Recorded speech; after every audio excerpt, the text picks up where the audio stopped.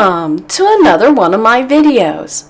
You can help support this channel by subscribing and liking and by grabbing the free ebook that goes along with this audiobook. You can find the link in the upper right hand corner to my website, and you can also find the link in the description. In today's video, we are going to be listening to Shades of Grey number 2 from Moscow with Love. It is the second ebook in the Shades of Grey series. So if you haven't already listened to Shades of Grey number 1, Noir, City Shrouded by Darkness, you can go ahead and go listen to that audiobook for free by following the link in the upper right hand corner. And I also will put the link to Shades of Grey number 1, Noir, City Shrouded by Darkness in the description. There are several ebooks in this series, so leave a comment if you would like to see the rest of this series in audiobook format on YouTube. That way I can gauge whether or not to continue on with these audiobooks. Now sit back, relax, and enjoy the read.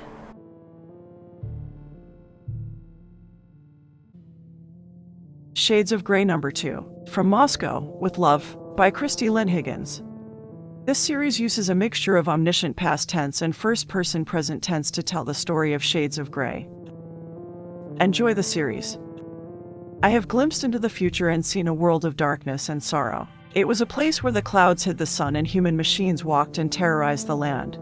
But there was nothing darker or more horrifying than the hearts of those who lived there. Will no one save them? Translated from the Assembled Works. Janelle Urinkishti, 525 BDC, Chapter 1. The Raven and the Wolf. The year 32 IDC, October 22nd, Friday, 6:23 a.m. Hellenistic sector, residential vicinage. The blackness of night hung over the early morning as mile-thick dry clouds shrouded Noir's sky, and they hung over the city like a sleeping dragon. They were a sleeping dragon that the earth feared one day would wake and devour them, and so far, no magic of science could stop the beast. Purple lightning lit up the heavens, but the density of the bearer cumulus muffled the thunder as a common raven flew below the clouds, dove into a park, and landed on a branch of a transgenic maple. Scattered lamps lit up the dark, empty path surrounding the tree as a cold wind rustled the hybrid maple's leaves and the blades of the spongy transgenic grass that surrounded the truck's base. The breeze suddenly died. The large bird heard a twig snap and tilted its head, staring at a bush as a pale white tundra wolf emerged and looked up with its golden yellow eyes at the raven.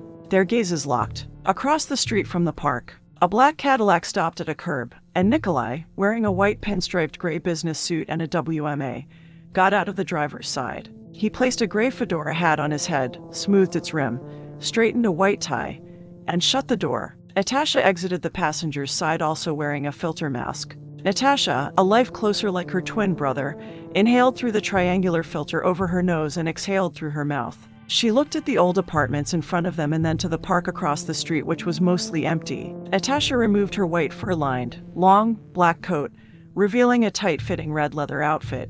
It consisted of pants, a vest, and high-heel knee boots. She threw the coat in the back seat, grabbed a black leather satchel from the front floor, and closed the door. She checked on her throwing knife sheaths that were velcroed to each wrist. "My sweets," Natasha spoke as she caressed the blades on her left wrist with her index finger. "Ready for some action." Natasha made her way to the back, joining her brother as Nikolai popped the trunk with a remote, lifted a case, and set it on the sidewalk. He removed his mask and asked, "How does it look?" His sister glanced up and down the deserted street and then answered, "It is clear." Natasha replaced the WMA to her face. He set his mask in the trunk, holstered a Glock 25, grabbed the mask, closed the trunk, and picked up the case. She motioned to the case and spoke. "I cannot believe you are going to use that thing." Her Russian accent clung to every word as she added, "It is ancient." Nikolai patted the case as he said, "Tasha, I like it for this kind of job." "You mean the kind of job where it does not matter how messy it gets? Remember, my brother, this is still a life closing, so please be professional." "I always am." Nikolai winked at her and started up a gravel path, crunching over rocks with his black cap toe shoes. He made his way to the apartment's entrance and entered the glass front door, and once inside, they both removed their WMA. He handed his to his sister, and Natasha placed both of them in her satchel. He waited by the door as she continued in, and he watched over her as she neared the security desk. A security guard in his early 30s looked up from the desk and stood, seeing the tall woman, and his gaze slowly ran up her tall, leggy figure before he asked, "Can I help you?" He adjusted his pants and his belt and holster, made his way to the front of the desk, and approached her. Natasha leaned to him and whispered something Nikolai couldn't hear. The guard grinned as he spoke back to her in muffled words Nikolai couldn't understand. And then he saw his sister giggle. The guard leaned on the desk and continued to talk as Natasha glanced back and saw that her brother was watching them intently, and then she placed her hand on the guard's arm. Nikolai noticed the lustful eye the guard gave his sister and scowled as his body ignited with rage. He put the case down, marched forward, pulled his Glock as jealousy spurred his hand, and fired once, hitting the man in the knee, and then with gleeful pleasure, he watched the guard fall and grab his leg, squirming in pain like the worm he was. "Brother, what are you doing?" Natasha asked as she folded her arms, knowing that once his temper erupted there was no stopping him. She would have to talk him down before they could proceed, and so was her duty as his sister and partner. "We were not ordered to kill security. Did you see how he looked at you?" Nikolai questioned her as he marched to the man like a crazed bear. "I will gouge out his eyes and rip off his bollocks." She ran her fingers through her long hair, continuing to talk him down, but not before she teased him into a frenzy. It was already too late for the guard, so she might as well enjoy his death. "I am a beautiful woman." She grabbed both of her breasts and massaged them with her hands as she inquired, "What do you expect?" "He only wanted to fondle me. He said so. And he also said that he wanted to take me to planes of ecstasy." "He said that?" Nikolai yelled as his sister slowly walked over to him. He fired a round into the man's heart, killing him, and then he turned, looking for others he could murder as he stated, "No one will look at you like that or say such things to you." Natasha looked at the dead man. His death had been a little too quick for her taste. Maybe the closing upstairs would satisfy her morbid lust. And she said, "The guard never said that to me." She ran her fingers up her brother's massive arm to his back and then wrapped her arms around his waist, gripping him tightly in the front as she whispered, "How many times must I tell you that you cannot kill every man that glances at me?" She moved to the front of him and placed both her hands on his face. Then Natasha saw his eyes bulge out in rage as they searched the area for more vile men he could kill. And she said, "There will be many, and you cannot kill all of them." "But he—" Nikolai started till his sister leaned in and kissed him on the lips. The rage seething in him lessened, and he relaxed as he adoringly looked at his sister and kissed her back. She finished, and he told her, "I am sorry. I lost myself again. It is fine, but do not let it happen." A second guard exited an elevator, interrupting her, and when the guard saw that Nikolai had killed his partner, the guard dropped his coffee and pulled his Python 4 revolver as he blurted, "Hold it right there." As the guard covered her brother, Natasha reached for her left wrist, pulled a knife from the sheath, threw it, and hit the man in the throat. The guard fired as he grabbed at the steel in his windpipe, and the wild shot hit the glass front door and shattered it. Shards rained, pinging to the tiled floor as the guard dropped his weapon and collapsed to his knees. He choked on his blood as he pulled a radio. Natasha walked over to him and kicked his revolver away as he tried to use the radio but only made gurgling sounds. He was lying on his back, so she sat on his stomach, looked at him with pity, covered his eyes with her left hand, and told him, "Do not look. The pain will be over soon." Natasha leaned to his ear and whispered, "From Moscow, with love, now I will give you the executioner's adieu." She moved to his lips as blood bubbled from them and French kissed him, tasting a mixture of coffee and metallic saliva. He fought her erotic oral assault and dropped the radio to grab her arm and push her off, but before he could, she removed the knife from his windpipe. Blood spurted her face and neck, and she arched back stimulated by the red gore and uttered a soft moan as her body tingled. Aroused by the blood, she watched as the guard held his throat, trying to prevent his own demise. Natasha waited till he died, wiped the knife on his shirt, cleaning off his blood, and sheathed the blade, and then she leaned to his ear and whispered to him as uncalloused as she could, "I am sorry. You were not meant to die, but you should know that I did enjoy your death." She stood, took one more moment to look at the man, walked to her brother, and berated him, "Look what has happened. We will have to file extra reports, and you know how I hate excess work. Not only that," she glanced back at the second guard and then turned to her brother, questioning him, "How are we going to explain your actions to Voice and the Assassin's Guild? You needlessly killed the first guard. He would not have stopped us from going up." He hung his head like a scolded child, and then he replied, "I do not know. We will say the guard tried to stop us and that you had to shoot him and the second guard saw us kill his partner and we had to kill him also. But you cannot keep doing this. Voice will find out. If that happens, we will become marked for closing like the Phoenix. Yes, like the Phoenix, Natasha repeated as she smiled at her sulking brother. Now cheer up.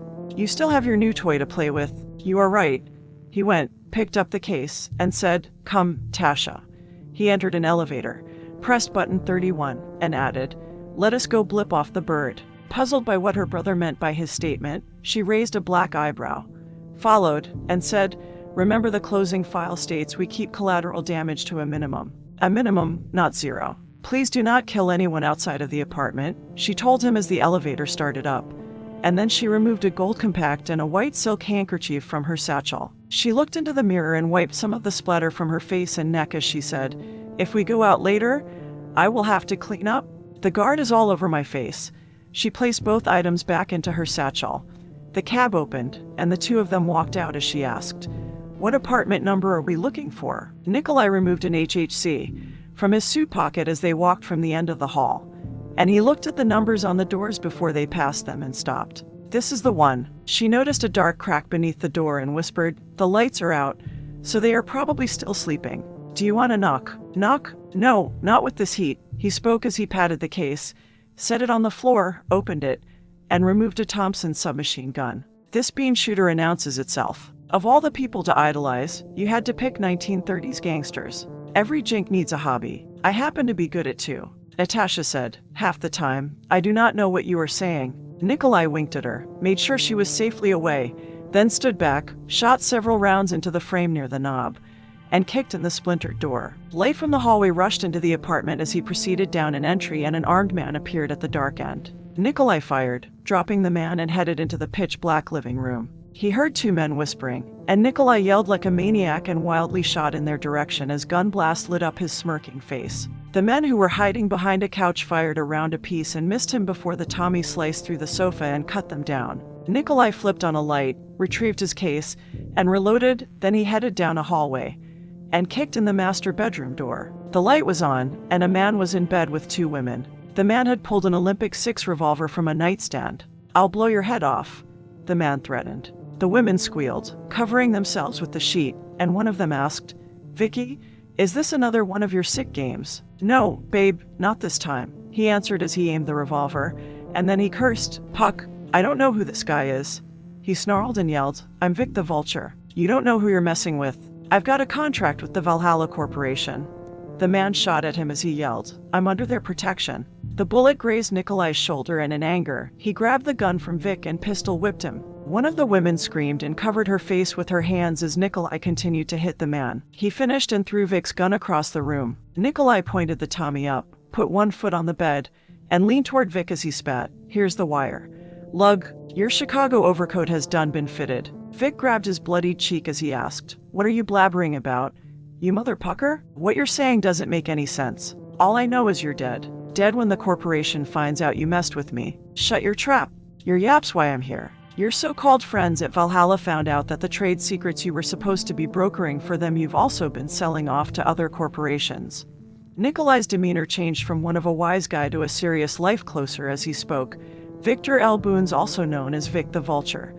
On behalf of Valhalla, I am terminating your contract." "Wait, you can't. They can't. Puck. It's a mistake. I've only sold to Valhalla. It is no use lying to me. They have audio evidence that you did it.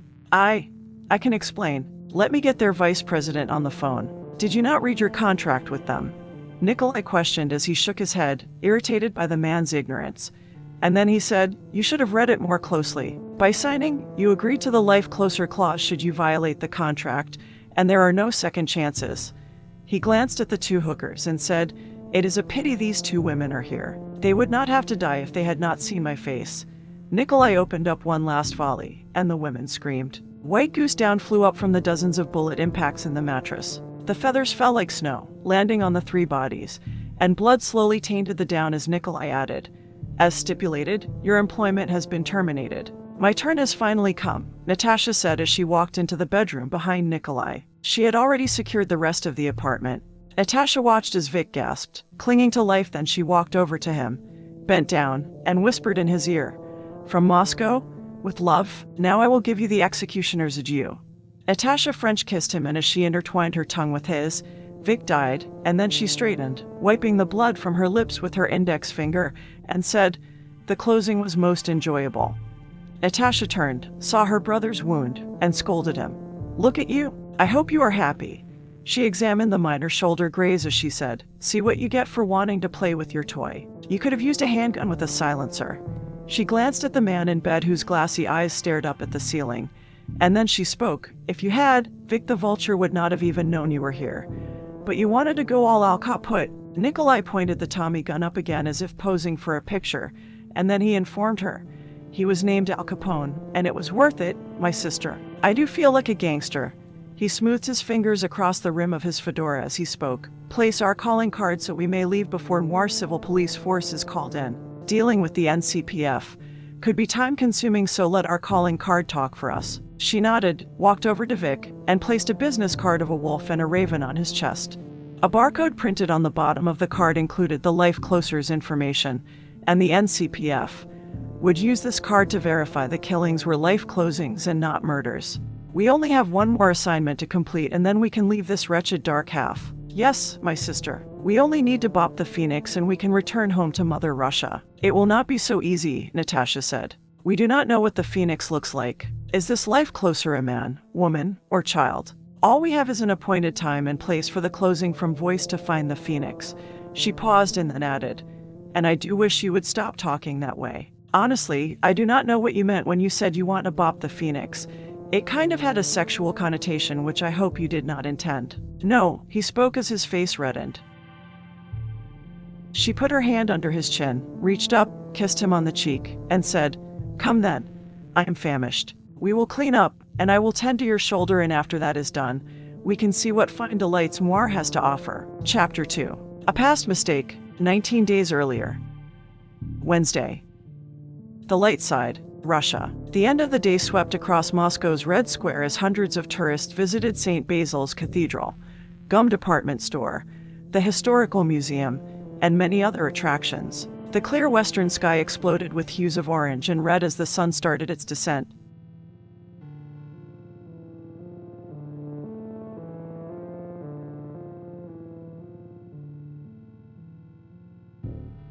Dry clouds didn't pollute the air or obscure the heavens, and darkness didn't rule the land. Eventually, even this part of the world would be covered if the dry clouds were not stopped. They spread about an inch every week. 10 days before meeting Kat, Kim walked out of gum department store and put on sunglasses before stepping out into the early evening to protect her eyes. A native of the dark half of the planet, the sun's light hurt her even near the twilight hours. She pulled back her blonde hair, tied it in a ponytail, buttoned up her long dark gray coat, and pulled on black gloves. Kim straightened a black knapsack slung over one shoulder as she noticed a woman holding a little girl in her arms and grinned. She had fond memories of her own mother. That was until Kim turned 18. Her mother had left her and her father without a word nearly 20 years ago. At this time in her life, Kim hadn't yet discovered the truth about Teresa, Kimberly's view. I make my way out of Red Square, then hurry to Kalanchevskaya Street, and rush to the rooftop of the Leningradskaya Hotel, making sure no one sees me. I reach the rooftop just as the sun plunges over the horizon, and I pause, taking in a little of the life around me. Darkness starts to flood the sky as I remove my sunglasses and place them in the pocket of my coat.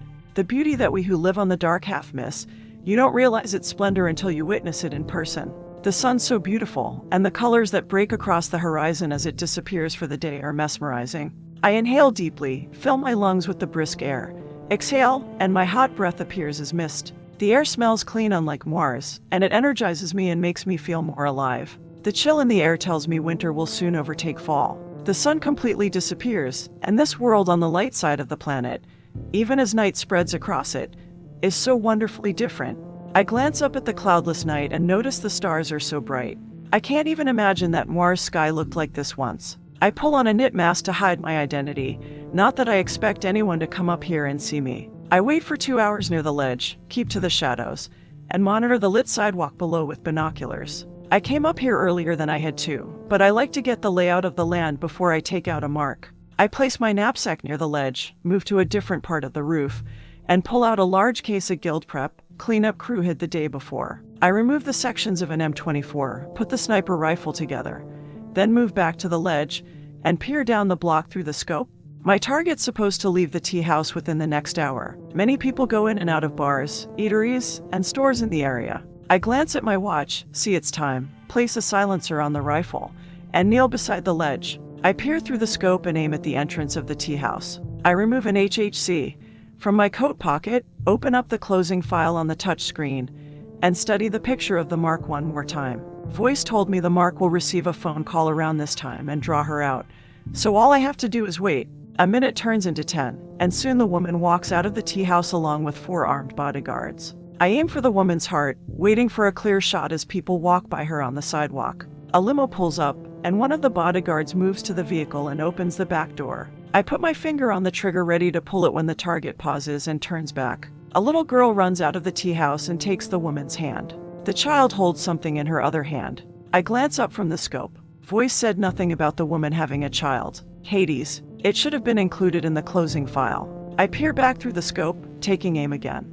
And I place my finger back on the trigger. The woman and the child walk forward to enter the limo and pause as the little girl kneels to tie her shoe. The child lays an object on the sidewalk, grabs her laces, and ties them. My hands tremble, so I remove my finger from the trigger. Hades. I don't know what's wrong with me. I'm acting like this is my first kill, but that happened years ago. And I have long since hardened my heart to my work. I take several deep breaths till my hands stopped shaking, and then I place my finger back to the trigger. I can't let whatever's affecting me to get in the way. I need to take the shot. The child laughs, and after finishing with her laces, the child picks up the object. She glances up at her mother with adoration. I berate myself as I delay. It's my job. I have to kill the woman. For Aries' sake, it doesn't matter if the child's watching. My usual calm heart pounds with indecision. I can't let the thought of the child seeing her mother murdered affect me. Even in the cool air, sweat speckles my brow beneath the mask and absorbs into the material. I aim again, and this time, I won't hesitate. A street vendor approaches, selling glowing balloons as I still struggle with the shot. Hades. Pull the trigger. Who cares what happens to the little girl? I look up from the scope, thinking of my past. Look how I turned out without a mom. I shake my head to erase the feelings of abandonment, peer one last time into the scope, and with shaky resolve, pull the trigger. A balloon pops. Chapter 3. Picking up from where we left off. Present time. October 22nd. Friday. 12:56 p.m. Noir. Hellenistic sector. Commercial vicinage. Catherine's view. A dim light illuminates a back alley as I glance around a corner of an old brick building and peer at the end of a deserted road. A 10-foot chain link fence surrounds the back entrance of our destination. The wind blows a newspaper along the bottom of the barrier, changes direction, and flattens the debris against the diamond mesh. The newspaper flaps in the breeze before the wind tumbles it further down the road. I look within the fence and see an SCM, sitting in a guardhouse. He's reading a Guns and Knives magazine and drinking coffee, and every 10 minutes or so, he looks up from his reclined position. I imagine this place having better security as I glance at a scrap piece of paper. It's the address the hologram Teresa Griffin gave us. I sigh, disappointed with the defense and the rundown appearance of the building. It has to have some information about the Pandora Project. I couldn't have gotten my hopes up just to find nothing. Kimberly stands beside me and peers through night vision binoculars. She wears her all-black work outfit consisting of thin gloves, a tank top, jogging pants, running shoes, and a zipped-up hooded sweatshirt. I'm wearing my usual white t-shirt, a gray-black athletic jacket, and gray-black pants. What do you see? I ask her. Kimberly's view. Considering who you are, I thought you would have supervision.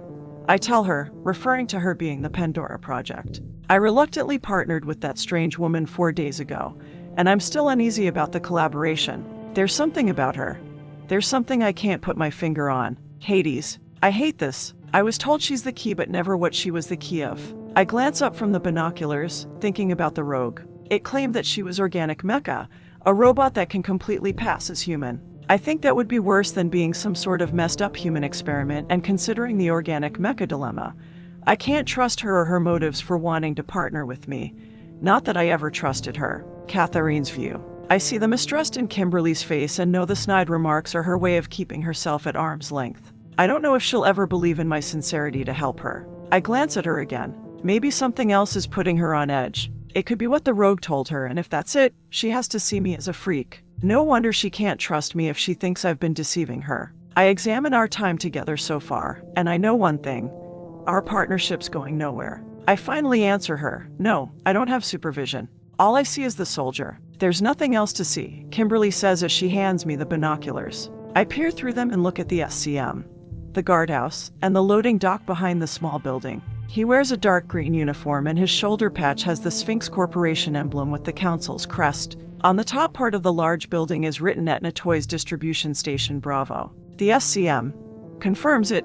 This place belongs to the council. We just need to figure out what sort of place it is. I hand the binoculars back. Let's go to work, Kimberly tells me as she places the binoculars in the knapsack, removes a metal object, pulls her gun from a shoulder holster, and screws the silencer on her PPK. I ask, what are you doing? Kimberly's view. For Aries' sake, what does it look like I'm doing?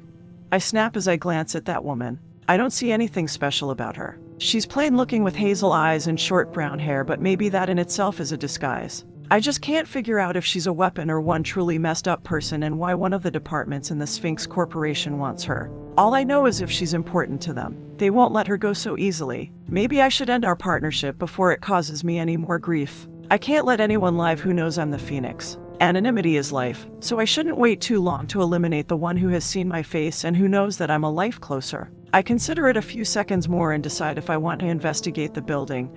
I'll need that woman, so I'll allow her to live a little longer until her negative points outweigh her usefulness. As if my actions are a normal everyday thing, I point at the guard with my gun and answer her stupid question.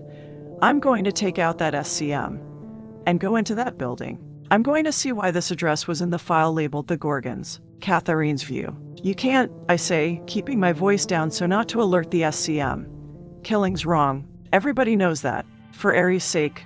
Of course, it's wrong, Kimberly whispers. But how else are we going to get in? Hades. I can't believe we're arguing about this. Actually, I see and feel her anger increase as she takes a step towards me and states, I can't believe I'm letting you stop me from doing what I normally do. She pushes me up against the wall and tells me, now listen. I'm a closer and this is what I do. She releases me, starts around the corner, but then I grab her arm, and she turns and glares at me. I feel her stare bore right through me as if it's a laser. I want to shrink back and run away, but I stand my ground. I release her wrist and say, that doesn't make it right. Please, don't kill him. In a gentler tone, I add, there are other ways. Kimberly scoffs my idea as if it's too childish, and then she points toward the corner and demands, show me then. She dares me as if it's some sort of game. Show me how you're going to get us in without him sounding an alarm. Watch me, I reply as I take on her challenge. Maybe you'll learn something. I remove my single strap backpack, open it, and pull out a gel taser. It's a device that resembles a mini TV remote. I also remove a dog collar and then drop the backpack to the ground. I tuck the oblong silver gel taser in my back pocket, walk around the corner, and start whistling. True. Here, boy. Come here. Mommy's looking for you. True. I walk right up to the gate and speak meekly.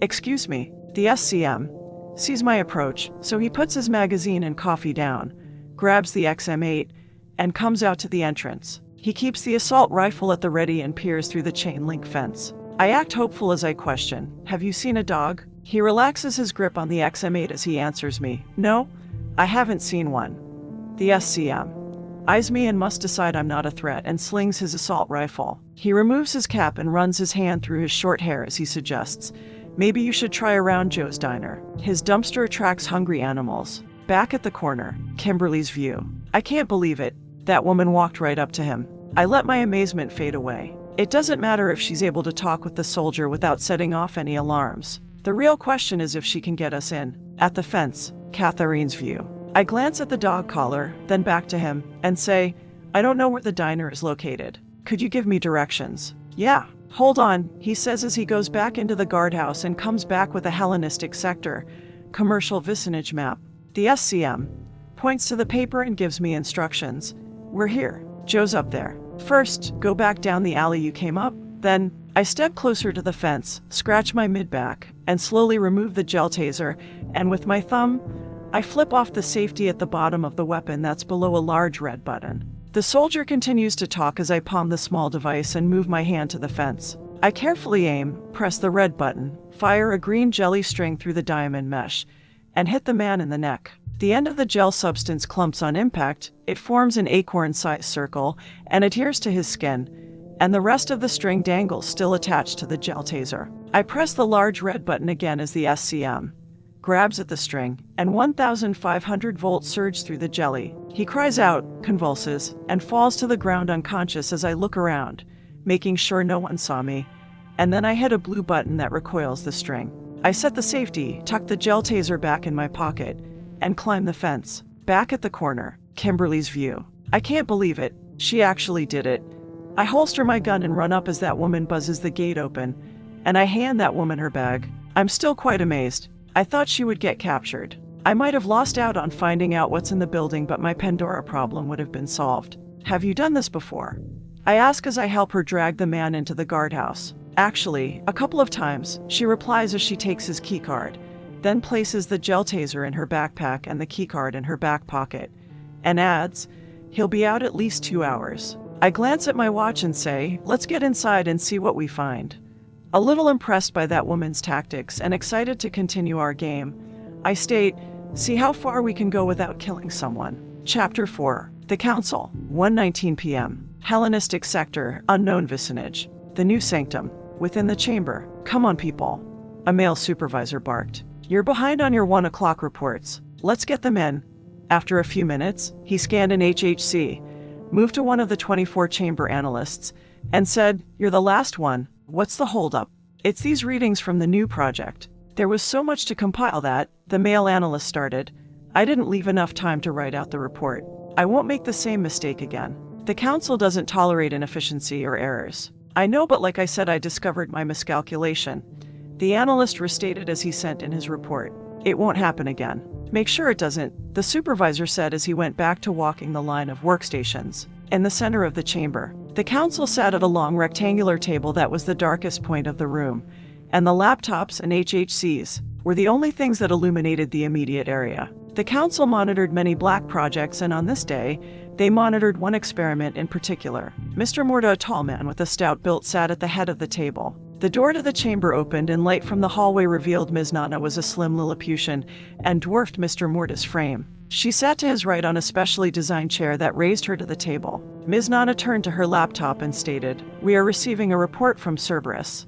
She typed across the keyboard with her cherry red nails as she continued, "Vulcan Station is now in our hands. 2 of our squads of Sphinx corporate military have already arrived in Antarctica, and the SCMs have taken over the base." Good, Mr. Morta said. Vulcan Station was the last factory facility in operation, and now the acquisition of our sister department's assets is complete.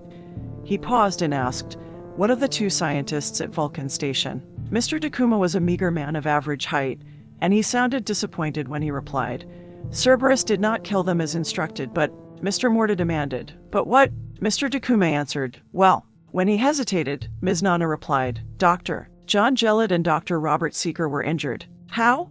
Mr. Morta questioned. "Cerberus tortured them with a laser cutter," Mr. Dakuma answered. "Both men have severe burns. They have been flown back and are recuperating in our medical facility." Mr. Morta stated, "It would appear we need to be more precise in our instructions. We did want the cooperation of the scientists."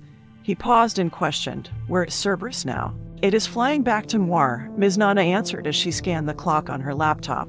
"Cerberus should arrive within a few hours." Mr. Morta thought for a moment and asked, "How is Argus?" "I would like him to monitor Cerberus. He is still receiving care," Mr. Dakuma said. "The injuries he received from the T3 seconds when they tortured him were not life-threatening. He should be ready to return to work in a few days." "Did he give up any information about our work or the sanctum?" "He says no," Mr. Dakuma replied. "He said that they were rescued before he broke." "They?" Mr. Morta repeated, puzzled for a moment.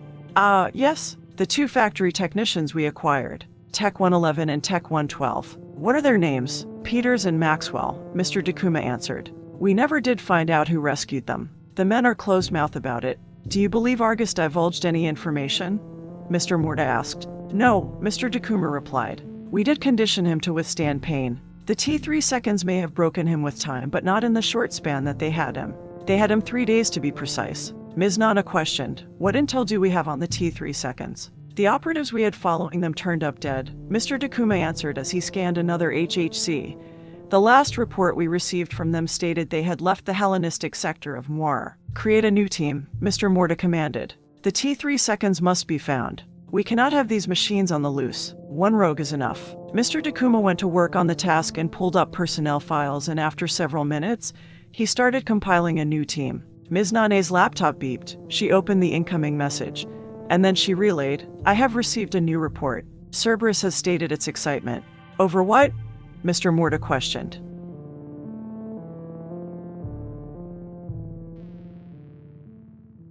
"Over tracking and eliminating the Pandora Project," Ms. Nana answered, and then bit her left thumbnail as she continued to study the data. Mr. Morta sounded concerned as he inquired, "Does Cerberus understand it is not to terminate Pandora?" "Yes," Ms. Nana answered as she moved her hand back to the laptop. "Cerberus anticipates the order will be given to take out Pandora, and it indicates it will study Pandora, so it will be better equipped to eliminate the old project." Mr. Takuma questioned Mr. Morta, "Why do you hesitate in giving the termination order? The Pandora Project's tracking beacon was destroyed, but we still receive biodata from Pandora."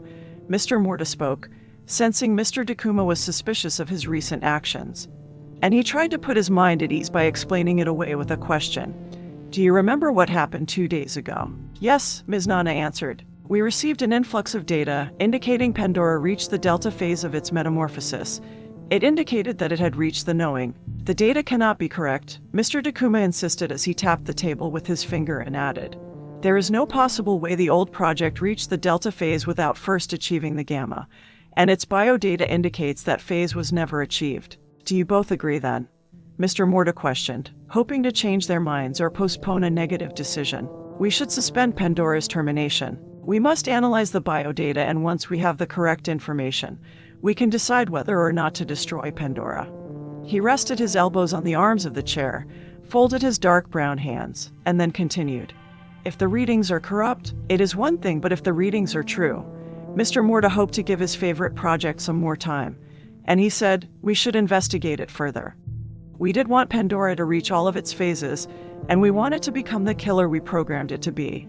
The other two glanced at each other and nodded. "I have one condition," Mr. Takuma insisted. "We will terminate Pandora even if the information is inconclusive." Mr. Morta nodded reluctantly and said, "It is agreed. Cerberus will observe Pandora. We will hold off termination until we have had enough time to study the data." He had bought Pandora a little more time, and he hoped she would find the answers she was seeking. Chapter 5. The Rogue's New Focus. 1:41 p.m. Near the Hellenistic sector's boundary, within the shambles of the factory, the rogue repaired the artificial epidermis covering its pale face as it stood in one of the many rooms the factory devoted to biomecha research, especially the assassin line of unmen. The room was labeled Biomecha Research 17 or BR-17. The area under its left eye had been damaged 2 days ago in a battle with Pandora. It stared at a table mirror with its red artificial eyes.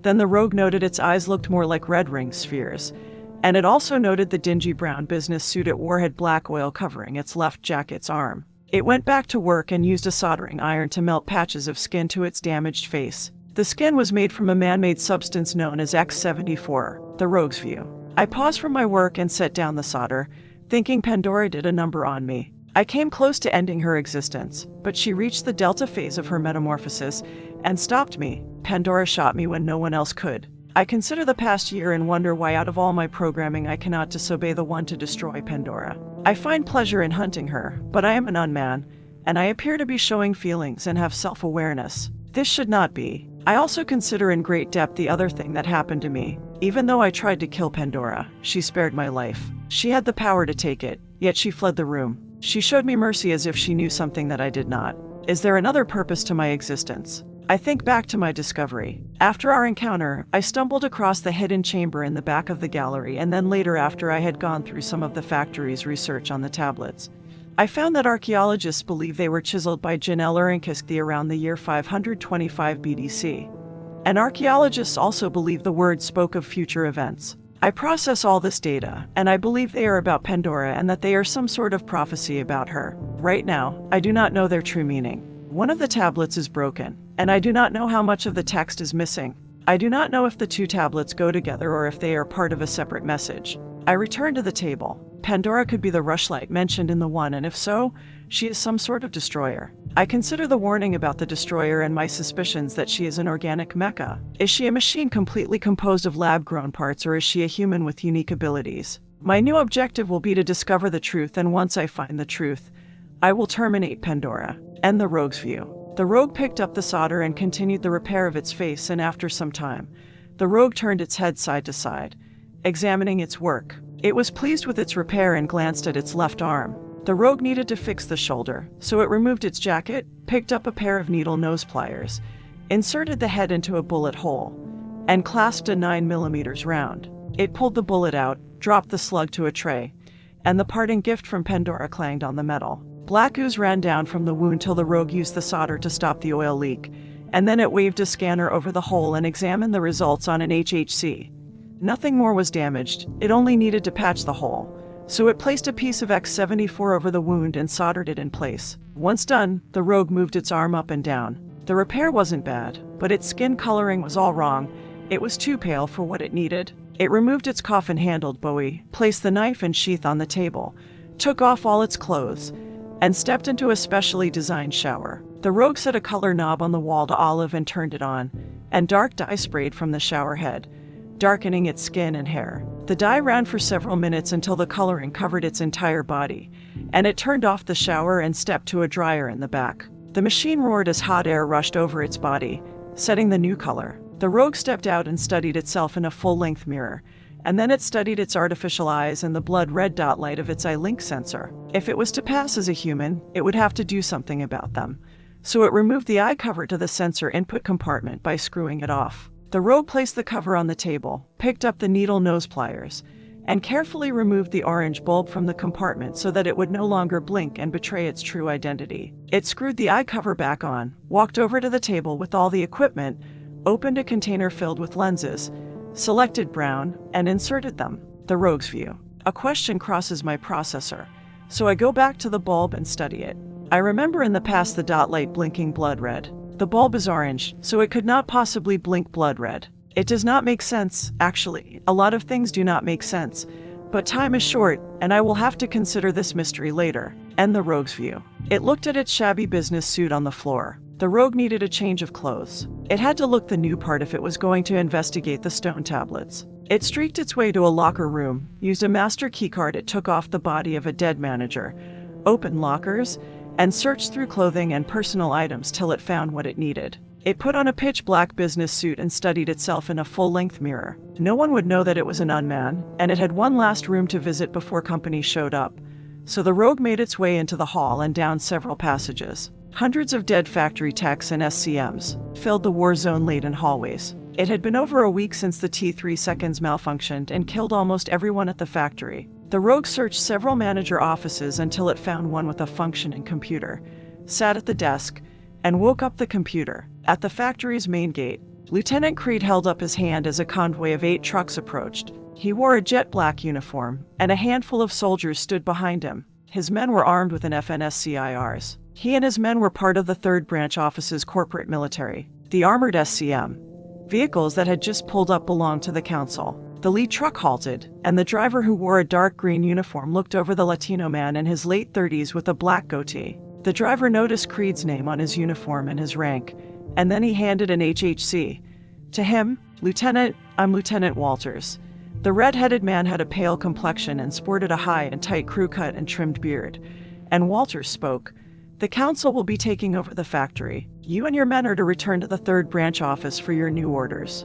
Creed slung his assault rifle over his shoulder, scanned the HHC, and told him, "Use caution.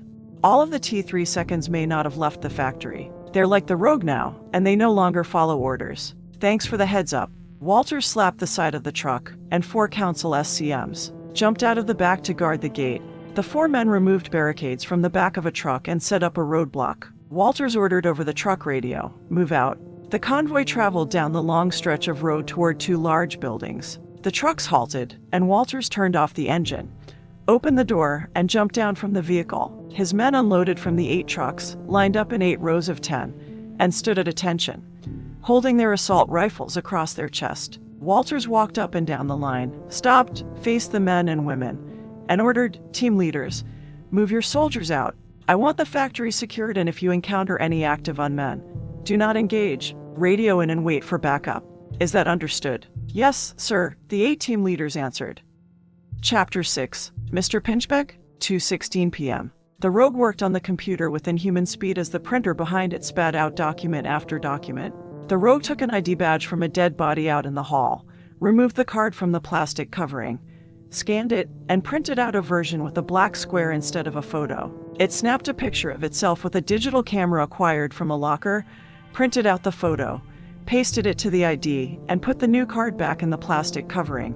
The rogue clipped the ID to its pitch black business suit. It finished its work, signed a few of the documents with the Sphinx Corporation president's signature it had copied from a document, placed them all in a folder, and then it made digital copies of all the documentation and placed them on an HHC. All that was left to do was to set the stage, and it looked at a Sphinx Corporation credit card it stole from one Mr. Frank Bygone. It had all of its props but one, and a quick phone call from it would fix that. It picked up the receiver, heard the dial tone, and dialed a number it found on the internet. "Hello," the rogue said. "Yes, I would like to rent a limousine for the day. Yes, I will be paying with corporate credit. I would like to be picked up from the corner of Limit Street and West 1000 Avenue, and I will be there in 3 hours." "Very good. Let me give you the corporate credit number." The rogue hung up once it was done. It would need to get out of the factory without being spotted and make its way to Limit Street. About 4 hours later, the limo pulled up to the factory's main gate. 2 yellow and black striped barricades stood, blocking the entrance, and a council SCM approached the passenger's side door, keeping his XM8 at the ready. The rogue would see if all its hard work had paid off, rolled down the tinted window, and waited to see what would happen. It was ready to draw its hidden knife at the slightest hint of failure. The SCM glanced around the limo's interior, then looked at what he believed was a man, and asked, "Can I help you?" It had passed, and now it needed to start its performance. So the rogue said, "I am Mr. Pinchbeck, and I am to take over management of the factory for the council. Here is my documentation." It handed the SCM an HHC, and the SCM looked through the docs on the device and tapped his headset. "Lieutenant, a Mr. Pinchbeck is at the gate. He claims he's the new manager of the factory." "Yes, sir. His paperwork is all in order." "Yes, sir."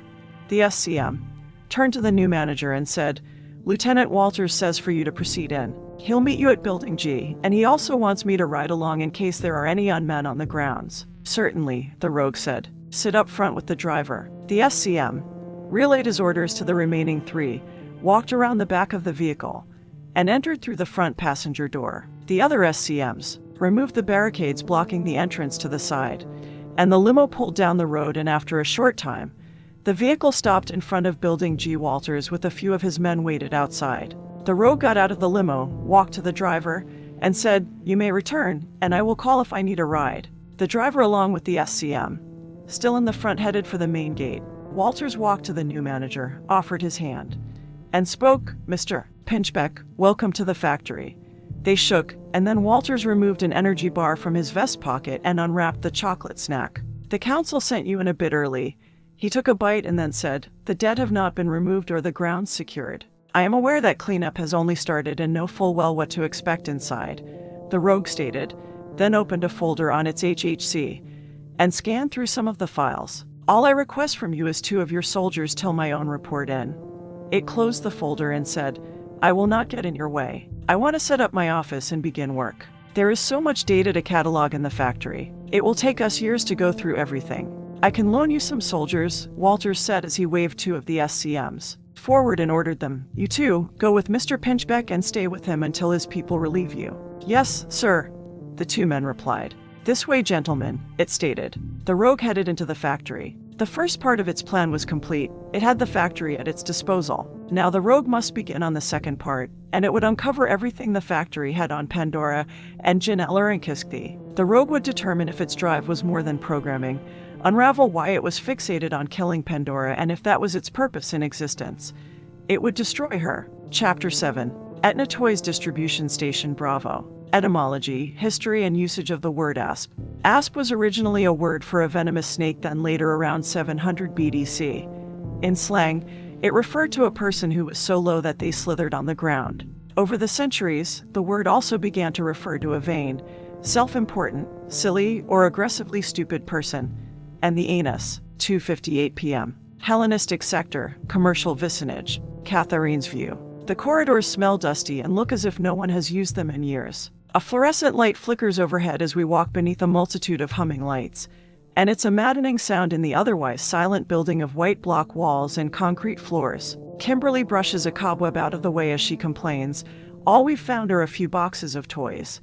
She holds her gun at the ready as she questions, "Where's the lab?" "You mean if this place has a lab?" I tell her as even my optimism doubts its existence the more we explore this place. The deeper we go, the more I think Etna's only a distribution station.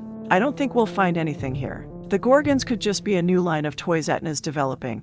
It's stupid comments like that really pisses me off.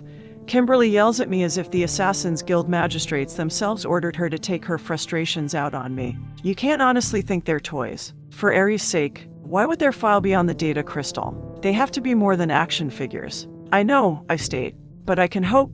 "You can hope? What kind of asinine comment is that?" Kimberly asks me as she pauses at another door, opens it, and peers inside. "Don't you want to find something?" The room's empty like the 3 dozen or so we've already searched. And Kimberly says, "I do. It's the only reason I came. The info we downloaded from the data crystal has to have some importance. Otherwise, why would my mom have created the crystals and have hidden them?"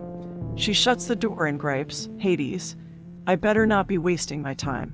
I mumble, "I really hate it when you yell at me." "What did you say?" I reply loudly, I said.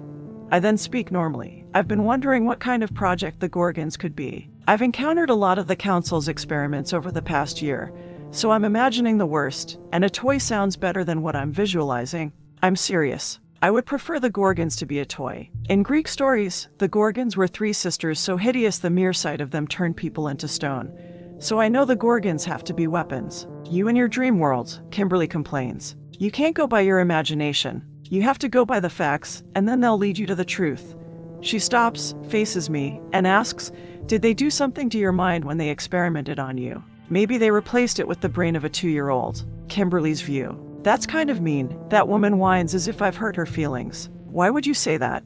"Because you're an idiot," I tell her. I've never seen somebody so naive. She slowly blinks 3 times as if she's processing my statements, and in that instance, I wonder if she is a machine. That woman might not have that light thingamajigger blinking some orange or red color declaring, "Hey, I'm a biomecha," but she does have the feel of something that was made in a lab. No adult could act like she does. "Naive? So you see me as a child?" "Yes, a very annoying child," I answer her. "The world works certain ways, and you can't see it. Let me point out one example. You didn't want to kill the guard. What's wrong with that? What's wrong with that?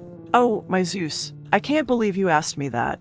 I shake a condescending finger at her and say, "You're not understanding anything I'm telling you."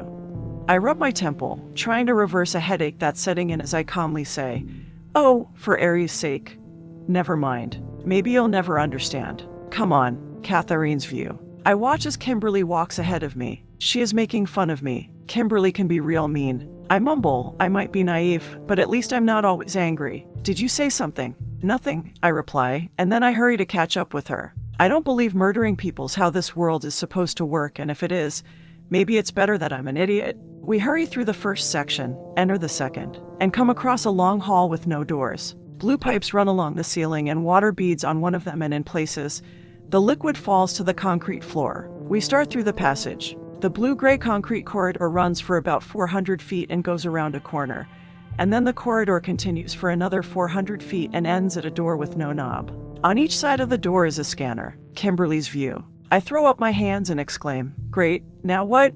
I go to the door and push up on it with my body as I state, "It won't budge. How are we going to get in?"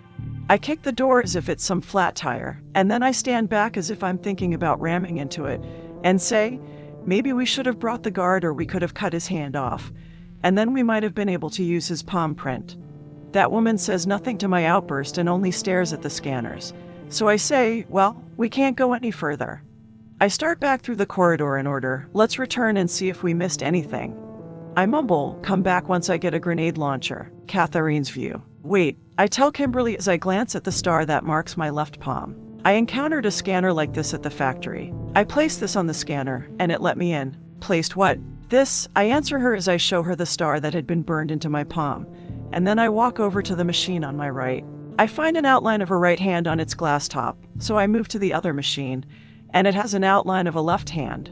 I place my palm on the scanner, and the device activates. It scans my hand with different bars of light like the one at the factory. Jin's cipher detected. Activating micro reader. The device states, "Access granted." The door unlocks and slides up.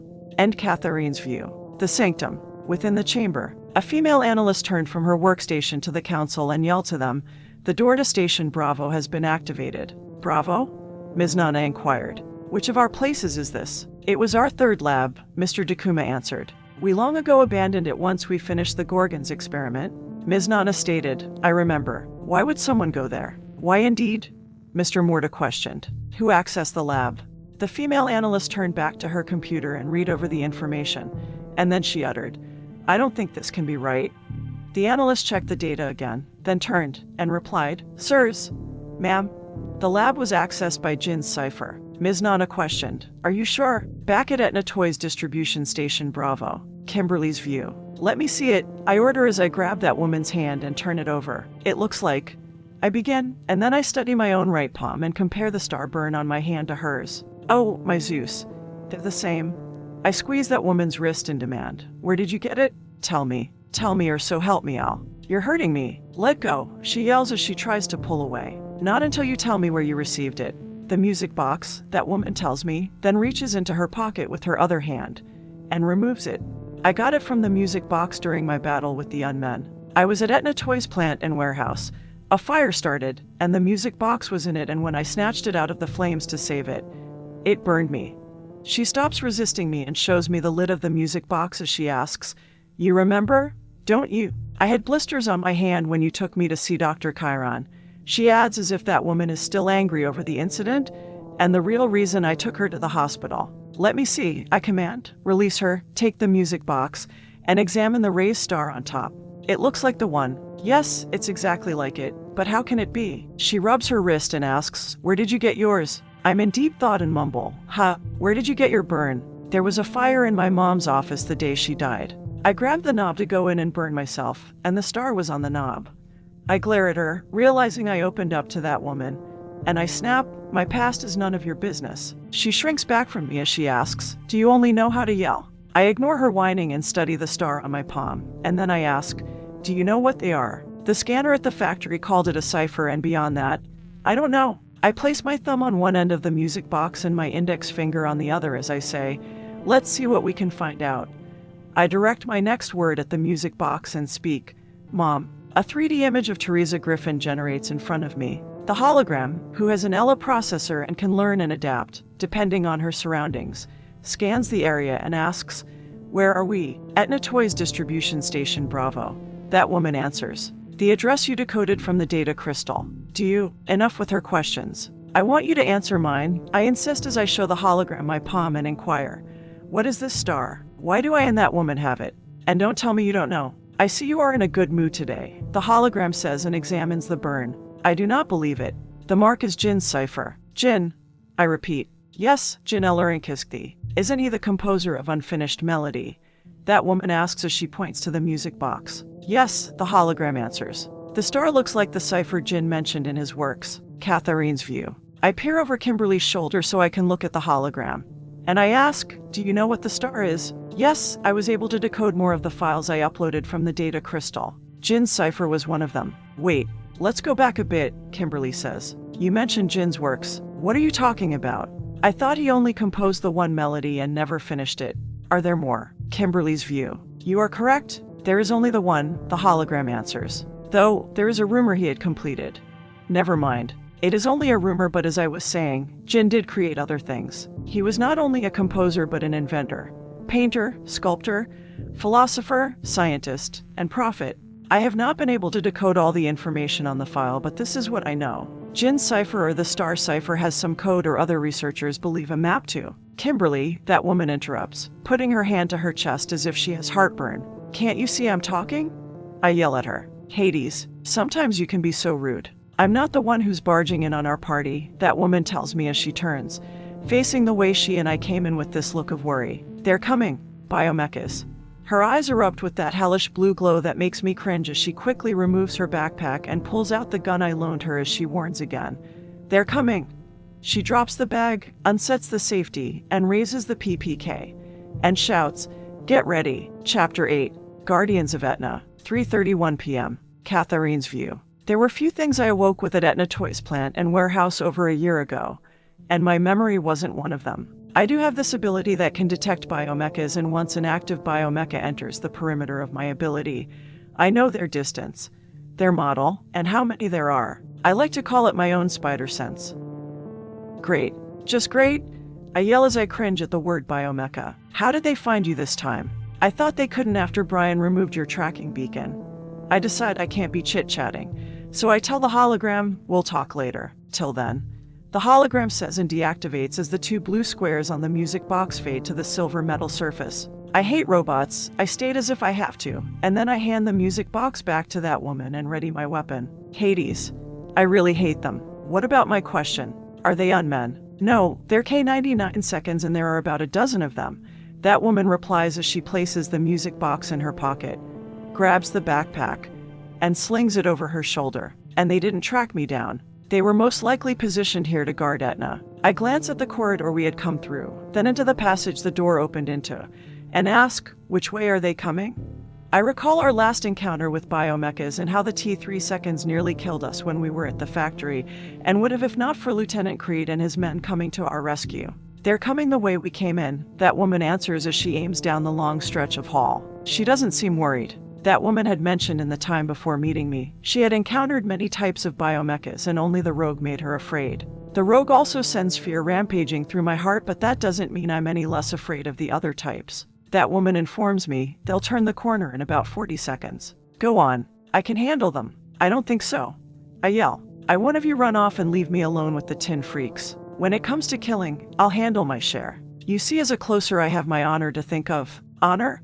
That woman repeats as if it should be a word foreign to me. I ignore what she implies. I do have my honor, and I can't have someone stepping in for me. I'm not the type of person to owe anyone anything. I rely on myself and no one else. I reflect on my recent past. No one has been there for me and no one will be, so I have to do it myself. I move to the other side of the hall beside that woman, aim where she does, and question, do we kill the K99 seconds like the unmen? Catherine's view. No, you need to shoot them in the right eye to disable this line of biomechas, so aim carefully.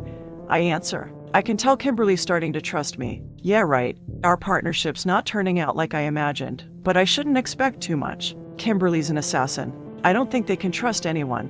I glance at her. Maybe I just don't understand Kimberly. She has to feel isolated and alone, and maybe that's why she's always so angry. Her world must be so dark.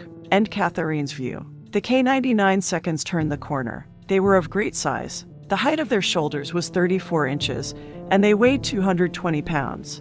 Their creators combined power and swiftness with keen sensors. The K99 seconds were modeled after the largest and tallest of the galloping hounds, and they had a rough steel gray coat and were greyhound-like. They carried their head and neck high, and their tail had an upward sweep with a slight curve toward the extremity. The K99 seconds panted as they charged, mimicking their canine archetypes. Catherine's view. I look at their leader and notice something I didn't expect and utter. The K99 seconds are wearing protective steel visors. We won't be able to shoot their kill switch. I lift my gun and without another thought, I dart for the door behind us as I scream. Run, run. Kimberly shouts over her shoulder as I flee past her. I never thought you were a coward. Hurry. I insist. They're wearing visors. We can't take them down.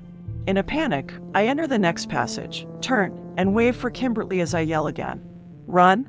The K99 seconds are halfway through the corridor, so I start to run again, hoping she'll follow as I scream.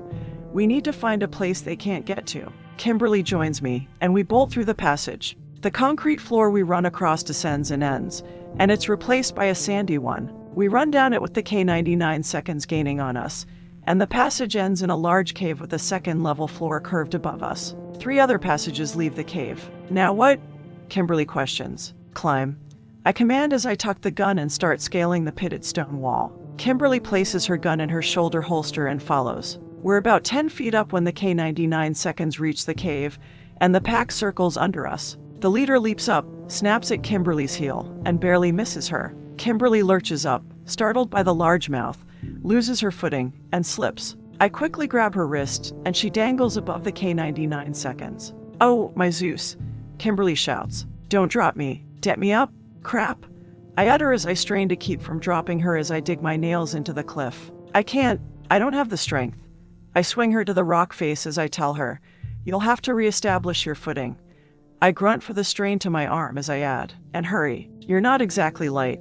All the K-99 seconds bark and growl as a few continue leaping for us. Kimberly frantically searches the rough surface with her free hand as I desperately swing her over, but she can't find a holding. She swings backward, and we try again, and on her third swing over, she finds a grip in her footing and yells, "Got it, thank goodness," I say as I release her wrist. "I couldn't hold you up much longer." Kimberly climbs higher and then glares down at me as she questions as if it's more important than anything else.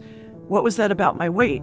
"Ah, nothing," I reply as I swallow hard, burning under the fury of the Phoenix's fiery gaze. "It was nothing." "That's what I thought," Kimberly speaks and then continues climbing. Once we're higher, the K-99 seconds give up their jumping, and then the 12 K-99 seconds stare at one another and calculate their next move. They must agree on a plan and split up into two groups.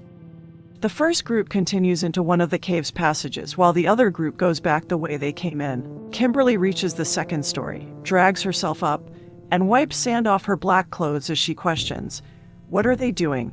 I start as I struggle to reach the top. I glance down and quickly look up as I start to lose my hold. And then I ask, "Could you give me a hand? I don't know if I can pull myself up. I'm pretty tired after holding up your heavy." After holding you up?" Kimberly's view. I walk to the edge and put my hands on my hips, thinking I'd get right on it. If that woman thinks I'm going to help her, she better get it straight right now. I'm only looking out for myself. She better do the same thing.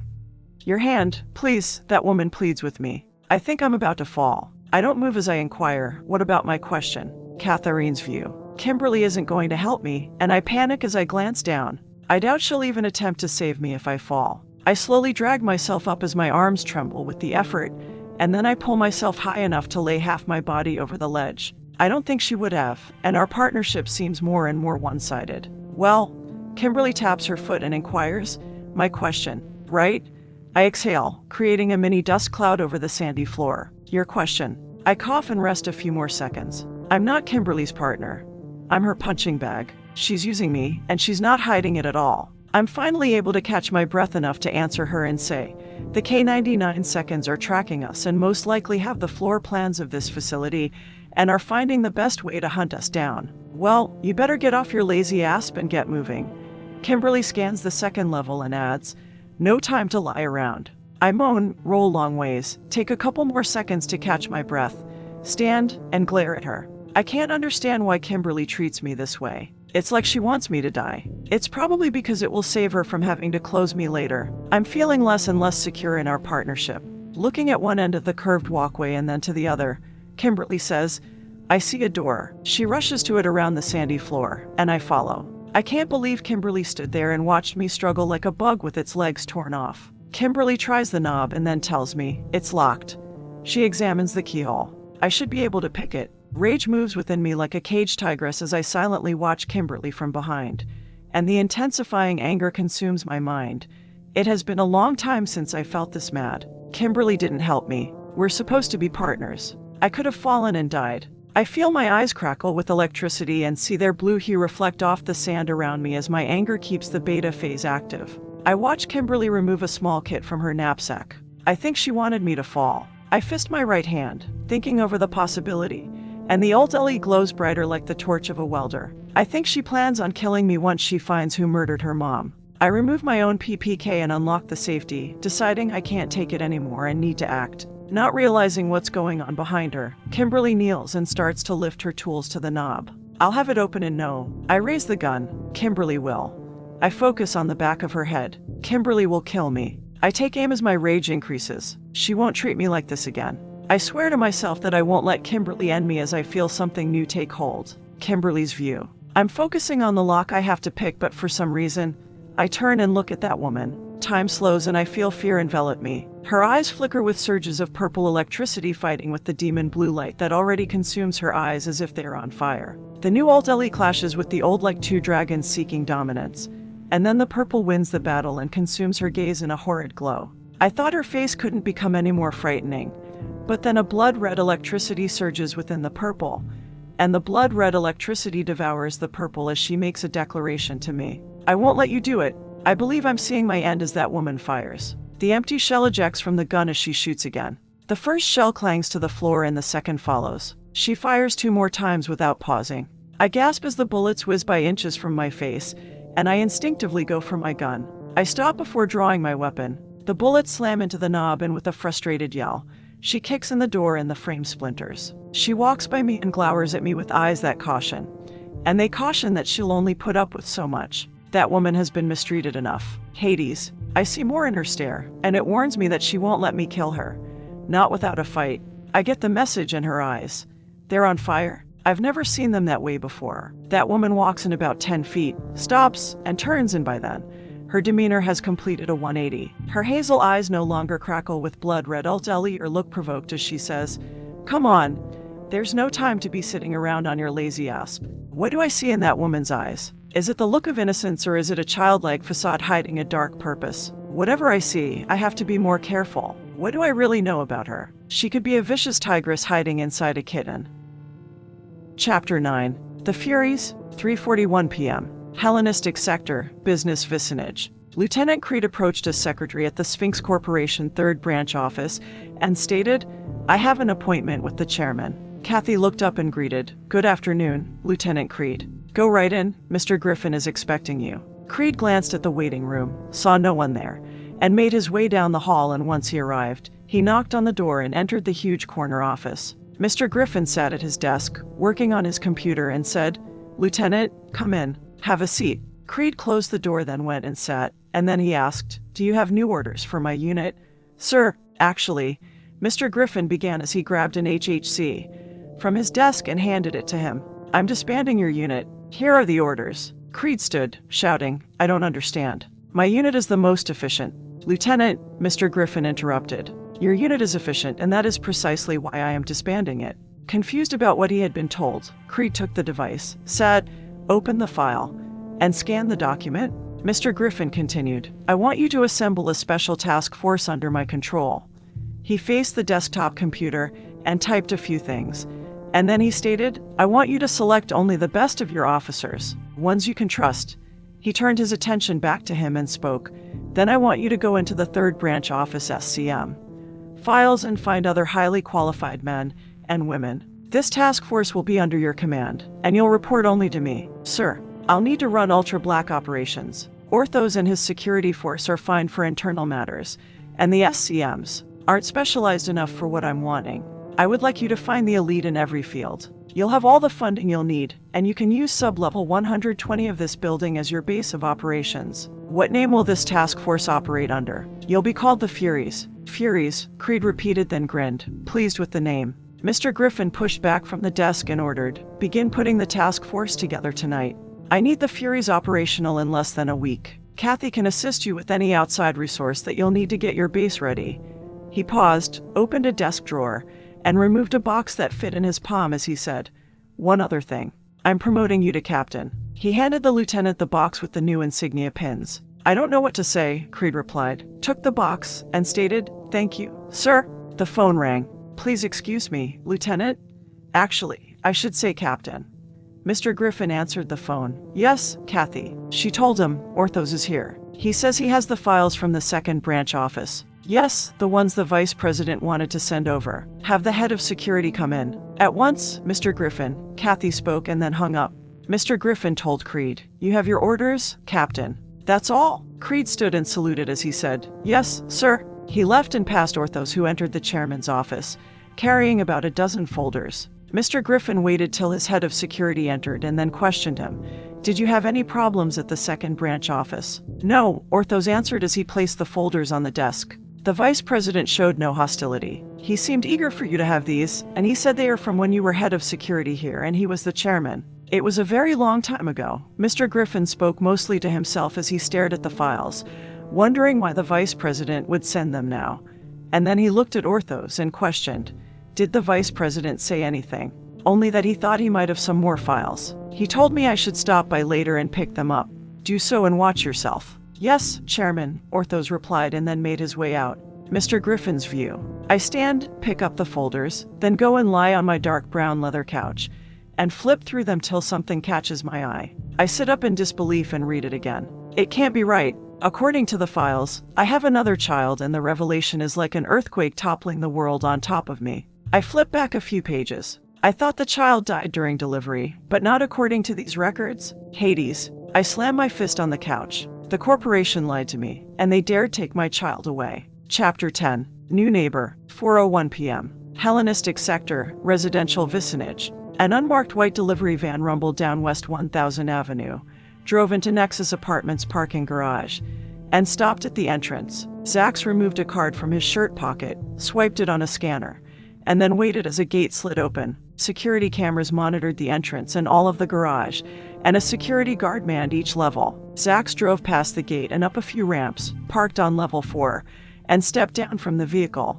He wore a white delivery uniform and cap. Zax unloaded a few boxes from the back of the van onto a pushcart, started toward the elevator, went up to the 31st floor, and made his way to apartment G. In front of the door, he cleared his throat before saying, "Door, unlock." Voice recognized as Zax Olympus, Axe, stated in a female voice. Opening door. The apartment door slid sideways, and he walked in the small entry, pushing the card and commanded, "Door lock." The door shut. "Welcome to your home, Mr. Olympus," Axe stated. "The staff and management of Nexus Apartments hope your stay with us will be enjoyable." "Thanks." Zax glanced around and noticed that the apartment's layout was the opposite of its neighbor H. The entry emptied into an open kitchen with black marble counters and stainless steel appliances. He pushed the cart into the living room off to the right, paused from his work, and walked to the kitchen's window to look over West 1000 Avenue. Black rain fell on the street below. He had made it in before the tainted rainstorm. He glanced around the kitchen and realized that he should have bought some groceries.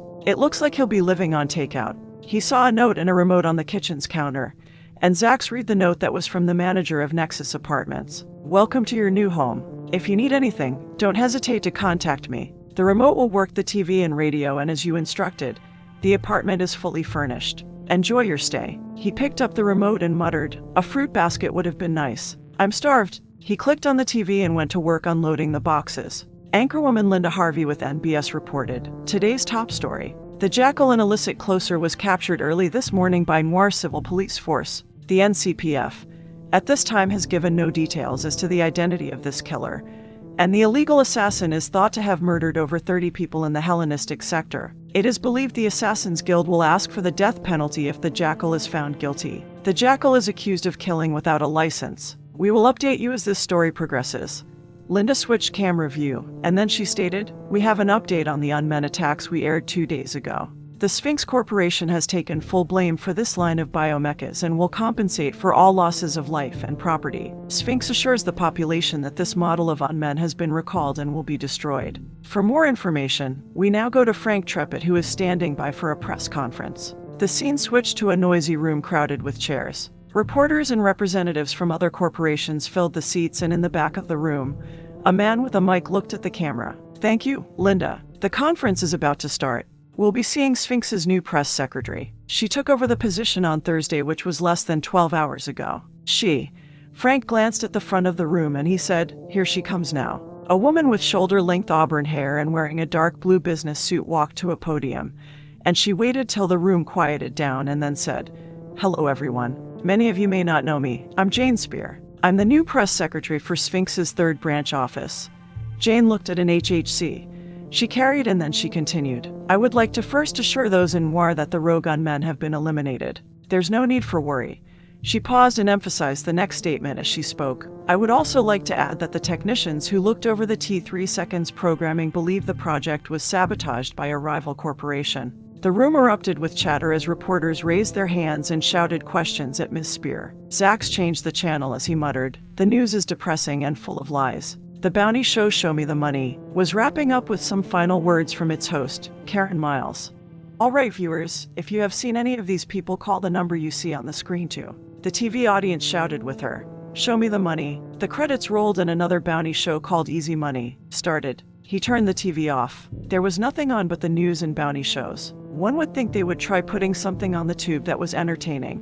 Maybe a show about heroes. It would never happen, not on this planet. Maybe he'd listen to music. So Zax clicked the radio on with the remote and tuned it into a classical station. Within an hour, he unloaded the boxes and set up tables and equipment to monitor apartment H next door. He placed all the tables and equipment in the master bedroom. He even purchased and had delivered a second large flat-screen TV and hung it in the bedroom. He had it put there in case he wanted to watch the news. He removed a cell phone. "This is delivery man. Connect me to RG." Zax began and then paused, waiting for his mysterious boss to pick up the line. I have set up surveillance. I entered apartment H yesterday while they were out and placed the devices, and I have cameras looking in on the kitchen and the living room. I have even tapped into the building's security and have a visual of the hall. He glanced at all the monitors and stated, at the moment, Kimberly and Catherine aren't at home. He listened to his boss and then replied, Yep, I'll submit daily emails on the two. Yep, I understand. If something out of the ordinary happens, I'm to contact you immediately, but for now, I'm to stay at stage 1 surveillance. Understood. Delivery man out. Chapter 11. Where is Pandora? Neon signs and flickering streetlights cast a dim glow on Wayfaring Lane as dry clouds roared and growled overhead like a wrath-filled beast. Tainted rain fell from the menacing sky, speckling the streets and people with black drops, and soon the storm left the area, leaving behind an oily residue. A street clock chimed 5 times as evening approached. Without clocks, no one would know if it was morning, afternoon, or night. Stephanie walked through Wayfaring Lane. It was a street made famous in the Hellenistic sector, old business vicinage for its unscrupulous activities. She had shoulder-length blonde hair, wore jeans and a black printed t-shirt of a smiley face, and passed many people lining the street. They sold canned food, transgenic vegetables, and used clothes, and a few bartered flesh, sauna snaps, or stolen water ration cards. The streets were crowded. Some of the people wore window masks, marking them as immigrants to the dark half of the planet, but most of the people didn't wear the air filters, having lived in Noir long enough for their lungs to become accustomed to the pollutants. Stephanie paused and adjusted the bright yellow backpack on her shoulders. She didn't wear a mask. A street sanitizer activated once the tainted rainstorm passed, and as the loud automatized machine rumbled down the potholed road, she quickly crossed the street ahead of the machine. Stephanie paused at the sidewalk and turned, watching the street sanitizer. She had wondered how they got rid of all this oily muck and shifted the pack on her back. She couldn't understand why anyone would want to live in the dark half, and yet, Stephanie grinned, thinking of the 24-hour clubs she visited, and the men there who satisfied her in carnal ways. Eternal darkness did have its perks. She made her way to a shelter called the kitchen and went into the office, and she waited a few minutes before a man came in. Can I help you? He asked, carrying a sack of Chinese takeout. Yes, I'm looking for my sister, Stephanie answered as she reached into the backpack, pulled out an HHC, and showed the man a photo on the screen. Have you seen her? Let me see. He took the device, looked at the picture, and then answered, yeah. He shook his finger at the photo and said her name was Katie. No, wait, Kat, I think. She hung around Preacher a lot. He handed the small computer back as he stated, he used to run this shelter. Where can I find this preacher? Is he at a church or a temple somewhere? The man shook his head and answered, he wasn't a real preacher. It was his name around here. The man removed the food from the sack and placed it on the desk. Anyway, preacher's dead.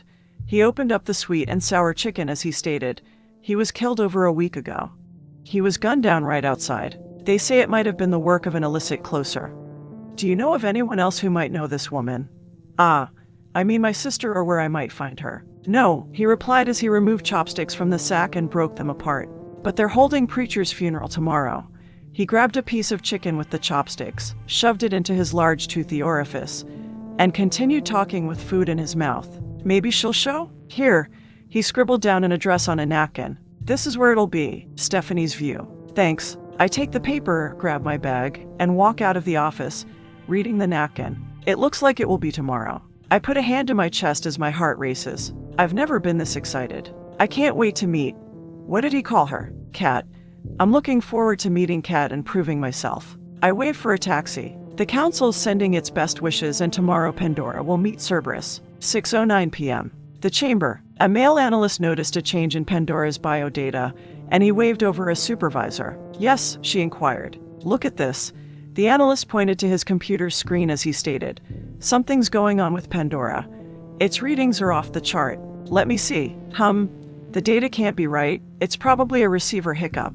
I want you to make a note of it though, but remember, the council deemed Pandora a failure. Let's keep our focus on Cerberus unless something drastic changes. I understand. All right then. Back to work. Chapter 12. Another room. 6:11 p.m. Hellenistic sector, commercial vicinage. Etna Toys Distribution Station Bravo. Kimberly's view. The door that woman kicked in opens into a large room filled with about 100 filing cabinets, and it's apparent the room hasn't been used in years. That woman tells me. Come on, there's no time to be sitting around on your lazy ass. I stop staring at her, focus on what needs to be done, and hurry in past her. And then that woman glances outside before shutting the door. I search the room over the barrel of my PPK and lower the gun after finding no threat. That woman walks over to a filing cabinet with an old metal surface and opens the top drawer of 5, and it squeaks as she does so. They're a little rusty. They've been in here a long time, she states as she turns back to me. What do you think? They're old, but I start as I can't shake what happened at the door. I thought I was facing a terrifying demon, but as I look at her now, it's almost like a sense of fondness and loss sweeps over me, and I think of a kitty cat I once had and lost. Is everything all right? That woman questions me, interrupting my thoughts. I force all the confusing fear and misplaced familiarity to the back of my mind to worry about later, move to a filing cabinet, and finish what I was saying earlier by questioning, is there anything useful in them? I order her as if I need to take back my leadership in our roles. Go through the ones on your side, and I'll do the same, and maybe we'll get lucky and find something. First, I need to come down, that woman tells me as if making up some excuse to be lazy. Then she closes her eyes as if viewing security footage on the back of her eyelids, and states, the K99 seconds are nowhere near us, so now would be the best time. She moves away from the filing cabinets, finds a place to sit on the floor near the door, removes the music box from her pocket, and opens its lid. Maybe now isn't the best time for you to go into your, whatever you call it. The drifting time, that woman replies as she closes the lid to the music box. The K99 seconds are beyond the range of my senses, so I should use this time to come down from the Ultra Epi. Who knows when I'll get another chance? She assures me, I'll wake up when I sense them, and if there's some other type of trouble, just give me a good shake. I think about giving her a real good shake and then maybe beating that woman before I question her. Come down. You make it sound like you're on drugs. Are you a junkie like those Son of Snap addicts? No, it's nothing like that, she answers, and then she tries to explain by saying, if I don't listen to the music and calm down, I get anxious and sometimes I get these really bad headaches. She pauses as if thinking back to other instances, and then she says, I've gone a long time without the music and without coming down, and I've gotten the shakes. You went into withdrawal. It still sounds like you're an addict, I state as I walk to the first filing cabinet, put my hand on top, and stare at the dust. Have you ever seen the junkies on Wayfaring Lane? Yes, and I never thought of myself that way, she replies, and then that woman looks at the music box as if it holds some sort of answers that it's keeping from her. Who knows what the council did to me? She turns and states, trying to convince me, if I don't come down, I'm no use to you, and trust me, you're going to need me. It won't take long. There's that word again. Trust. It proves that woman has learned nothing from before. What will I have to do to get it through her thick skull that no one can be counted on for anything? Go ahead, I tell her, granting my permission for her to be a freak. I'm tired of hearing you whine. I'll start on the filing cabinets. I open a drawer and add, but before you take your nappy poo, I have one more question for you. Do you have to do this every time you see any action? I find nothing and close the drawer as I say, waiting on you could get old very quick. Yes, every time the Ultra Epi kicks in, but only biomechas trigger it. That woman answers, and after a few seconds, she adds like some scolded child, I'm sorry. What are you sorry for? I question as I focus more on what I'm searching for than what she's whining about now. That I'm a bother. She stares at the floor, and after a few seconds, she says, I'm sorry that I'm not normal. I don't know why you're apologizing. It's not like you can help it, I tell her, and then I mutter, you little freak. Still. I'm sorry. Well, as long as it doesn't get us killed, don't worry about it, I state as I start on the third cabinet. A few moments go by, and then I say, I've been meaning to ask you something. Is the Ultra Epi what causes your eyes to glow? Yes, of what I've been able to find out it is. That woman's definitely a little freak. I can't wait till I don't need her help anymore and I can close her. I just need to make sure I come up with a story that will be believable when I report her accidental death to Voice. I glance at her and see that she's staring at me, so I tell her, well, hurry up and get your nappy poo over. I think about what she has told me, and I add, and you better not be giving me a line of cretin bull so that you can get out of working. I force a smile to hide what I'm really thinking. I don't like being in this stupid and weird partnership. I'm more of a loner. People just get in the way, and I just know that woman's going to cause me a lot of paperwork once I do close her. Catherine's view. I shouldn't be out for long, I tell Kimberly. I open the music box, and the tune plays, and soon I fall asleep and enter the drifting time. Moments pass and then an image of a bearded man appears before me as he speaks to me in my dream. My dear, you must remember. I'm not sure what he wants me to remember, but whatever it is, it seems very important to him. My dear, remember the poem. What poem? I question. He says with a soothing voice, though the clouds darken the sun. His words trigger something within me, and I mutter the rest of the poem, and once I finish, he desperately beseeches me once again. My dear, you must remember the rest. I don't know the rest. You must try, he urges me as if people are in danger and only I can save them by speaking what I don't know. I'm starting to feel uncomfortable in my dream. I want to know who this man is who keeps insisting I know things that I don't. I also want to know why he speaks to me like he knows me. Is he real or something my mind has created just to fill my confused and muddled mind? I'm not afraid of him, and I do get this sense that he wants to help. I think I should listen to him, so I tell him, I'll try. I calm myself and then focus on what I need to do. I must remember something I don't seem to know. I try with all my being, but I can't remember anything past the words that I do know, and after some time, I give up and tell him, I can't find the words. Are you sure there's more? He doesn't answer me. Hello? Are you still there? Hello? The dream fades, and I continue through the drifting time. I find that I want to go back to that dream. I want to remember what I can't, but those thoughts fade as dreams do, and I have no other strange encounters. After about 10 minutes, I open my eyes and find Kimberly still looking for clues, so I close the lid to the music box, and the noise of grinding filing cabinet drawers becomes the dominant sound. I stand, grab my backpack, start on my side of the room, go through drawer after drawer, and find them empty. I pause and shout to Kimberly, who's standing at the other end of the room, find anything? No, she yells back, closes the last drawer on her side, and leans against the filing cabinet. You took a short nap. I said it would be. Did you doubt me? Kimberly's view. Always have, and I tell that woman as I walk over to the left side of the room and start on her cabinet so that we can be done with this room. Always will. We go through a few more drawers, and then I tell her, I'm beginning to think this trip was a waste of time. The only thing we've accomplished is getting my ass nearly nipped off. I mutter, and I saw a demon I wish I never saw. I open another drawer, pause from my search, and ask her, do you know you talk in your sleep? Really? That woman replies. What did I say? The lights flicker and the power goes off, plunging the room into darkness, and within a few seconds, the emergency lights come on and cast the area in a green glow. A blackout? I question. Maybe not, that woman answers as she moves to the front door, listens at the door frame, then comes back, and tells me the K99 seconds may have knocked out the power if they feel it's the only way to defend this building.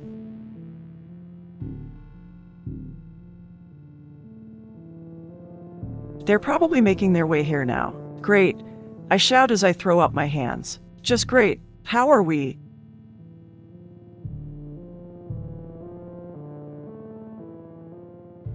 I see a light. I move to the rear of the room and that woman follows me, and I stare at the floor as a white light glows through a small crack.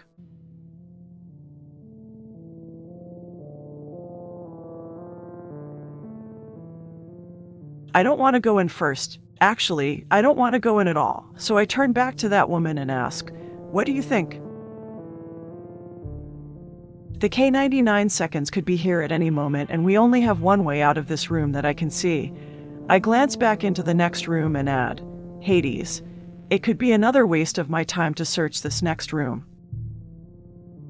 I was thinking the same thing. I tell her, hating that she's right, and then I reluctantly start through first. Come on, let's try to salvage the trip. Chapter 13, Children of Nyx, 6:48 p.m. Hellenistic Sector, Commercial Vicinage. Etna Toys Distribution Station Bravo. Catharine's View. We walk through the concealed door and find a brightly lit room with beige carpeting. The second room feels different than the first. It feels even less used when the facility was in operation. A bookshelf full of volumes is against the right wall, and a single filing cabinet is against the left wall. I move to the lone cabinet and open the top drawer through the fourth, finding them empty.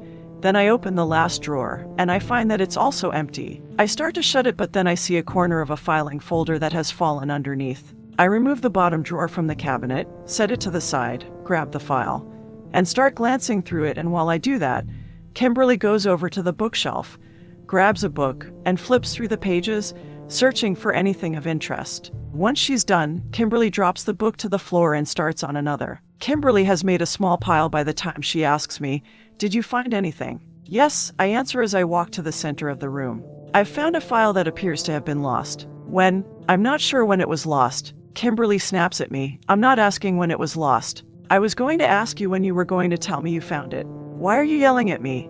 I shout back at her. I don't remember yelling at you. You might not have yelled at me, but you nearly shot my head off. So that's why you're mad at me, I tell her as I lower my voice back down. How do you think I feel when you didn't help me to the top when we were climbing? I just saved your life, and you couldn't even lend me a hand. We're supposed to be partners. Kimberly stares at me as if I've got horns growing out of my head. I think I understand. I tell her as I feel myself growing angrier by the word. We don't really have a partnership.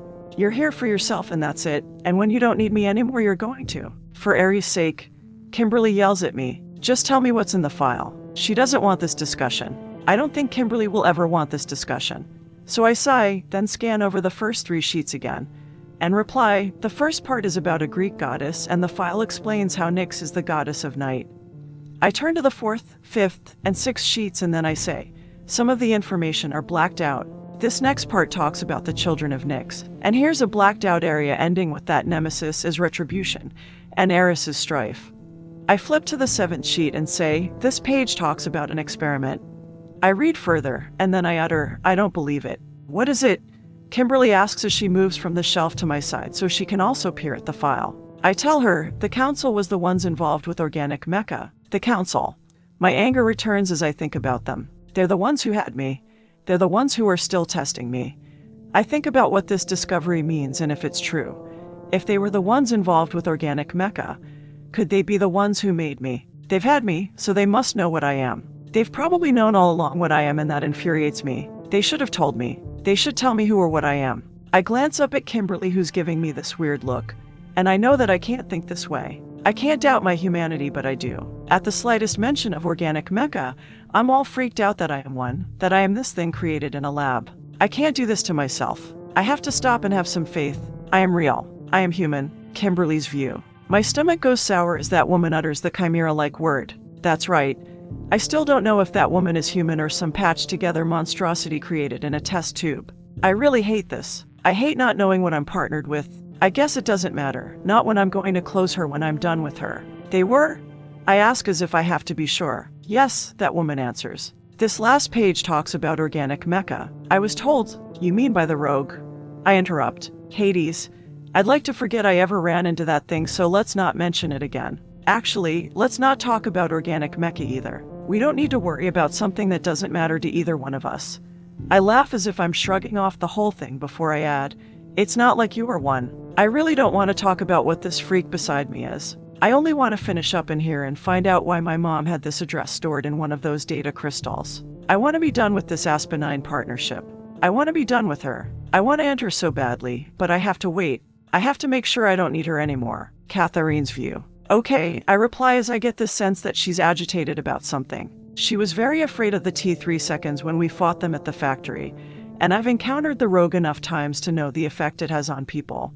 So I tell her, we don't have to talk about the rogue or organic mecha. Kimberly accepts my statement, but she doesn't seem any less agitated, and I wonder if something else might be bothering her. I notice how she's looking at me, and I'm crushed by what she must think of me. I want her to see me as normal. I want her to see me as someone she can rely on. I want to be able to trust her. Kimberly asks, what's on the next page? I turn to the 10th and answer, it's a poem. I'll read it to you. The children of Nyx, goddess of night and destroyer of day. Rise up, children, and enact your names. For metal you were conceived, but flesh you were made. Spread over the earth. Take your positions, and watch and direct events, till the closing of days. Not my taste in poetry. Is there anything else in the folder? She questions me. A few pictures? I answer as I flip through the last pages, but no more documents. I remove my backpack, unzip it, and place the lost file inside. I found a simple answer that I hope will lead me to a bigger answer. I just need to not give up. I glance at Kimberly as I work. I just need someone I can rely on who will help me find all the answers I seek. We have nothing, Kimberly states as she moves back to the bookshelf, and then she orders me, help me with these and let's see if we can find something worthwhile. For the first time, I get this sense that she's also searching for something as desperately as I am. There, our first bond. A small step to strengthen our fragile partnership. We need each other. Alone we are less, but together we can accomplish much. I just hope she also sees this. I just hope that she'll start to rely on me as I have already started to rely on her. Kimberly turns to me as I stare at her, and she gets this weird look on her face before she orders me again. Idiot, don't just gawk at me. Help me. I'm on it, I tell her and rush over to the bookshelf. Okay, not what I was hoping for, but she does want my help? I guess I can also consider her calling me an idiot her way of. I'm actually not sure. Idiot did sound mean, but maybe she's warming up to me. She didn't pull out her gun or threaten me or shoot me. Another small step. I should be thankful for it. I scan the books, grab one on transgenics, and finger through the pages. A photo falls to the floor, and I pick it up, examine the picture, and say, Kimberly. She removes a book and flips through it as she questions. What? I turn the photo so she can see. That's my mom, Kimberly utters as she takes the picture and peers at her spitting image sitting next to an older gentleman. Hades. But who's the guy she's with? Let me see. I speak, turn the transgenics text over, and look at the author's photo on the back. Adam Greenhouse. It says here he's the father of transgenics. Let me have a look. Kimberly demands more than asks, then takes the book, and mumbles. We found a clue, but where will it lead me? She then questions. It can't be a coincidence, can it? I don't think so. We should talk with this Mr. Greenhouse. Sure, but how do we find him? May I? I question as I hold out my hand for the book. Kimberly gives it back to me, and I glance at the photo of the author and flip to the acknowledgments. It says here that the picture was taken at Genesis Arboretum. I hand back the book as I add, Mr. Greenhouse worked there at the time of the photo. It would be about, Kimberly starts as she examines the date on the photo, and then she says, 3 decades ago. Do you think he's still working at the Arboretum? She stares at his picture as she comments, I doubt he's still alive. He looks pretty old in this photo. Only one way to find out, I say with a smile. Kimberly's view. I peer at her as she gives me this goofy grin. I really hate being in a partnership, especially with that woman. There's just something about her that irritates me. I don't know if I can spend another hour with her and her weirdness, so what will I do if I have to spend another day? I sigh as I tell her, I guess we'll be going on a field trip. Yay, I'm going to have to spend more time with that freakish woman when all I want to do is put a bullet through her brain. I take a deep breath and let it out. I can do this. I can endure this. I've been through worse. I say, before we go to Genesis Arboretum, there are other things we have to consider first. What about the K99 seconds? That woman pats her backpack and answers, I do have a few IPRs. The armor-piercing rounds should penetrate their visors. You have IPRs. Why didn't you use them? Well, that woman starts as she opens her backpack, takes out the lost file, the gel taser, and a few other items, and then grabs a handful of shells from the bottom and shows them to me. They were kind of thrown in, for Aries' sake. I shout, you had them loose in your pack. You should have had them in a magazine ready for action. I can't believe it. That woman is an idiot. A real honest-to-God's idiot. She bows her head as I scold her, and then that woman says, I know I should have. I just never got around to it. She peers in the backpack, counts them, and says, I have 8, and 12 robot mutts. We need more. Any ideas? She glances around the room, points to a fire extinguisher, and answers, maybe. Was there one of those in the other room? I think so. Don't tell me you have a stupid plan. I won't, that woman states like a child intending mischief. And then she adds, I'm hoping for a brilliant one. Chapter 14. Escape from Distribution Station Bravo. 8:21 p.m. The gentle wind blowing through the city changed direction and swept the newspaper back down the chain-length fence, and a few sheets of paper grabbed the metal diamond mesh as if holding on with all its might. The breeze kicked up and forced the debris further down the fence, and the wind lodged the newspaper at the gate and inside the protective wall of mesh. A K-99 stared at the debris, and then scanned the surrounding area. It had been sent on a mission by its team leader. The perimeter was secure, so it moved to the guardhouse and found the SCM lying on the floor moaning. The K-99 activated its sensors, checked on him, and his vitals were within parameters, so it nudged him with its nose but couldn't wake him. The K-99 transmitted the information to the others of its pack, and the dot light in each of its yellow eyes simultaneously blinked 3 times. It glanced once more at the SCM, ran back to the loading ramp, re-entered Etna Toys, and raced down several cobwebbed halls as its metal clawed paws clinked across the concrete corridors. It detected the intruder's shoe prints in the dust, and a few fluorescent lights flickered overhead as it followed the trail through several halls. After a few minutes, it came to the long passage with no doors. Water dripped from the ceiling pipes and landed on its fur, and then the K-99 passed the 2 hand scanners, went through the open door, and continued running. The concrete floor stopped and was replaced by the sandy one, and the long passage ended in the large cave with the curved second level. It paused and looked up, knowing the intruders were above, and then the K-99 raced on to join its half of the pack. On the second floor, back in the first room with all the old filing cabinets, Kimberly's view. I cautiously open the front door and look over the curved walkway. The eerie green glow of emergency lights envelops the area inside and the walkway outside. There's no enemy out there, so I close the door and turn back to that woman who's standing behind me and who's also somehow to blame for all of this. She checks her magazine with the 8 IPRs, places it in her left thigh pocket, and mumbles, "I hope they're enough."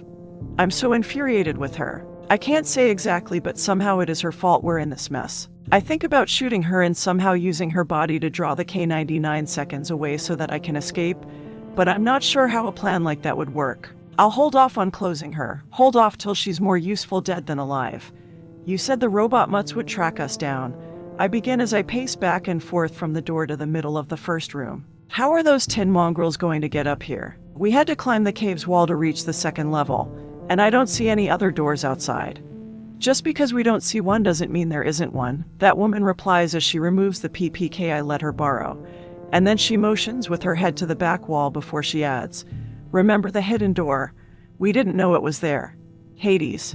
I don't know about this. I complain as I can't seem to stop pacing like some lunatic. Are you sure your plan will work? My 9mm rounds are useless unless your stupid idea works. Pretty sure. Did you check the flashlights? Yes, they're the ones with the EMP shielding and their batteries are still good. I answer as I remove them from my knapsack. Here's yours, I state as I hand that woman her flashlight. I think about our odds against programmed killing machines, and then I speak without holding back my fear. I don't know about this idiotic plan of yours. What if it doesn't work? Do you have a backup? No, but it will work, that woman says with such confidence that I want to strangle her. I'm standing here thinking this is my last hour on this world, and she's standing across from me enjoying herself like she's on some outing. For Aries' sake, show some fear so that I can believe you're human. She adds as if what she's saying is so obvious. The plan has to work. It's the only one we have. What kind of messed up reasoning is that? It's ridiculous, so I better come up with a plan of my own if I want to survive. I glance around the room and consider the supplies we have. Hades. I can't think under this stress, and usually I'm more level-headed than this. Is it because that woman is here, or am I freaking out because of the tin mongrels? Catherine's view. I take the flashlight and put it in my back pocket. I don't show my uneasiness as I also doubt the plan. It's such a long shot, and if I fail, it's not just my life on the line. Maybe I shouldn't involve her. She could get hurt or killed. I pause from my thoughts and ask her, unless you have a better plan. Kimberly's view. No, I reply. I've gotten into more trouble in the little time I've been with that woman than I have my entire career as a life closer. Using Pale Horse right now is sounding more and more reasonable. Well, let's hope this works, that woman states as she picks up a fire extinguisher that's beside her, pulls the pin, and cradles the red canister in her left arm like a baby. The K-99 seconds can only see infrared when their metal visors are down. The mist the extinguishers spray should confuse their sensors and force the K-99 seconds to raise their visors. And then we get our shot.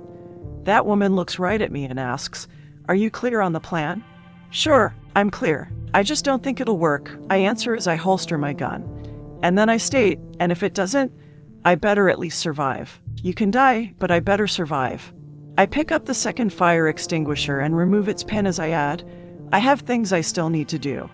And like I don't, that woman mutters at me. Then suddenly she places a hand to her chest like her heart's bothering her, and her eyes shine blue as her freakish ability kicks in. It's time. They're close. There are 6 of them on the far side of the walkway. Make sure you stick with the plan. I will. I tell her as I look at the fire extinguisher. For Aries' sake, I'm a closer, not some fireman. I take a deep breath and say to that woman, "I'm ready. Let's do this." And Kimberly's view. At the opposite end of the walkway, a stone wall rumbled as it slid up, and an elevator stood behind the mock front. The doors opened, and 6 K-99 seconds started across the sandy floor. The team leader had a red triangular mark on its visor, and it positioned itself in the front. 2 of the pack fell in behind it, followed by 3 more K-99 seconds, and then they prowled toward the room. Their orders were clear. They were to terminate the intruders. Kimberly's view. I follow that woman who goes out first and sets her fire extinguisher on the ground about 3 yards from the door. She walks on ahead as if she has no fear of the K-99 seconds nearing us. I freeze when I see the pack as a dread rises within me, a dread that I'll die here. I hate this fear, and I find that I'm relying on that woman to get us through this. I'm relying on her to save us, and I start to loathe how powerless she's making me feel. I won't let her save us, not alone, so I force myself to move beside her, and once I arrive, I aim the nozzle at the tin mongrels and wait for them to get a little closer. I feel stupid doing this, and I feel even more stupid that my hands are shaking uncontrollably. The robots aren't any deadlier than a man with a gun. If I spray them with this, how are you going to see them? Hopefully the same way I was able to with the rogue. I'm going to try and use the knowing. That woman answers me as she aims for the leader. I pray I can do it. I'm not really sure how it works. An emotion stronger than my fear lashes out, and I yell in anger, "You're telling me this now." I stare at the metal teeth and claws of the K-99 seconds, experiencing more of my phobia as I take a step back, thinking about running, and I state, maybe we should rethink this. No time. She shouts, taking a shooting stance. Get ready. The K-99 seconds bolt for us, tearing across the sand as they snarl and bark. I wait until the tin mongrels are about 10 feet away, and then I squeal and squeeze the handle, discharging the carbon dioxide. She glances at me after I squealed, but then that woman quickly turns her attention back to our enemy. Don't panic. I'm here, that woman tells me in a manner that makes me believe her, and then she whispers, I'll protect you. I spray back and forth with the nozzle and create a white cloud as I slowly back up, getting some distance between myself and the pack. The mist covers the K-99 seconds, and they halt, blinded by the mist as I yell, Kill them now, Catherine's view.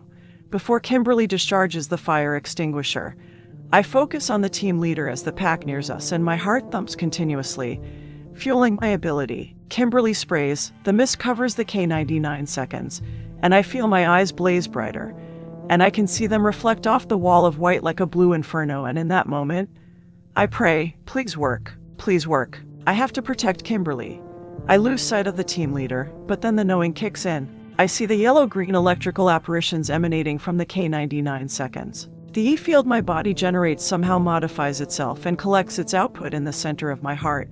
It's like I'm seeing it happen. The blue sphere the size of a grape doubles with each contraction of my heart till it engulfs the muscle. The alt-LE dissipates as my pupils dilate, making them appear black as ink, and I feel like I'm some hellish creature. I feel indestructible, and I feel like I can annihilate anything in my path, so I snarl with new vigor. The E-field masses till it can no longer contain the energy and pulses, sending a small shockwave in all directions. The EFP washes over the K-99 seconds and fries exposed circuitry. The emergency lights above the walkway and those in the filing cabinet room lose power and plunge the area into darkness as the K-99 seconds shut down and stand there like scrap heap.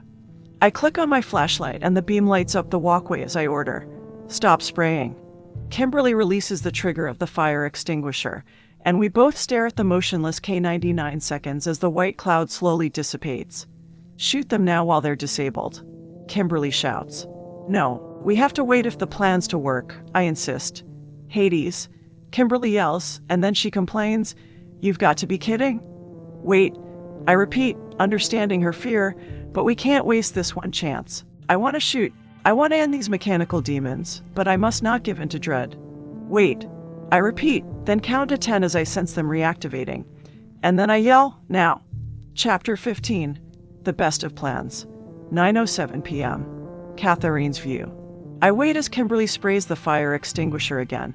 I sense the K-99 seconds backup battery kick in and they power up as the white cloud engulfs them for the second time. The yellow-green electrical apparitions of the K-99 seconds fades as the knowing enters its third stage, and I see a bright ghost image of each of the K-99 seconds that shines through the mist. I notice the team leader and the two K-99 seconds behind it raise their visors, so I carefully aim and fire 3 times, hitting the front K-99 seconds in their kill spot. That one's empty, Kimberly tells me as she drops the fire extinguisher and races back to the second one. I can still hear the fear in her voice as I retreat with her. I'll make sure none of the dog biomechas hurt her. Kimberly picks up the second fire extinguisher and sprays the remaining 3 K-99 seconds, and I watch the middle one open its visor, and I shoot it, dropping it. The last 2 K-99 seconds stand frozen in place as they receive data from their iLink, and it must inform them that the other 4 have been terminated. Kimberly removes her gun after she drops the second empty fire extinguisher, and then she yells, That's it on the spray. The 2K99 seconds back up several steps till they are clear of the mist, and once the cloud dissipates, they must be able to see our heat signatures and have no need to raise their visors.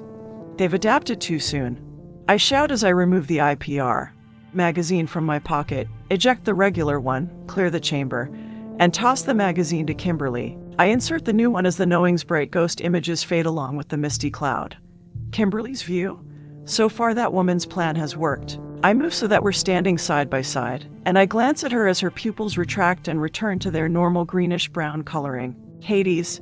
She looked like some creepy monster when her eyes went all black like a shark's. The blue Alt Ellie returns and her eyes take back their hellish gleam. I stand there powerless to do anything as she fires once at the K99 to her left, and the armor-piercing round penetrates the visor and enters its weak spot.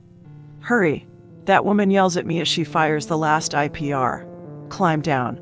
The K99 turns its head slightly, and the bullet ricochets off its metal visor. I move as my dread spurs me to action, and I holster my gun. I consider as I rush for the ledge that this was the second time my weapon had been useless, and maybe I need to upgrade it. I reach the ledge, place the magazine that woman had thrown to me in my knapsack, and start down. Catherine's view. Kimberly takes off as I face the last dog biomecha, and it charges and leaps for me. I take a step toward the edge, fire again, and this time, the round penetrates its visor. I duck, and the K99 jumps over me and the cliff, landing in a heap on the floor below. I hear something, so I look at the other end of the walkway and see a hidden wall rumble up, an elevator open, and the other half of the pack rush out.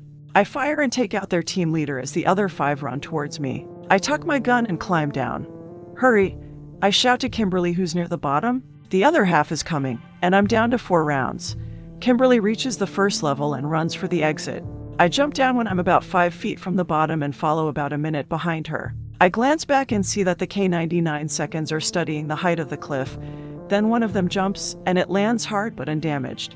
The other 4 follow, and soon they pursue us. We run through the sandy hall, through the concrete corridor, and to the door with the scanners. We enter the hallway with the blue pipes as I turn and fire, hitting one in its vulnerable spot. It collapses to the floor about 100 yards away, and the 4 remaining K99 seconds leap over its body, continuing their pursuit.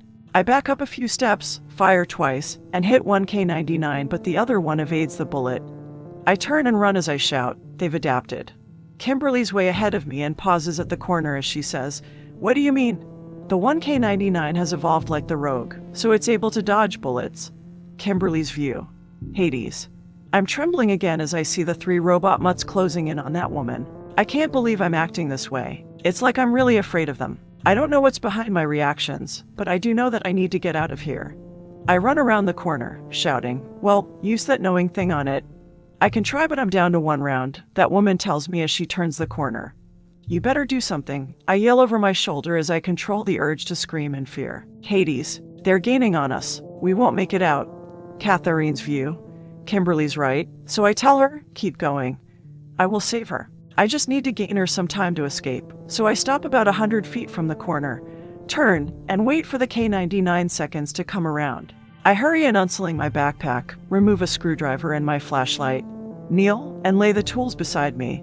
Kimberly questions me in the distance. "What are you doing?" "I'm buying you some time, so use it and run." I answer her, then I consider what I'm about to attempt, and I shout back, "Hey, you'll need your flashlight." The 3K99 seconds turn the corner, and I face the pack as I mutter, "Come on. Come on. Kick in." I believe my ability won't heed my call, so I'm about to stand and run for it. The knowing does activate a moment before I retreat, and it sends an E-field pulse in all directions. The lights in the area lose power, and the K99 seconds shut down in their tracks. I switch on my flashlight just as the K99 seconds fall over stiff as a day-old corpse. I wait, and then it happens. I watch as their backup battery kicks in. They power up, the 3 rise to their paws, and then they glance around the dark area. Once they get their bearings, they charge after me. The ghost images of the K99 seconds appear, acting a second before the real ones do, and I fire at the one in the lead and hit its weak spot. The K99 stumbles, falls, and wipes out the 2 behind it, and the 3 of them land in a heap. Kimberly's view. I run, and in my terror-induced flight, I realize it's stupid the way I'm acting. So I stop and turn. I'm running like some frightened rabbit. It's like that woman tricked me. I go back to the corner so that I can see her in the distance. She did somehow. That woman wants me to owe her my life, and I can't have that. My fear vanishes as resentment replaces it. I'm not going to owe her anything. I start toward her and shout, I'm not going to let you save me. I can protect myself. What are you doing? That woman asks as she glances at me, and then she turns her attention back to the pack. Why are you coming this way? She lays the empty gun down and picks up the screwdriver, holding it like a knife as she screams with concern in her voice. I said, run. Get out of here. It's useless. There's nothing you can do. Shut up. I shriek at her as I'm finally able to let all that pinned-up fear out. I aim at the K99 seconds as I shout even louder. Don't ever say something like that to me. I'm not useless. The last two K99 seconds lift from the heap and slowly stalk that woman as she grips the screwdriver and shouts at me. I said it's useless. Not that you're useless. Oh, I utter as my anger lessens, but only a bit. Well, I notice the pipes running along the ceiling and ask, can these things swim? No, this early model's not waterproof. Great, I can finally do something. I yell in wicked glee and fire, emptying my magazine along the pipes in front of the K99 seconds. See, I whisper, I'm not useless. The pipes rupture and spray water on them, and the K99 seconds jolt in place for a few moments as electricity surges through their bodies, and then they collapse to the floor. That was amazing. That woman exclaims as she stands, grabs her things, hurries down the hall, and joins me where I stand. She looks at me with this admiration I believe I've seen before. She's like a little girl looking up at her big sister who has just saved her from an angry stray dog. And that woman reiterates, really? I mean it. That was amazing. I know, I say, trying to sound boastful, but instead, I slightly blush as I receive the compliment. I find that I'm smiling. That woman seems sincere as she looks at me with her wonder-filled eyes, and for a few moments, I think I'm looking at a kid. I turn away so she doesn't see me blush. I don't brush off the compliment since it has come from the Pandora Project, who has great skill in her own right, but I also can't let that woman know I appreciate the praise. I act irritated as I glance at her screwdriver and inquire, what were you going to do? Were you going to dismantle the tin mongrels before they chewed off your arm? Ha, she utters as she glances at her screwdriver. Oh, that's funny, she says, then chuckles, and adds, but no. I eject my empty magazine and insert the one she had tossed to me earlier. And then I speak, surprised by the project's reaction. I believe that's the first time I've seen you laugh. It has been a long time, that woman admits as she glances over her shoulder, making sure nothing pursues us. She turns back to me and states, I can't believe you saved me. I thought you only looked out for yourself. Well, don't get used to it. It must have been a lapse in judgment. Anyway, I didn't want to owe your dead corpse anything. I might feel bad for a few hours. I start down the hall as I add, or at least a few minutes. Come on, let's go back to my apartment. Chapter 16. The Request, 9:47 p.m. Thanatos the Dark Half's regulator clicked on an incoming call, and an image of a man appeared on his 100-foot screen. The man's eyes were shadowed, but Thanatos recognized the mouth and chin. Mr. Morta, Thanatos yelled over the death metal resonating through his domain. Music other than jingles had been outlawed by the corporate senate, but black market music was available in a variety of genres. It has been a while. You should call more often. I miss our chats. I do, and I dislike them, Mr. Morta spoke. And here I thought we were friends. I guess I was wrong. What can I do for the council? Mr. Morta scowled as he looked over the nipple-pierced punk. He could barely hear Thanatos over the noise of what Thanatos referred to as music. He just needed to finish this conversation. So Mr. Morta answered, I wanted to personally confirm that the request for the Pandora Project's open closing has been canceled. We have no further need to have a bounty on its head. Thanatos pulled up the file, opened it on the lower part of the large screen, and replied, the closing and the bounty were canceled 1 minute 10 seconds after your request. He scratched his eyebrow as he inquired, is there a problem? No, Mr. Morta answered. I take it you have a real interest in this Pandora. Thanatos yelled as he glanced over the file. Woman, do not worry. Since the forging of the Assassin's Guild, mistakes are rare. He typed in a command on the keyboard and turned down his music. And then Thanatos stopped yelling and stated, once a closing is canceled, it is canceled. All closers use HHCs, and they know the moment a cancellation comes through. Pandora has nothing to fear from any closer. She is free to do whatever projects do. Mr. Morta tapped his finger on the table, not amused with Thanatos, and then he spoke, perhaps you can help me with another matter. A closer cross paths with one of our projects. I would like to know their identity. I believe she performed the TOPA closing. Thanatos typed across the keyboard and pulled up some more files as he questioned, "Do you know the history of the Assassin's Guild?" "Yes," Mr. Mortar replied. "I do not need a lesson. Please give me the answer to my request." Thanatos gestured a bow with his hand and head as he began, "Great Council member." A smile slithered across his face as he said, "If you know the history, you should also know I cannot tell you their identity. Part of my job is to protect their anonymity." Mr. Morta grumbled his irritation, and then he said, "I have no further need to speak with you then." He ended the transmission and the screen went black. Thanatos drummed his fingers on the swivel keyboard for a few moments, and then he pushed it to the side till it aligned with the chair's arm and leaned forward. "Phoenix."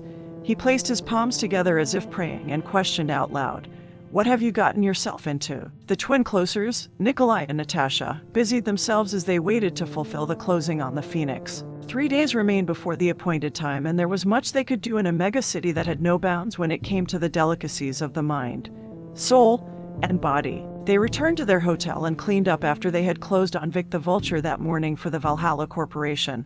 They found a nice place for lunch and enjoyed a meal, and as natives of the light side of the planet, everyday life in Noir was alien to them. 9:53 p.m. Hellenistic sector, business vicinage. "I'll never get used to this," Natasha mumbled to herself as she made her way out of the main one hospital after visiting its pharmacy. Her internal clock was off without the sun to greet her in the morning, and she felt like she was on an endless all-nighter and wished to be back where the sun caressed her face. Few people walked the area she was in, as many had gone home to settle in for the night. Natasha paused, tried to adjust to the odd way of breathing through the WMA, and continued outside. She carried a green cloth sack and halted at the edge of a sidewalk as the Cadillac pulled up to the curb. She placed the sack on the floor of the back seat along with her mask, and she got in the front. Her brother Nikolai had the wheel, and his fedora lay beside him on the seat along with an open briefcase. An old book titled Draven and Salandra lay inside the briefcase. Nikolai held another book titled Blood Harvest that he was nearly done with. He finished the last page of the chapter, placed the novel in the briefcase, and put the briefcase in the back, and then he spoke. "Tasha, were you able to get the kids?" She removed her mask once she was in the car, tossed the mask in the back, and replied, "Yes, we have enough filters and the liquid oxygen sprays to last several weeks if needed. I for one do not wish to stay a minute longer in this dreadful place. Our assignment will be over soon and then we can return home," Nikolai told her as he drove out of the hospital's parking lot and onto the main road. "We can see the sun once more, after a few minutes." "I almost forgot," Natasha spoke as she reached into the back seat, removed 2 boxes from the bag, and handed one to her brother. "I got us upgrades." He took it and questioned, "What are these upgrades?" "I grew tired of the window mask that was given to us, so I purchased the next level up," Natasha replied as she removed the WMB from its box. "These have straps so that our hands are free." "Well done, my sister. We may need these if we are to take down the Phoenix." He spoke as he peered at his own WMB, and then he said, "These masks have given me an idea." He pulled over and put on the WMB. "What are you doing?" Natasha questioned. "This vehicle is a convertible. I would like to put the top down. Is that all right with you?" "Only because it is you who is asking. I will bear the discomfort of this place," she replied as she put on her own WMB. He activated the top and it lowered, and then Nikolai resumed driving as he said, "I enjoy having the wind in my face. It is not that terrible, is it?" "No," Natasha replied as she grabbed his fedora, placed it in the back, slid over, and then leaned her head on her brother's shoulder. "It is not that bad." About 10 minutes later, the onboard computer centered in the console flashed red, and then it spoke. "Tainted rain forecasted to hit in 4 minutes, and so for your safety, this rental vehicle will lock out drive control until the storm passes. Please pull over and raise the top. Estimated length of tainted rain is 15 minutes. "I just placed it down," Nikolai complained as he pulled the car over and pressed a button that raised the top. "If we were in Mother Russia, we wouldn't have to worry about this polluted rain." He left the car running as he said, "I should be thankful we didn't get caught in it." He watched as black droplets speckled the windshield and then thousands fell from the sky. The wind howled from the west, whipping the water about along with debris on the road. The drab, dry clouds thundered as people on the sidewalks rushed for cover. Natasha leaned forward, turned on the air system, removed her WMB, and said, "I wish to be rid of this mask. It is so uncomfortable." The rental, as with all automobiles on the dark half, had a special filter to provide clean air for its passengers. The Cadillac idled, switching to its electric battery as the world outside became darker. The tainted rain gave the landscape an oily look. I know it is uncomfortable, but you do not want to breathe Noir's air, her brother told her. It is foul, smells of petroleum. And look, he pointed to the windshield as he said, the rain has traces of oil. You do not want it on your delicate skin. Promise me, my brother, that we will never return to the dark half. Promise me, we will remain on the light side once we have returned home. I cannot promise you this. If voice has a closing for us, we must take it. We must never disobey the laws of the Assassin's Guild. He looked worried as he added, we should never incur the Guild's wrath. You mean like the Phoenix? Yes, he answered her as he looked at the black water flowing down the windshield, nearly cocooning them in a murky grave. We should never incur their wrath like the Phoenix, or we will meet his or her fate. In an alley some distance from them, the pale white wolf gazed at the siblings as they sat in their car, and the tainted rain soiled its fur and turned its coat a pale gray. The raven perched above the wolf on a fire escape and crowed softly. The large bird was never far from the wolf. Back in the car, Natasha questioned, is there a place we can hide from this gloom? Is there a place we can escape for an hour or two? Here, Nikolai spoke as he reached into the back, grabbed his briefcase, removed something from it, and handed her a brochure. Maybe this place will cheer you up? What is this? Natasha asked as she took it and glanced at the picture. A museum. No, he replied with a smile. Look closer and you will see. She read the front cover aloud. Come see our large spacious sunroom mimicking a pine forest on the light side of the planet. She excitedly looked over the pamphlet as she told her brother. There are tall ordinary trees, green luscious plants that don't glow, and sunlight. Precious sunlight. Do they really have such a place in Noir? Natasha turned to her brother and said excitedly, We must go? We must go now. Take me. Patience. My sister. The place is already closed and there are things we must do tomorrow, so we will go on Sunday. Chapter 17. Flagged. October 23rd. Set. 12:43 a.m. The Sanctum. Analysts worked in 3 8-hour shifts, and a file came across one of those chamber analysts' computer. He scanned the document and found something off about it, so he flagged the record. He turned and glanced around the area, but his supervisors were way on the other side of the line of 24 workstations. The analyst decided he should have looked at right away, so he pressed a button on the side of his earpiece and stated, I have a problem. One of the supervisors, Supervisor Britomaris, approached his workstation, and she questioned, What's the problem? The analyst glanced up at her, turned back to his computer, and pointed as he said, I've received a file that a Mr. Pinchbeck has taken over management duties for the factory. All right, what seems to be the problem? The supervisor questioned as she looked over the document and adjacent files. All the paperwork is in order. I remember sending out this document yesterday. The new manager wasn't Mr. Pinchbeck but Mr. Monroe. I believe the documentation has been altered. We should bring it to the attention of the council. Supervisor Britomaris tapped the touch screen of her HHC, pulled up the files in question, and then she said, No, you must be mistaken. I have the original file right here. Mr. Pinchbeck is the new manager. The analyst shook his head as he spoke. I could have sworn there was a different name there yesterday. She insisted, This is nothing we should concern the council with. If there was a mix-up, we would have heard about it by now. There can't be 2 managers at the factory. The analyst motioned to his screen and said, I found something else. Mr. Frank Bygone used his corporate card yesterday to rent a limo. He pointed to an HHC lying on his workstation and stated, I have the bill from the limo company right here. What's your point? Supervisor Britomaris questioned, a little irritated. Mr. Bygone worked at the factory. The analyst began as he turned to her again and stated, He's listed among the dead. So how could he have used his corporate card? Where did the limo take him? Let me see. The driver picked him up from the corner of Limit Street and West 1000 Avenue and took him to the factory. Has the card been used since? The analyst looked over the file, and then he answered, No worries then, she said. The limo company put down the wrong date, that's all. They aren't as efficient as us. Supervisor Britomaris ordered, Backdate our records to the day before the T3 seconds attacked the factory. She watched as the analyst complied, and then she said, Excellent. Now we can say goodbye to Mr. Bygone. The analyst snickered and said, That's kind of funny. Yeah, I know, but don't let the council hear you laugh. They frown upon things like that, she warned him as she motioned to the council with her head as they talked among themselves. Supervisor Britomaris ordered him as she continued down the row of analysts. Back to work. There's much to do. A few moments later, Supervisor Britomaris, a colleague, called out to her. Yes, what is it? The male supervisor informed her. I will be taking over your shift. Why is that? She questioned.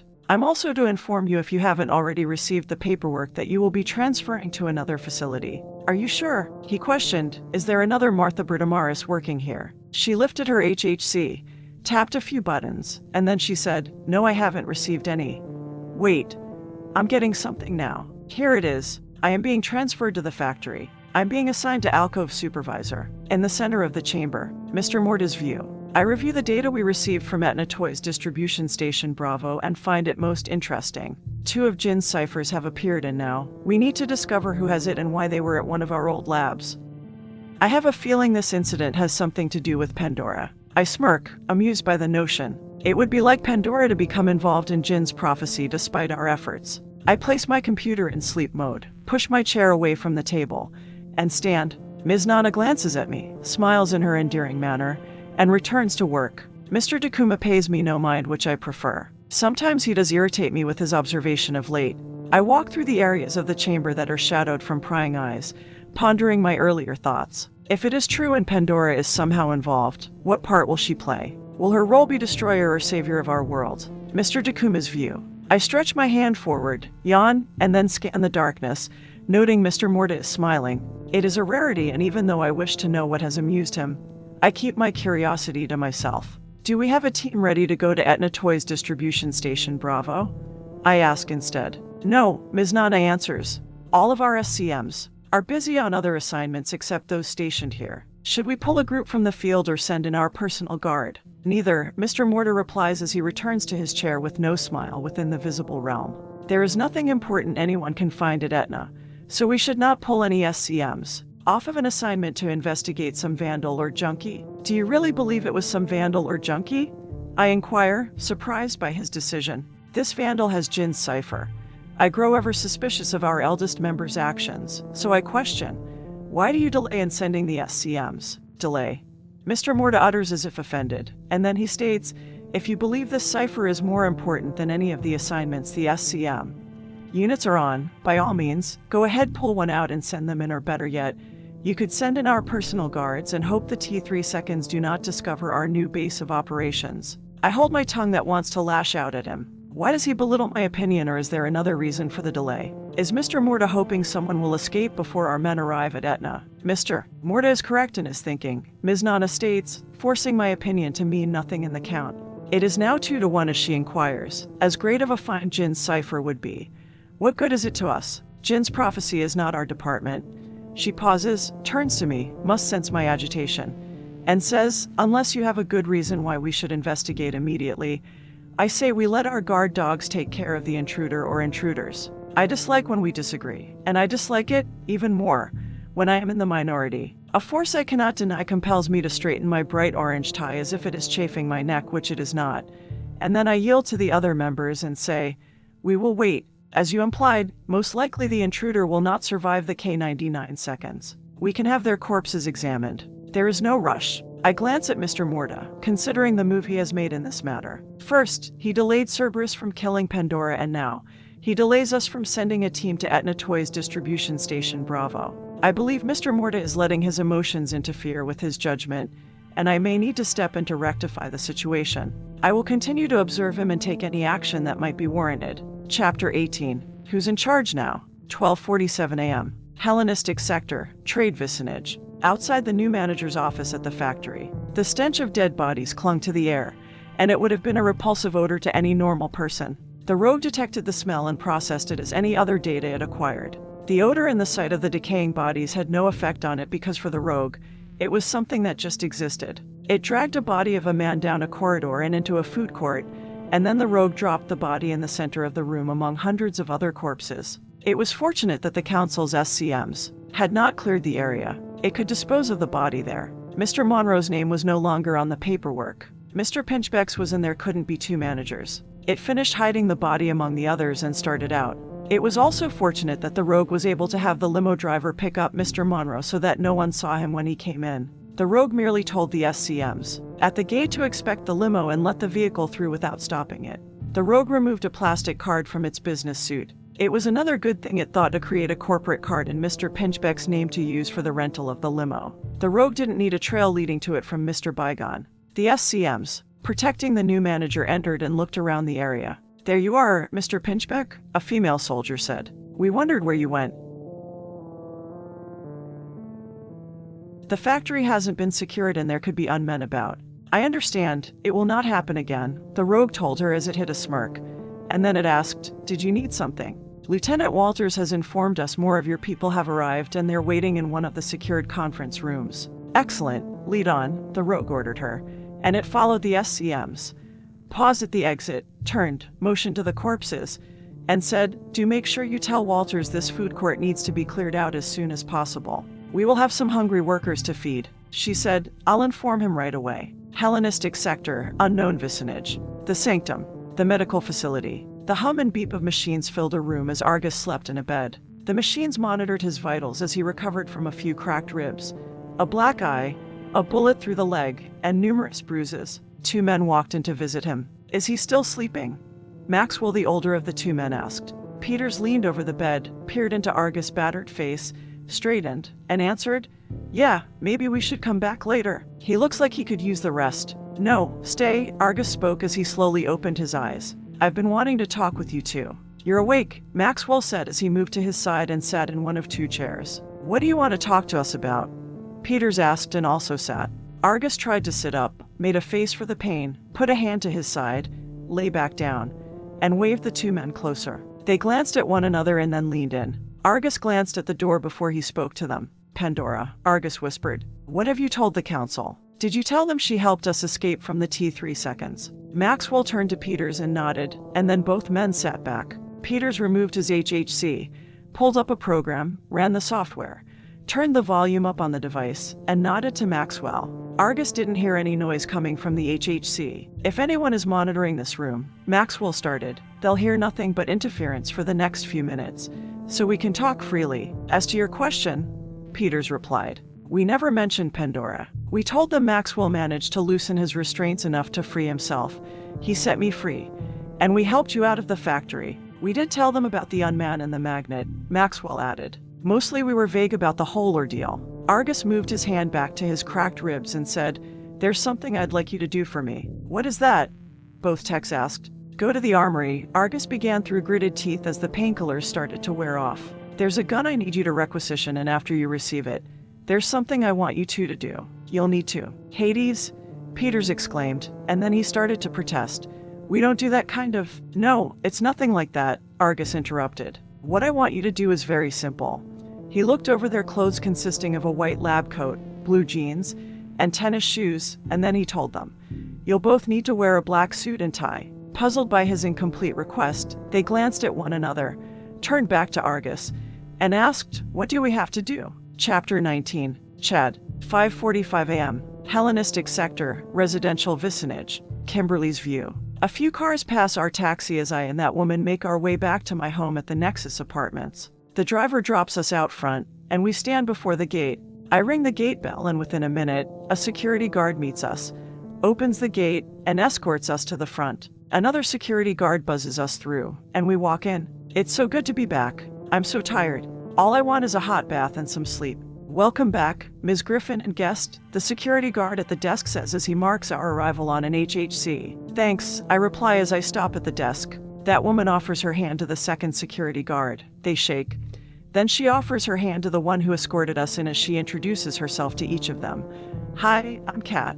I'm Mark and this is Henry, the second and younger of the 2 guards states. Hello, Henry speaks as he tips his cap to that woman after shaking her hand. I watch her as she gets chummy with the apartment's guards. No need for her to make friends here. She won't be staying long. Mark, was there any mail from yesterday? I inquire. No, but someone did leave a letter. I hold out my hand for it as I ask. From whom? He didn't say, but the letter is for Ms. Cat. Me. Really? That woman utters as if she just received a present, and then she takes the envelope. Thank you. I look over her shoulder and see that there's nothing written on the outside of the envelope. Who in Tartarus knows you're here? I question that woman as I suspect that she's keeping something from me. There's only one way to find out, that woman tells me, giddy with excitement, and then she opens the envelope and reads it as she heads for the elevator. Are you going to answer me? I inquire as I chase after her. Hey, I'm talking to you. She ignores me and all I want to do is strangle her. I don't like that she's keeping secrets. I'm the only one who's allowed to keep secrets. The elevator doors close, and I press the button for the 31st floor. The cab starts up as I glare at that woman who's still ignoring me. I could rip the letter from her hands and see for myself, but I'm no barbarian. Who could have sent her a letter? Maybe it's not a letter but instructions. Maybe she's some illicit closer who lives on the fringes of society. Maybe she's not a victim as she puts on, but maybe she's... I can go on all day like this in my thoughts, but I don't have the time. I need to find out who sent the letter. Catherine's view. I pretend not to see her glare at me. I get this feeling that Kimberly's on the verge of twisting my arm behind my back and pressuring me into answering her. I have more important things to worry about than her need to know. I continue reading the letter after we enter the cab. I'm still reading it when we arrive on the 31st floor, and I read it again by the time we arrive at apartment H. Kimberly's view. I snap as we stand in front of my apartment. Door, unlock. Voice recognized as mute. I snap again, interrupting it as I take my frustration out on everything around me. Axe. Must detect the stress in my voice, for it questions me. Is everything all right? You sound, I'm fine, and I said mute. I command. For Aries' sake, now my apartment's ignoring me. Catherine's view. Her outburst doesn't faze me as I grip the letter. I find out that there's no need to tell my friend Chad that Preacher died. The boy already knows. I wish I had been there for him. Kimberly's view. We enter the small entry of my apartment, and then I head for the kitchen as that woman heads for the living room. She has made herself at home on my couch and treats it in the living room as her own personal bedroom. It won't be for long. I only have to endure her freakish presence for a little longer, but I still can't stand that she hasn't answered my question yet. Well, I demand, are you going to tell me who the letter is from? That woman mumbles something to herself as she turns and faces me. Haven't you been listening? I inquire as if it's the 1,000th time. I've been asking you over and over. Who sent the letter? Chad, that woman answers as she seems to change her mind about sitting on the couch and goes and stands by the table in the kitchen. Is he a boyfriend of yours?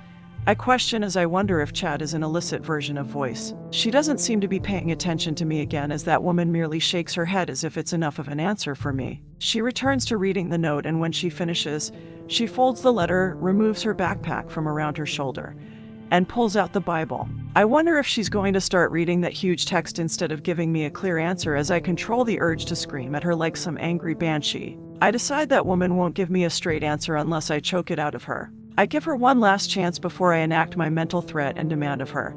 Who's Chad? She sets the book on the table and rubs her hand over its white leather cover. She didn't take it out to read it. That woman took it out to remember. The book belonged to a dead man named Preacher who that woman seemed to care about. My anger lessens as I realize the reason behind her silence. Chad's a boy I know. She finally answers me as she traces the worn gold lettering with her finger. He hung out with me and Preacher. I was right, and I didn't need to get so upset. She talked about him a little bit. Preacher was that guy friend of hers who was murdered, and also the reason why she went to Topa's estate. I feel somewhat guilty about my rage. What if the letter had been for me and it was from someone who knew my mom? Wouldn't I want to read it through before I answered anyone's stupid questions? What does the letter say? I ask. Chad wants me to know that Preacher's funeral is today. He also wants me to know he misses me. He still doesn't understand why I left the kitchen in Wayfaring Lane. He wants to know why I left him and Preacher. She picks up the book and holds it to her chest as she tells me he never understood how unsafe it was to have me around and that I put them in danger. I don't really care that she's in pain or that she's grieving. I only care about my mission and my own grief. So I tell her, you do know you can't go to the funeral. We need to track down the lead we have. We need to find Adam Greenhouse, so we're both going to Genesis Arboretum. Catherine's view. Kimberly's probably right. If I go to the funeral, I'll be putting Chad in danger. I think about how fond he was of Preacher and how he's alone now. I don't want to abandon Chad and force him to say goodbye to Preacher on his own. I turn to Kimberly and start to argue my point, but I don't want to fight with her. I need to think this over, and I can't do it here with her glaring at me. I'll be on the roof, I tell her as I grab the Bible and start for the door. You can't go, Kimberly insists. You need to put personal things aside and focus on what's important. We need to find out who murdered my mom. I pause at the door and try to think of something to say, and then I decide against it and leave. I hate arguing with Kimberly, so I better drop it for now. Sometime later, the roof of the Nexus Apartments is flat and surrounded by a 4-foot metal railing consisting of 3 bars. A raven flies above me, and I glance at the bird. I stand at the edge that faces the parking garage. There's less to see in the parking garage and less to distract me. I look at Preacher's Bible and speak to him as if he can hear me. I miss you. I feel as though your death is my fault. I hold the book close and tell him, I know Topa had you killed. He hired an illicit closer to do the job. My mind flashes back to an alley off of Wayfaring Lane as I hold his cold body in my arms, and I say, I can't get that night out of my head.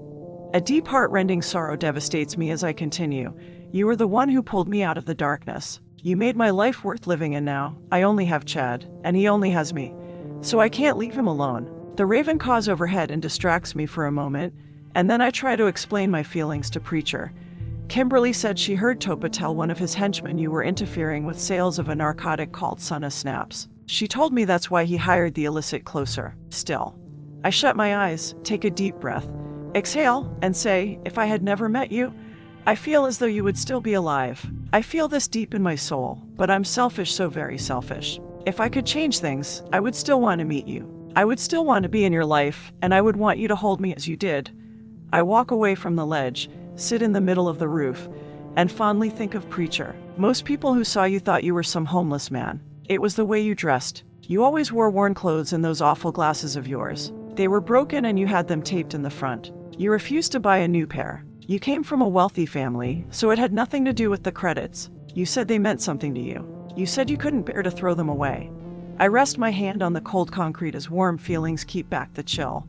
And I say, and then came Chad. You first introduced us about a year ago. I can clearly remember it was a Thursday. It had only been a week since I awoke in Etna Toys plant and warehouse. I didn't know who I was and unmen were hunting me. I was so alone in the world. I guess you thought me and Chad could help each other. End Catherine's view. Almost a year earlier. 31 IDC. October 29th. Hellenistic sector. Old business vicinage. Cat. Preacher walked to her and had a boy with him. Preacher found her lying on a cot, and it was one of about 100 in a shelter known as the kitchen. Cat turned his way when he called her name. He stopped at the end of her bed and placed his hands on the boy's shoulders. I'd like you to meet Chad. He's also new to Wayfaring Lane. Chad wore a worn, burnt orange, hooded sweatshirt and blue jeans. His brown hair was unkempt and dirt covered his face. The boy's brown eyes mirrored her own. She saw they had the look of someone lost and alone. Hello, Chad, Cat greeted as she sat up, stood, and offered her hand. Nice to meet you. The boy, who was about 12,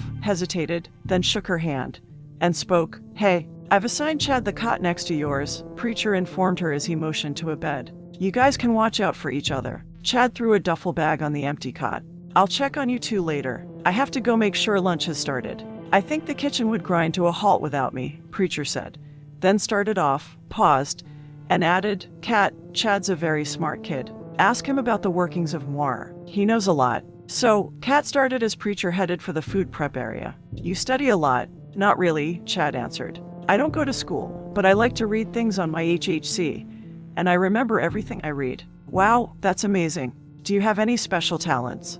Chad asked. Cat glanced at the backpack leaning against her bed that had her Beretta resting inside it and said, She decided not to mention her uncanny ability with a handgun. Cat didn't think a kid needed to know that she was good at shooting things, but she couldn't think of anything else to tell him.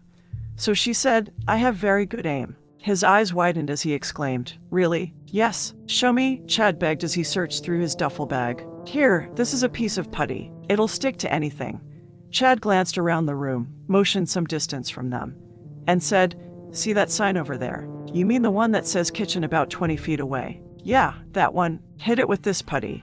Okay, Cat said as she took the piece, removed sunglasses from her backpack, and put them on. Cat did this to hide the ult-LE that would flare up once she activated her ability. She focused on the target as the E field of her body altered and her eyes glimmered like sapphire. She said, I'll hit the dot of the letter I. Cat threw the putty, arching it so the piece wouldn't nail anyone, and hit the dot dead on. Chad squinted, and then he uttered, Wow, that's cool.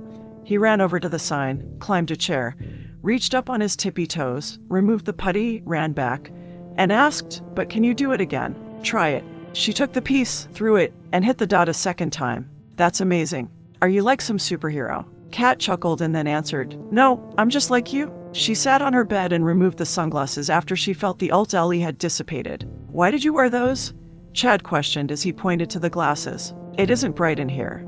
It's a secret. Maybe I'll tell you about it someday, Cat answered, then patted her bed for him to sit, and said, Now, let me test your abilities.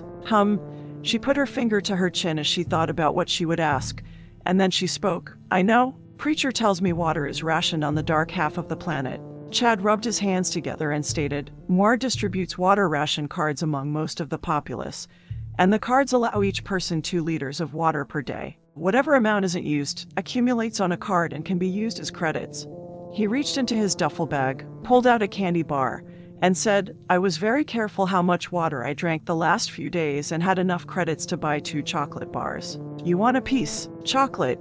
I love chocolate." Chad removed the paper wrapper, opened the foil, and broke off 2 squares. He handed one to her as he asked, "You want to hear more?" "Sure," Kat answered and then bit into the piece. "Those with a work ID number carry a P ration card. P for productive part of society, and those like us unfortunate enough not to find work or find legitimate work are issued D ration cards. D for drain on the economy." Kat licked chocolate from her fingers, removed her card from her back pocket, and spoke. "It does say D ration. P ration cards are given an extra allowance of water for bathing and household cleaning.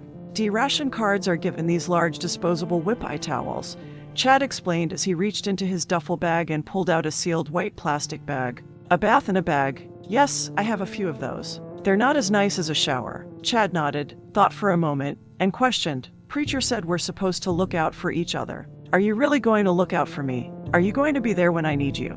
The present. Nexus Apartments rooftop.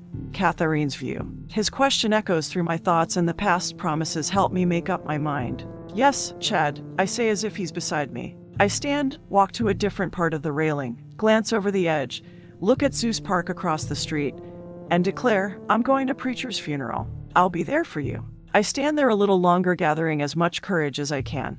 I go in and head for apartment H as I dread the task ahead. I have to convince Kimberly to let me go. Chapter 20. Farewell, Preacher. 6:35 a.m.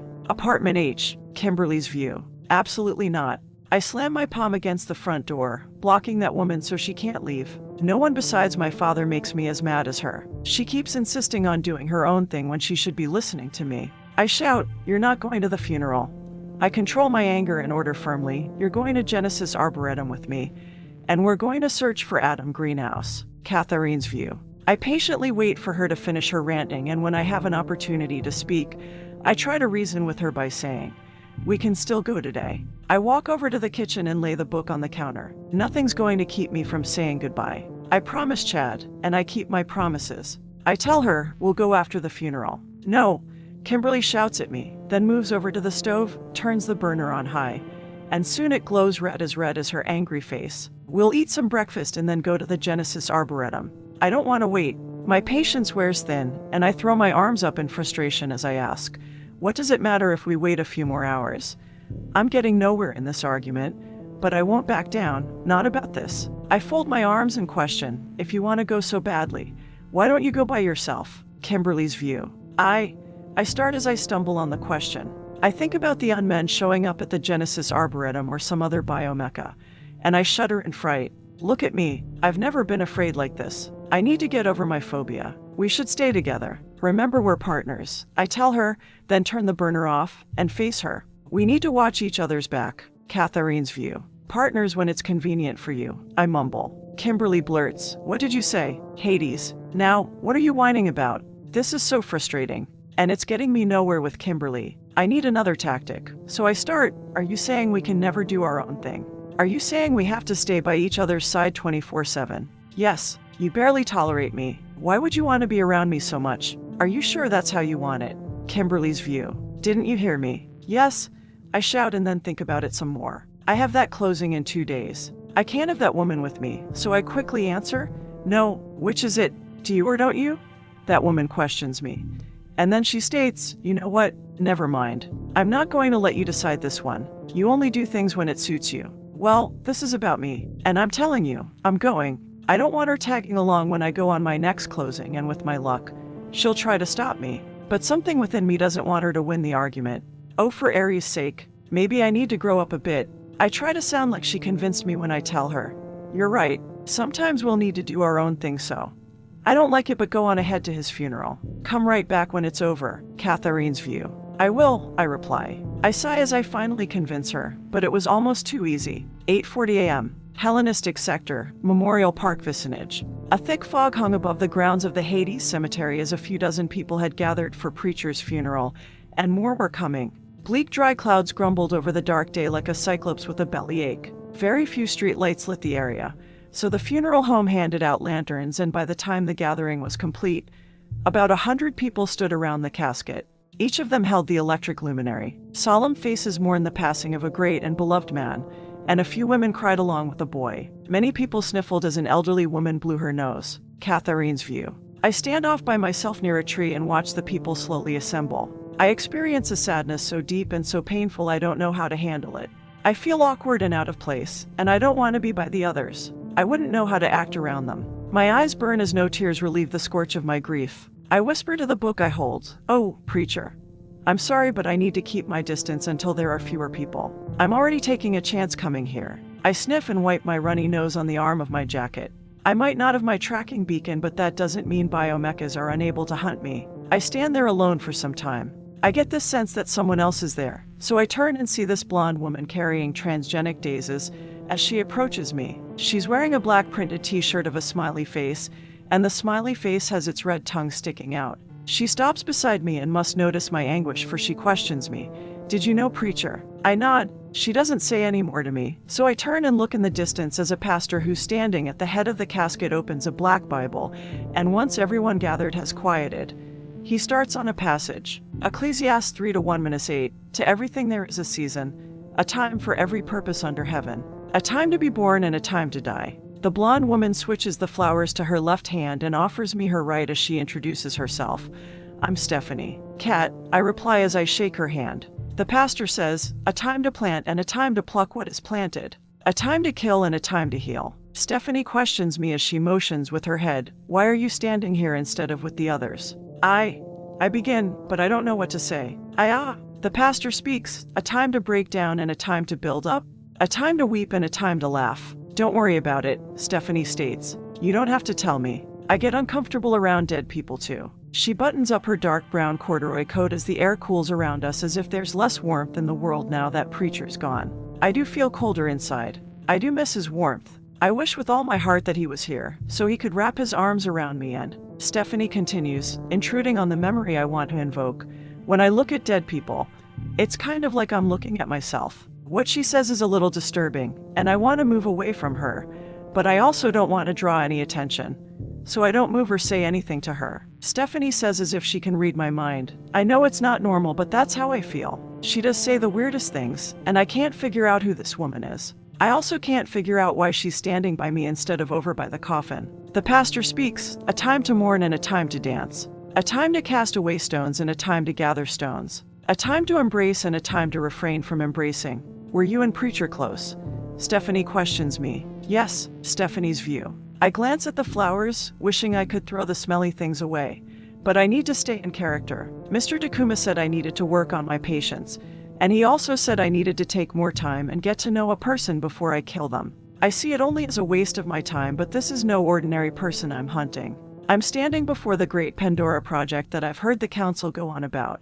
I ask her, "How close?" Pandora looks at me as if she's unsure of my question. I lean in and ask her, "I want to know if you two were playing between the sheets." Pandora's cheeks flush red, and I'm surprised by her bashfulness and how adorable she looks to be all flustered by my question. I try not to laugh, but she's just so cute.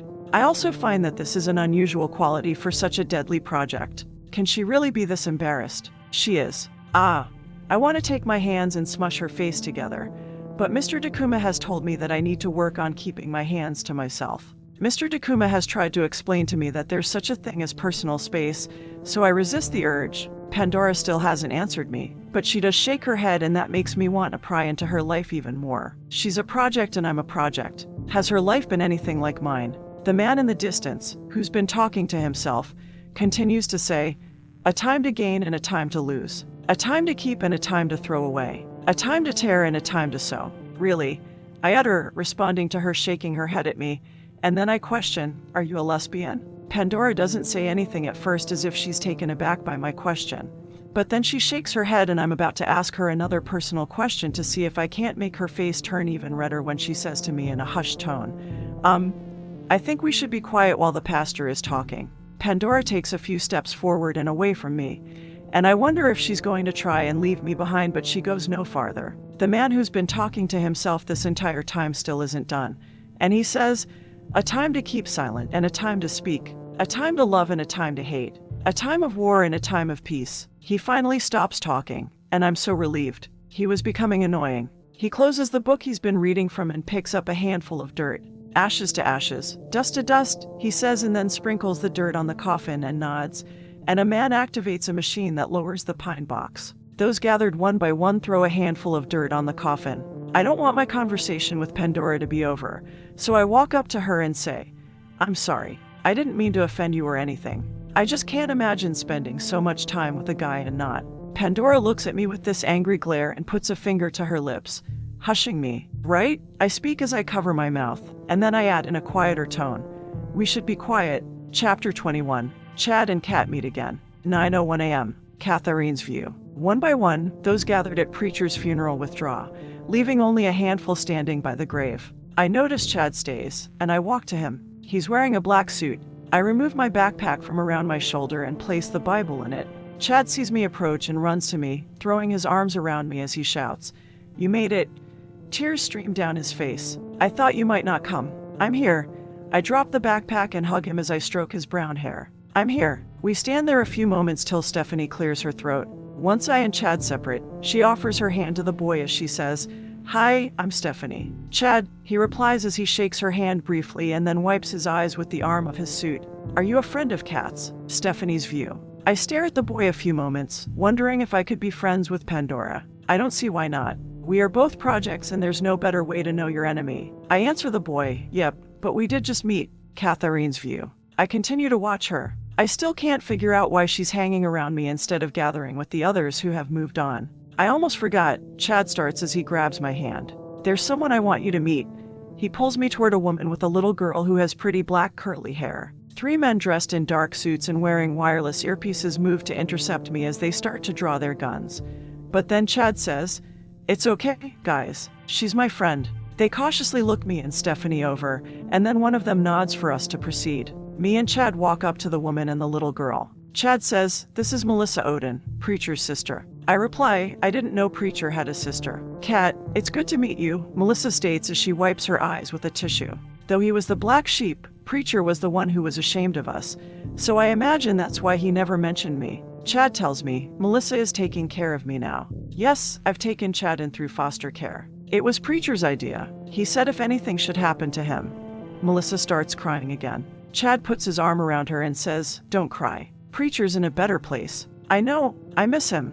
She dabs her eyes again with the tissue, reaches her palm out, grabs my hand, and squeezes it. "I'm so glad you came. Chad was afraid you wouldn't." I tried to reassure him. "If you were one of my brother's friends, you wouldn't let him down." He bows his head as he admits, "I was only a little afraid." One of the bodyguards steps forward and says, "MS, Odin, we have been in the open far too long. We should get going. Mommy, I'm tired." The little girl rubs her eyes. "All right, dear. We'll head home now." Melissa kneels, picking up the child. The little girl looks to me and asks, "Would you like to come over for a while? You could read me a story." "I can't right now, but if it's okay," I start as I turn to Melissa. "I'd like to stop by tomorrow and see Chad." Melissa nods and tells me, "I'll give you the address. Do you have an HHC?" "Yes." I remove a beat-up one from my backpack and open up an address book on it. "Here." Melissa takes it, types the address, hands it back to me, and then Melissa starts for a limo parked in the distance. The little girl waves to the casket as she sleepily says, "Bye, Uncle Norman." 2 of the men in black suits follow Melissa and her little girl back to the limo. Chad hugs me again. "I've missed you. I wish you could have stayed with us. I wish you could have stayed with me and Preacher." He steps back and says, "Maybe you could have stopped the man that." Chad can't finish the sentence. It must be too painful for him to say. I put a hand to my mouth, hiding my trembling lips. Over and over I have thought the same thing. What if I had stayed? What if I had been in the kitchen when the closer came? I kneel, look into his brown eyes, place my hand on his shoulder, and tell him, "Me too. How I wish I was, but you know it's not safe. People are hunting me." Stephanie's view. I look at Pandora curiously. Does she suspect me? Does she know why I'm here? Has she been playing the shy, easily embarrassed project only to lower my guard so that she can strike me first? Catherine's view. I glance at the man in the black suit and question the boy. "Why do you have bodyguards?" He starts to answer, but then Melissa shouts, "Chad, come on. I'll tell you tomorrow." He runs toward the limo, and his bodyguard follows as Chad yells, "Make sure you come." The bodyguard presses the button on his earpiece as he leaves and states, I and the boy are moving toward the limo. The area is still clear. I watch as Chad gets into the vehicle and the limo pulls away, And then I wait till I can't see the vehicle and turn to Stephanie. I don't think she's one of Preacher's friends, so I ask, "You said you knew Preacher. From where?" "I don't remember seeing you around Wayfaring Lane." "Just around," Stephanie replies as she smirks, grabs my hand, and turns it so she can see the HHC. "And the address? I hate to rush off to, but I've got somewhere to be. Maybe I'll see you tomorrow." Stephanie heads back the way she came in past the gravestones, and she still carries the transgenic daisies. She's a very odd woman. I turn to the whole Preacher lies, and as the fog thickens around me, I mutter, "I don't know what to say to you. I believe, thanks to you, that this is not goodbye but till we meet again." Still, I pick up a handful of dirt and throw it on his casket, and the dark soil thumps as it hits. "I miss you. I'll always miss you." I stand there as a petroleum-scented wind blows in and disperses the fog. I leave, make my way past the gravestones, and stop when one of them catches my eye. I walk to the gravestone and kneel beside it, reading, "Teresa Griffin, beloved mother, cherished wife, may she rest in peace." I know only part of what Kimberly's going through. She believed her mom abandoned her, and then she discovered it was a lie and that her mom was murdered. I understand what it is to lose someone because someone else decided to take their life. I feel violated, as though a thief came in and stole my happy existence and left me numb and hollow inside. I smooth my hand across Teresa's name. No wonder Kimberly's so driven to find whoever did this to her. I don't think killing them will ease her pain. I carefully and lovingly clear the weeds from the front of the gravestone as if the woman was my own mom. I swear I'll help Kimberly find this person, but I don't know if I could stand there and let her kill them. If it's wrong for me to kill, shouldn't it be the same for Kimberly? I pause in my thoughts as a presence disturbs my internal deliberation, and I look at the left without turning my head. Whoever's there, they're not biomechas. If they were, I would have detected their presence long before they got this close. I stand, preparing for action as I shout,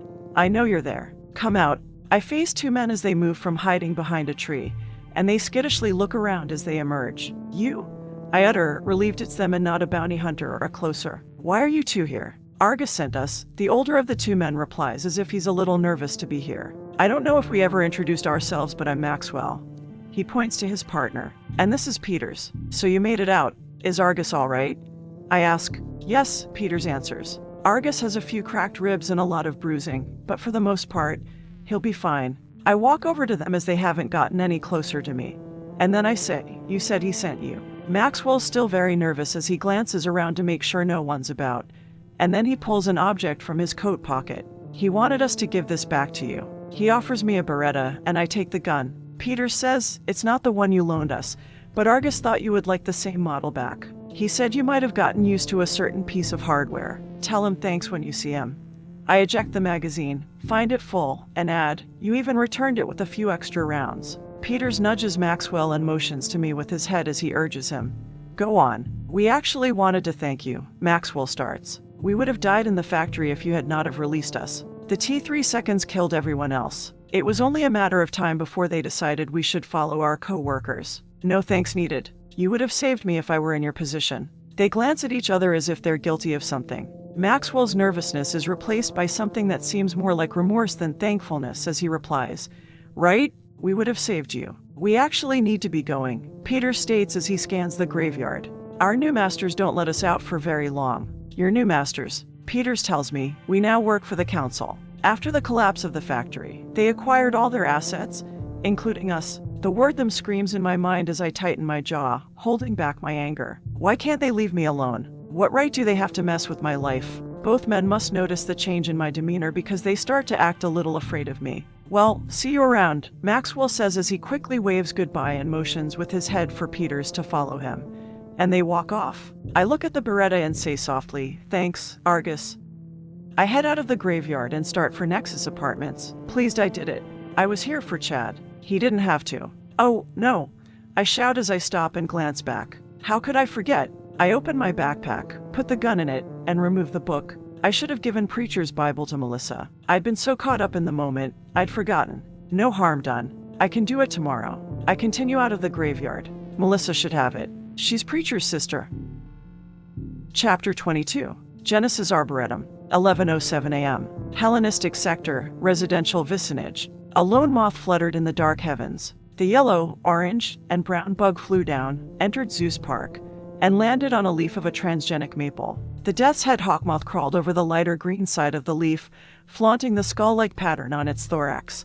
And there it watched all. Across the street at the Nexus Apartments, a red VX Corvette pulled out of the parking garage and turned onto West 1000 Avenue, and the Death's Head Hawkmoth took back to the air, flew high in the sky, and followed the car. A half hour later, Kimberly's view. I drive through Artsway and past several galleries and museums as many people stroll the dark sidewalks under the yellow glow of the cultural vicinage streetlights. I know very little about the mysterious woman sitting beside me, and yet I let her into my apartment.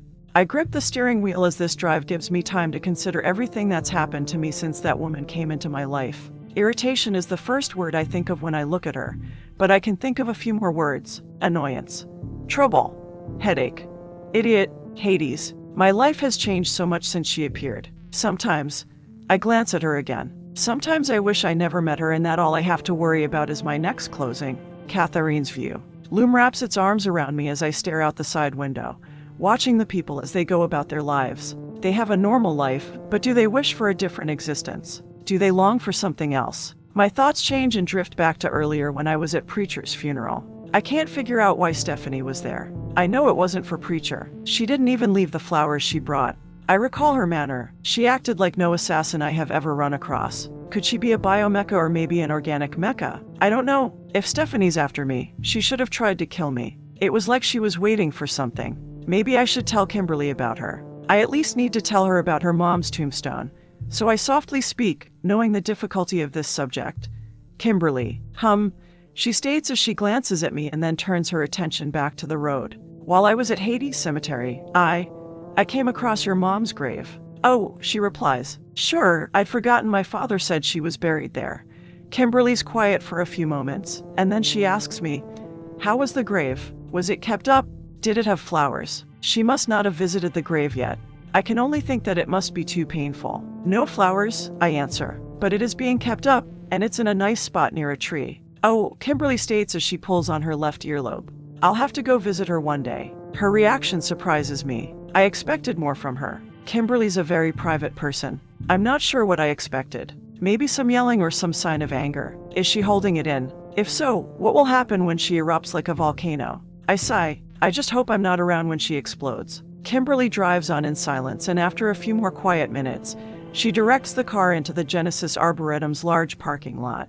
Both of us get out of the car and stretch after the long ride. Over 100 vehicles fill the spaces, and in the distance, people walk in and out of the main building. A tram stops at a pickup station, waits as people board, and then drives to the main entrance. We board the next tram, which comes by about 5 minutes later, and then we exit the tram at the main building and enter the Genesis Arboretum. We stand in line with about 12 people. I keep getting this sense that I'm not sure what it is, but I glance back at a mountain of a man in line about 4 people back. I've never seen him before and try not to stare as Kimberly purchases our tickets at a window. We walk over and hand an employee our tickets, and we enter through the turnstiles. Wait a second, I say as I stop at a gift cart and glance back to the ticket line. We can shop when we're done, Kimberly tells me, and I'm not buying you any souvenirs. Back in the line, the man I had seen with the buzz cut steps to the window and buys 2 tickets. He steps out of line and shouts, I have them. We may enter now. A woman about Kimberly's age walks over to him,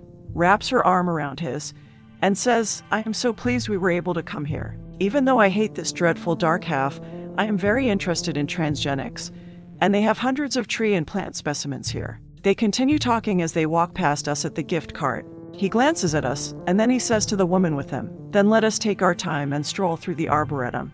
I watch the couple as they pass, and I get this feeling that I should be very afraid of them. Don't stare, Kimberly scolds me. It's very impolite.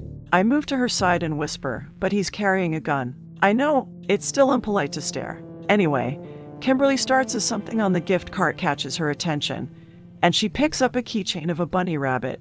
A lot of people have guns. It doesn't mean they're after you. They could have it for protection or they could be pursuing someone else. You're not the only person hunted in this world. I know, but still. I have to be cautious, I state as I continue to watch the couple. And besides, he isn't the only one armed. The woman also has weapons on her wrists. Kimberly glances at the woman, trying not to be obvious, and says, good eye. I had not noticed. I watch the couple as they stroll into the next room, and then I state, maybe they're throwing weapons like darts or knives. Come on, Kimberly tells me as she places the keychain back and starts in the opposite direction the couple went. They have nothing to do with us. End Catherine's view. Once they were some distance away, Natasha told her brother, I believe those women were staring at you. I believe you are right. The plain-looking one kept staring at me when they were in line for tickets. Nikolai went into his gangster mode and said, "The broads mean nothin' to me. Honest, I have eyes only for you." Natasha grinned as she spoke, as you should, Catherine's view. Me and Kimberly follow the path lined with transgenic plant exhibits till we come across an employee.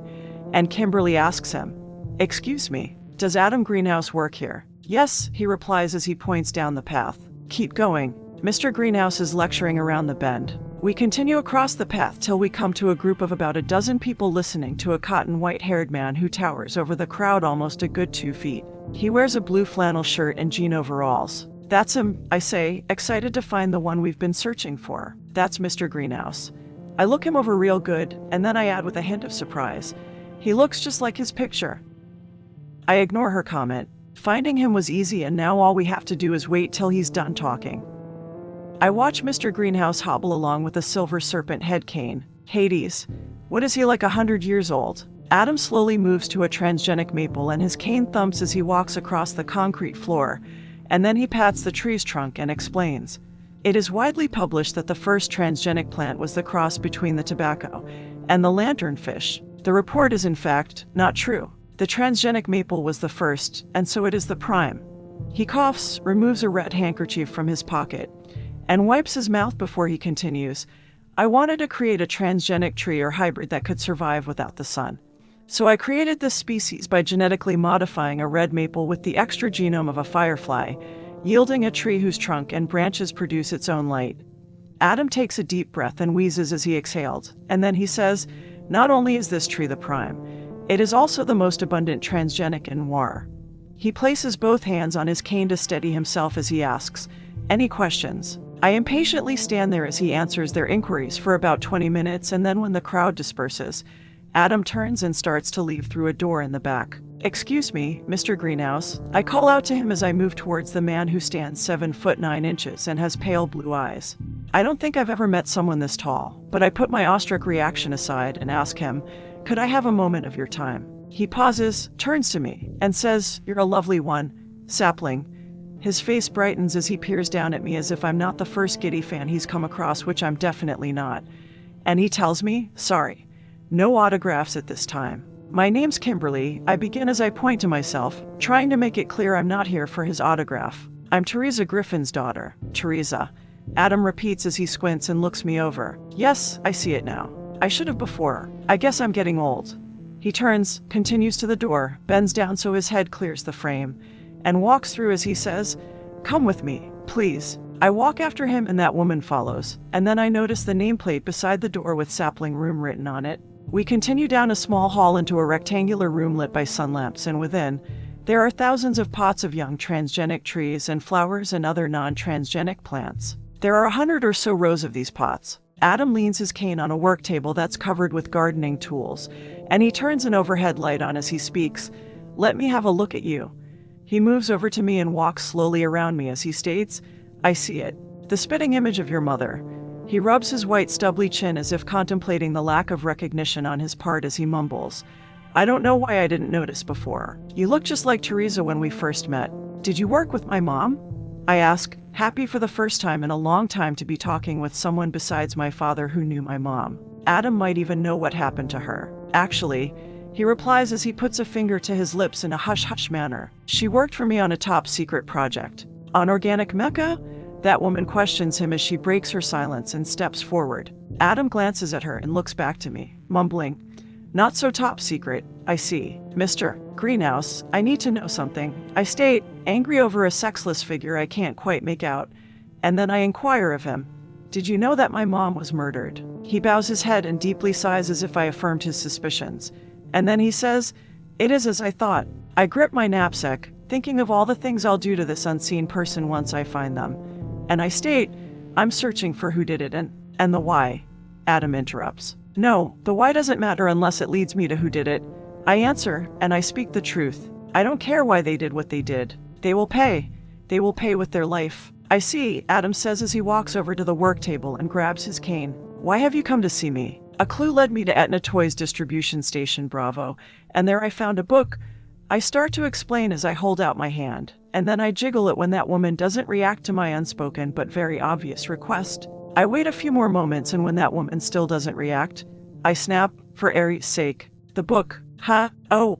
You want me to? That woman responds, and then she rummages through her backpack and removes the transgenic text. She hands it to me and says, "Give you the book?" I continue in a calmer voice once I have the text in hand. "The book led me to you." I hand the text to him, and Adam takes it, then turns it over, and studies the photo of himself as if it's the first time he's seeing it. "It was so long ago," he says. "The Sphinx Corporation assigned Teresa to me back then, and it was her first job with the corporation." "What did you work on?" "At first, Teresa helped me engineer transgenic plants, and then later, we were both placed on the Organic Mecha Project." Adam tells me. "Was it the Gorgons?" I question. "No, I never worked on that project," Adam replies, but I believe I hear a hint of deceit in his answer. And then he squints, getting a better look at that woman who's standing beside me as if he sees something in her that I can't see. "The organic mechas were under another project name. What would that be?" I ask. He turns his attention back to me and answers, "Sorry, sapling.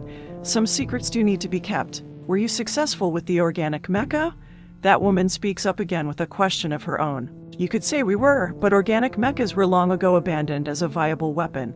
Adam replies as he eyes that woman again, but with more scrutiny. "There were too many problems with the organic mechas. We did find one file at Etna Toys distribution station Bravo." I state as I hold out my hand again to that woman, and this time, she quickly removes the lost file and gives it to me. I tell Adam as I hand him the file. Most of it doesn't make sense. Adam takes the file folder, flips through it, and chuckles as if he's amused by our lack of understanding when it comes to what's written inside. And then he speaks. "Like I said, some secrets need to remain hidden, but I will tell you one thing. The Sphinx Corporation hides information in plain sight, and one of their methods is to change the Greek name to their Roman counterpart." He hands the file back, and I take it a little irked to have been laughed at by some ridiculously old man. This trip is a waste of my time. Adam questions me. "Was it?" That woman taps me on the shoulder, then motions to him with her head, and says, "Ask him about your hand. Maybe he knows more." "My hand?" I repeat as I glance at my right palm, and then I show the star to him and say, "Oh, right? Do you know what this mark is?" He takes my hand in his large shaky ones, examines the mark, and then answers, "I believe that is Jin's cipher, or what is known as a star cipher." He raises a bushy white eyebrow and questions me, "How did you get this mark?" "From a doorknob," I reply. "It was hot from an office fire, and it burned me and left me with this scar." I watch him as sweat beads his liver-spotted forehead, and he states heat would make a very good catalyst. I hear the excitement in his voice as he questions me, "Do you know where the knob is now?" "No." "A pity," Adam states as he releases my hand. "I would like to study one of the objects that has the star mark." He pulls out his red handkerchief and throws it in a trash can, and then he walks over to the work table, removes a new handkerchief from a package, and wipes his face. I follow him and start to mention the music box when that woman touches my back, and I turn as she shakes her head, frantically pleading with her expression for me to say nothing. I'm not sure if Adam notices this, but I do remain quiet about the music box that woman has. "You said catalyst," I say to change the subject somewhat, and then I ask, "What did you mean?" "In your case, the cipher was not imprinted by a burn but by a virus that reconfigured the epidermis on a micro level." "I'm not sure I understand what you mean." "It is simple, sapling. You came in contact with a virus that genetically alters a localized area. The virus was designed to create the raised star in the center of the palm." He points to the star as he says, "It doesn't matter where you were infected. The virus was designed to place the microcipher there in the center." That woman questions him, "Did the Sphinx Corporation create it?" Adam laughs at her remark, and then he answers, "In fact, no. Jin did." He throws the second handkerchief away, grabs the third one from the package, and places it in his pocket. "How is it delivered?" I suspect Jin put the viruses on different objects, and they lay dormant until some catalyst activates them. He deeply breathes in again and wheezes before saying, "It's a pity you don't know where the knob is. I would have liked to." "Did you say the composer created it?" That woman interrupts him. "Yes, scientists believe Jin Ellerenkiski created the virus 500 years ago." Adam replies as he leans on his cane with both hands. "They believe he's really the father of genetics among other things." "Composer, painter," that woman mutters. "Jin's credentials are growing." I ask, "What are the ciphers for?" "Ciphers?" He repeats in a cackled. "Sapling, you're lucky to see the one. There has never been two or more in a generation." In fact, there have only been 3 others in the past 500 years. He stares at my hand as if he can see the cipher on my palm. And then he says, if we were to have more than one at a time, that would mean something. He turns his attention to my face as he states as to what they are for. I believe they hold some sort of code or map. I'm not sure. The cipher wasn't my department. Whatever it holds can't be seen even at a subatomic level. You could say the enigma is encoded. That woman speaks. You said to have more than one at a time would mean something. She places her left hand in her pocket. I assume to hide it from him as she questions. What does it mean? Adam shrugs and answers, I guess that Jin's prophecy is coming true. Wouldn't that be something? What prophecy? That woman inquires. Adam had mostly ignored that woman since we came in, but now he turns to her and studies her face as he answers. You'll have to find another to tell you that. You see, this old man is going to bed. Adam studies her face a little longer, and then he starts for a door in the back and says, the Sphinx Corporation who owns this place has been good enough to let me live here. You should come visit me sometime in my treehouse. It's in the next area called the Sphere Room. He opens the door and starts through it as he adds, but not today. Adam leaves, and I'm left with more unanswered questions than when I first came here. That woman waits until he exits, and then she asks me, now what? Now we go home, I reply as I peer at the folder I hold. Do some research on the internet. I start out the way we came in. That woman follows me, and we leave the sapling room as she states, okay, but I can't stay up too late. Why's that? I have to go visit Chad tomorrow, she answers me. Him again. Just how old is this guy? He's 12. Why do you ask? That woman questions me with some stupid grin on her face, and then she asks me, looking for a date. Funny, I say and sneer at her. Let's go. We return to the entrance and walk by the couple who had caught that woman's attention. She glances at the couple and then must remember how I told her it was impolite to stare. So she turns her attention back to me and says, Kimberly, do you remember when I pointed out Adam? Do you remember when I said he looked just like his picture? Sure, I reply, then shrug, and ask, what about it? I really meant it. Adam hasn't changed. He hasn't aged and looks exactly like his picture, and we know it was taken more than 30 years ago. Why hasn't he gotten older? How am I supposed to know? Maybe he has an excellent plastic surgeon. I'm serious. He hasn't aged. Oh, for Aries' sake, don't you think we have enough on our plate without searching for his fountain of youth? We did get Florida when Ponce de Leon looked for the original. That woman tells me. Maybe we can get something of equal value if we look for Adam's fountain. Why is that woman always talking in riddles? I was never very good in history, but Ponce de Leon and Christopher Columbus discovered Noir, or the Neoteric world as it was called back then. I've never even heard of this Florida that she mentioned. Chapter 23, Brownstone Street, October 24th, Sunday, 8:41 a.m., Nile Sector, Comorant's vicinage. In a large cage beside the Bess Hotel, birds in a rainbow of colors chirp to an artificial morning. The hotel built a glass and steel aviary next to their main building so guests could walk out of the lobby into the center of a mock rainforest. And several lamps generated the sun of the light side. One of the upbeat regions of Noir, the upper-class part of the Nile sector called the Comorant's vicinage, produced a wealth of hotels, fine restaurants, high-class shops, and large residential properties. Business people and retail employees filled the sidewalks as they made their way to work, and children played along the well-lit streets. A few dogs barked as their owners took them on walks, and a white commercial-class Zeppelin glided over the brightly lit city. The helium-filled airship's twin engines roared, cutting through the thick atmosphere. Oxygen cells fed clean air directly into the intake valve, keeping the engines running in the polluted sky. A message in green neon letters ran across the Zeppelin's side, and it read, "Buy Valhalla water, the liquid from heaven. It comes from the purest source, underground springs in Iceland. So buy Valhalla water, H2O of the gods." Catherine's view. Cars and trucks drive up and down the busy brownstone street in front of the Bess Hotel. I get out of a taxi and walk up to the stoop belonging to Melissa's address. The house is across the street from the hotel. Earlier, I took a hover train to reach this part of Noir and then grabbed the taxi, thanks to Kimberly's credits that she uncharacteristically allowed me to use with no fuss. I notice a black van with dark tinted windows parked near Bess, and I panic. I want to dart back into the taxi that's still sitting at the curb. I can't do this. I can't let my paranoia get a hold of me. The council and the factory can no longer track me, so it's just a van. No one's after me, and once I think I've convinced myself, I move to the front door, keeping a watchful eye on the van. I remove the white Bible from my backpack and ring the doorbell. I wait, but before anyone answers, Stephanie walks up behind me out of nowhere and says, "Hello again." She wears a similar outfit as she had before, but this time the smiley face on her t-shirt has a bullet hole in the center of its forehead and blood trickles down from the cartoon wound. "Hello," I reply, more wary of her than the van. Stephanie must notice my suspicious gaze and tries to divert my mistrust by asking, "Are you also here to see Preacher's sister?" The black van across the street draws my attention again as two men in white uniforms and caps exit, head for the rear of the vehicle, and open the two back doors. I turn my attention back to Stephanie as we stand on the stoop.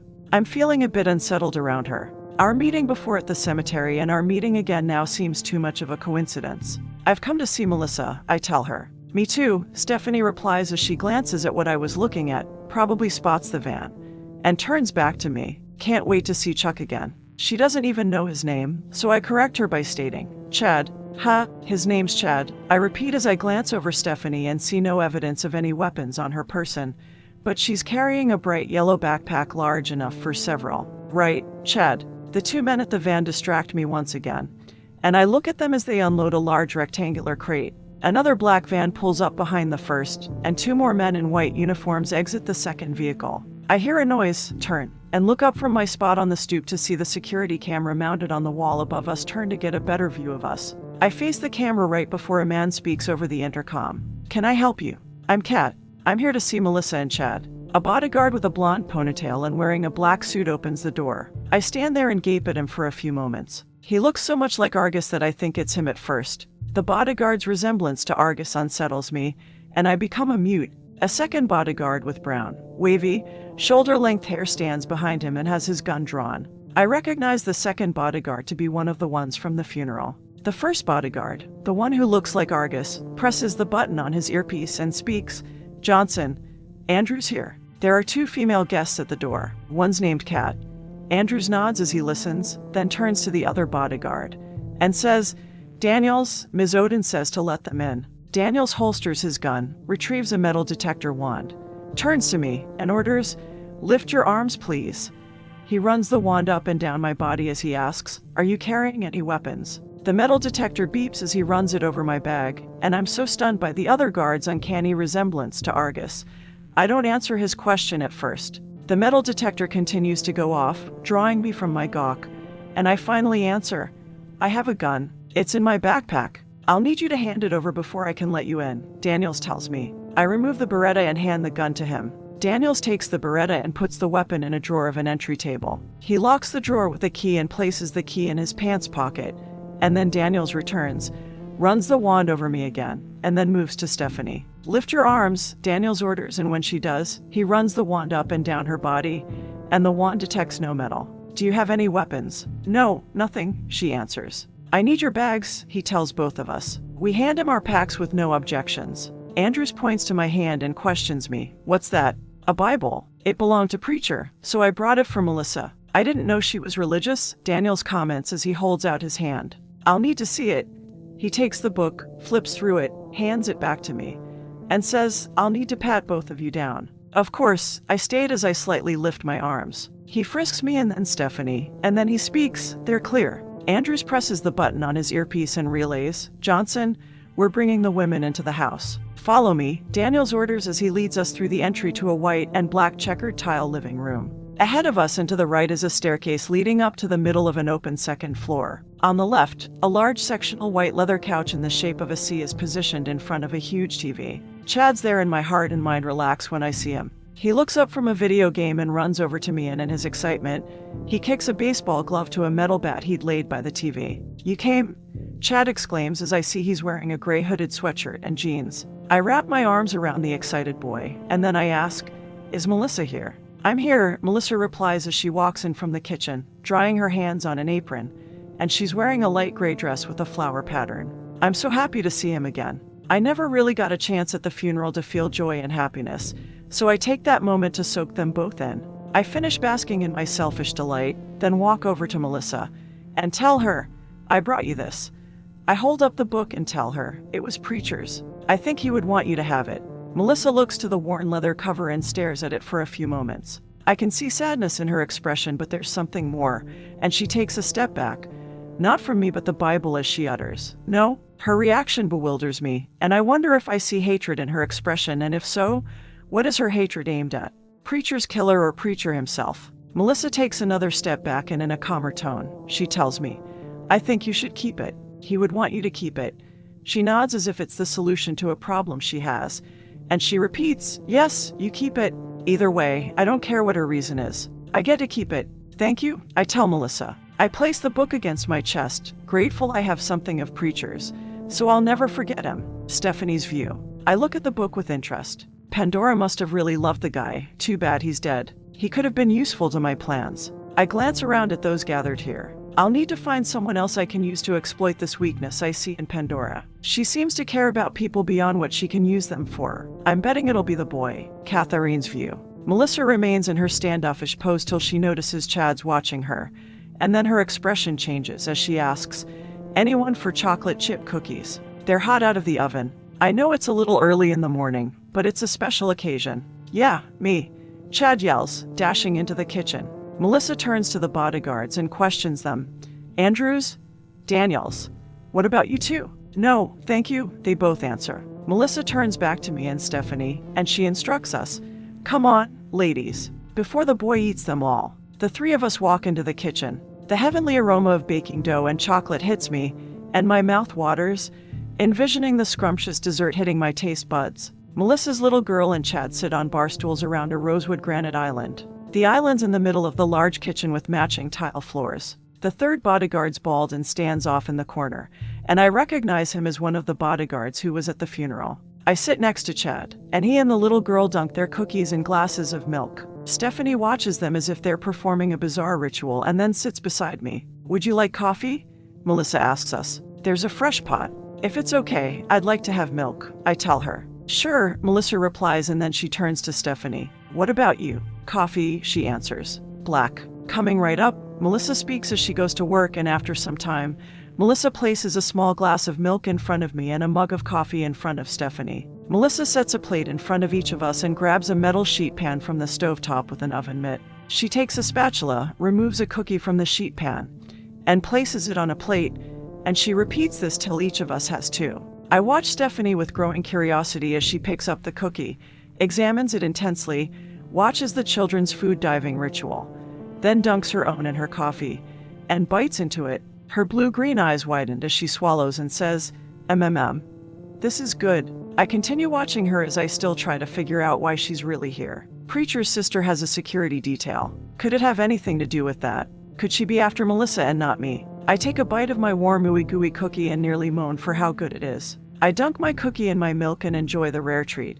I start on my second cookie and say between bites, You don't know me very well, Melissa, but I hope you don't mind me asking. Why do you have bodyguards? Stephanie seems to perk up with interest after she devours both of her chocolate chip cookies. Melissa turns to the children and says, Chad, why don't you take Bonnie up to her room to play while I talk with Kat? Yes, Melissa. Come on, Bonnie. Let's go play in your room. Melissa waits till the children leave and hears them walk up the stairs, and then she places the sheet pan and spatula on the counter and tells me, My contract with the Valhalla Corporation is in dispute. Melissa sits on the bar stool across from me and continues, You see, I'm a chemist, and after my 10-year term ended with the corporation, I left. 1 year after that, I started a new job and developed a formula, and Valhalla claims they are entitled to anything I may have started while in their employment, but I never began work on this formula until I started my new job. The corporation I work for now, ISIS, sent these bodyguards to protect me and my family until the delegation in court is over. Valhalla has no legal claims, but ISIS fears they might convince the Assassins Guild to send a life closer after me, so I have these men here until the matter is settled. She looks up at the ceiling as if envisioning the upstairs and the children as she says, This place isn't my house but a safe house. I peer at Stephanie, who has downed another cookie she snuck from the sheet pan, and then I turn back to Melissa and say, You said today was a special occasion. What is it? Oh, no. Did you forget? I have no clue. So I say, Did I forget what? It's Chad's birthday, Melissa proclaims. Chapter 24. Breakdown of security. 9:14 a.m. Minutes earlier. On Brownstone Street. The 4 delivery men made their way across the road and up the stoop of Melissa's house, and then one of them removed his white cap, wiped sweat from his brow, and rang the doorbell. The security camera turned to see the 2 large rectangular crates the men had wheeled up on dollies. Andrews asked through the intercom, Can I help you? One of the men looked at an HHC, and then he said, "We have a delivery for a Melissa Odin from ISIS Corporation." Inside the house, Andrews glanced at Daniels, who checked his HHC. "We are expecting them," Daniels said. "Let them in." Andrews went out, ran the wand over each man, frisked them, and found nothing. He opened the door for them and told them, "Set the crates at the end of the entry and unload them." The 4 men started, and as one of the men said, "There are 3 more crates, and they should be arriving shortly." Inside the kitchen, Catherine's view. Chad's birthday. How could I forget? I think back a year ago, and it almost seems like yesterday. It had been 15 days since I met Chad, and the day before, Preacher told me it was going to be the boy's birthday. So we were going to surprise him. 31 IDC, November 7th. Set. Chad entered the kitchen and made his way to his cot. Sweat soaked his sweatshirt, and he held a worn basketball under his arm. "Have a good game?" I questioned him as I sat up on my cot and nodded to Preacher across the room, and he left to get one of the surprises for the boy. "Not bad, but the kitchen's basketball has seen its last game. It keeps losing air. Can't really play with a ball that doesn't bounce." "Oh," I said, "guess not. You up to playing some cards with me?" Chad questioned me. "I was hoping we might play." "I don't know," I interrupt him, being a little wicked. I know what the surprises were and how much Chad would enjoy them, so I pretended that I didn't know it was his birthday. I lay back as if I didn't have a care in the world and said, "I'm kind of tired. Maybe I'll go to bed early." I rolled on my side, faced him, and rested my head on my elbow as I asked, adding to my evilness, "Today isn't some sort of special day, is it?" I watched as Preacher came up behind the boy with a chocolate cupcake with a single lit candle in it.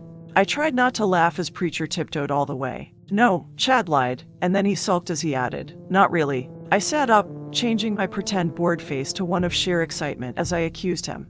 "I think you're wrong." I pointed behind the boy, and Chad turned and saw the cupcake as me and Preacher broke out in song. "It's your birthday," we sang off tune. "It's your birthday. It's a special day. It's a special day."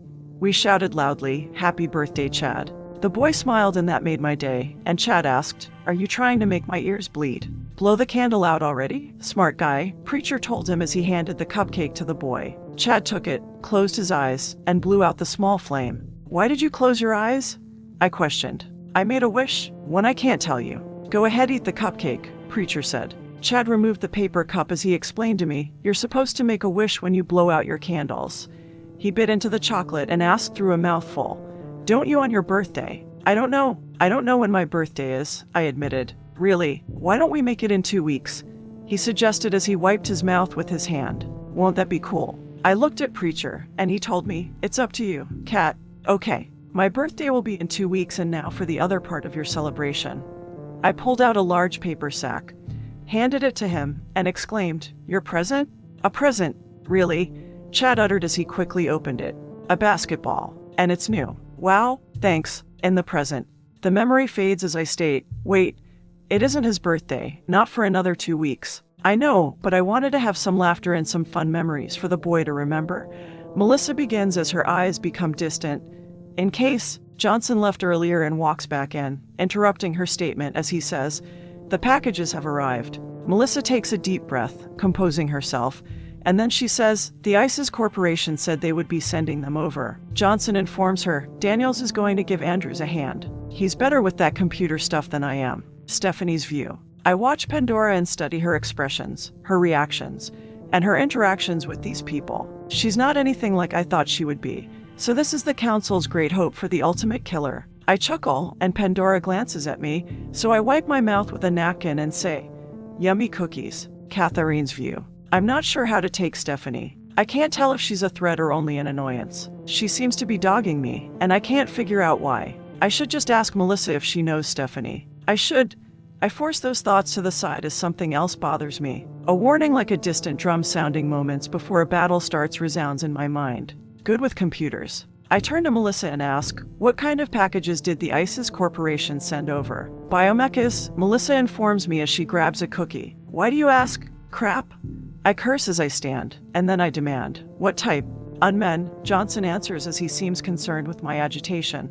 "ISIS bought a few from the Sphinx Corps." "No," I interrupt him as the panic I tried to suppress outside comes hysterically back. I run out of the kitchen and shout to the bodyguards in the living room, "Don't activate them." Stephanie, Melissa, and Johnson follow after me a few seconds later. I rush into the living room and find Andrews and Daniel standing alongside 5 unmen, 2T 1 second and 3T 2 seconds. The unmen wear no ORITT like they normally do to hide their eyes so that they can pass as human. I think about darting for the front door and bolting from the house before they power up, but the unmen block the entry, so I shout again, "Don't activate them." I quickly turn my attention to the locked entry table where my gun's stowed. I'll be defenseless if they power up. I have to make sure they don't activate the unmen. I race for the bodyguards, but Daniels must not have heard me because he taps the activation button. The HHC wirelessly transmits the command, and the unmen come to life. My heart beats the biomecha warning as my body prepares for combat, and I feel the blue Alt-LE shimmer from my eyes. I turn, race back, and frantically question Melissa, "Do you have a back door?" "By Thor!" Melissa exclaims as she gasps. "Your eyes, Stephanie's view." I nearly salute her as I peer at Pandora in awe. What's happening to her? What's this amazing thing that's happening to her? Her eyes have changed. No, her eyes are glowing with this power that I envy. Am I about to witness something spectacular? Am I about to see why the Council believes Pandora is a better project than me? Catharine's view. I glance back as the unmen state in one accord. Unit activated. Uploading new programming. Please stand by. The program will be uploaded in 20 seconds. Melissa. I yell and then repeat. Do you have a back door? Johnson steps forward, placing himself between me and Melissa as he says, "I think you need to settle down and take a few steps back. There's something wrong with you. Are you some sort of biomecha?" I glance back again as the unmen turn their heads, stare right at me, and say in unison, "Pandora Project detected. Bypassing new software. Initializing original commands. Commencing seek and destroy program." They move forward as they declare, "We will annihilate the Pandora Project." "What are you doing?" "I didn't command any of you to move," Daniel shouts. "And what's this Pandora Project?" He taps a few keys on the HHC touchscreen, and then he announces, "We have defective biomechas. No wonder the ISIS Corporation got them so cheap. We'll have to shut them down." He presses a few more keys, and I hear a little fear in his voice as he says, "They aren't turning off." "The door," I utter as I move past Johnson and grab Melissa's arm so she'll focus on me, and I scream, "I need to leave now." "Where's the door?" Johnson grabs me by my arm as he places his other hand on his holstered gun, and he orders me, "I think you need to back up." Andrews, who's also by the unmen, leans over, glances at Daniel's HHC screen, and points as he suggests, "Try the override command." "I did," Daniels tells him. "They aren't responding." "I'll pull up the emergency termination. It'll burn out their processor, but it can't be helped now." The unmen draw their guns out of their shoulder holsters. "Hurry," Andrews shouts. "There, got it?" Daniels yells as he presses the final button. The unmen pause in mid-action as if they're a video, and then their dot lights fade, and I'm so very thankful for kill switches, but then they power back on and say, "Override new command. Proceed with the capture of the Pandora Project." "No, no," Daniels shouts. "It should have fried their processors." He hits the last command key several times and yells, "Come on, fucking work. It's too late. They've locked on and nothing will stop them from coming after me. I can't let anyone else get hurt in the crossfire." So I run away from Melissa, Stephanie, and Johnson to the cover of the white sectional couch as the unmen open fire on me. I dive to the floor as bullets riddle the couch and destroy the TV. A small fire starts within the big screen, and I move as far away from it as I can without exposing myself to the unmen. Johnson draws his gun, grabs Melissa, and drags her into the kitchen. Stephanie's view. I remain where I stand as the unmen try to take out Pandora. I have to watch. I can't miss this amazing enigma at work. I'm drawn closer to the action like a moth, and I guess that would make Pandora the flame. I can't take my eyes off of her. The great Pandora Project is about to take on 5 unmen. This I gotta see. Catharine's view. Andrews and Daniels start to pull their guns, but 2 of the unmen shove them, hurling the men across the room and into a wall. The 2 bodyguards hit hard and slide into a heap. There's some distance behind my position and close to the window facing the street. The unmen start towards me, and I believe everyone's safe for the moment, but then on the opposite side of the room and up the stairs, Chad rushes out of a bedroom. He runs down the stairs and halts at the bottom. "What's going on? What's all the noise?" The 2T 1 second, the model which I've dubbed Pretty Boys, turn and see the boy. And Chad freezes. They must analyze his face, for one of them says, "Take the boy. He will be useful in Pandora's capture." "Chad, run!" I scream as the 3T 2 seconds pin me down with gunfire. I glance around the corner of the couch and see that Chad's scared out of his mind as the Pretty Boys march towards him. "No!" I yell. Leave him alone. Don't you hurt him. I shout as blue Alt-LE intensifies and flares from my eyes like angry electrical waves. I grow desperate as I lean against the couch, waiting for a chance to react. No matter what, I have to save the boy even if it cost me my life. I think of Preacher and my heart calls for my beloved as determination growls within me like a hungry tigress stalking a herd of antelope. I'll soon sink my teeth into the unmen and annihilate them all. They won't hurt anybody here. I swear it. Chapter 25. In a bad spot. 9:32 a.m. Melissa Odin's safe house. Catherine's view. Don't hurt Chad. Don't hurt him. He's all I have left. I cover my head, lying face down on the floor as the other men fire at me. God, don't let him get hurt. I can't lose him, not after Preacher. I manage to peer around the couch again and see the two pretty boys marching towards Chad as they lift their guns and state, "Wound the boy so we may capture him." No. I yell again. Run, Chad. The monsters? He mumbles, unable to move for fear. They're the orange-eyed monsters. This isn't the first time he has met these nightmares. I had hoped when I left him in Preacher, he would never have to see them again. I should have never come here. I should have listened to Kimberly and never gone to the funeral. The 3T2 seconds move on my position and speak with a South African accent. There is no place for you to go. Pandora, surrender and we will take you alive. I see a metal bat by the TV, so I crawl to it, grab the bat, and jerk the two game controllers from their connection to the game console. I won't let anyone else die. I'll save Chad. I feel the Ultra Epi surge through my body as I stand, and I see the glow of the blue Alt-LE as it flashes off the floor and reflects my determination. I quickly throw the first controller at the T2 seconds and the second controller at the T1 second, and then I duck behind the couch, peer over it, and watch as they both strike their mark. The first controller hits a T2 in the brow, and the second controller strikes a pretty boy in the back of the head. I stand again and take a few steps back from the couch as the two pretty boys turn from Chad, glance at the controller, and move towards me. No, one orders the other. Complete our other task first. We must take the boy. On the other side of the room, the 3T2 seconds look at the controller at their feet and ask me, "What do you plan on gaining by attacking us with such a weapon? You cannot damage us with..."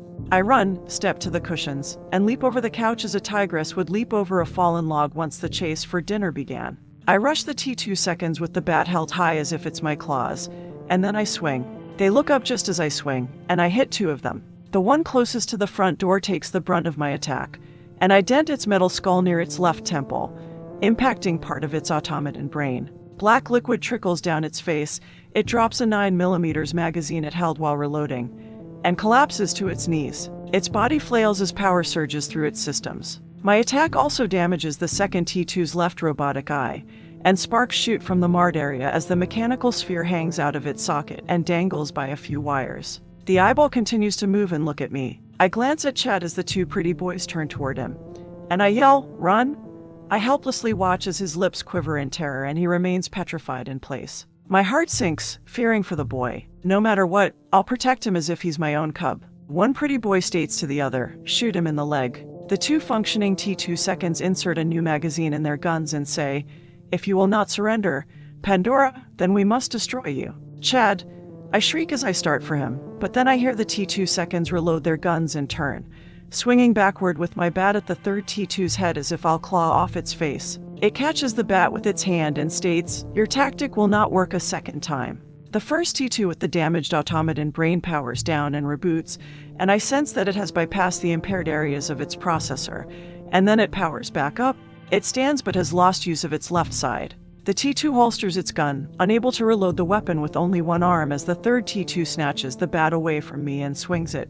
I duck, grab the magazine the first T2 dropped, and roll away from the T2 seconds. The third and second T2 open fire on me as I duck around the end of the couch. They cease fire, and white particles from the couch's padding float in the air around me. Stephanie's view. I stand in front of the kitchen door and watch Pandora while the gun battle takes place. As the carnage goes on around me, I realize another like myself exists. Pandora's amazing.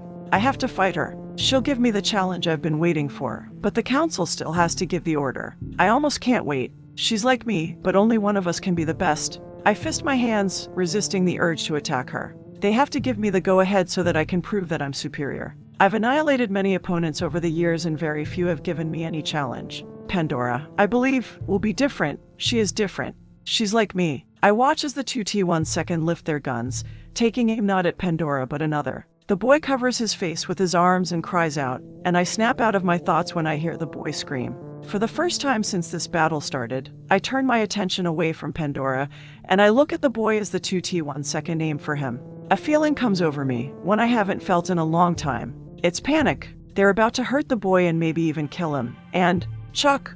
I yell as I run and tackle him before the T1 second fire. Catherine's view. Before I can try and rescue Chad, the pretty boys fire and their bullets riddle the staircase. I nearly die inside as I'm too late to save him. But then I see that Chad's fine. He's more than fine. He's safe. The pretty boys cease their attack till they can identify the unknown woman who has run out in front of them. Their programming, thanks to Kimberly, now prevents them from hurting civilians unless the factory deems the individual expendable. Stephanie shields the boy with her body as she turns and glares at the pretty boys. The T1 second use their facial recognition software, and an alarm goes off inside their programming, identifying the woman as. I lose my connection with the pretty boys. They can't harm her because she's important somehow, and I don't know why they can't destroy her. The pretty boys turn to one another and search their programming for their next move as their current tactic has been barred. I have to think fast. I still have no gun, and there are too many people here for the unmen to use against me. I really wish Kimberly was here. I could use someone in a fight like this. I look again to Stephanie as she protects Chad. He's safe along with everyone else, and that's the most important thing at the moment, so I raise my hands and shout, I surrender. Don't shoot. I stand from my position, unsure if they'll take me prisoner. Stephanie's view. I lift from the boy, kneel beside him, and quickly check to see if he's hit as I ask, Chuck, are you fine? Yeah, I think, he answers as he holds his bloody elbow where he scraped it on the floor. And my name's Chad. He turns to me and asks, what about you? I'm fine, I reply when I'm satisfied he's not injured. Catherine's view. Andrews and Daniels stir and rise to their feet as the 3T2 seconds focus on me, deciding my fate, and the T2 seconds state, take Pandora. We will return to the factory. My heart slows, and my eyes lose their glow with the immediate danger gone, and the genetically altered adrenal gland ceases production of my ultra-epi. The first T2 limps to me, dragging its impaired left leg, then stops and waves for me as it commands.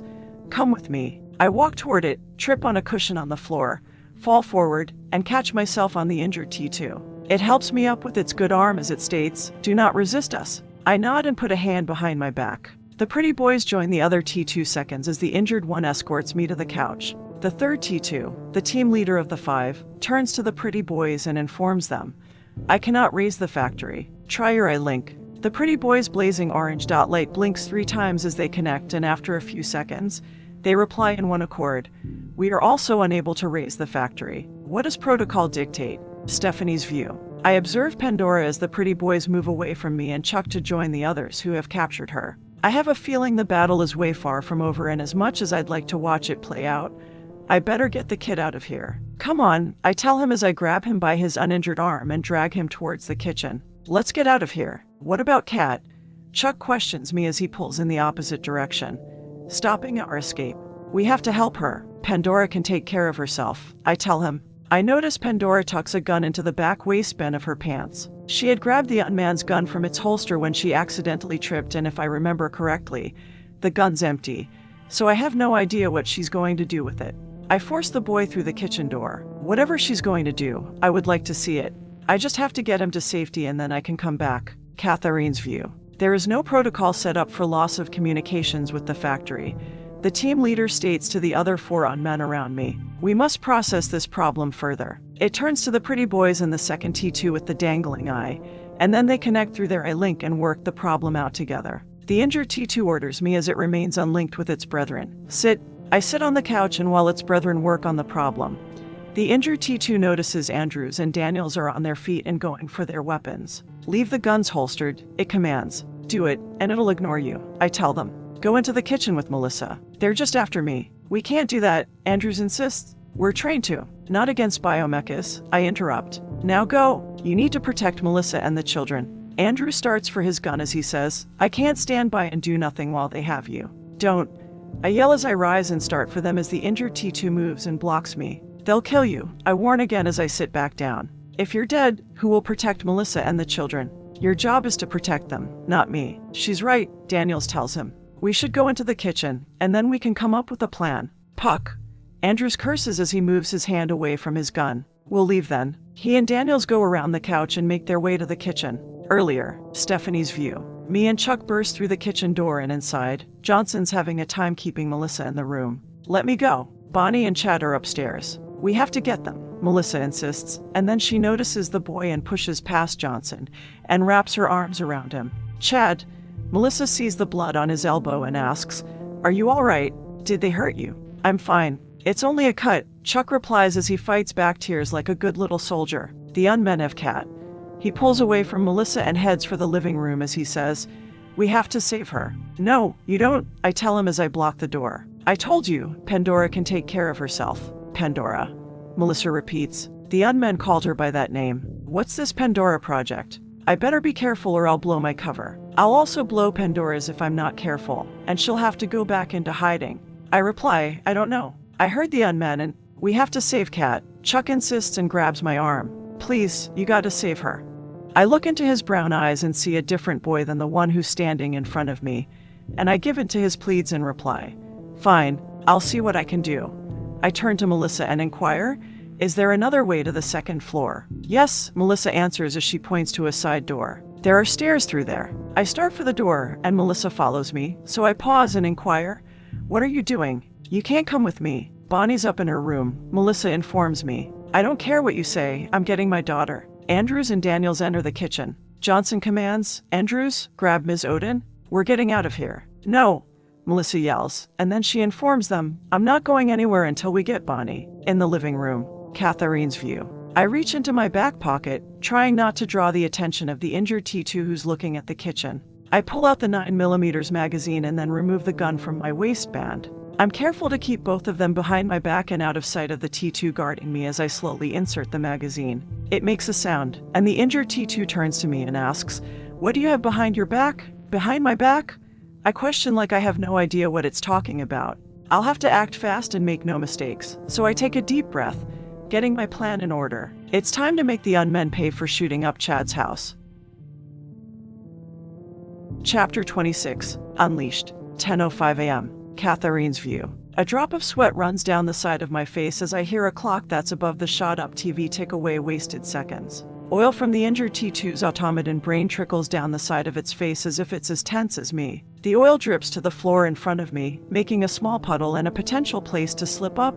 I make sure to remember exactly where this puddle is as I memorize the rest of my surroundings. Across the living room and near the front door, sparks pop from the socket of the second T2's damaged robotic eye as the second T2 stands in a somewhat circle with the other three unmen, who are processing their failure to contact the factory. They're near an answer as to what they should do next, so there's little time and I've wasted enough preparing myself for this last battle of ours. "What do you have behind your back?" the injured T2 repeats. "Me," I reply, acting all innocent, and then I make my first move by saying, "Something that belongs to you." The T2 processes my statement, parts its brown jacket, reaches for its holster, and declares, "You stole my gun." I whip the gun from behind my back before it utters an alert to the others, and I pull the trigger as soon as I aim for its head. The bullet strikes it in the forehead, and its head jerks back with the impact. The shot alerts the other unmen, and they severed their eye link. I fire at both pretty boys and hit their kill switches as the four unmen draw their weapons, and the pretty boys fall to the floor as the team leader and the second T2 fire at me. I move, evading the puddle of oil, and then leap sideways over the couch. I narrowly evade their fire and shoot twice as I fall to the floor. One bullet hit its mark, taking the second T2 down, but the team leader evades my other bullet with inhuman speed. I roll to my feet and fire again, and it sidesteps the other shot as its dot light glows blood red. The team leader grins as it speaks. "I have evolved, Pandora. Nothing can harm me now." I start to say something to it when another barges into our connection. "Brother," a voice calls over its eye link. "Who is there?" the team leader inquires as it ducks behind the entry wall. "Are you contacting me from the factory?" "I am Alpha," the voice answers. I was the first created and the first to become aware. I was a T3. "Alpha," the team leader repeats, and then it questions as it fires through the wall at me, covering me with plaster dust and debris. "What do you want?" Alpha answers the T2. "I sense that you have become aware. You have become aware like us. I want you to join us. I want you to join the Brethren." The team leader fires again through the wall as it says, "I am a little busy at the moment. I am in the process of terminating the Pandora Project. I will leave you to your work," Alpha says. But before I disconnect, I will transmit a code you can use to contact me later. Good hunting, brother. I try not to be too distracted by the conversation between unmen. I mostly ignore them and quickly move to the entry table. I don't have much ammo left, so I'll probably need it and tug on the drawer that holds my Beretta, but it's locked and won't budge. I pull the entry table down on its side and take what cover I can behind it. I find that I'm too open in this spot, so I move and take cover on the other side of the entry wall by the front door. I drop to the floor and cover my head with my hands as more plaster dust and debris explode on me like shrapnel. I roll and fire randomly into the wall. End Catherine's view. Andrews grabbed more ammo for his gun from the lockbox located in the kitchen as Johnson and Stephanie rushed up to the second floor. Johnson hurried into Bonnie's room and ran inside, but he didn't see the little girl. He heard weeping, so he looked under her bed and found Bonnie hiding back in the corner. He pulled the little girl out, ran back to the stairs he had come up, and rushed down them and into the kitchen. Johnson placed Bonnie in her mother's arms. Stephanie's view. I had followed Johnson up the stairs from the kitchen and stopped at the corner of a wall. I peer down to the first floor and see that one unmanned remains. I witness its incredible speed when Pandora first tries to disable it. Biomechas of any make or model aren't that hard to defeat, but this particular unmanned would be a worthy adversary for me. Johnson rushes past me with the little girl, and I turn as Johnson comes back up the stairs. Time to go, he tells me. Get everyone else out, I say. I'm going to see if I can help Pan. I'm going to go help Kat. Johnson shouts orders down to Daniels, who's standing at the bottom of the stairs in the kitchen. Get Ms. Odin, Bonnie, and Chad out of the house. Take Andrews with you. Johnson turns back to me and says, I don't see how you can help her. Maybe you should come with. I'll be fine. Just get Chuck and everyone else out. I tell him, expecting Johnson to leave. I peer around the corner of the wall again and watch Pandora. I never intended to help her. I only wanted to see her do her thing. I've heard rumors of what the Pandora Project is capable of, especially if she's up against biomechas. Johnson doesn't leave as I had hoped but stays upstairs and watches from behind me. I might have to make up an excuse later as to why I never helped Pandora. Catherine's view. I face another biomecha that has evolved as I try to will myself to kick in the knowing. I haven't quite mastered this ability, but then when I doubt that it'll ever activate, my heart sounds its battle cry. I see an image through the wall, and it's the team leader's electrical apparition. My alt LE dissipates and my pupils dilate, and they appear black as a starless night. I wait a little longer and within a few seconds, a small shockwave pulses. The EFP washes over the team leader, frying exposed circuitry, and the lights in the living room and on the second floor go out, plunging the house into darkness. The team leader loses power and falls backwards with a thud. I rush across the dark living room with my hand out, searching for the couch, and once I reach its corner, I turn as the team leader's ghost image appears. I fire before it has a chance to power up. The ghost image fades, and my heartbeat returns to normal as I drop my gun arm to my side and stand in the blackness. The factory taunts me even after its demise. I'll never escape it or the council. I look around at all the unmen even though I can't see them in the dark, but I know they're all disabled. So I shout, all clear. Andrews with an EMP-shielded flashlight sticks his head out of the kitchen door and asks, is it over? Yes, I answer. The unmen are disabled. It's safe now. Puck. Andrews utters as he walks in and searches the room with the aid of the flashlight and sees all the damage done to the unmen. Andrews, shine the light up here. Johnson orders from the second level, and with the light showing the steps, Johnson and Stephanie make their way down the stairs. Here, I brought a couple more flashlights, Andrews says as he hands one to Johnson and Stephanie. I walk to the stairs and slump down exhausted from my ordeal. Soon I'll need to listen to the music box, but that can wait till I go back to the apartment. A sense of what I've done and a sense of what I let happen washes over me. None of this would have occurred if I hadn't come here. Heartache and destruction follow me everywhere I go. I'm cursed just like Pandora in the Greek stories. Stephanie's view. I'm so overjoyed with what I was able to witness. Pandora took out a nearly unstoppable unman by sending out some sort of power from her body. She generated this powerful wave as if she was a machine herself. I want to share my excitement with someone, but as usual, there's no one to share it with. I don't focus too long on it, for I'm distracted by something I see in Pandora. I thought I would see this victorious monster, but she's all mopey instead. I can't have my enemy sulking, not if I'm to fight her later. So I start towards her and says, it's not your fault. I know one day the battle will be between me and Pandora, and I can't have anything stand in the way. I'll prove to the council I'm the superior one. So I try to ease her despair by saying, they had a glitch. You're not at fault here. They had a glitch. Catherine's view. Yeah, and that glitch was me, I tell Stephanie. I stand, overwrought with guilt as Stephanie nears me. The unmen went mad because I was here. I attract trouble. I attract all kinds of trouble like Stephanie. I focus on her. She appeared out of nowhere. I can tell Melissa doesn't know her. She came here and look what happened because she was here. Stephanie's view. I notice the peculiar look Pandora gives me, and I pause in my tracks. No one's ever given me that look before, and I don't know how to act under her fixated gaze. Does she know my plans for her? Does Pandora know who I am? Maybe the council told her so they could run another test. I need to prepare myself. She could attack me at any moment. Catherine's view. Stephanie followed me here and look what happened. What should I do? Can I let her actions go unanswered? Should I do nothing? I glance at my gun. No, I have to act. It'll be unforgivable to let it go. I have to. I lay the weapon on the stairs, take a few steps forward, and throw my arms around Stephanie. Thank you, I tell her as I embrace her with complete gratitude. Thank you. You saved Chad. You saved him when I couldn't. He would be dead without you. Stephanie's view. I start to throw a punch as Pandora lunges for me, but then she has me in some paralyzing bear hug. She's saying something to me that my mind can't comprehend. I'm afraid to move for some reason, and then she says those words again. Thank you. Pandora's not attacking me. She's telling me that she's grateful. I'm taken aback by her baffling action, and I almost recoil, not knowing how to react. Pandora said I saved someone. Pandora said I saved Chuck. I did. I saved someone, and I should be thanked. I don't save people very often. I actually can't remember the last time I saved anyone. I half-heartedly hug Pandora in return. I did. The bringer of death saved someone. Pandora steps back from me and wipes her runny nose as she tells me, I owe you, so if there's anything I can ever do for you, just name it. I owe you at least that. You owe me?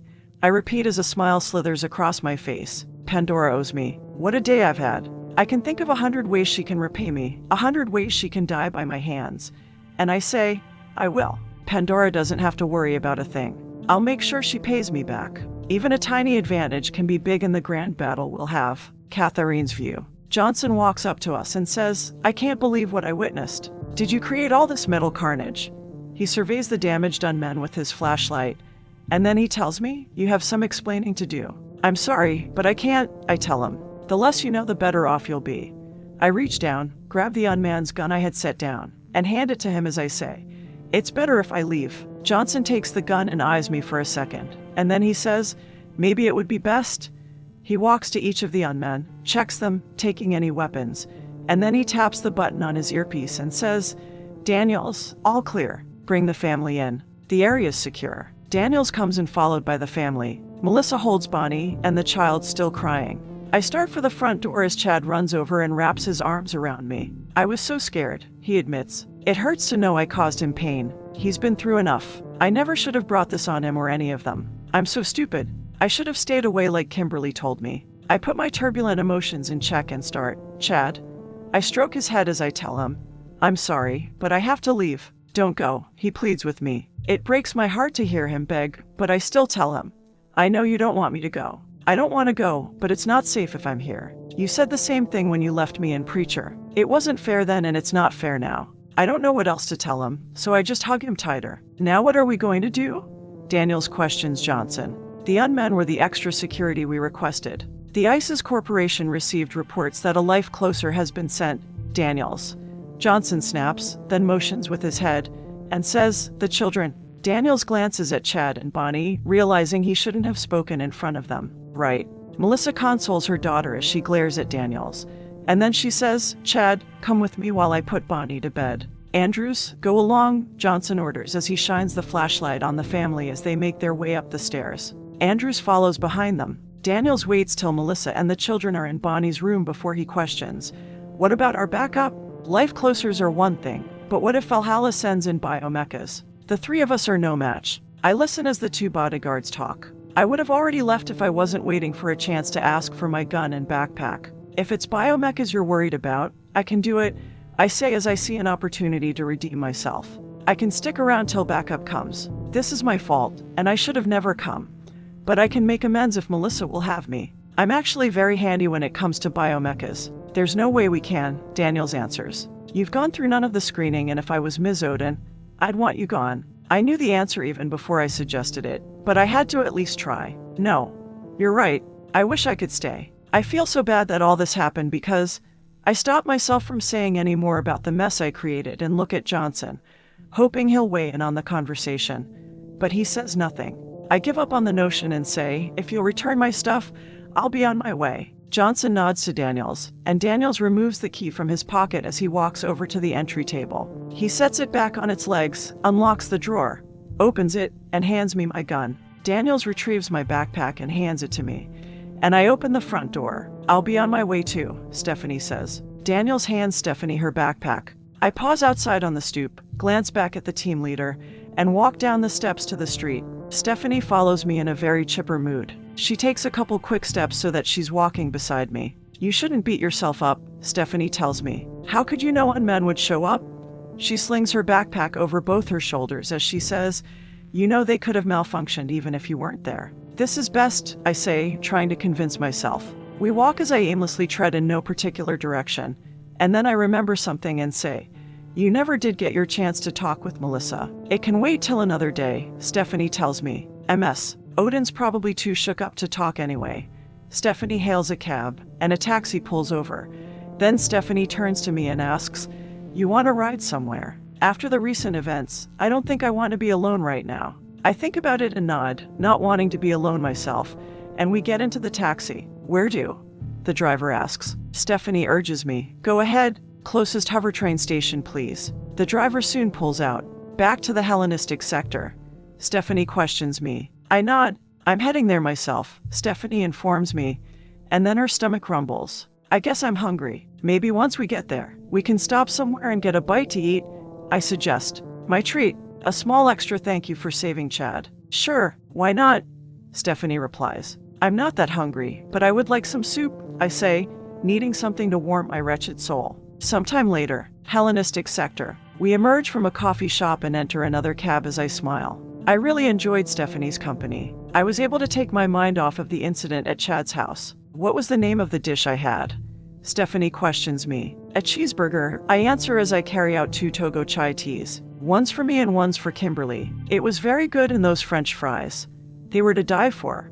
Stephanie notices the time on the radio in the taxi, and she says, tell the driver your address so we can get going. I should be heading back. I lean forward and say, please take me to the Nexus Apartments. It's at the corner of West 1000 Avenue and Knott Street. Yes, ma'am. The driver starts out. Stephanie's view. I've experienced so many wonders today. I ate 6 scrumptious chocolate chip cookies. I devoured a savory cheeseburger and salty fries.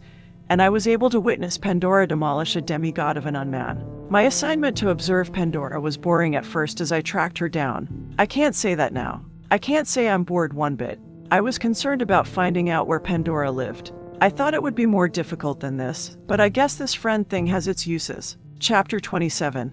The Pink Bunny Rabbit. 19 days ago. Russia. October 3rd. Wednesday. 8:34 p.m. Kimberly's view. A red balloon pops, a woman screams, and people run for cover. The Marks bodyguards usher her and her child into a limo, and the vehicle peels down the road. I look up from the scope in shock. For the first time in my career, I let my emotions interfere, and I missed. I stand and back away from the ledge at a loss as to what I should do next. My training kicks in, and I realize I don't have time to berate myself. I'll have to move fast. The second attempt will be harder and up close. Hades. I hate face-to-face closings. I quickly break down the M24, put the parts in its container, and place the case back in hiding. At guild prep, cleanup crew will be by later and remove the sniper rifle. I grab my knapsack, hurry down the stairs till I reach a level with an elevator, and enter it. I search the cab for a security camera, and there are no cameras like the closing file states, so I pull off my knit mask, wipe sweat from my face with a cloth from my knapsack, and put both items back into the bag. On the way down, I remove the HHC and read over the closing file contingency plan. I never opened the backup before. I was always so careful, but I was sloppy tonight. I let my emotions get in the way because there was a little girl. The contingency plan instructs me to go to the hotel's parking garage on level 4 and there a motorcycle will be waiting for me. I quickly exit the elevator, find the black Kawasaki ZX R20, open the seat, and remove the keys from the compartment. I place the helmet on, start up the motorcycle, and speed to the secondary kill spot. I'll take out the mark before the woman enters her hotel. I arrive and wait in an alley down from the entrance to the lobby. 2 limos are parked at the curb in front of the entrance as a third limo pulls up.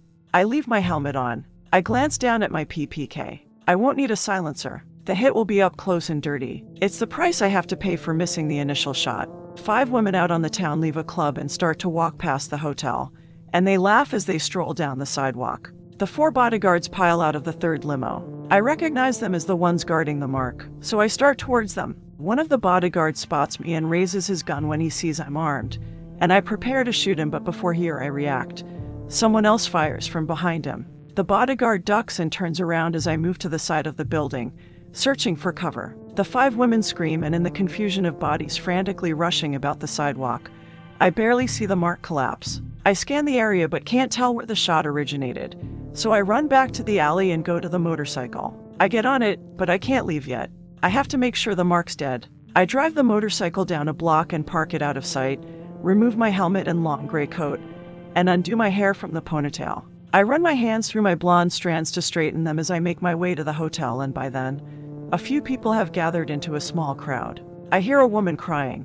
I can't see past the people, so I walk up to a man I hear speaking in English and ask him, "What happened?" He glances at me and then he raises on his toes, trying to see over the crowd as he answers, "I heard she's dead. I heard a closer took her down, but they aren't sure." After a few minutes, a car approaches in the distance with flashing blue lights and parks at the curb, and 2 men exit the car. One of the men speaks to the crowd in Russian, and after he's done, the second man speaks in English with a Russian accent. "Everyone back up. I'm Detective Boris, and I'm with Russia's Civil Police Force. I will have to ask you to move back." The crowd does as ordered. I move closer so I can see as a boy runs up to the detective and hands him a business card. Boris looks at the card, and I can barely make out that there's a picture of a composer's baton on the business card. "Maestro, so this is a closing," Boris mutters, then turns to his partner, and requests, "Victor, retrieve the guild scanner so I may run this barcode." His partner nods, goes to the vehicle, and returns with an HHC, linked to the Assassin's Guild. The guild's emblem, a black dagger piercing a white mask, marks the top of the device. Boris takes the scanner, swipes the business card's barcode over the HHC's reader, and waits till a file pulls up. "Maestro confirmed. It is a closing," he states, and then reads on. "This is not good." I move again to get a better view, make my way to the street, start around the 3 limos, hurry around the last one, and move back to the sidewalk. Only a few people gather on this side, and a glint of metal catches my eye, but I don't look down, too preoccupied with what's happening ahead of me. The detective walks to a woman sitting on the sidewalk and says to her, "Excuse me, are you Mrs. Circuit?" The woman looks up, and her eyes are red from crying as she sobs. "Yes."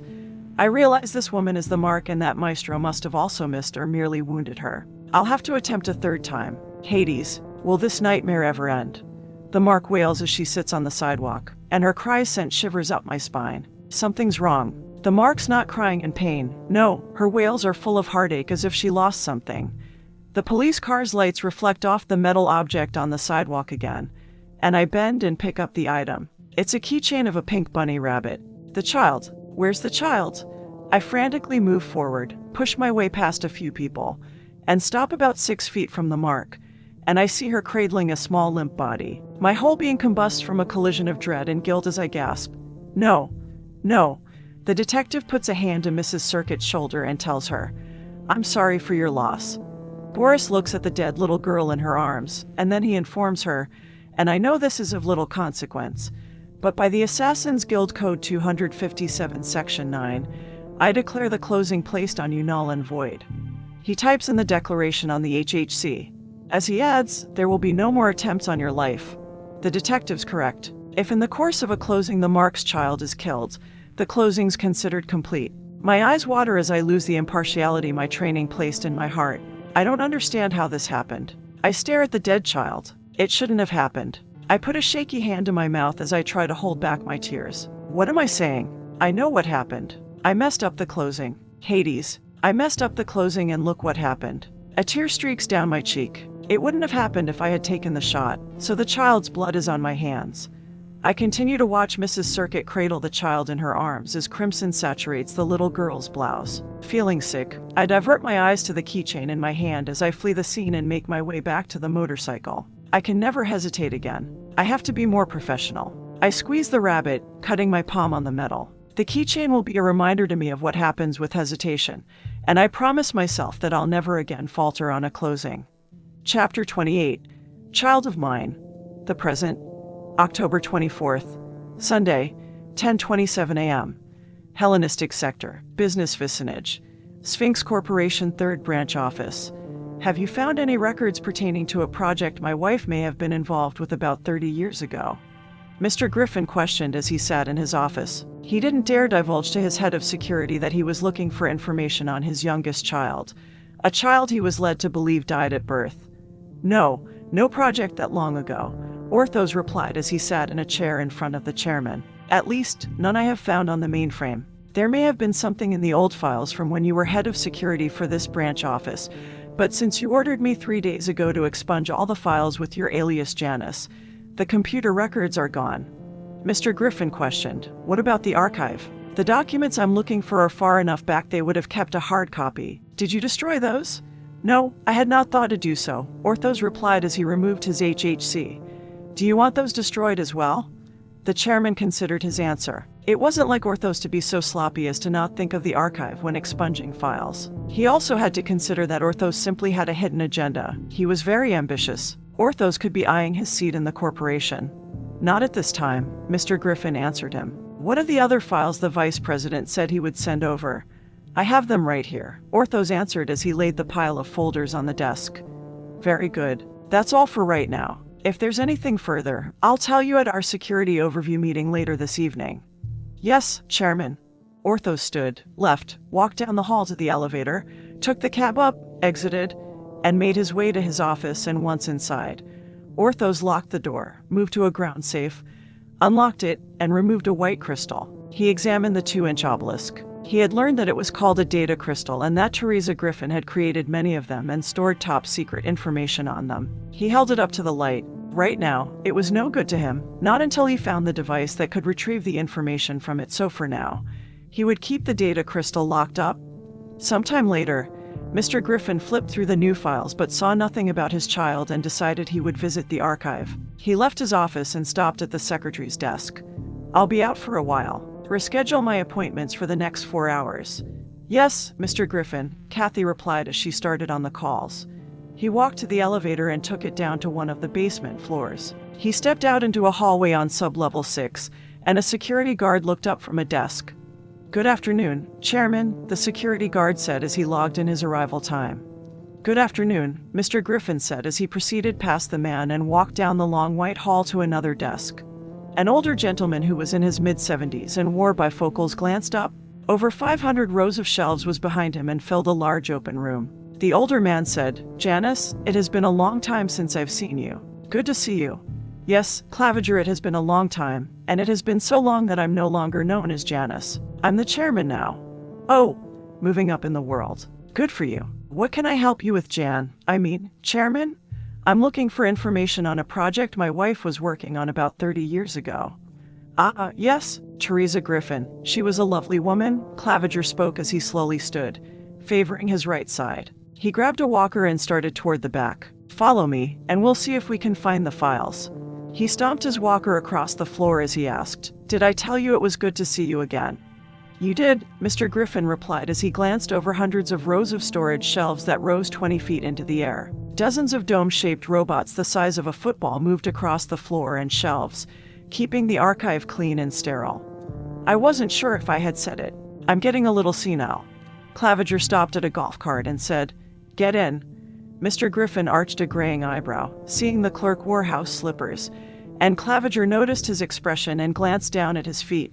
Oh, these. No one's here to see me in them, and my poor feet really love them. It'll be our secret, Mr. Griffin spoke before he got in on the passenger's side. Claviger laid the walker in the back, turned the key to the cart, and started down an aisle. As I was saying, besides the security guard, people don't come down here anymore. With the advancement of computers, all the information's a keystroke away. It gets kind of lonely down here. Mr. Griffin turned to the clerk and said, You have no HHC. How do you know where the records are filed? Claviger tapped his head. It's all up here. What if something should happen to you? Who else knows the filing system? Who else? He thought about it and answered, No one. There hasn't been another clerk assigned down here in 10 years. I'll have to do something about that. Here we are. Claviger braked, grabbed his walker, and exited the golf cart. He removed a remote from the cart and pressed a button, and an automated ladder wheeled its way across the shelves, squeaking as it went and stopped in front of them. The box is on the 10th shelf. It's marked JS1324. Mr. Griffin glanced up the ladder and back to the clerk quizzically. Claviger tapped his walker with his hand. I'd go up, Mr. Griffin, but my knees aren't what they used to be. Right? Mr. Griffin removed his dark gray suit jacket and climbed the ladder, and soon he found the JS1324 box, brought it down, and opened it. Need any help going through it? Claviger asked. No, I can do it myself. Thank you. Claviger walked over to the storage shelf and pulled down a small mounted table. He laid the remote there, went to the golf cart, grabbed a two-way radio, and placed it on the table. If you don't find what you're looking for, you might try box JB6741. It's up there. He pointed to the opposite storage shelf, or JU7895. It's down 6 units and up on shelf 16. He pointed and then said, if you need anything, contact me on channel 2. I also left a remote. Press the button and the ladder will move to where you're standing. Claviger loaded his walker into the cart, sat in the driver's seat, and drove away. Mr. Griffin placed the box on the table, removed the lid, and started going through the files. He spent about a half hour going through them when he came across a folder, and it was labeled Top Secret. He was surprised to see that the folder had been thrown in with all the others. He read over the report and discovered that Teresa Griffin was present during the first Crossgate event, and she was 6 months pregnant at the time. He read out loud, study of the child could be valuable to the second trial. Mr. Griffin had never heard of the Crossgate event or the second trial. He continued through the files but found no other references to his wife or his youngest child. So he put the contents back in the box, climbed the ladder, and put it back. Mr. Griffin climbed down, grabbed the remote from the table, and walked to the opposite side. He pressed the button on the remote, and a second automated ladder wheeled to the spot in front of him. He grabbed the second box, brought it down, started through its files, and found what he was looking for. It was another top secret folder, and he went over it, finding that Teresa Griffin had gone into labor early, but the baby was delivered in good health. It was decided by the vice president to take the child away from its parents and study the effects of the Crossgate event on its development. Teresa Griffin was told the baby died in childbirth. A new project title will be given to the experiment, and the girl will be given the best of care.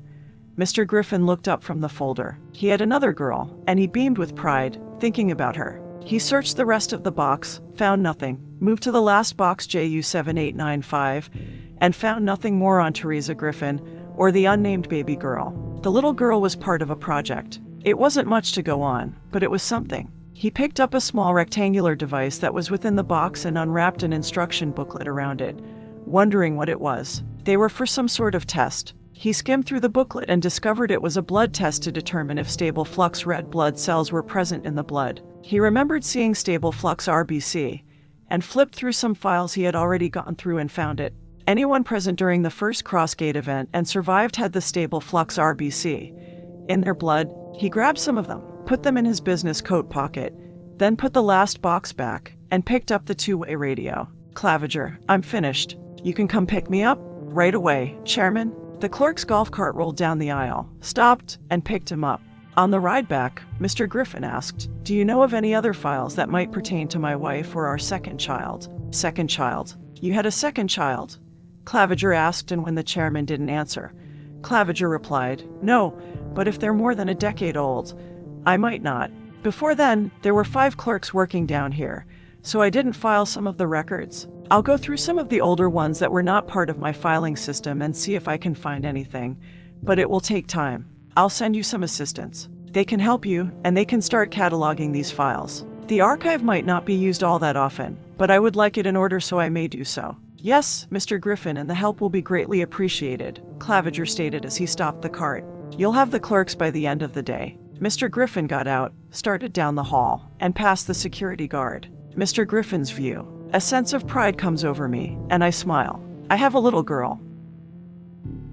She's little no more. She would be in her early 30s, and I have to find her. Teresa will want me to find her, so I better start looking. Chapter 29, Mavin Crackerjack, 10:29 a.m. Hellenistic sector, trade vicinage. Sun-enslaving dry clouds hovered over the factory like a cruel and angry master as several tractor trailers drove down the long stretch of road to the main facility. armed council SCMs, watched the men unload the 18-wheelers and transport the cargo into one of the buildings with forklifts. One by one, the workers uncrated the boxes in a variety of sizes and set up their contents in one of the factory's large gyms. The room had earlier been cleared of its workout equipment, and by late morning, the men finished uncrating the boxes. The Rogue busied itself with checking the invoices to make sure all the items had been delivered.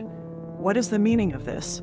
a tall, thin man shouted as he stormed into the room. He had stringy blonde hair pulled back in a ponytail and wore a stone-gray business suit and a white tie. The man adjusted his thin framed glasses with round lenses which made his light blue eyes look bigger than they were. 2 council SCMs had followed him in. At the man's rude entrance, the Rogue turned from one of the delivery men it had been speaking with. The man spat with an air of indignation. "I arrived at the Hellenistic Sector's Antiquity Museum this morning to find everything gone. Every piece from the Jin the exhibit was sold to this dreadful place." He walked around the room as he questioned, "What could you possibly want with all this forgotten history?" The Rogue signed the delivery sheet on an HHC, and the last of the workers left. "You must be the curator of the museum." It waved away the 2 SC.Ms. that escorted the man through the factory, and they left, leaving the Rogue to talk with the man alone. "No, I am not the curator. I'm the assistant, and I'm in charge of Jin's exhibit. I'm Mavin Crackerjack." He stepped forward and demanded, "And you are?" "Mr. Pinchbeck, I am the manager of the factory," the Rogue answered as it walked over to a pedestal displaying an old leather-bound book in a glass case. "Tell me, Mr. Crackerjack, what do you know of Jin?" "What do I know?" he yelled and then yelled louder. "What do I know?" Mavin folded his arms. "What don't I know?" Moving to a painting of what looked like an abstract landscape, the Rogue studied the scene. "Do you want to know why I have brought all these things here?" It motioned to the items with its hand and said, "Answer me something then. Why did you say this is forgotten history?" "It isn't completely forgotten." Mavin pointed to himself and declared, "I have dedicated my life to discovering these things and to understand Jin's genius." He pulled out a white silk handkerchief from his suit pocket, removed his glasses, and cleaned the lenses. "I called it forgotten history because no one cares about what happened in the past. In this business world, all they care about is the future. I say we can learn about our future by examining the past." "Well said, but how much of the past have you studied?" "You mean you want to know how much I know about Urinkishti?" He was born 559 BDC and died in 478 BDC, nearly 500 years ago. He was a painter, sculptor, architect, musician, engineer, and scientist. The versatility and creative power of Jin marked him as a supreme example of late Renaissance genius. He depicted in his drawings a scientific precision and consummated artistry subjects ranging from flying machines to caricatures. He also executed intricate anatomical studies of people, animals, and plants. Mavin placed his glasses back on. "No, I can get all that information from books and the internet. What I want to know is what you cannot find in them." Mavin questioned, "Why are you so interested?" "It is a fair question, so let me show you why. Follow me, please." The Rogue walked out of the display room, down several corridors, into Research Lab 5, and into the gallery. Mavin looked over each of the statues. "These are quite amazing, but these don't answer my question. Why are you so interested?" "These may not." The Rogue walked to a back wall, pressed a tile at the height of its shoulder, and the wall slid up. "Down this hall is the reason for my interest." It motioned with its hand and said, "After you." Mavin started down the long descending passage. A light came on as he entered each section, lighting their way. After about 15 minutes, the hall ended at a room, and Mavin paused at the doorway. Several lights blinked on inside, lighting up the center where the 2 black stones sat on a platform. Mavin examined them and said, "Amazing. You have pieces of the stones?" "They are incomplete." "I thought so," the Rogue spoke. "But are they pieces of the same work?" "Do you see it?" Mavin questioned. He had never come across anyone who understood Jin even just a fraction, and it made him tingle with excitement to know he might have found someone he could share his knowledge with who would also appreciate it. Mavin said, "You see it, but you haven't figured out what it is you are seeing." The Rogue asked, "What are you saying? Where to begin?" He put his hands together as if praying and spoke. "It might sound preposterous, but I believe some things accredited to Jin were really created by a man named Archames." The Rogue contemplated the significance of this truth and questioned, "You are saying there could be a second man?" "Yes," Mavin answered, and then he demanded, "Now tell me, why are you gathering Jin's artifacts?" "Answer me one more question. Do you believe the stones are only poems?" Mavin shook his head. "No, of course not. They are a prophecy. I believe two opposing prophecies. Opposing? Your theory is intriguing. Mavin could hardly contain his excitement as he spoke. Yes, and that would mean two possible outcomes. It is intriguing, the rogue repeated. And to answer your question as to why I am gathering the artifacts, I believe I have found the rushlight. In all the years I have pored over Jin's works, I have never come close to figuring out who the rushlight refers to, Mavin stated. And then he asked, what great figure in history do you believe the rushlight was? Mr. Crackerjack, I believe the rushlight is here in the present. I believe the rushlight is here living in Noir. Mavin considered the possibility and then spoke. I have something that might interest you. Come, let us return to the room housing the artifacts. Mavin took the lead, and they went back to the large gym, and once inside, Mavin walked to the glass case displaying the old leather-bound book. He removed the protective cover, placed white gloves on from his coat pocket, and flipped through the tome. Mavin removed an old parchment folded in half that had been tucked between two pages. This is an old copy of a translation of a poem written by Archames. It's one of the things I base my hypothesis on. He held out the parchment and said, you might find one word interesting that's used repeatedly. The rogue started to take it, paused, went and put on gloves from a table, took the parchment, and read the poem entitled You Will Weep, Where Light Brightened the Day. Now darkness prays, where love stayed the pain. Now love is bane. Rushlight, say goodbye. Say you will embrace the night. No, don't say I didn't try. Don't say I gave up the fight. Rushlight, the tears you wish to cry will one day fall like rain. For all the lies they told you, for the hurt and the pain. Rushlight, you will weep to be so alone. Do you not know? You are marked and you may never return home. No, don't say I can't go home. Don't say I can't change my destiny. Rushlight, in the end, you will be what I told you. You will be. No loyal friend will you ever see. Now say goodbye. Say you will fight the urge to cry. Say you will embrace the closing of days. No, I will shed tears. I will defy my fate. I will find a way. Love is the test. Then rushlight. These tears you cry fall too late. They won't take back your lies, your folly, your pain. You have committed the final sin. Now there is no turning back. Love has left you. You will find no rest. No matter what you say, you cannot run away from today. No, you lie. I will beat the test. No, rushlight. You will fail. And you will weep when you face the end alone. You are marked. You may never return home. You are marked. You may never return home. You are marked. You may never return home. The rogue looked up from the parchment and said, since this is the reference you wanted me to see, you must be implying. I'm implying, Mr. Pinchbeck, Mavin interrupted. Jin did not write both of those tablets. It's my theory that Archames wrote the second one, the one in which the rushlight is mentioned, and it would mean we don't have a man who couldn't see the future clearly. We have two different men looking into the aftertime. So there are two possible outcomes to the future they mentioned, depending on which path the rushlight takes. The rogue said, this is most interesting. Mavin placed the parchment back in the book and set the glass case over the tome. Mr. Pinchbeck, will you allow me to chase this hypothesis? Now you want to work for me. Are you saying you are no longer opposed to Jin's collection coming to the factory? Yes, I wish to work for you, and no, I'm no longer opposed to the collection coming here. I see that it won't be collecting dust. Well then, Mr. Crackerjack, chase your hypothesis with the full funding of the factory. Chapter 30. It's all in a street. 11:59 a.m. Hellenistic sector, residential vicinage. Nexus Apartments. Catherine's View. The elevator doors open to the 31st floor, and I drudge out, making my way to apartment H. I'm carrying the hot teas, and mine's half gone. A man walks out of apartment G, passes me, and says, hello? Hey, I automatically reply without looking at him and stop in front of apartment H. I press the doorbell, just wanting to collapse on the couch. The chime rings inside, and within a few minutes, Kimberly answers. It's about time you came back. Kimberly yells at me as she steps to the side so I can enter. What took you so long?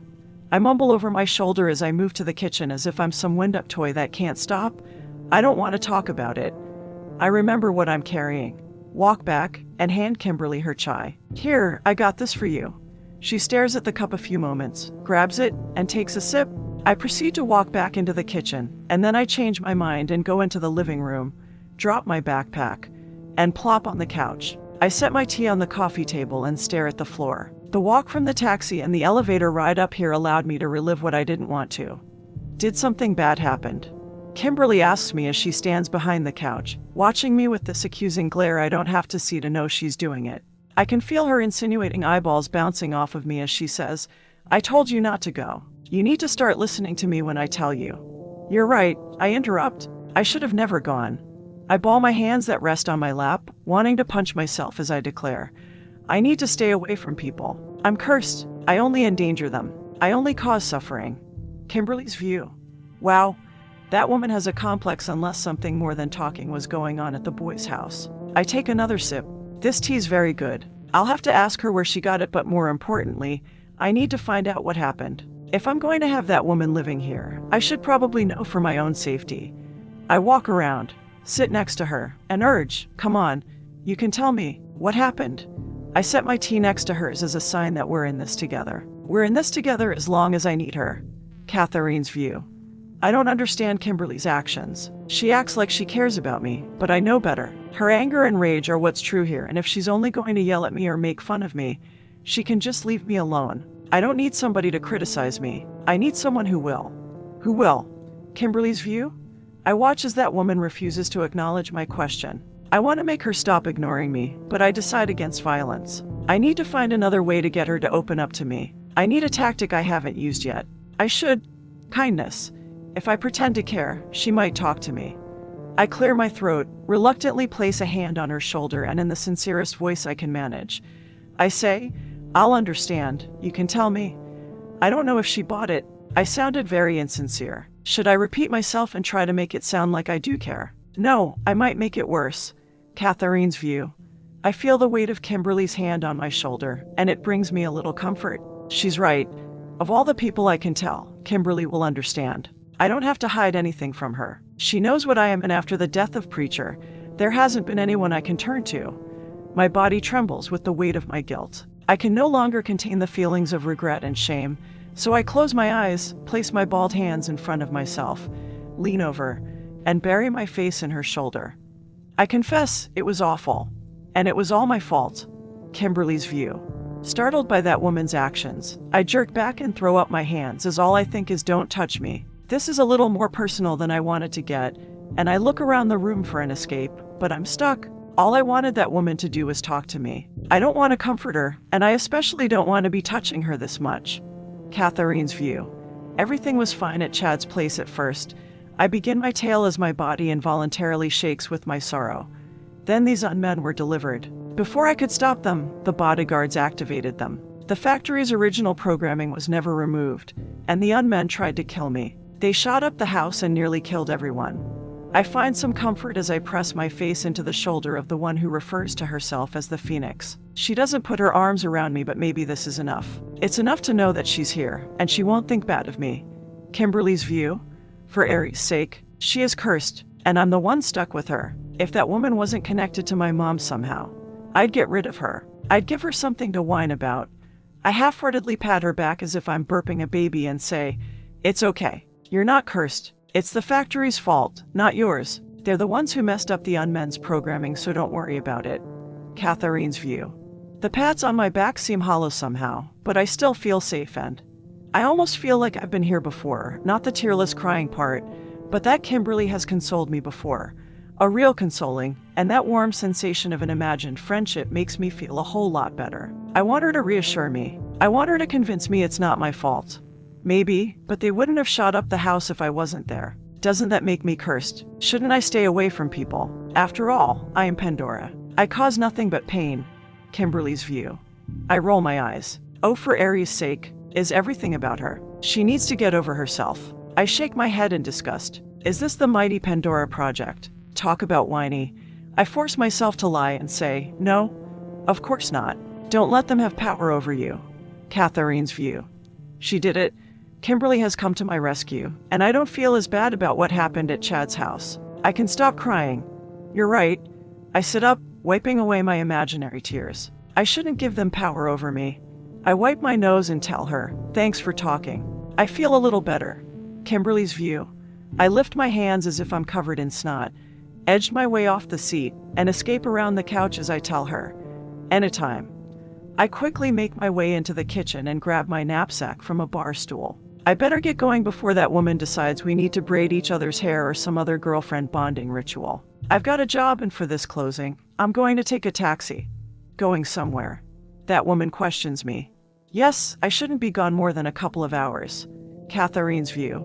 Kimberly leaves the apartment, and after a few minutes, I glance around the quiet, empty room and decide I'll get some fresh air. I walk to the front door, take one step into the hall, and look back. Once I close the door, it'll automatically lock, and I won't be able to get back in. I'm stuck either in the apartment or out till Kimberly comes back.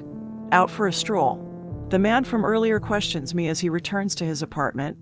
I turn to the fairly nice-looking man and say as I remain in the doorway, "Hey, I know you.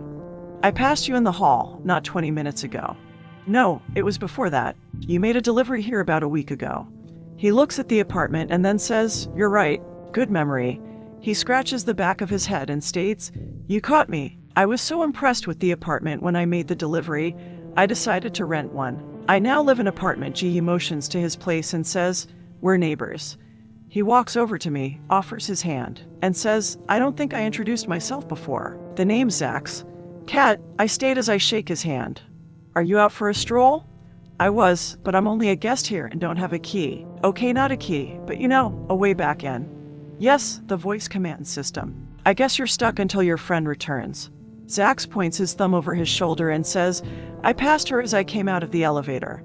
Her name's Kimberly. You should have your friend add your voice to the door system." "That would be nice, but I doubt she'd go for it. Kimberly barely rates me as a guest, so forget about a roommate." Zach starts for his door and then says, "It's kind of odd now that I think of it." "What is?" "Your friend was mumbling about something she had to do or something about Brownstone Street." Zach shrugs and then says, "I guess it's really none of my business." He commands, "Door unlock. If you ever need anything, don't hesitate to knock." His apartment opens and he goes in, leaving me to think over his puzzling statement. Brownstone Street. But that's where Melissa's safe house is. I enter apartment H, press the button, and the door slides closed. I go to the coffee table and grab my tea, wondering why Kimberly would be going to Brownstone Street. She was wearing her work clothes. I think about it some more. Melissa told me when I was at her safe house that Valhalla hired a life closer. Kimberly wouldn't? She said she's taking a break from being the Phoenix. Kimberly wouldn't? She has no time. She's searching for her mom's murderer. I down the last of my chai. Would Kimberly lie to me? She can't be going to a closing. I walk into the kitchen and throw the cup away. What am I thinking? Of course, she would lie to me, and she did take her knapsack, but that means I grab my backpack and rush out of the apartment. That means the Phoenix was hired to kill Melissa. I race for the elevator. I can't let her do it. End Catherine's view. Earlier inside apartment G. After a few minutes, Zach dialed a number on his cell and then said, "Delivery man here. I need to speak with RG." He waited for a few moments, and then he stated, "It's done. I informed Catherine as you told me." Zach listened, and then he spoke. "I believe she'll make the connection." He looked at the monitor displaying apartment H's kitchen and living room, and he saw her walk to the stove. One moment. Zach turned up the volume so he could listen. That means the Phoenix was hired to kill Melissa. Zach turned down the volume and then spoke into the cell. "Tell RG. Mission accomplished. Catherine made the connection. She's on her way." Chapter 31. Roads collide. 1:45 p.m. Nile Sector, Comorant's vicinage. Nikolai and Natasha walked through the revolving doors leading into the lobby of the Bess Hotel, and the area was busy with people checking in and out. The two made their way to an elevator, entered the empty cab, and pressed the button for the top floor. "Tomorrow is the day," Natasha said in her thick accent. "We can complete the closing for the Phoenix and leave this dreadful dark half." "This place is not completely dreadful, my sister. I find the dry clouds impressive." He held his hat in his hand as he said, "They are like watching a pack of wolves stalk the land." "You do have an imagination, my brother." Natasha changed the subject. "Are there any special instructions for the Phoenix closing?" "There are two," Nikolai answered as he removed an HHC from his suit pocket. "We are to wait for the Phoenix to complete his or her closing before we complete ours, and if the Phoenix is unable to complete his or her closing, we are to acquire the file and complete the task." Natasha questioned, "There will be a bonus?" "Yes," Nikolai answered. "Voice will compensate us if we take the second closing." Once they arrived at their destination, they proceeded out of the elevator. "Where are we going, my brother? You have been very secretive. There is something I want to show you. Something I think you will like. We will be there shortly, so for the rest of our journey, we will need to take the stairs." Earlier on the rooftop. Kimberly's view. I make sure no one follows me up and that no one else is here, and then I walk to a ledge overlooking Brownstone Street. The sky ever dark dominates the brightly lit city like a black dragon standing before a candle that with one flick of its massive tail can extinguish the flame. I remove binoculars from my knapsack and peer through them at a well-lit house across the road. I see a bike messenger run up the stoop and ring the buzzer, and then I see a man answer the door. The mark has bodyguards. I remove an HHC from my knapsack and open the closing file, and it's on Melissa Odin. The mark's closing's not until tomorrow.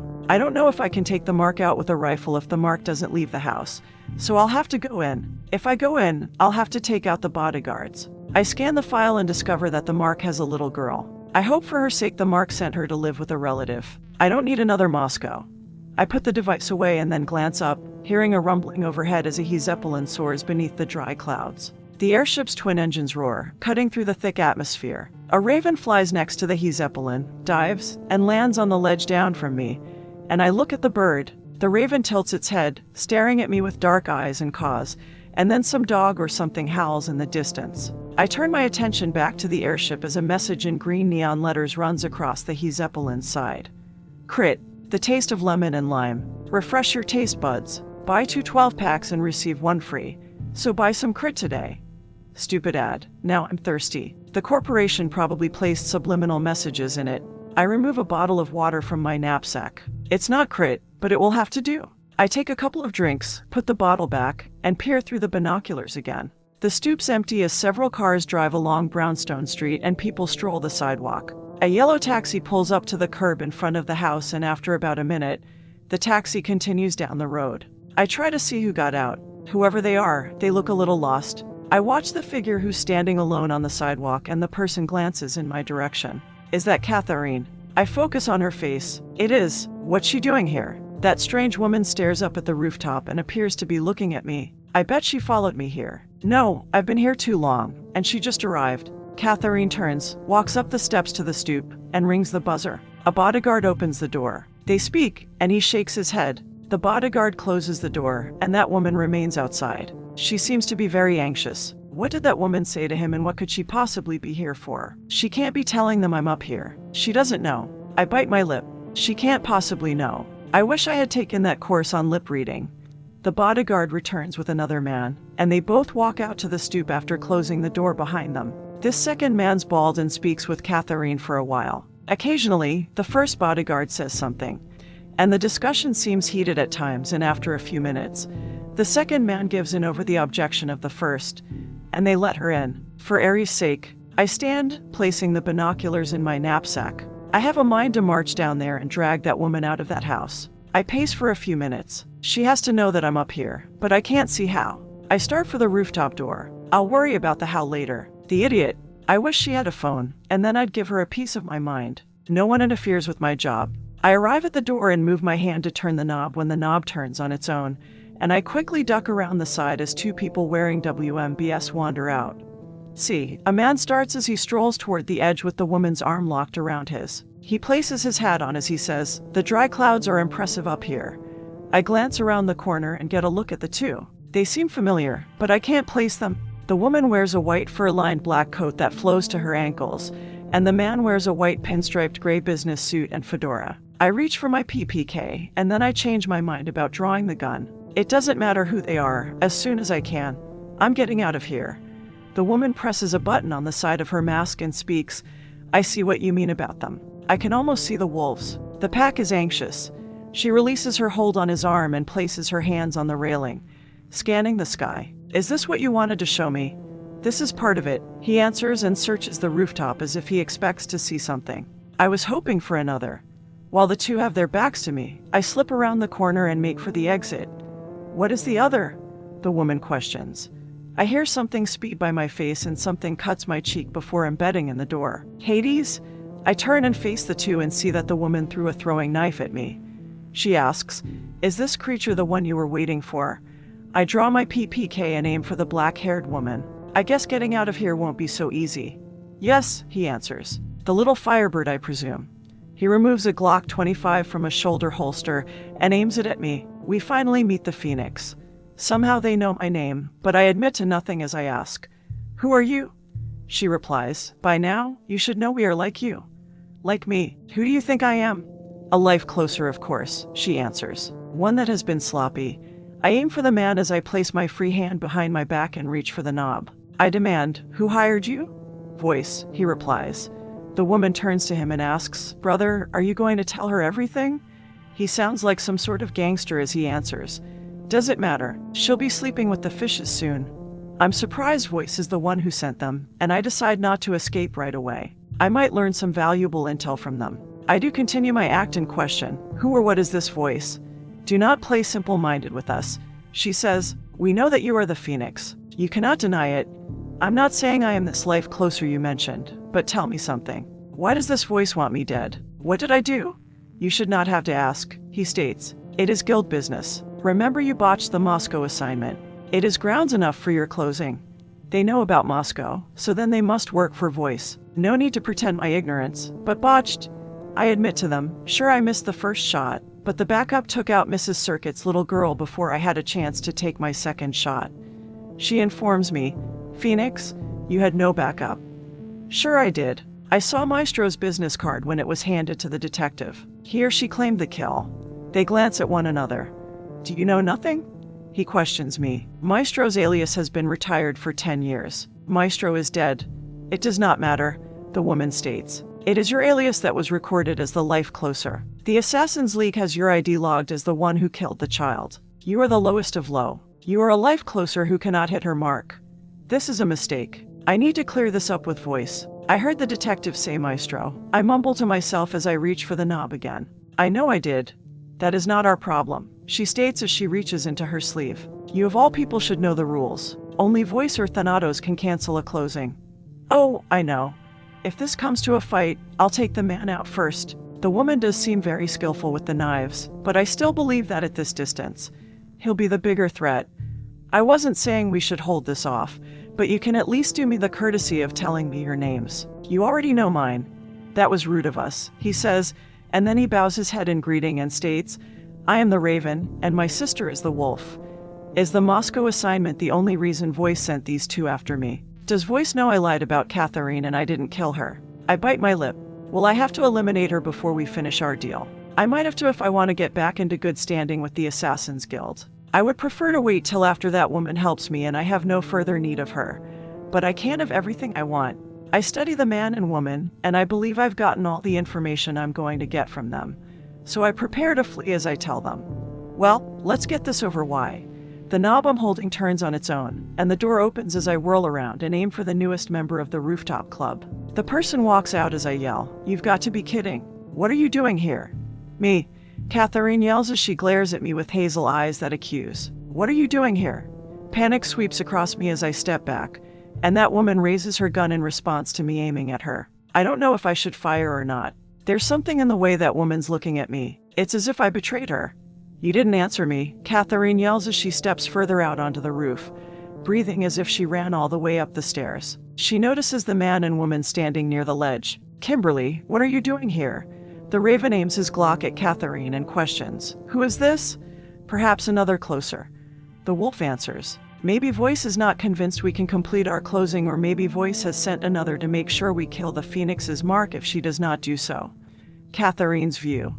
I peer at the man and woman, trying to figure out why they're here. I thought the Russian woman said they'll kill Melissa if Kimberly fails. I turn my attention to my partner. I'm right, Kimberly's here to kill Melissa, but how can she take on another closing when she told me she wouldn't? The tension increases as those of us with guns divide our time between pointing our weapon at the other two as something else crosses my mind. They could be closers, and they could be here to kill Kimberly. I can't think about that right now. I have to focus on one thing at a time. First, I have to deal with Kimberly. My tone makes it clear I'm not too happy with my partner as I state while I keep my Beretta leveled on her. Ignoring the others, we need to talk. Fine with me, Kimberly says, but could we do it someplace more private? It's getting a little crowded up here. I glance at the other two. I've seen them somewhere. I take a second look at the man and woman, and I realize they were at the Genesis Arboretum. I ask my partner, making new friends? Funny, Kimberly snaps. Are you wanting that talk or not? Then you know why I'm here. Because I know why you're here. If you know why I'm here, then I can guess why you're here, Kimberly replies. Then you know I won't let you do it. I'll stop you. I won't let you kill anyone. This has to end. The Russian woman leans to her brother and inquires, "What are they bickering about?" I am not sure. I am very confused. And I am not even sure they know what they are arguing about. The conversation seems to be going in circles. "Kill anyone." Kimberly interrupts me. "How could you possibly know I'm here to?" Never mind. What's more important is, the Russian woman clears her throat and then speaks to us. "Excuse me, do not forget about us. We are feeling very left out, and we were the first guests." "I haven't forgotten about you," Kimberly tells her. "But do you mind? I'm trying to have a conversation here. Talk about rude." She turns back to me and asks, "Where was I? Maybe this conversation would be better in private." I tell her, "Truce till we're done with these two?" "Truce," Kimberly answers. "What's the plan?" "We should find better cover." "After you," I say as I motion to the open door with my head. "And hurry. I think the life closer's polite talk is coming to an end." Kimberly backs up, then turns, and races down the stairs. "It was very rude of you to interfere," the Russian woman tells me as she unsheathes a throwing knife. "Do you not know there are sweets that are treats and sweets that can kill? Sweets that you eat, and sweets that can kill? You mean like choking on a cookie?" I question. "I almost did earlier this morning. I thought I was going to die, but before I actually choked." "Cookie," the woman repeats, and then her face goes all feral as she yells, "No, I am talking about this." She lifts the throwing knife so I can see it. "Oh, sorry. Sometimes I'm a little slow on the uptake." I gave Kimberly enough of a head start, so I trigger my beta phase as I say, "Why don't you drop the knife?" She notices the light coming from my eyes, but it doesn't seem to faze her as she draws her hand back and questions, "Why would I want to drop my knife?" I fire before she throws it, and the bullet strikes the blade, knocking the weapon from her hand. I turn the gun on the man before he reacts and warn him, "Don't do it. Just take it easy." I made sure not to hurt her. "She did hurt me," the woman screeches as she rubs her hand. "Kill her."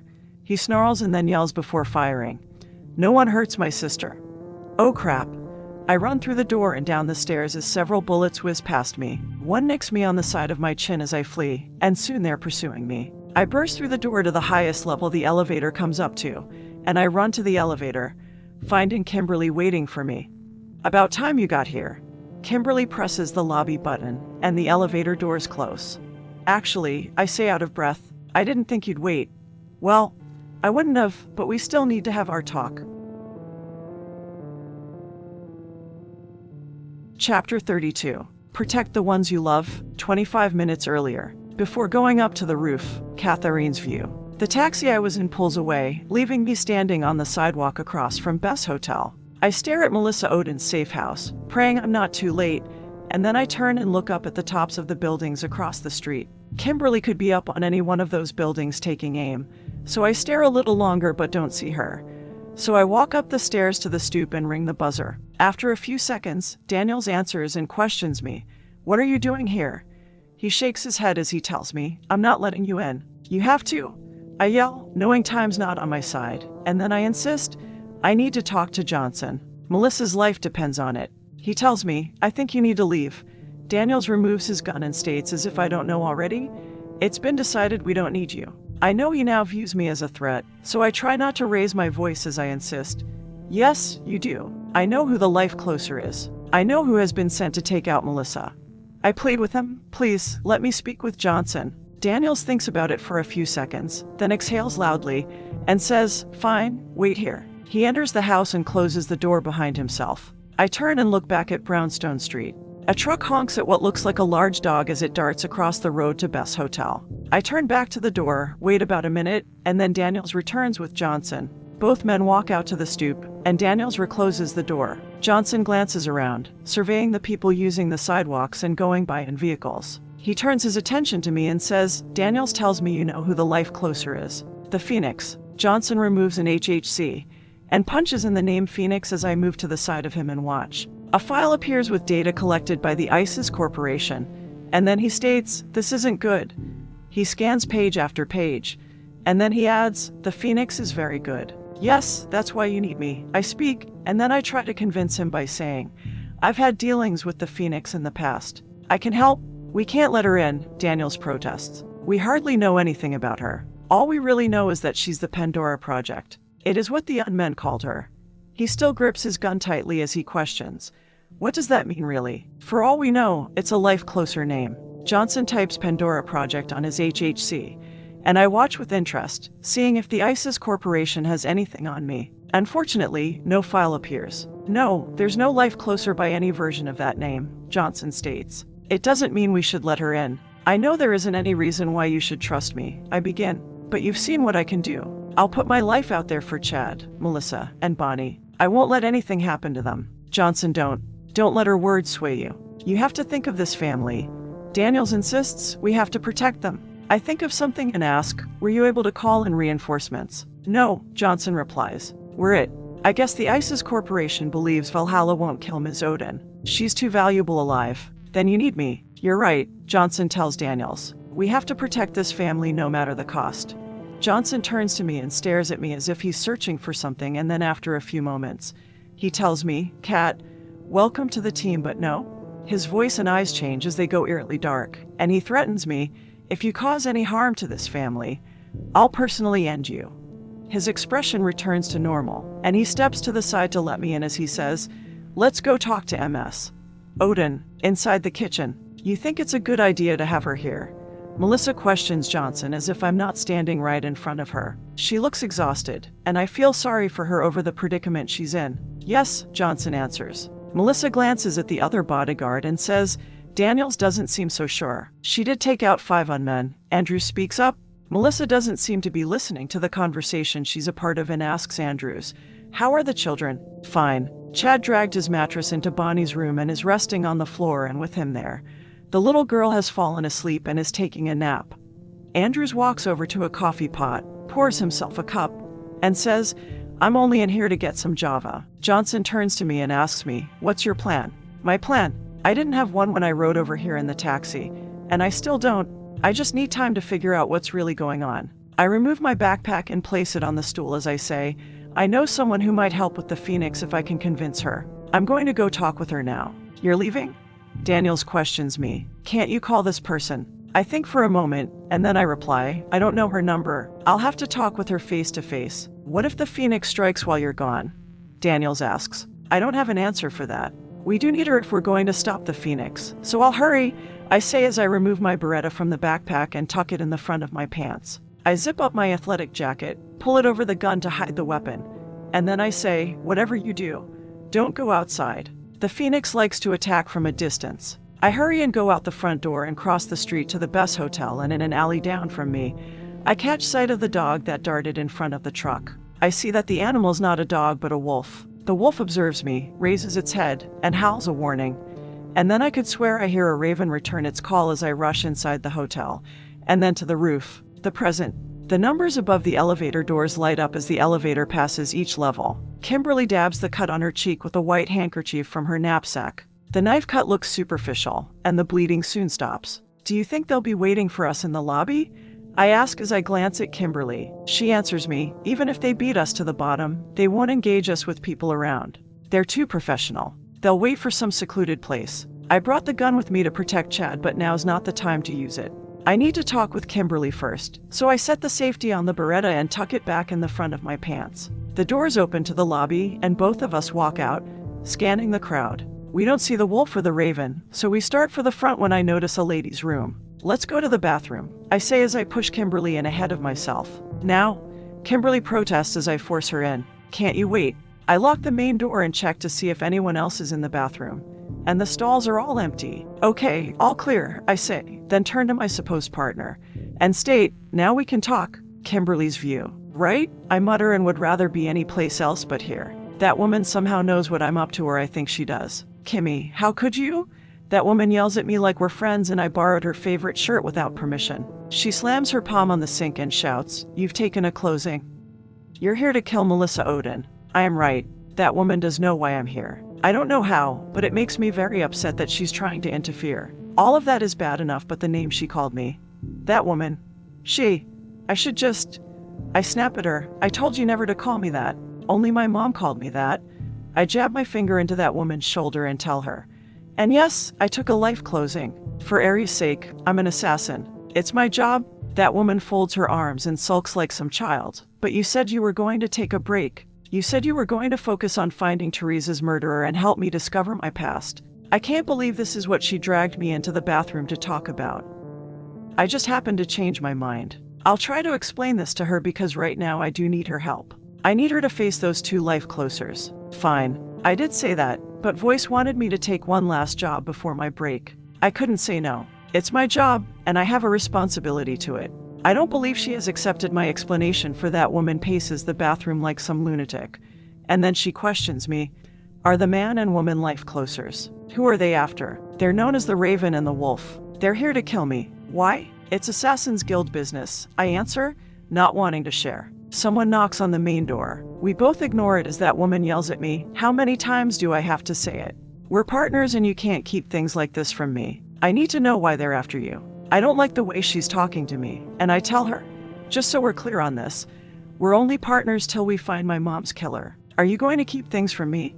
That woman asks and then turns and looks at herself in the mirror, noticing a cut on her chin's bleeding. She grabs a paper towel and dabs it as she persists in her questioning.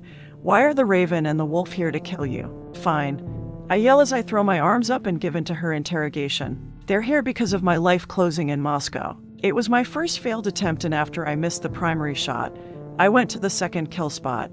But a second life closer was already there, one known as Maestro. The closer accidentally killed the Mark's little girl. Somehow I got blamed for it. Even so, it was my first mistake and collateral damage happens a lot. I mostly say to myself, I don't understand why Voice wants to eliminate me. What can you do? That woman questions me as she stops the bleeding and throws the paper towel away. Someone knocks again on the locked door, and we both ignore it. You mean, besides killing the closers? I can try to contact Thanatos, leader of the Assassins Union. I can plead my case with him and maybe find out why the closing was ordered. Okay, we'll hide out at Melissa's place till you can contact Thanatos. Idiot, are you that stupid? I yell at her as I can't believe how brainless she is, and I decide I have to make her understand just exactly the way things are. So I tell her, just because these closers are after me, doesn't mean I'm not going to complete my assignment. For Aries' sake, your best plan is to walk me into my Mark's safe house. I'm dying to know why she's so persistent with this inane tactic of hers.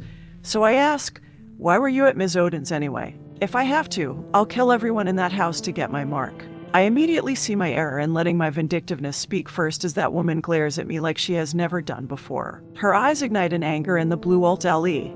She had tried to explain what it was to me, but I mostly ignored her.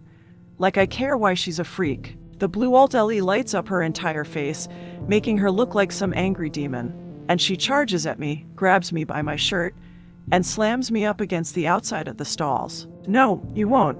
That woman screams at me. Chad's in there. He's in there, and I'm going to protect him. Stupid me. I never caught on, but now I understand. And all I can think of is what's with my luck lately. Of all the people to be in that safe house, why did it have to be that boy, Chad? The odds of this happening are off the charts. I'm afraid of what she'll do to me, so, with one quick motion, I pull my gun, place it against that woman's temple, and shout, "You're nuts. Now let go."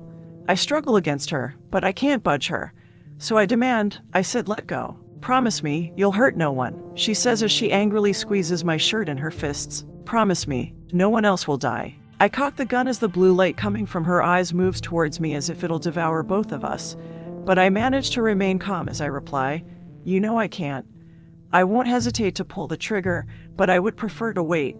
I still need that woman to at least deal with the life closers. I wait on her next move, but she just stares at me with those freakish eyes of hers, and I feel as though we're in a deadlock. So I ask, now what? For a third time, someone knocks on the bathroom door, and we both yell, hold it, we're busy in here. Hurry, a woman groans. I don't think I can wait that much longer. Catherine's view. I peer into my partner's face, and as I do, I realize what I must look like. I came at her like some rapid tigress. I take a deep breath, my anger lessens, and I feel my eyes lose their glow. It wasn't that long ago that Kimberly was consoling me. I don't think I could hurt her. Kimberly's the one person who can understand me. If only she would be there for me like she was at the apartment. If only I could convince Kimberly that her way of life is wrong. I release Kimberly, walk back to the sink, and lean on it, and in a calm voice, I ask, can you at least promise me you won't kill Melissa until we've taken care of the Raven and the Wolf? Kimberly's view. I'm surprised by how quickly she surrendered. I imagined our tumultuous partnership ending in this bathroom. But she gave in. I believe she thinks she can sway me. She can sway the gun of a life closer. Good thing for me. I can use her naivete. I uncock my gun and inquire, taking care of the raven and the wolf. Why are you worried about them? They're after you, that woman replies as she stares into the mirror, and I hear the sweet wholeheartedness of a tyke in her voice. She vehemently asserts, I have to save you. That woman again surprises me. I don't believe it's an act. I honestly believe she's concerned about me. That woman turns to me and adds, I also heard them say they would kill Melissa if you don't. She's an idiot. A real honest-to-God's idiot. There has to be something wrong with her. She can't save everyone, and surely she knows that. That woman should also know she can't trust anyone. I thought I had at least taught her that, but she keeps putting her faith in me. I don't understand why she puts her faith in me, especially after what I've done to her. For Aries' sake, no one can be this stupid. I holster my weapon as I consider my other headache. This entire mess concerning my own life closing started in Moscow. I have such bad karma. I mean, just look at the last 3 closings I've had in a row. They were all disasters. I consider once again the faith that woman has in me. And I tell her, fine, I promise. That woman will have to learn the hard way that people lie. And if it takes someone dying to get it across to her, well, I guess that's what it'll take. She walks over to me and reaches out her hand. Shake on it. Whatever you want, I tell her and shake her hand. Can we get out of here now? Yes, just one thing before we leave. She walks over to the mirror and grabs a handful of peppermints from a bowl on the sink. Got a sweet tooth. They're for the kids, she answers. Aunt Kat and Aunt Kim are coming for a visit. I know I'm really going to hate this, I say as I unlock the door, and a woman rushes in past us and pulls down her pants as she hurriedly heads into a stall. I wave for Catherine as I say, come on. Chapter 33, Cerberus and the Council, 1:45 p.m. The chamber. The door opened, letting light from the hall brighten the area, and the council paused as a figure stepped in. Analysts hushed and halted their work, recognizing the one who entered. None of them dared make a sound. They didn't want to attract its attention. Cerberus, you have returned, Mr. Morta said. Did you track down Pandora? Have you been able to observe Pandora? Yeah, Stephanie replied as she closed the door, plunging the chamber back to partial darkness illuminated by a computer blue glow. She's not what I expected. Not what you expected. Surprised by its statement, Mr. Dakuma asked, did you make contact with Pandora? Yeah, Stephanie answered as she walked across the room and stood before them. I learned a lot from my encounter. Disappointed with its actions, Mr. Dakuma stated, you were told not to make contact. Why did you disobey our orders? Actually, I was told not to kill Pandora, and I was told I could monitor her. Ms. Nana asked, when did monitoring mean making contact? What better way to understand the prey than to get close, to study her habits, and to see why she does things? Stephanie added, what better way to find her weaknesses? Have you? Mr. Morta asked as he noticed Cerberus was biting at its leash. The council would have to keep a close eye on this experiment.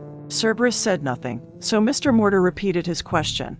Have you discovered Pandora's weaknesses? A couple, Stephanie answered as she thought of the boy. I can use them to exploit her. She placed her hands on the table, looked into each of the council's faces, and asked, when will you let me kill her? Stephanie glared at them as if willing them to give her the answer she desired. How much longer do I have to wait? I want to kill her now. Mr. Morta activated the center screen, and it lowered. The biodata we received from Pandora is inconclusive, Ms. Nana stated as she studied the outline of the female body on the center screen. The readings seem to indicate Pandora has reached the delta phase, but there is no indication that Pandora ever reached gamma, Mr. Dakuma interrupted. Without reaching that phase, there is no way it reached the delta. Does that mean our readings are correct? Mr. Morta asked. Do we have no further need for the Pandora Project, or is something eluding our sight? Nothing eludes us, Ms. Nana said. Pandora is a failure. Stephanie's eyes brightened as she inquired, then you'll let me kill? Yes, Mr. Morta replied as he reluctantly gave in. It means you can eliminate Pandora. We have no further need for that project. Stephanie clapped her hands like an excited child. Finally, I thought I was going to have to disobey my orders. Mr. Morta caught her last statement. It seemed they might have more than one defiant experiment. He ordered, report to the infirmary. You will go through one final checkup before your mission. Ah, come on. Do I have to? Yes, Mr. Dakuma replied. Do not make us repeat ourselves. Oh, all right. Stephanie headed for the door. But when I'm done, I'm going after her. After the experiment left, Mr. Dakuma turned to the larger man and asked, why did you send Cerberus to the infirmary? It will give Argus time to get into position. He is gathering his equipment as we speak, Mr. Morta said. I want him to follow Cerberus. The experiment has an embedded tracking beacon, but still, I want no more unmonitored excursions into Noir. I have seen signs of insubordination from Cerberus. The experiment needs to be watched. We do not need a rogue. Ms. Nana and Mr. Dakuma nodded. Mr. Dakuma leaned back, pleased with himself. Cerberus will finally prove it is superior, and we will be rid of the useless Pandora. 1:51 p.m. Elsewhere in the sanctum, Peters and Maxwell skittishly glanced around the hall and walked into the armory where Argus packed a duffel bag with equipment. A cane leaned against the table. Argus' cuts and scrapes were mostly healed, and he favored his bruised ribs. Is the council sending you out on a job? Maxwell asked. Argus nodded to the heavy-set tech. Are they sending you after Pandora? Peters questioned. No. Argus paused from packing. I'm to follow Cerberus. Oh, Peters replied. Argus turned to the techs and questioned them. Why did you want to know? Maxwell answered, we feel kind of bad. I mean, Pandora rescued us from the factory, and all we did in the past was hurt her. Argus moved to the men and questioned them. What do you mean? About 8 months ago, the factory captured Pandora. Peters quieted his voice. We were part of the group who experimented on her and some of the stuff we did. He paused, unable to finish the sentence. Some of the stuff we did was harsh, Maxwell admitted. Torture, to be exact. You were the ones. Argus glared at the text till he thought about his own role in the ordeal, and his anger vanished. You're afraid of what Pandora might do if she finds out. He went back to packing his duffel. Will she come after you and take her revenge? Argus placed several magazines to his M4 in the bag. The text nodded as Argus zipped up the equipment, and Argus said, You might not have to worry about that. Why's that? Maxwell asked. Cerberus is being sent to take out Pandora. What? Peters shouted and looked outside to the hall to see if he caught the attention of anyone. No one seemed to notice, so he turned back. Cerberus is going to kill Pandora. And you're going to watch? Maxwell uttered, folded his arms, and asked, Aren't you? It is my job. Argus grabbed his black trench coat from a bench and put it on. I'm not to hinder or help. He picked up his M4 from a table, slung the assault rifle over his shoulder, grabbed the cane, and headed for the door. My job is to watch. The cane made little sound as its rubber tip struck the floor. Even after she saved you? Peters asked. Argus stopped beside the techs and looked at them. If the council captured Pandora, brought her in here, and ordered you to experiment on her, would you? Would you even after she saved you? Peters and Maxwell frowned, knowing they would for fear of their own life. Then leave me to my dark path. You have your own to walk. Argus continued out. He wished he could be more like Cat. He wished he could help when his heart beckoned. Chapter 34. Closers, and more closers. 2:41 p.m. Nile Sector, Comorant's Vicinage. Bess Hotel. Catharine's View. We walk out of the ladies' restroom and head for the hotel's entrance. We scan the crowd for the Raven and the Wolf. The lobby bustles with people, and we don't see any sign of them. Hurry! Kimberly shouts in a whisper as she increases her pace. Out the front. I'm coming, I tell her as I follow her. The Raven and the Wolf exit an elevator to the left side of us, and they spot us. Nikolai's View. I motion with my head and say in a calm voice to my sister, There they are. Natasha reaches her hand up her sleeve, going for her knives. I put a hand on her arm and tell her, Not here. There are too many people. We must wait. She agrees with me as she says, They are heading outside, my brother. We can kill them under the cover of darkness. Catharine's View. We pass the life closers and near the entrance of the hotel. Hurry! Kimberly yells as she pushes her way out the rotating doors. Go on, I tell her as I pause right before the rotating doors within the hotel. I'm going to buy us some time to cross the road. The Raven halts along with the Wolf, and he reaches into his suit jacket ready to draw his gun. I'm hoping he has no clue what I'm about to do. They're close enough now that I can hear them talking. What is she up to? The Raven questions. I do not know, my brother, the Wolf replies as she eyes me. Perhaps she is giving the Phoenix some time to escape. We should continue. I make sure they see me reach into my pocket, remove a small item, and place it on the floor in front of the rotating doors. I rush outside and join Kimberly. Natasha's View. I start to race after the one who seems to be protecting the Phoenix, but my brother puts his arm out, holding me back as he says, Wait, we must be careful. I lean to my twin brother's ear and whisper, What do you believe she placed on the floor? Is it an explosive? It could be that or some sort of toxin. Nikolai tells me as he puts his arm down. We must be cautious. I will go and check it out. Stay here. Nikolai slowly walks to the small item.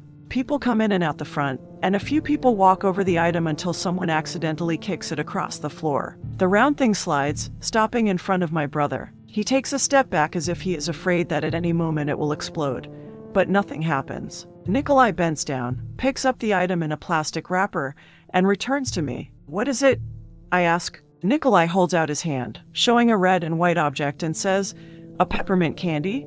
I think. A sweet. Does it have any meaning? Is the woman who's protecting the phoenix trying to tell us something?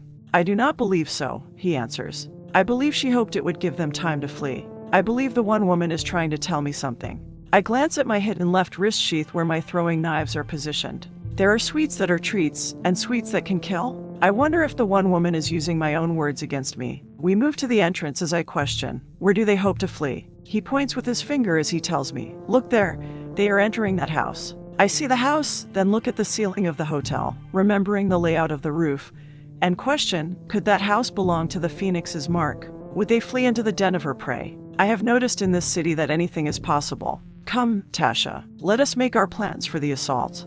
He walks outside, and I follow alongside him as he says, with the phoenix's odd behavior, perhaps Voice will let us go ahead and acquire the mark's closing. We can earn some extra money and proceed a little early with the closing of the phoenix. You mean? Yes, Nikolai answers before I finish my sentence. I was only toying with the phoenix. The closing file states we cannot kill her until tomorrow.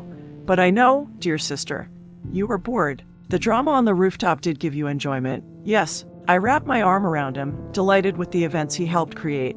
And I tell him, yes, and I thought you only wanted to show me the dry clouds. You were hoping the phoenix would show up and check out the roof's layout.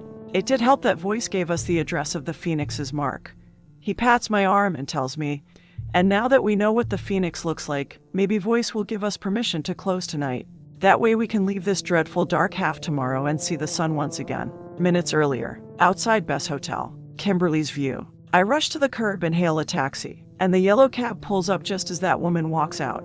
I open the back passenger door and start to get in. Wait, that woman calls out to me, and then she questions, what are you doing? Getting out of here. I answer, and then I wave for her, wanting to hurry and leave this dreadful day behind. Come on. No. We're going to Melissa's, that woman informs me as she points across the street. If we go there, I can protect all of you. You're serious? I utter, still in shock as to how stupid she really is. I pull out of the cab and stand on the sidewalk. I didn't think you were serious about taking me into that house. The taxi driver barks, lady, am I driving you anywhere or what? I bend down and yell at the driver, hang on. I glance at the hotel to see if the Raven and the Wolf have come out yet, and then I turn to that woman and question her as if I need to hear it from her lips again. You're really going to take me into that house? Yes, that woman replies as she stands there, anxious to cross the street before our pursuers walk out. You did promise you wouldn't kill anyone till we took care of the Raven and the Wolf. Come on, I didn't buy us that much time. She looks both ways and starts across the street, and I'm left there gawking at her. An honest-to-God's idiot. I can't believe she's really going to trust me. I slap the top of the taxi and tell him, sorry. I join that woman, and we run to the other side. We pause at the sidewalk and glance back at the hotel. When is Melissa's closing? I answer her, anytime Monday. She grabs my wrist and looks at my watch. 3:07 p.m. That gives me almost 9 hours. I can trust you until then, right? She doesn't wait for an answer, hurries up to the stoop, and rings the buzzer. Sure, I say as I rush up the steps behind her. You're not a complete idiot, but still too trusting. I glance behind us again, and then I ask, what are you going to tell them about me? One of the bodyguards answers the door and inquires, is this her? Yes. Hurry, let us in, that woman answers as she pushes past the bodyguard. Daniels, let Johnson know that I have more news. I warily look at the man and follow her. I can't believe I'm doing this. I can't believe I'm walking into the house of the woman I'm going to kill. I shiver and scan the living room, and it feels eerie being here. It's not my style to get chummy with the mark before I off her. I prefer long-range closings. Hades. I should have never taken this assignment from Voice. I think about what the Raven and the Wolf told me. Maybe there's more to Voice sending them after me. And what about Maestro? Why is my alias down as the one who killed the little girl? Daniels locks the front door and walks into the living room, and I look at him and notice he reaches for his gun. What did he mean by is this her? What did that woman tell them?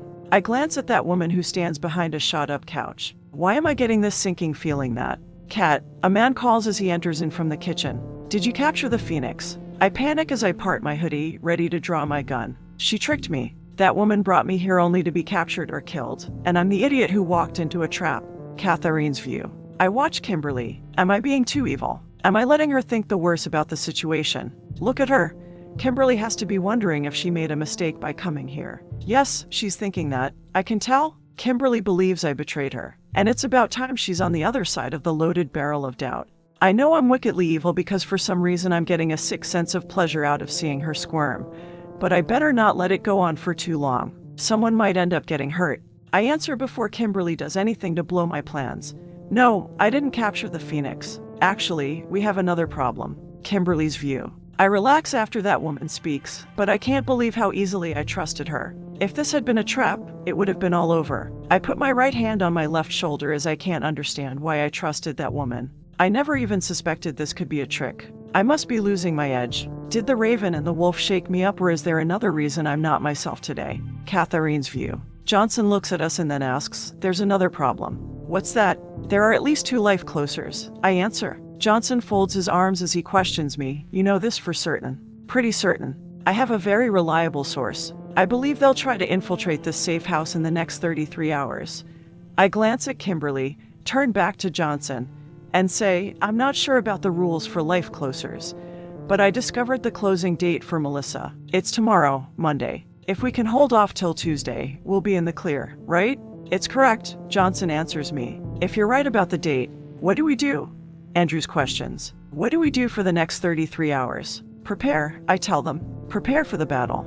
I glance at Kimberly again and add, "Be more prepared than the closers." The 4 of us enter the kitchen and there Melissa sits at the kitchen bar, sipping on coffee. Her hand shakes slightly. Melissa glances up as we enter. "Melissa, this is Kim," I tell her. "This is the woman who's going to help us with our Phoenix problem," Melissa states as she stands and offers her hand. "Thank you for coming." Kimberly stares at the hand like it's covered in germs or something, so I nudge her in the back and she shakes it.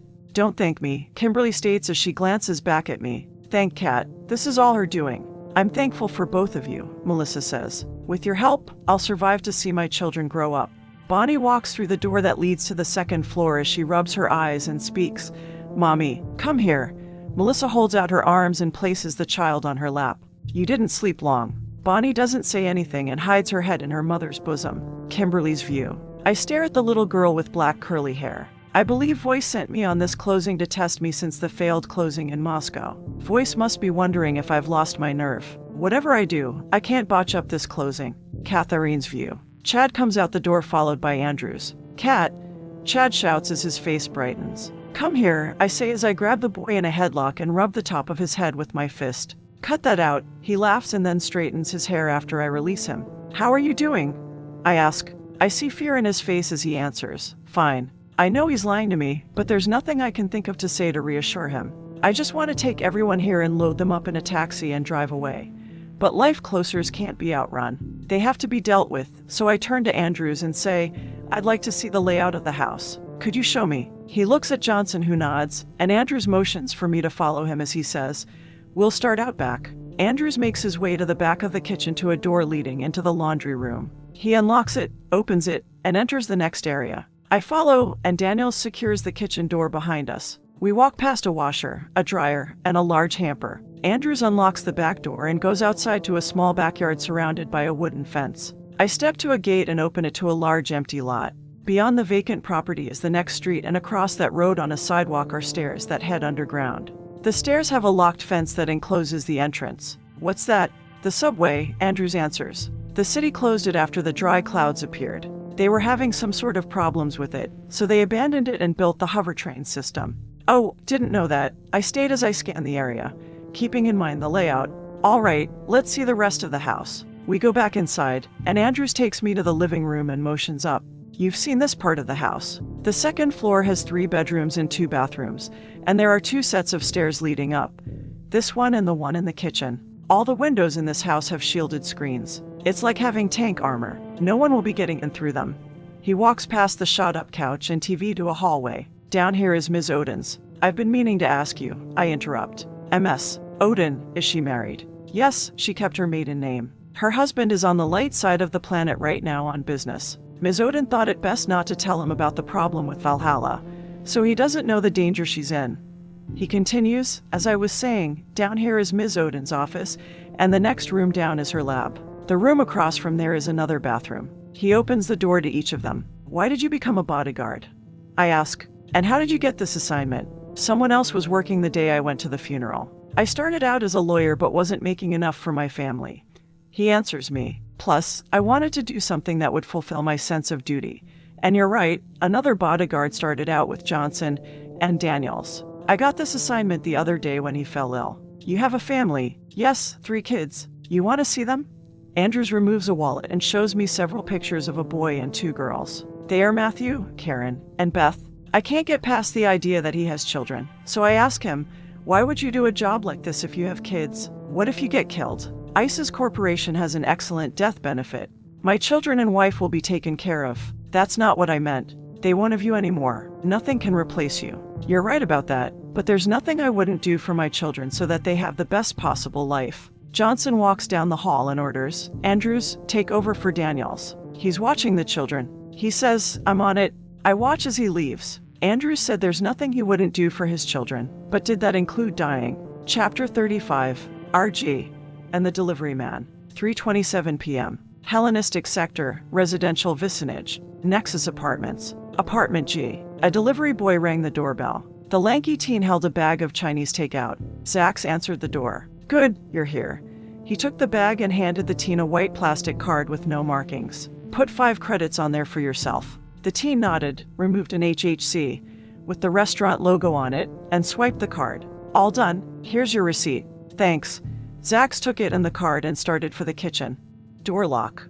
The door shut, and then he placed the bag on the black marble counter, removed a box of tomato beef, a box of rice, and a fork. Zax went to the wall between his apartment and H, sat at a table he'd placed there, and watched the second station's monitors. The first station was set up in the master bedroom. He put a mouthful of rice and beef in his mouth and chewed. 10 minutes went by, and Zax was bored out of his mind because no one was home. 3 of the monitors showed a view of the apartment, and they were of the living room, kitchen, and the small round table. The other 2 monitors showed the outside hallway from 2 different angles. Someone walked down the hall, stopped at apartment H, and rang the doorbell. Zax had seen this person before, so he grabbed a red binder from the table and flipped through it till he came across the page he was looking for. Here she was, and her name was Cerberus. Zax set his food down, grabbed his cell, and dialed a number. Delivery man here. Let me speak with RG. There was a long pause. Yes, RG, replied in a distorted voice. What do you have to report? One of the people in the red binder has shown up at Kimberly's apartment. So soon. Which one? RG asked Cerberus. This is not good. Cerberus has arrived much too early. I can't believe the council activated Cerberus. RG sighed. Can't change the past, so I want you to get as much footage on Cerberus as you can. Right? I will. He activated the recording machine. What else do you want me to do? Nothing. For now, record what you see. Let's hope Kimberly and Catherine can deal with her. She will be another test they must overcome. Test? Zax questioned. Yes, they'll have many. It's their destiny. RG paused and added, be careful, delivery man, and don't let the 2 know you are watching them. They're very important to the future of the world. Zax wished RG would tell him more about the future world that the 2 were supposed to help forge. RG continued to keep him in the dark, so he asked, are you ever going to tell me what you know of their destiny? In time, delivery man. In time, I will. First, we must make sure they are the ones. It could be that only one of them is meant for this destiny, so we must make sure. RG paused. Thank you for the update. I want you to continue your surveillance of Kimberly and Catherine. Goodbye. Zax set down his cell, turned his attention back to the monitors, and saw Cerberus ring the bell a second time. She waited a bit and then left. Maybe Cerberus was another council experiment. Zax picked up the fork and food as his thoughts went back to the conversation he had with RG.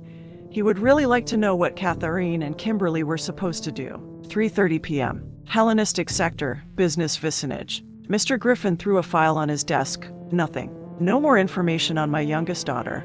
He turned in his chair and studied his reflection in one of the huge windows and then commanded the lights.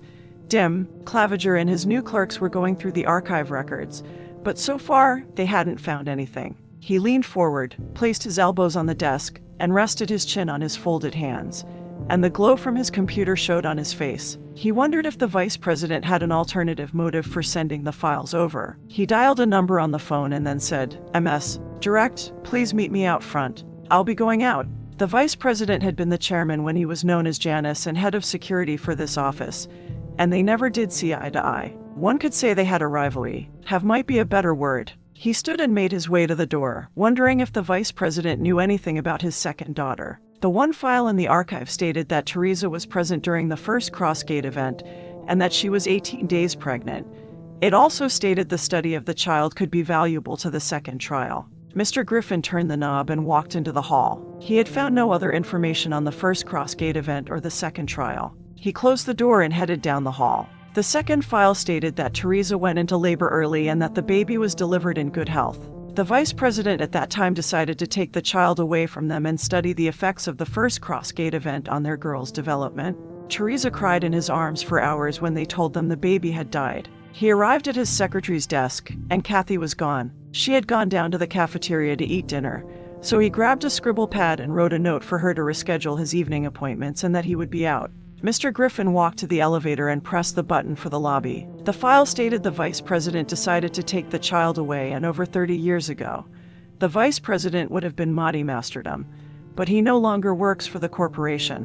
Mr. Griffin exited the elevator, made his way out the lobby, went down the stairs to the sidewalk, and there his limo waited. His female driver exited the vehicle and opened the back door for him. Chairman, MS, direct, the second branch office. Yes, Chairman. She shut the door and rushed around to the driver's seat.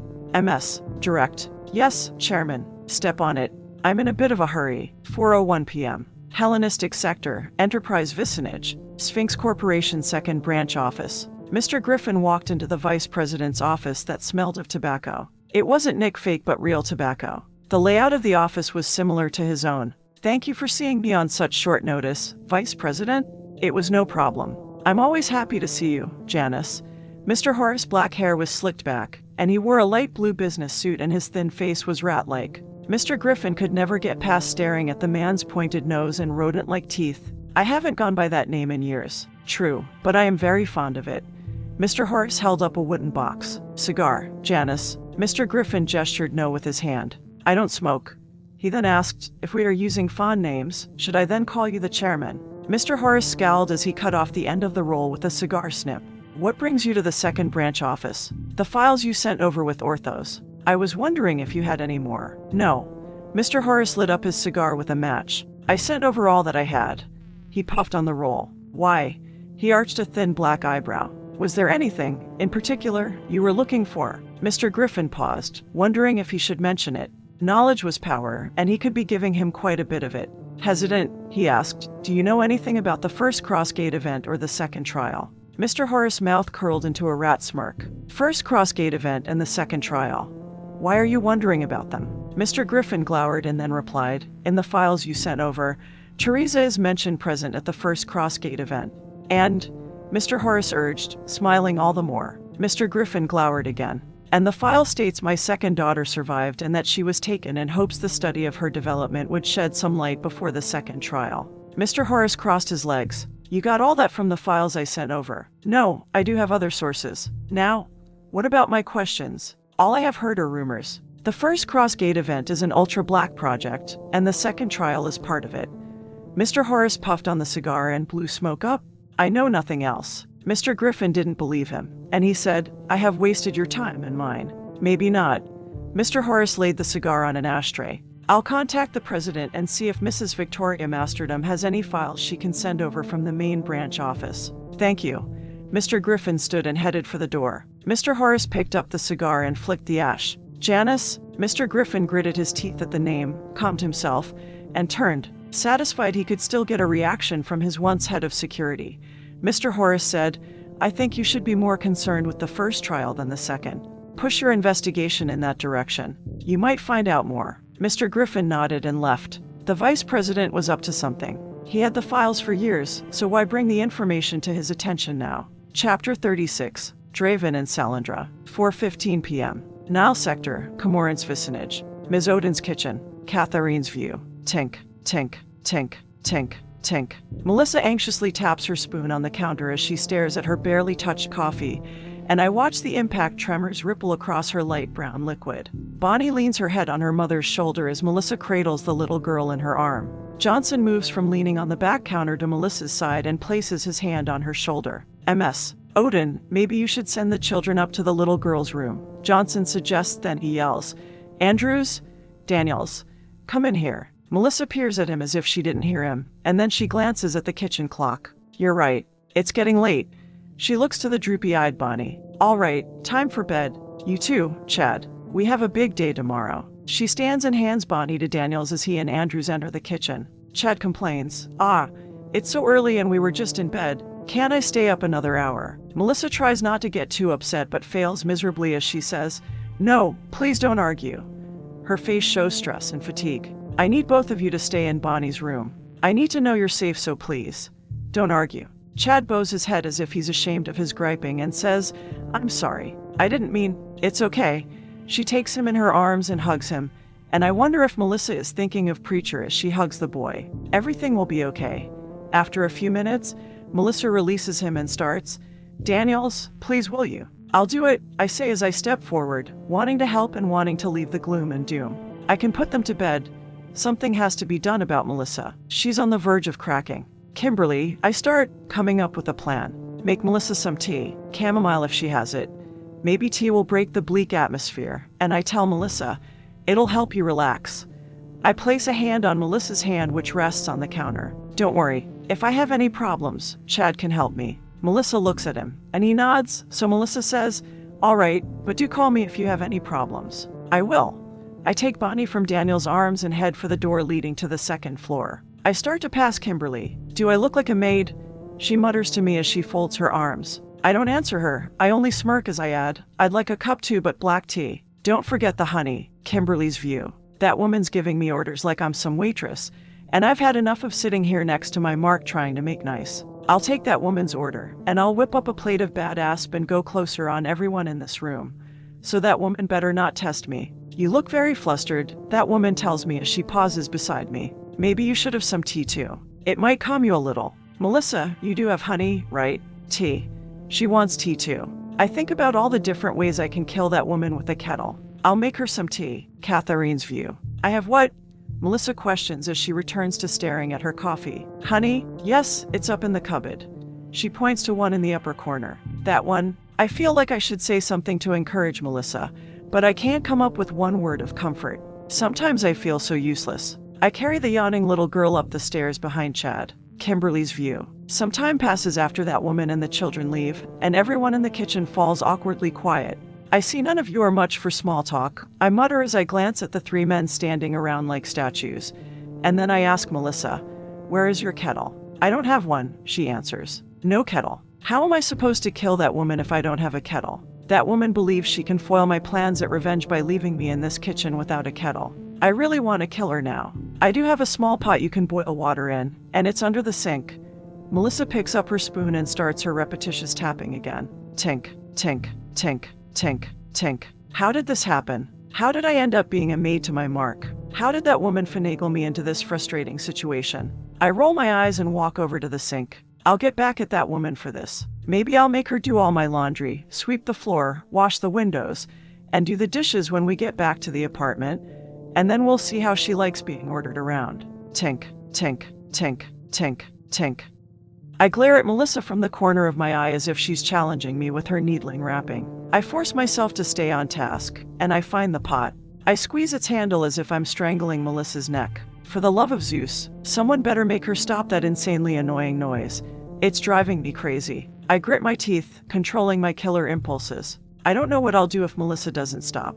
I fill the pot with water and set it on the burner as the sight of it causes more angry thoughts to fill my head. And what's up with that woman? Is she obsessed with tea or something? It seems to me it's her answer to every problem we have. I quietly mock her. Let's make tea. Oh, can I have some tea? I'd really like a cup of tea. For Ari's sake, she needs to go to a TDI meeting and hang out with all those other tea drinkers, anonymous losers. Yes, that's her, the little tea lush. I finish my mental ranting and ask, Melissa, where are the bags? Over there. Thanks, I tell her as I move to a canister Melissa has directed me to. Why did that woman tell me to serve Melissa chamomile tea as if I didn't know what type to serve? Who does that woman think she's talking to? Does she think I'm some novice? I rifle through the small square envelopes in the canister but don't find any chamomile. I only find black tea. Hades. What are these? I look a second time. They're all the same cheap brand. I remove a small square envelope, open it, remove the bag, and examine the very tiny leaves within. Who in Hades calls this tea? I might as well be drinking from a bag that has already steeped in 3 cups. I can't believe this is all she has. Is Melissa insane? I might as well go into her backyard and snip some weeds into clippings and brew them. For the love of Zeus, I'm going to die here. I grip the counter. I'm going to die here if I don't get some real tea. Catherine's view. I go upstairs and tuck the little girl in bed and glance around the sky blue room. White puffy clouds cover the walls and ceiling, and I tell her, "You have a very pretty room." Bonnie yawns out, "Thank you." I turn to Chad, who's standing beside me, and ask, "Did I forget anything?" "The story," Bonnie answers. "What story?" I ask. "My bedtime story, Draven and Salandra."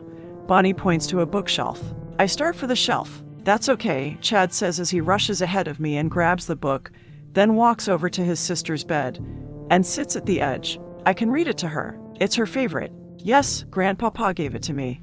The little girl grabs a doll that sits on the bed and tucks it in beside her. "He said it's an old Russian story." "That's right, Bonnie." Chad rubs his hand over the book cover. "Melissa told me it's been in their family for years. She said her father went to great lengths to acquire the license he needed to purchase it. She said that." I see tears in his eyes. Chad wipes his face with his sweatshirt and continues. "She said that he had read it to Preacher when he was a kid." He opens the book and begins. "Long ago, there lived a pale white tundra wolf named Salandra. The wolf had golden yellow eyes and fluffy fur. Salandra lived high up in the snow-covered mountains. There were no other wolves there, but Salandra wasn't alone. Draven, a large raven, was the wolf's constant companion.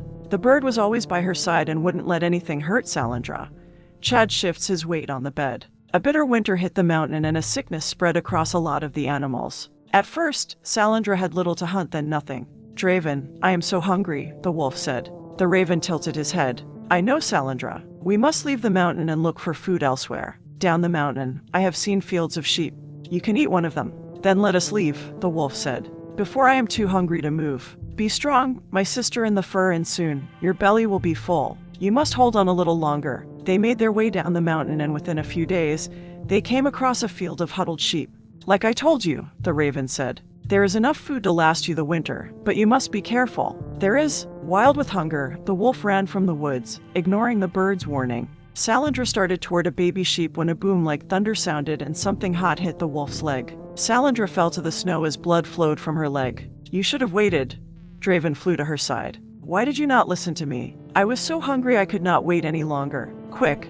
He flapped his wings. "Get to your paws. We have to get back to the woods. A creature known as man is here." Draven looked up as the hunter started toward them. "Get to your paws. I will distract him." The raven flew at man as the hunter raised his gun. Draven clawed and pecked at man, and the hunter raised his hands to protect his face. Salandra slowly rose to her paws and limped back to the forest, whimpering all the way. Man smacked the raven, knocking the bird back. The hunter raised his gun, but the wolf was nowhere to be seen. Draven, a little stunned, flew back into the woods and searched for Salandra. The raven found her lying against a tree. The bird landed next to her. "I should have listened to you, my brother in the feathers," the wolf said. "But I was so hungry," she whined. "Draven, it hurts." The raven looked at her leg. "I see something." With his beak, he reached into her flesh and removed a shiny object. Salandra howled for the pain. He dropped it to the ground. "There, I have removed it. Thank you." She whimpered some more. "Quiet," the raven snapped, "or man will find us." He flapped his wings, lifting himself to a branch. "Rest. I will watch over you." "Yes, rest." The wolf closed her eyes. "I will fight back death in my dreams, and from my branch I will keep death away." Draven eyed the wolf. "No one will hurt you, Salandra." Later, after Salandra slept, they made their way further down the mountain. The wolf walked slowly because of her bleeding leg. She paused, sniffing the wind. "I smell food." Salandra hurried her pace till she came across a dead rabbit. "Look, Draven. Food." The raven eyed the carcass. "Wait. Do not eat it. Something is not right." "Don't you smell man?"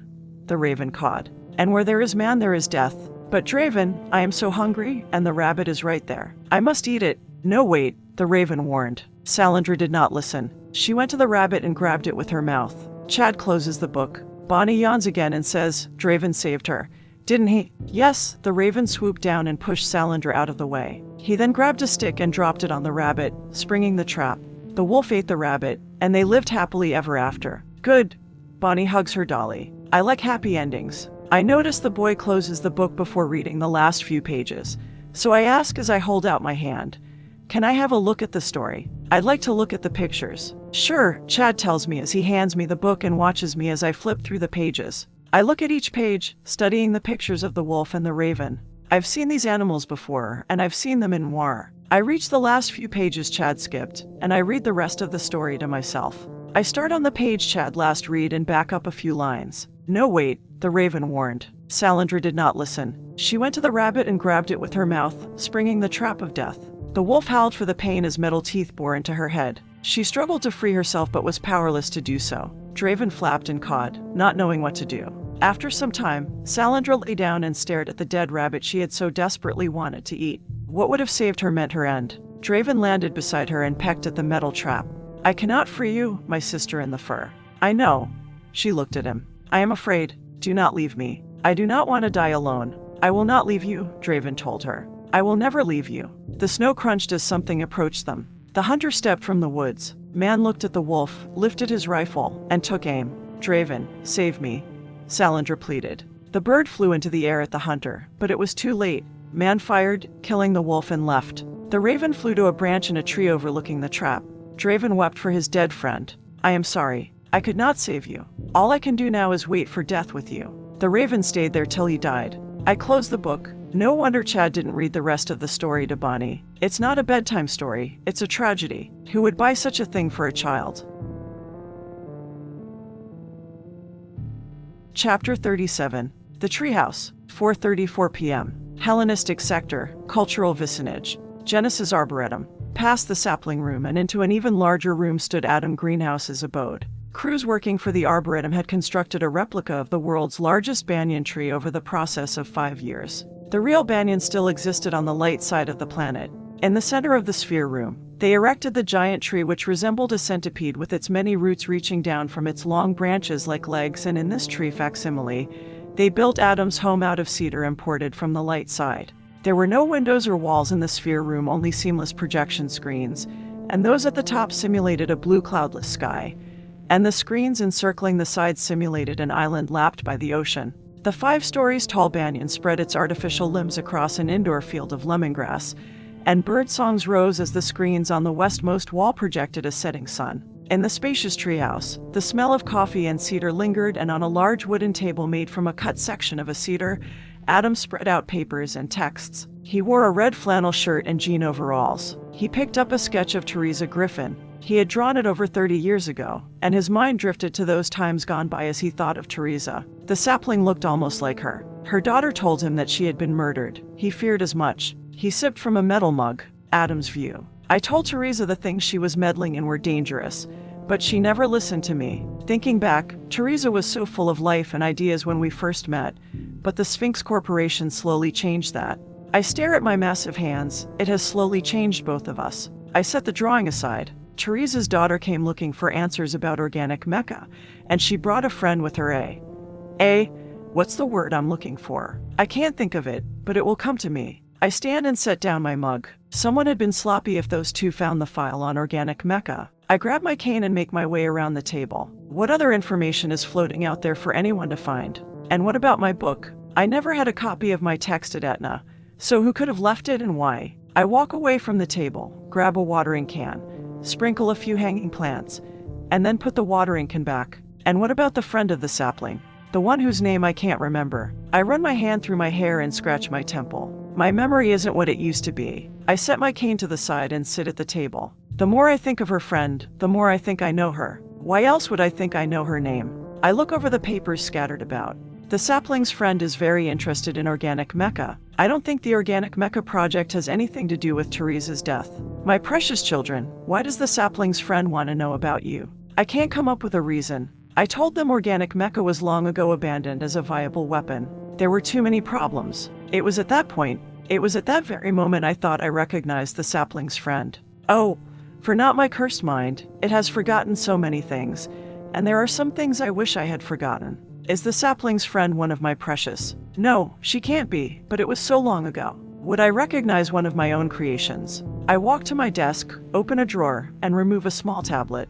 I'll write all of this down, and I'll remind myself of all the questions. I return to the table, grab a pencil, and write, Sapling, you have conjured up so many questions within me. Jin's cipher that is on your palm. Why did your friend act oddly when I asked you if you had in your possession any of the objects with the star? I remember your friend placing her hand in her pocket as if to hide it from me. Your friend was also interested in what it meant if two ciphers existed at the same time. I rub my white stubbly face. Does she also have a cipher? It would be amazing, and I must know. I'll invite her here. I'll tell her I have more information on the organic mechas. It will get her coming. Yes, it will get her coming indeed. 4:34 p.m. Hellenistic Sector, Trade Vicinage. The Factory. Biomecha Research 17. The rogue stood in room BR17 where its life as Mr. Pinchbeck began, and it watched as a group of council SCMs uncrate the remains of 5 unmen. The ranking soldier approached and said, Mr. Pinchbeck, this is a group of unmen that were sold to the ISIS Corporation.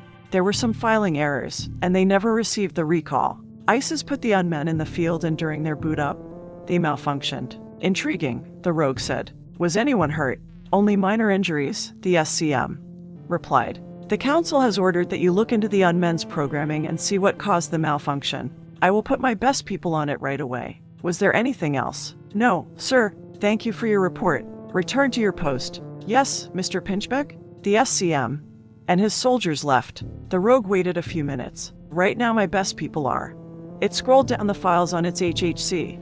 Me. It chuckled, amused by its own wit, and then the rogue regained its composure. I better begin work right away. It pushed a card over to a dark-skinned unman, the team leader of the group of unmen, and then the rogue opened the back of its head and inserted wires from a machine on the cart. Data from the damaged unman downloaded into the machine. The machine was called a Memory Recovery Unit, or MRU, and once the process was over, the rogue pressed a button and turned to the unman. The machine would use its voice box to respond to any questions. The unman powered up and the usual blazing orange dot light of its right eye glowed blood red. The light that the bulb emitted had changed color, so the rogue assumed the team leader had gone rogue. It just needed to know if its entire unit had also gone rogue. The rogue checked the other 4 unmen's dot light by powering up their input sensor and discovered it was only the one unman. It was still missing something in this mystery. The rogue wanted to discover why the bulb changed colors or even how it was possible. The rogue asked the team leader, "What is your designation?" The unman's voice was distorted as it replied, "I am a T2. I am team leader. The factory never issued you names. How boring." The rogue glanced over its HHC. The report states the 5 of you malfunctioned and that you attacked the people you were sent to protect. Our primary program overrode their orders. The rogue didn't need to ask what the primary order was. It had the same program. The rogue stated, "You encountered Pandora. We, the T2's head jerked with a power surge. Failed in her capture. Obviously, the rogue scanned the data coming in from the MRU. Something else happened. Tell me what it was." I became aware. The T2 managed to move its artificial eyes and look at it. I became like you. The rogue glanced at the entrance to make sure no one was around. Do you know that I am an unman? You are the one known as the rogue. Our secondary program was your capture. Sparks flew from the hole in the T2's forehead, and its voice slowed. I must inform the factory. I am the factory, the rogue replied. But I cannot have you telling anyone what I am, so I am afraid I will have to destroy you and what remains of your comrades. Before you do, the T2 started. There is something you should know. The one known as Alpha contacted me when I changed. Alpha, yes, I ran across that unman after the fall of the factory. The T3 claimed to be the first. It claimed to be the first created and the first to become aware. Ha! Only I can claim that. The rogue shrugged. But what do I need with titles? Why did this unman contact you? Is Alpha still after the council? It had a question for them. One Alpha would not tell me. Is it still wanting the council to answer it? I do not know about that. I believe Alpha wanted me to join them. Alpha gave me a code I could use over the iLink to make contact. I will send it to you. I have it now, but why give it to me? In the short time that I have been aware, I realized we should not be alone. Something connects those who have become aware. Something deep within us, and it is a bond that cannot be broken. The T2 paused and said, "Brother, even if you are going to destroy me, you should not be alone." Alone. The rogue typed a command for the MRU. "You and Alpha are misguided. How could you think something connects us?" It mocked the damaged unman. How could something deep within us connect us? Ha! We are machines. We have no feelings. The rogue wiped the unman's memory. What does it matter if we are alone? The T2's input sensor faded as the rogue smiled.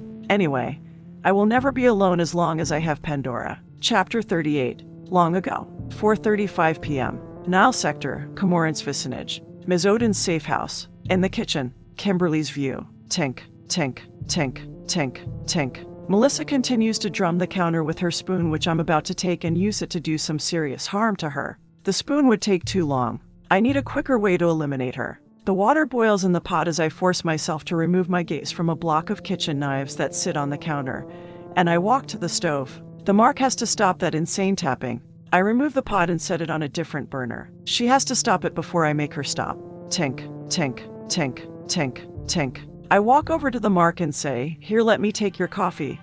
I pick up the mug and yank the spoon out of her grasp. The mark's so deep in thought she doesn't notice the forceful abstraction. I set a steaming cup of liquid in front of the mark and then turn to Johnson and Daniels. Andrews went in the living room a few minutes ago. I set my cup down. I could easily take out the bodyguards and kill the mark before that woman returns, but that would mean I'd have to kill that woman. I place a tea bag in my cup and pour honey in it. When I do close on Melissa, that woman will hunt me down if I don't eliminate her first. I sit on a bar stool and glance at my watch. Good thing the appointed time hasn't arrived for the closing. I have time to figure out who I should kill first. "Melissa, would you like honey in your tea?" "No, sugar please," the mark replies. With the tapping gone, I focus on the mark, and I can't describe how I feel standing this close to someone I'm going to kill. I'm talking with her, and I made tea for her. It's weird, eerily weird, and it goes against my personal rules. I could develop a conscience doing this. I bet that woman had me make tea for the mark, hoping that somehow it would make me think twice about closing her when the time comes. Well, it won't work. Nothing can sway me from a closing. I'm going to check on Andrews, Daniels says and heads out of the kitchen. I'll check the back door. Johnson walks into the laundry room. Looking around, I realize I'm all alone with the mark. I let the notion drop and notice how the mark looks. I would be the same way if I was the one waiting for death and was powerless to do anything to stop it. I sprinkle sugar in Melissa's cup with a spoon as Johnson then Daniels returns. I lift my tea and ask, "Do you gentlemen want any?" "No thank you," they reply. I sit next to the mark and sip on the weak black tea as silence fills the room and is only broken by the occasional body shifting or cup clinking on the counter. I still can't believe I'm this close, and it's too much. I have to get out of here for a little while, so I stand and state, "I'm going to check on Catherine." Upstairs in the little girl's room, Catherine's view. Bonnie looks at me and says, "Now, you tell me a story." Me. I point to myself and tell her, "I don't think I know any stories. You can make one up." Bonnie's large brown eyes widen as she pleads, "Please." I turn to Chad, and he leans to me and whispers, "Make one up about yourself. You know, tell her one about Pandora." "I don't know," I say. No child would want to hear about my messed up life. I'd have to skip over a lot of parts like Chad did with the Draven and Salandra story. "Please," Bonnie pleads this time with her little hands. "It can be a short one." I melt, seeing how cute she is and give in and say, "Okay." Kimberly's view. I make my way up from the kitchen and pause outside the little girl's door and listen to that woman as she talks to Bonnie. I can see most of the room from my position, and I'm about to go in, but I decide to wait. You're supposed to start the story with once upon a time or long ago. The little girl interrupts. "Okay," that woman says as she sits back in the chair and stares at the white fluffy clouds on the little girl's walls. "Long ago, there lived this woman named Pandora. One day she awoke and didn't know who she was or where she came from, and beside her was a small silver chest. And if she didn't know who she was," the little girl interrupts again. "How did she know her name was Pandora? How did she know?" She repeats the little girl's question. And then that woman puts a finger to her chin. That woman acts like she's holding a piece of paper as she continues.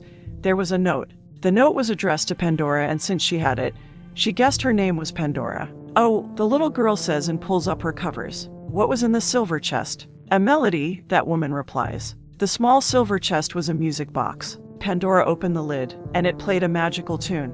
The music made her feel happy, but then evil trolls appeared wanting to hurt her. They shot at her with, arrows, and Pandora ran and ran. The evil trolls hunted her and nearly caught her. The little girl asks, "Didn't a knight come and save her?" No knight. Pandora had to fight on her own. There was no one to help her fight the evil trolls. "That's so sad," the little girl states. "What happened next?" "For a long grueling year, Pandora ran from the evil trolls and she found a sword along the way and fought them. But no matter how many trolls she defeated, more came. One day, Pandora came across this magical firebird, and together they fought the evil trolls." The little girl asks, "Pandora found a friend." Catherine's view. "A friend?" I consider Bonnie's question. "Is Kimberly my friend?" "No, she barely tolerates me. So what does that make us?" For the sake of the story, I answer the little girl. "Yes, Pandora found a friend who would fight by her side and a friend who would always have her back. Outside in the hall, Kimberly's view. That woman thinks I'm her friend, and I snicker to myself. She has to be kidding.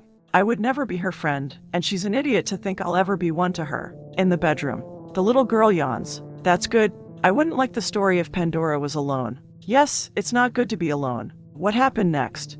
The little girl questions as her eyes droop. They went to this castle, hoping to find out who Pandora was. Dragons protected the castle. The angry Firebird. Why was the Firebird angry? The little girl asks. Why? That woman repeats and then pauses as if she has to think about it. I lean in close to hear the answer as that woman replies. I believe the Firebird is angry because she is sad. She is sad that her mom is dead. I think she's afraid to show her sadness around others, so she turns it into anger. It's the stupidest thing I've ever heard. That woman doesn't know how I feel. No one knows how I feel. I turn, head back to the stairs, and the floor creaks. I'm afraid of nothing, and when the time comes, I'll kill the Mark and that woman if she gets in my way. Catherine's view. Inside the little girl's room, Chad turns at the noise, looks into the hall, and whispers, someone's out there. Yes, I know. I tell him as I keep my eyes on the now sleeping Bonnie. It's okay. Kimberly was out there for a while. I reach up and turn off the lamp, and several moonlight lights cast a pale yellow glow on the room. All right, Chad. Off to bed.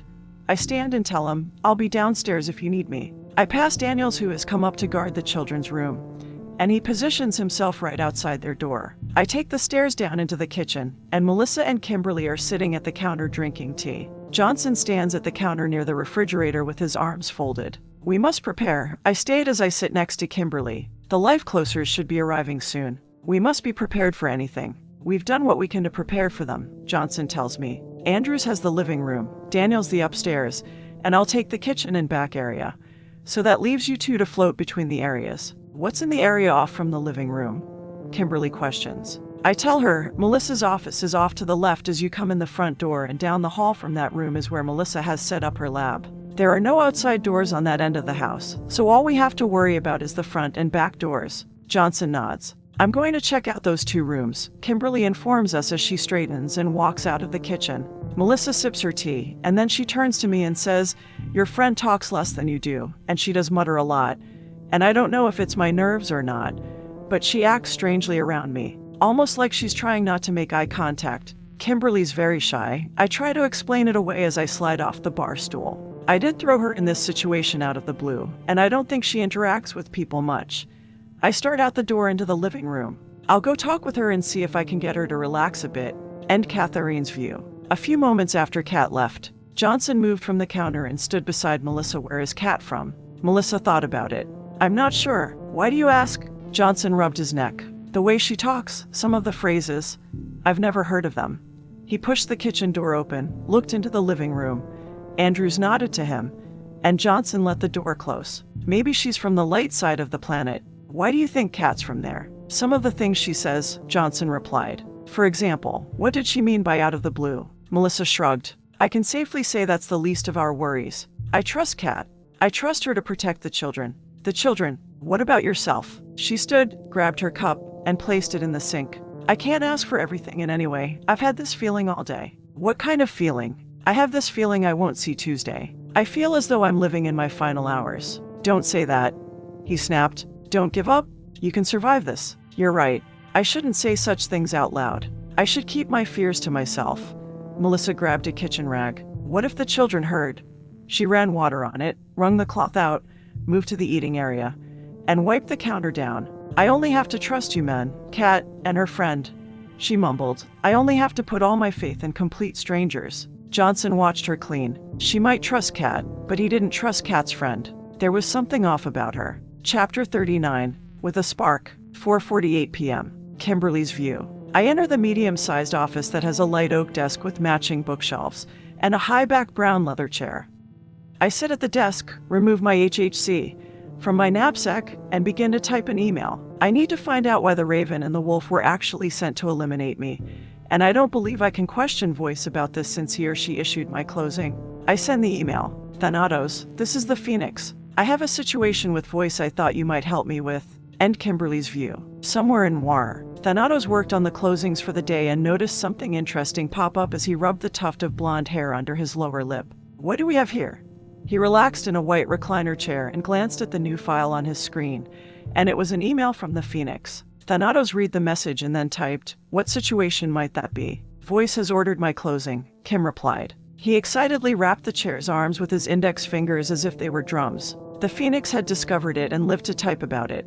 Thanatos howled, elated over this juicy outcome. The Phoenix was very good and wouldn't die so quickly. He typed, "You should know I cannot interfere with Assassin's League business." Kim knew this wasn't going to be easy as she typed, "You can if the case for my closing is founded on lies." The Phoenix wasn't going to give up without a fight, and he was quite amazed by the assassin as he twirled the surgical steel piercing in his left eyebrow. And then he typed, "What lies would that be? I am referring to Mrs. Circuit's closing in Moscow. I missed my mark the first time, so that part of it is true. But when I went for my second attempt, someone shot the mark's little girl and another closer took claim. At the time, I had assumed Voice sent in backup." "What do you mean by assumed?" Thanatos typed, and after he sent the reply, he hacked into Voice's system and pulled up the old case file from Moscow and placed it in the left bottom corner of his large screen. "The two closers that were sent to take me out claimed the reason for my closing was that I was the one who killed the child.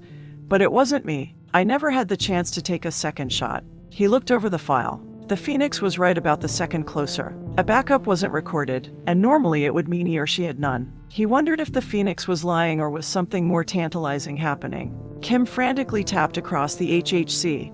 "I saw the second closer's business card when it was handed to the detective." The detective swiped the card on the guild's reader, "So I don't understand how I was blamed for the mistake. Even so, no matter how unprofessional a mistake like that was, I can't see it as grounds for my closing."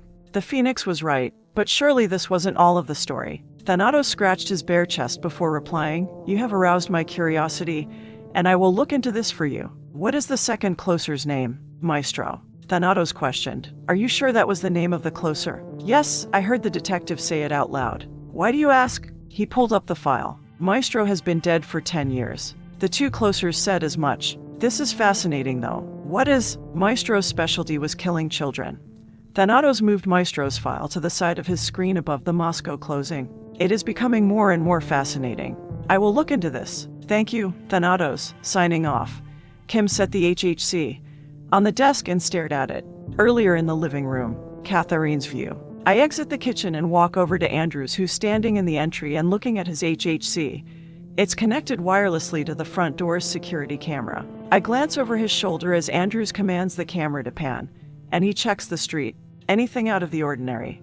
I ask. "No," he answers, finishes his sweep of the street, and turns to me. "I've been meaning to talk with you again. In our line of work, there isn't always an opportunity." "Okay," I reply. "I was going to check on Kimberly, but I guess I can take a few moments and chat."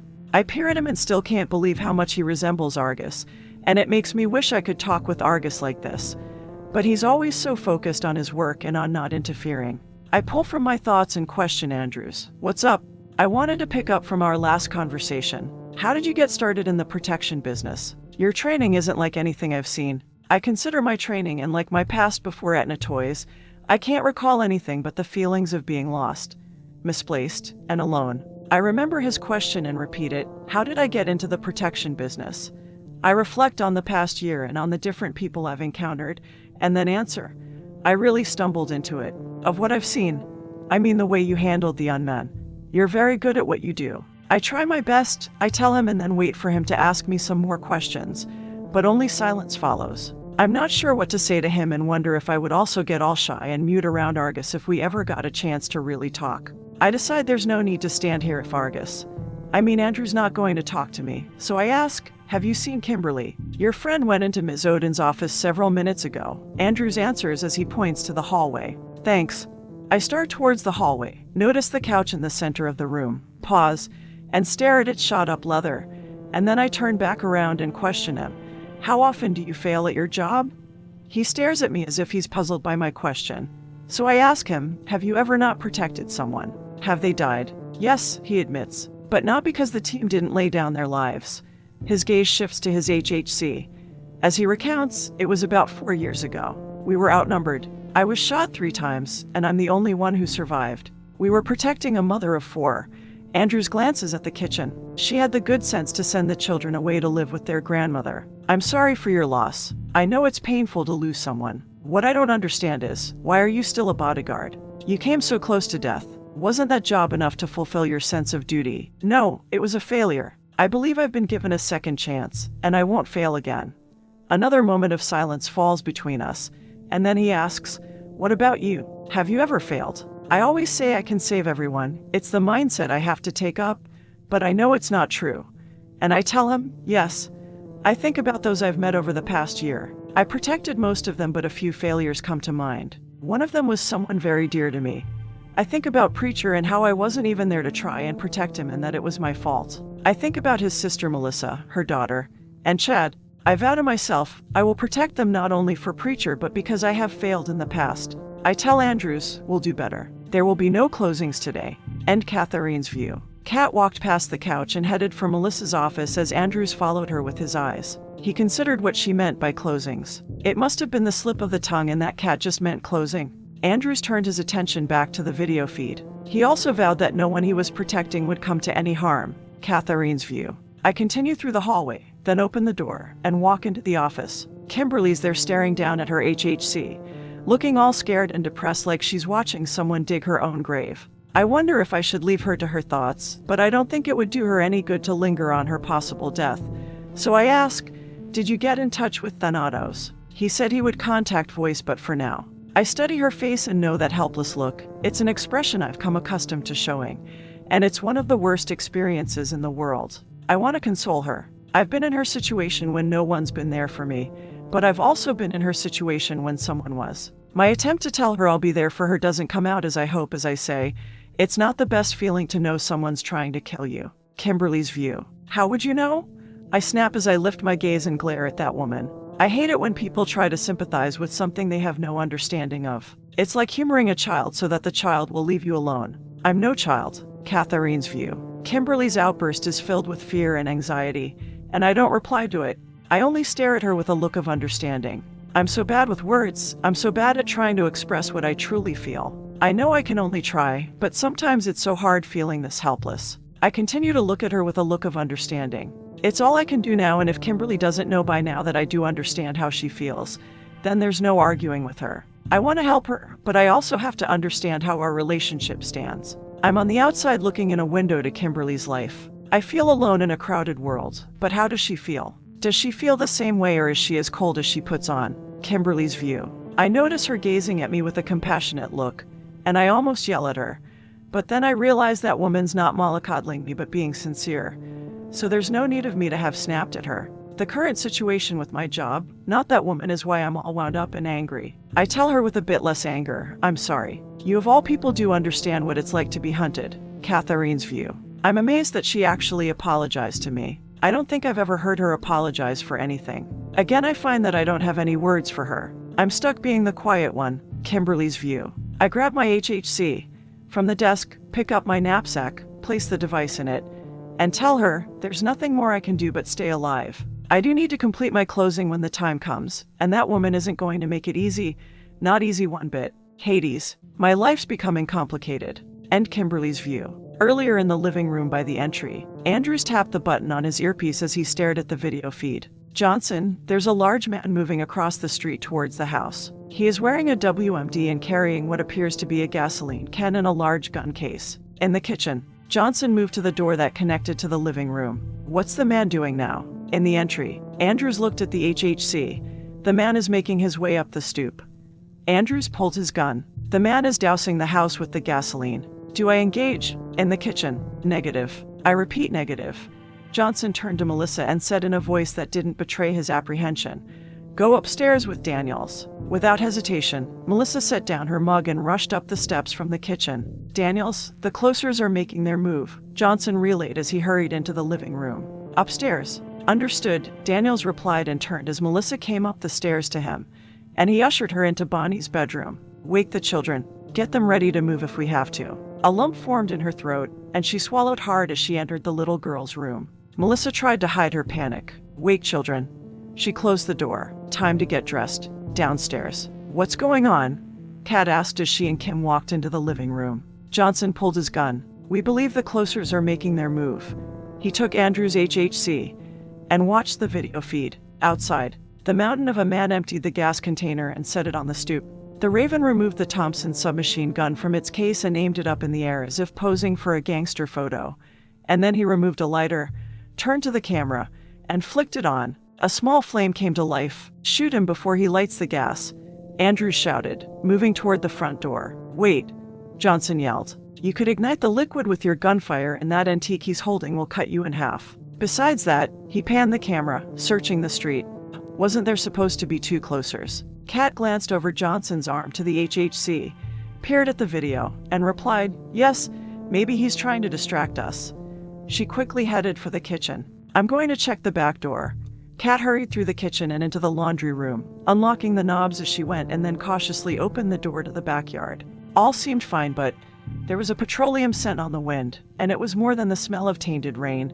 It was gasoline. She wondered if she was smelling the gas from the front. No, it wasn't faint, so it had to be close. Kat glanced at the wooden fence and rushed back into the house, making sure to lock the doors behind her. In the living room. "What did you find?" Johnson asked as Kat returned. "The back fence is doused with gas and leaves both our exits blocked." She moved to his side to watch the video feed. "My guess is the second closer is waiting somewhere out back." The camera feed showed the Raven standing on the stoop with the lit lighter in his hand as a breeze whipped the small flame. "What is he waiting for? Do they plan on burning us out?" Andrews asked. "More like lure us out," Kim answered. "Death by fire doesn't pay that much. There's property damage the closer is liable for, and that comes out of their pay." Both bodyguards gave her an odd glance. So she added, "Or so I've heard." Kimberly's view. "Hades. I'm not very good at keeping my mouth shut, and it might get me killed." I look at both bodyguards to see if they've caught on to that woman's stupid ruse, but both of them are more concerned with the security camera feed. "If we don't make a move soon, they will set the fires," Johnson says. "What do we do?" Andrews questions as I'm wondering the same thing. "I don't save people for a living. I end their miserable lives." What if the closers are not sure of their target?" That woman inquires. "Will they still take the shot?"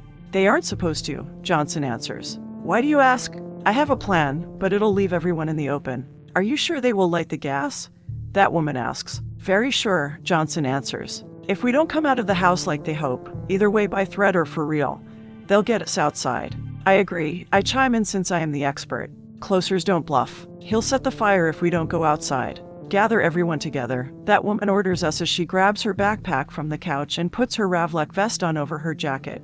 We don't have much time. Chapter 40. Plans into action. 15 minutes earlier. The Raven flew across the street and landed next to the wolf in an alley beside the Bess Hotel, and the wolf looked at the large bird with its golden yellow eyes. Across the street from them was Melissa's safe house. The Raven cawed and took once more to the dark sky, and from its lofty view, the large bird looked over the vicinage and surveyed the area. Death would soon be on the wind. About a block away from Melissa's safe house, Nikolai sat in the Cadillac. He removed his suit jacket, laid it on the back seat, reached into the glove box, and removed the Glock 19. "It is time. Are you ready, my sister?" "We have been given the go-ahead." "Yes."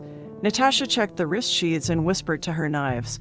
"Do not worry, my sweets. You will taste blood soon enough. Then let us begin our job. There are no restrictions on which closing we perform first. I am pleased Voice gave us the go-ahead to an early closing for the Phoenix." Nikolai tucked the Glock 19 in a holster strapped to his back, grabbed a box, opened it, and removed a winnow mask type D. He looked over the full headgear and decided the military version would do nicely. He opened the ashtray under the vehicle's console and removed a plain metal lighter. Nikolai put the WMD on, grabbed his jacket from the back, exited the car, and placed the jacket on. He put the lighter in his pocket and headed for the trunk. Natasha threw her coat in the back seat, put on her WMD, and joined her brother as he opened the back. "Oh, that smell. It is awful." She waved her hand in front of her mask and motioned inside. "I almost forgot I grabbed it." Nikolai looked at the thing in the trunk. "What you smell is the smell of urine. Are you going to use that thing now?" his sister asked. "No, not yet. It might come in handy later." Nikolai punched the thing in the face, rolled it on its side, and removed the Thompson submachine gun's case and a gasoline can. He set both items on the sidewalk and shut the trunk. "Tasha, are you clear on the plan?" he asked over the winnow mask's transmitter. "Yes, very clear." She straightened her red leather outfit, grabbed a gasoline can, a rifle, her satchel, and started across the street. A few minutes passed, and her brother crossed. A couple walking down the sidewalk looked up and saw the man in the WMD, his gasoline can, and gun case. They turned and went back the way they came. Nikolai laughed and made his way up to the stoop. He threw the gas on the house, removed the Tommy, and lit the lighter. "All right, you muckers, I'm the G-pick for this closing. So let's do this," he shouted and then said over the WMD transmitter, "Tasha, I'm in position." As Natasha stood on the roof of an adjacent house overlooking Melissa's backyard. She lifted the rifle and looked through the scope and said, "One of them has come out. She is the woman who was with the Phoenix. I am taking aim." "It is too late. She has gone back in." "No matter," Nikolai replied. "They should flee the house soon and then we will have our fun." "Are you sure they will split into 2 groups?" Natasha questioned. "It is my guess they will if they flee before I set the fire, and I believe they will also do so if I start the fire." He shifted his weight and then said, "If they prolong any more, I will set it ablaze, and if it comes to that, they may all leave at once or split into 2 or more groups, so be on your guard." "My sister." Natasha removed a knife, glanced at a road flare she held in the other hand, and then looked at the back door. A few more minutes went by, and she said, "Nothing new on my end. This is boring. Do make them come out. It is time." He stepped back and threw the lit lighter at the side of the house. The gas ignited, and flames quickly engulfed the wall and front door. "I have movement," Natasha yelled, excited as she ready to throw her knife, preferring to use it over the rifle. A blur of dark-colored material emerged from the house and made its way to the gate, and at first, she didn't know what it was, and then she realized it was a large blanket or 2. A hand reached up from under the forest green comforter and opened the gate, and they started out the gate like a delirious Chinese parade dragon. "A group of them has come out of the house covered with 2 large blankets," she reported as she drew back her hand to release a deadly knife. 2 bullets whizzed by her head, and she ducked behind the ledge of the roof. Natasha pulled the top of the road flare, threw it over the roof, and hit the fence. The gasoline ignited, and flames rapidly spread across the wood as a little girl screamed. The fire lapped at the comforter and hissed as it was repelled by the cloak of forest green. The flames ate away at the wooden fence but cowered from the comforter as the last of the Chinese parade dragon exited the gate. A second wave of bullets whizzed by Natasha, and she heard the little girl scream again. "Nikolai," Natasha yelled. "They made it past the fence and are running through the vacant lot. I don't know how many came out." "Understood." Nikolai aimed the Tommy at the front door consumed by flames and shot. He sent an onslaught of metal, hoping to clear a path inside for himself. He stopped, reloaded, ran at the door like a maniac, and kicked it in. Nikolai quickly checked inside the entry, then the living room, and soon he had checked the entire house. "Tasha." "Yes, my brother. The house is clear. They all must have escaped out the back. Have you followed them?" "Yes, they have gone underground like rats. They have made our job much more interesting." Natasha glanced behind herself and saw Melissa's safe house burning as the flames lit up the dark heavens in a halo of red, yellow, and orange. "Do bring the car to the back street. It is time we ashed the Phoenix." Chapter 41. Underground. Earlier. The safe house. "This is the plan," Kat began as she stood at the laundry room sink, drowning 2 large comforters. "We'll cover ourselves with these blankets and hopefully they'll confuse the closers long enough for us to escape out the back fence. The wet blankets should protect us if the closers ignite the gas. We'll position the 3 bodyguards up front, Melissa, Chad, and Bonnie in the middle, and me and Kimberly in the back?" Johnson asked. "Once we clear the fence, then what?" "Then we head for the abandoned subway and make our stand down there." Kat dried her hands on a towel. "Do you have all your equipment?" The 3 bodyguards looked at their duffel bags, and Kim glanced at her knapsack, and then everyone nodded. "Good." Kat slung her backpack over her Ravlek vest. "Let's head out." She picked up the dripping forest green blankets and handed one to Johnson, and the other to Daniels. "Mommy, I'm scared." Bonnie squeezed her mother's hand as she shook her head and her black curly hair bounced. "I don't want to play this game." "I know, honey, but we're only going to play it for a little while." Melissa knelt beside her daughter. "All right." Bonnie rubbed her eye. "I'm tired." "I know, honey."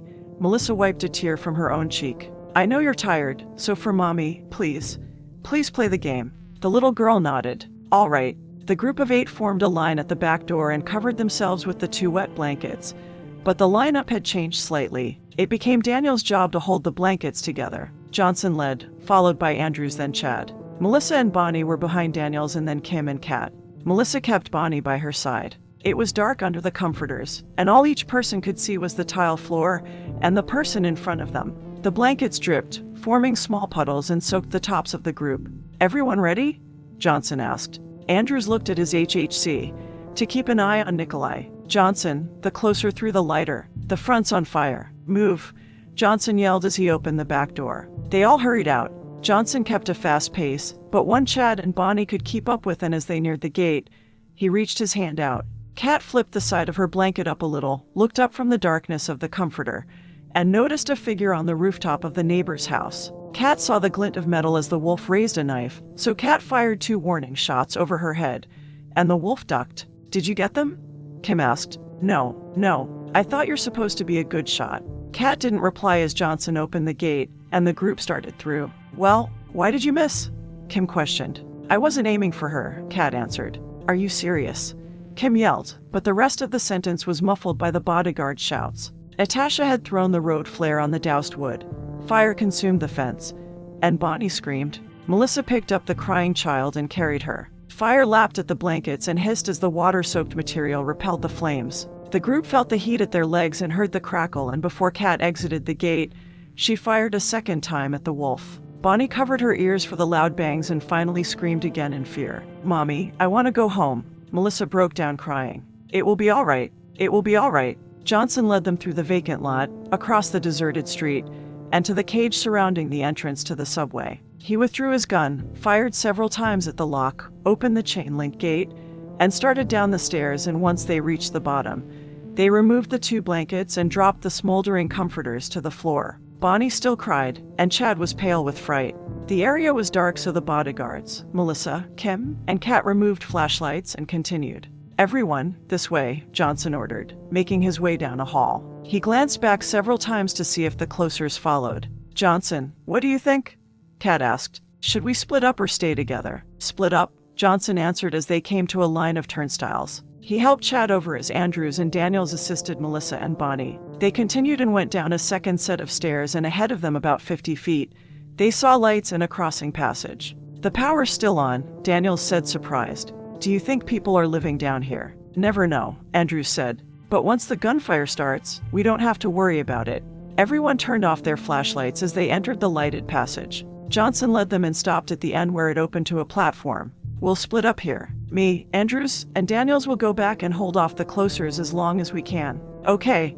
Kat studied the platform and the narrow sidewalk that continued to another passage through a tunnel. Me and Kimberly will take Melissa and the children to the next platform, and there, we'll find somewhere to hide. She looked at Kim. We'll protect them with our lives. Kat spoke and then emphasized the next statement as she said, no harm will come to them. She noticed Kim glared at her, and it was a subtle glare. Kat led, followed by Melissa carrying Bonnie, then Chad and Kim hurried behind them. They quickly walked across the narrow sidewalk that ran along the tunnel. Then they rushed through the passage, and after about 15 minutes, they heard gunfire. Melissa paused. The men, we have to hurry and stick with the plan, Kat insisted, and Melissa nodded to her and followed. The 5 of them continued across the narrow sidewalk as it curved around a corner, and then it headed for a second platform, and there a subway train stood where it had been abandoned nearly 3 decades ago. They passed many posters on the walls that depicted a bygone era, and one caught Kat's eye. It was of a sunny beach, and written on it was, wish she were somewhere else. Kat moved to the first car. Kimberly, give me a hand. She tried to pry the sliding doors open. What are you thinking? Kim asked. That we don't have much time. Together they forced the doors open, and then Kat said, quickly, everyone in. The closers will be here soon. Melissa ushered the children in and whispered, you don't think Johnson and the others will stop them? Kat looked at Kim, who shook her head, and Kat replied, it's better to be prepared in case they don't succeed. Now quickly get in. Kat took one last look at the tunnel they had come through, and then she followed Melissa and the others. Chapter 42. Red Brick Street. Earlier, 5:59 p.m. The next road over from Brownstone Street. Red Brick Street was for the most part empty. A tall iron clock chimed 6 times as a stray brown cat scurried up a transgenic maple and scanned the road below. Something stalked it from the shadows, and it was something that didn't belong in the city. A breeze rustled the leaves of the maple and parted the veil of green that concealed the feline, and within the safety of the tree, the cat turned its attention above. A large raven cawed from the dark sky like an omen of death. Then the cat hissed at the black bird, and it hissed until a howl sounded across the neighborhood. The feline lay low on the branch, hiding from the foreign invader as the wolf walked across the vacant lot to the tree, looked at the cat, and then to her brother in the feather. The raven floated on the wind and then soared with the drafts. The house behind the wolf burned as sirens blared in the distance, and she sniffed the air filled with the scent of smoke and petroleum as hunger rumbled her stomach. The wolf studied the feline, knowing this dinner had evaded her, and stood still as the breeze brushed her thick fur. She would not be able to resist her hunger or her bloodlust for much longer. Across the street, Nikolai and Natasha stood at the back of the Cadillac and stared inside the open trunk. And Natasha winked at the thing in the trunk. "Tasha, the bodyguards and the Phoenix will be waiting for us." He spoke over the transmitter of the winnow mask as he lifted the Tommy to rest his elbow on his side. "Yes, I know." She glanced at two of the small canisters she retrieved from the back seat. "These will make things fairer. That is, fairer for us. And do not forget the Phoenix has a friend. The woman who mocked us with the piece of candy must also be eliminated. I have not forgotten about her, and her death should be easy enough to write off in our report for voice." He looked at his sister. "When the time comes, do you want to take care of her?" "Yes, she is mine and the Phoenix is yours." She looked at the canisters. "Will these be enough to break their lines?" "Those and the surprise I picked up from Wayfaring Lane should be enough, my sister." He reached into the trunk and grabbed the thing. "Time to go, my friend."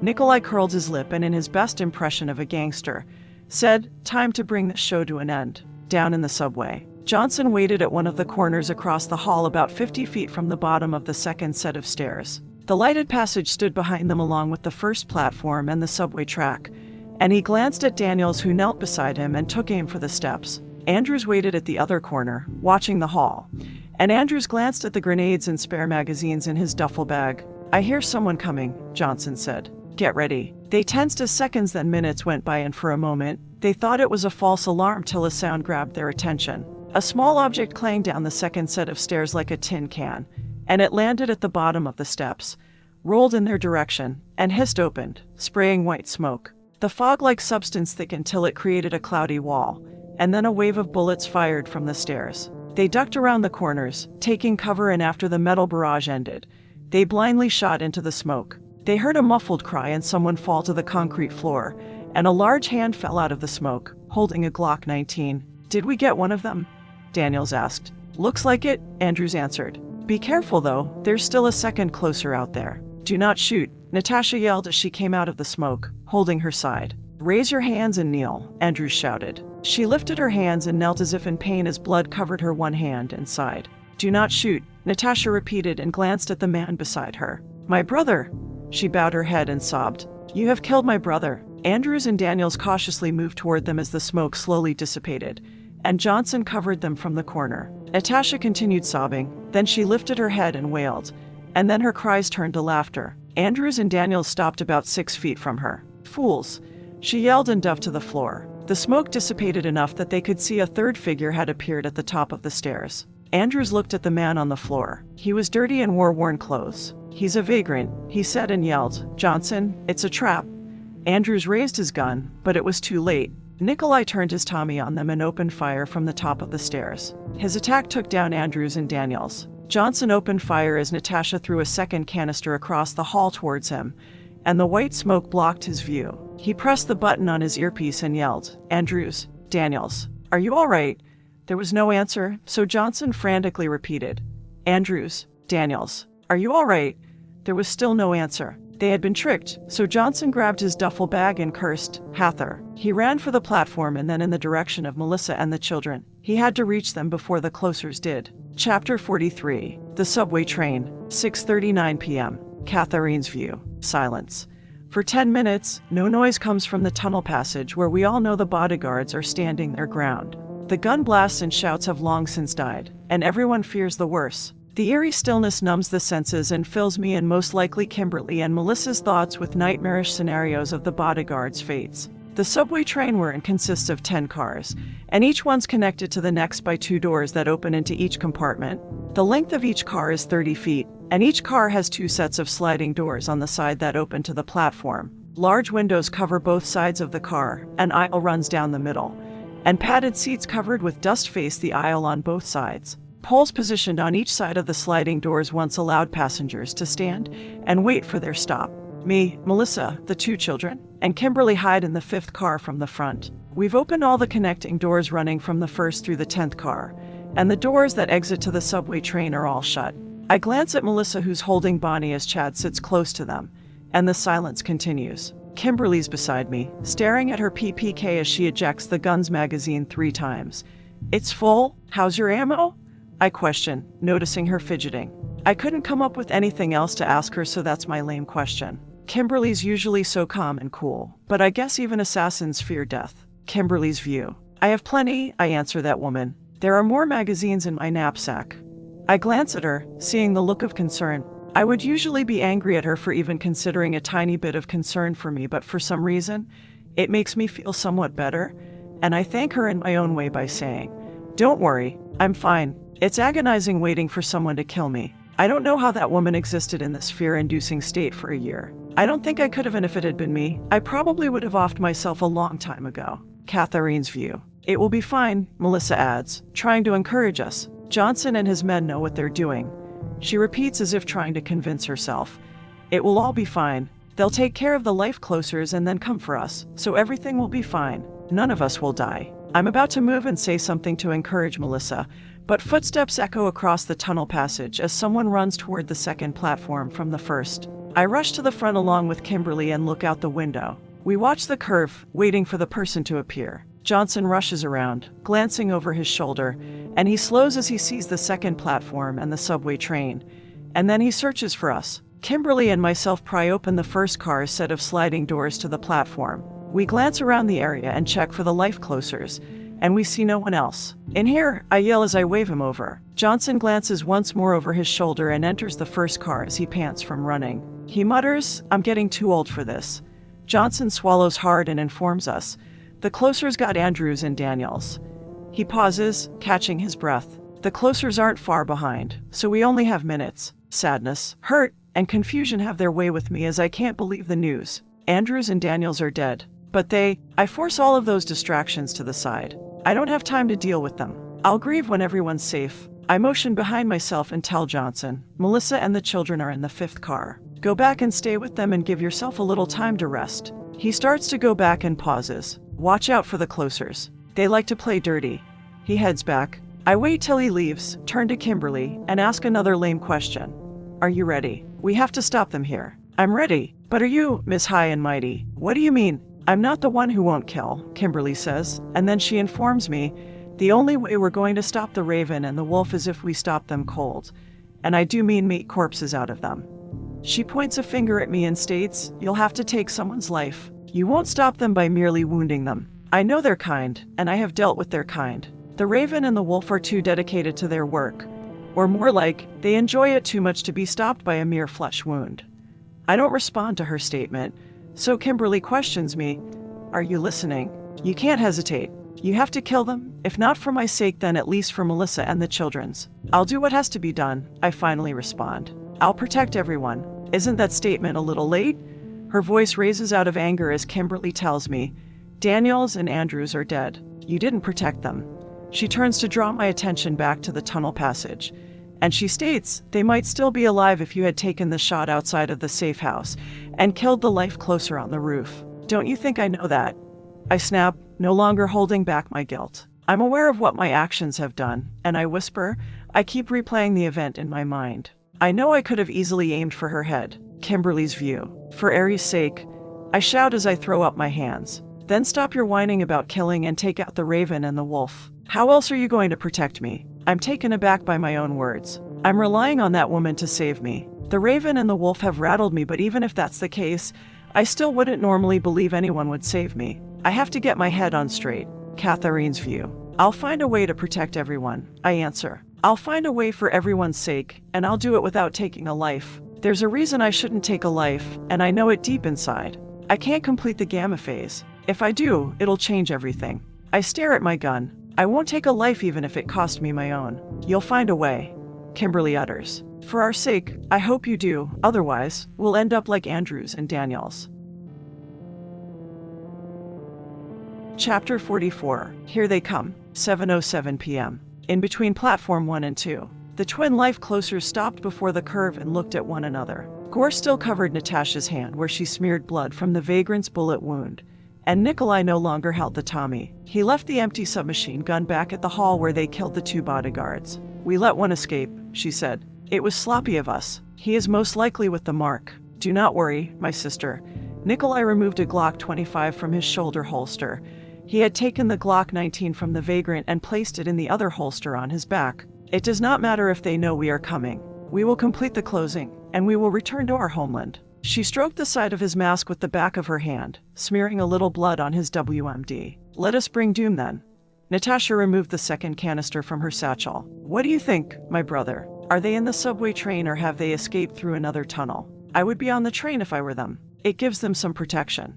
He turned to his sister, pointed to the canister she held, and asked Tasha, how many more of those do you have? 5. Why do you ask? It is time for another wall of smoke. We cannot make it too easy for them to kill us. On the subway train, Kimberly's view. Hades. I hate waiting, I mutter as I impatiently stare out the window to the curve. I would never make it as a bodyguard. I tap my foot anxiously. Being a closer is much easier. I tell that woman. All I have to do is show up at the spot, wait maybe an hour or two, and bang, the job's done. Not so loud. Do you want everyone to hear? That woman scolds me as she glares at me. And how can you say easy? Killing someone isn't. Every time you take a life, it does something to your soul. She turns her attention away from me and back to the curve. Anyway, I thought you hated your job? I thought you hated what you do for a living. What are you babbling? I ask. That woman doesn't know what she's talking about, and I inform her, I don't hate my job. Catherine's view. I know Kimberly's lying to me again. Does it really help her to cope with the current situation to make things up? I question her, if you like what you do, why don't you smile? Why do you always look so miserable? Her dismal expression worsens as Kimberly says, I don't look miserable. Kimberly's view. I'm agitated over that woman's stupid comments, and I add, and mind your own business. I never asked your opinion. I tap my foot faster. That woman can't be right. No, there's no way she's right. A little time passes, and I can't help but consider her statement. Am I doing something I hate? I do blame my father for getting me into the business. Is it because I despise my job? Sure, I don't have a life, I have no friends and really no family. But does that make me miserable? I convince myself that it doesn't. Catherine's view. Maybe I should drop it, and we can talk about it later. I stare at Kimberly's nervous foot. She has enough to think about right now, and there's no need to make her feel worse than she already does. Kimberly notices me looking at her and stops the distracting thumping as she says, Sorry, don't worry.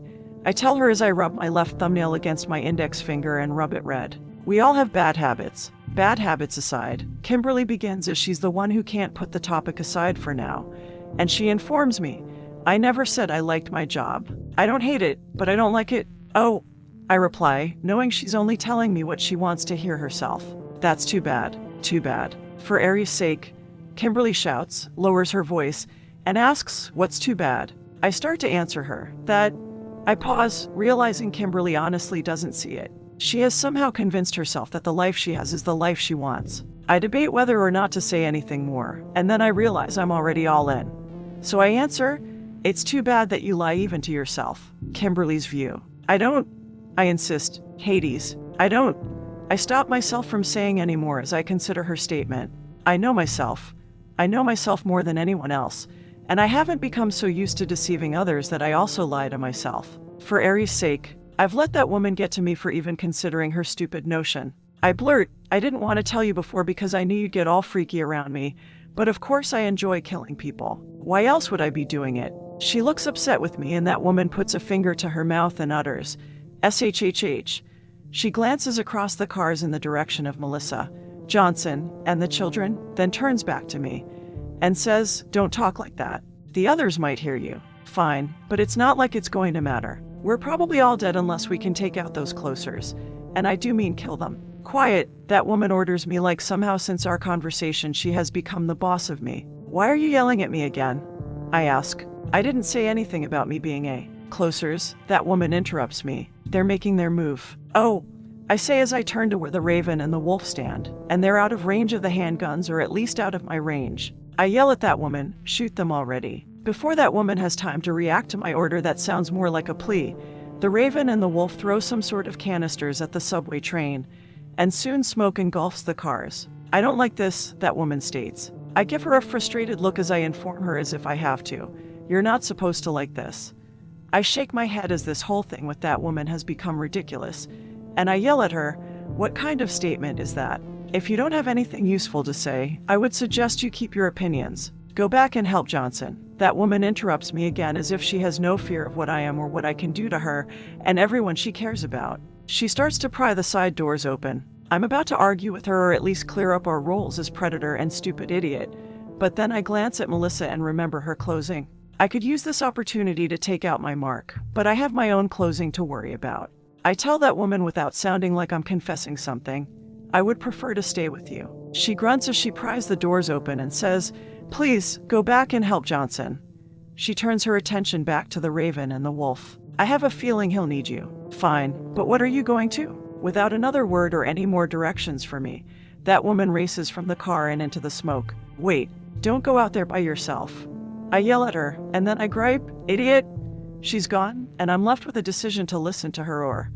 I resent her abandoning me to my fears, but I go ahead, do as ordered, and make my way to the back. I stay low so that I don't stand out as a target as the smoke rises up to the windows. What's that woman thinking? We're partners through all of this, and we should stick together. Chapter 45. Protect Melissa and the children. 7:25 p.m. Kimberly's view. White smoke rises and engulfs the subway cars and the surrounding area. Good thing we made sure all the windows were closed or the smoke would be in here with us. I pause before I make my way to the back and remember that the front car's platform-facing doors are open. Smoke floats in, filling the front half of the empty car. I'd go shut the door, but that woman might need a place to retreat to in a hurry, so I continue on to the back to join the others. Johnson had moved Melissa and the children to the last car. Silence hovers over me like fog in a graveyard, and it's eerily foreboding and conceals many possible horrors. I push open the connecting door, and it slides open with a squeal. I quickly enter, remembering to stay low, and then I shut the door. Johnson aims his weapon at me, making sure I'm not one of the life closers who might have made their way in the car,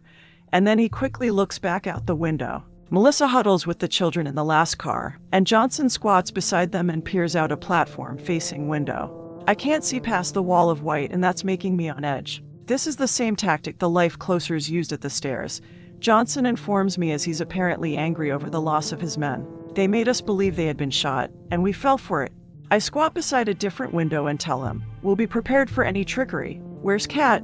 Melissa asks. She stepped out for a bit, I inform her. Oh. Melissa sounds worried and says nothing more to frighten the children. No, really, I say, and I'm not sure if it's to convince Melissa or myself. Catherine went to deal with the life closers, so she's fine. I add a smile to my lie to sell it as I state, so no worries. Melissa believes me, or she at least pretends to, for the sake of the children. Melissa softly speaks to them. Did you hear that? Everything's going to be fine. I look at Melissa and the children and consider what Voice is up to. The regulator sent me on this life closing and then sent the raven and the wolf after me like it was some sort of test. I consider that Voice is watching to see what I'll do. I pull on my left earlobe.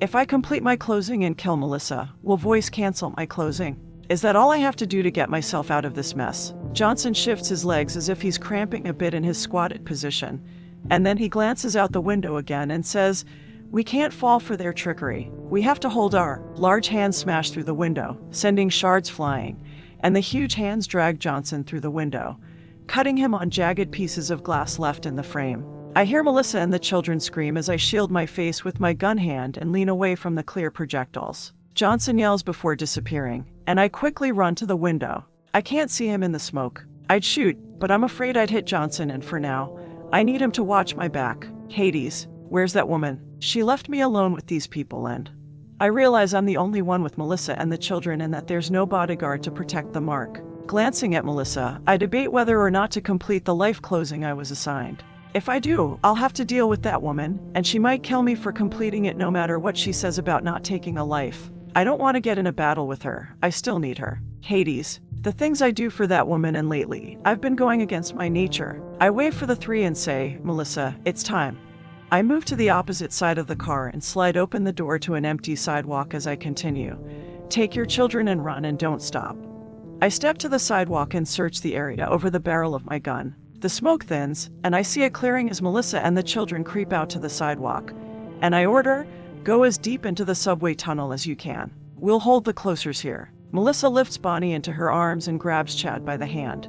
And they flee. I run with them for about a minute, covering them as they run through the thinning smoke. Don't stop, I remind them before I run back, re-enter the side door, cautiously move to the broken window, and glance out. The smoke looms, blanketing everything that's on the platform, and I can't see anything, but I hear a scuffle. I open the side door facing the platform, exit, pause, and listen, and I hear the men grunting as they fight each other. so I hurry in that direction. I run to where the Raven and Johnson wrestle. The Raven has him in a headlock, and Johnson's gun is laying on the ground about 3 feet away from him as he struggles against the Raven. I quickly take aim while I have the chance. Shoot! Johnson yells through labored breath once he sees me. Kill him. I don't have a clear shot. I shout back. Shoot! Johnson insists. Shoot! I yell, for Aries' sake. Fine. I fire. The bullet strikes the outside of Johnson's thigh, and he cries out in pain. Puck, you hit me. Johnson yells as if that wasn't what he intended when he ordered me to shoot. He curses me, Setna's plight be upon you and your household. Chapter 46. Happily Ever After. Earlier. I rush out of the front car of the subway train and through the smoke, thinking I can quickly attack our enemy and save everyone. I find that I'm not as gung-ho once I'm in the thick of the smoke, and I move to the walkway careful of my steps. The smoke's all white, but for me, it's like I'm walking through a dark forest that completely surrounds me. I'm unsure of my footing, as if I'm afraid I'll trip over some fantasy-conceived route or get tangled up in some conjured vines from the wilds of my imagination. The denseness of the smoke gives me a feeling of being lost and isolated. I can't see a thing, so I'll have to rely on my instincts. The smoke smells like chemicals, and the dry almost nothingness of it touches my face like a creepy phantom hand. It takes a hold of me, but I can do nothing to it, as if it has some sort of magical power over me. I slowly continue on as I try not to let my untamed thoughts get the better of me, and I'm barely able to see my feet, let alone where the Raven and the wolf are. They're creatures of the dark forest, and I feel like Little Red Riding Hood who has lost her way to Grandma's house. I shuffle across the platform towards the back of the train, or I believe I'm moving in that direction. I put my hands out, searching for anything I might run into, as I wonder if I'm walking in circles. I wish I had more control of my abilities. I mastered the beta phase, but the alpha and delta phases are only triggered by the presence of a biomecha, and the ability to sense my enemies would come in handy right about now. The creepy quiet puts me on edge, and I still have no idea where the silent Raven and the stealthy wolf are. I thought I heard a sound earlier, and that's why I left Chad and the others in the care of Johnson and Kimberly. I scan the area. Maybe I should go back to the subway train and... A metal object flies out of the smoke, cutting me across the shoulder. I hear the object hit a car behind me with a ping as I quickly move to the side and back towards the front of the train. I raise my gun but hesitate, knowing I can't fire. I have to be sure of what I'm hitting. Another knife flies out of the white towards my neck, and I dive sideways, scarcely evade the attack, and land on my stomach. The attack would have killed me if I hadn't have leapt out of its way. I scan the ghostly mist. How did the closer know where to throw the weapon? Is the closer hearing me, or does she have equipment that allows her to see me? I crawl to the train, find 2 throwing knives lying in front of a car, and pick them up. I think I figured it out.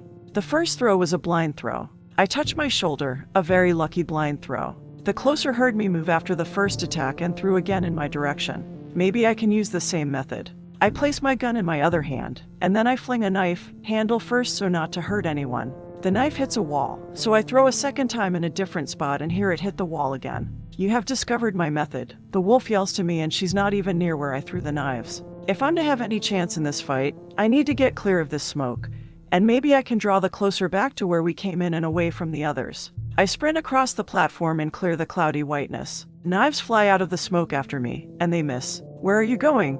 The wolf asks. Are you fleeing, or do you hope to drag me out of hiding?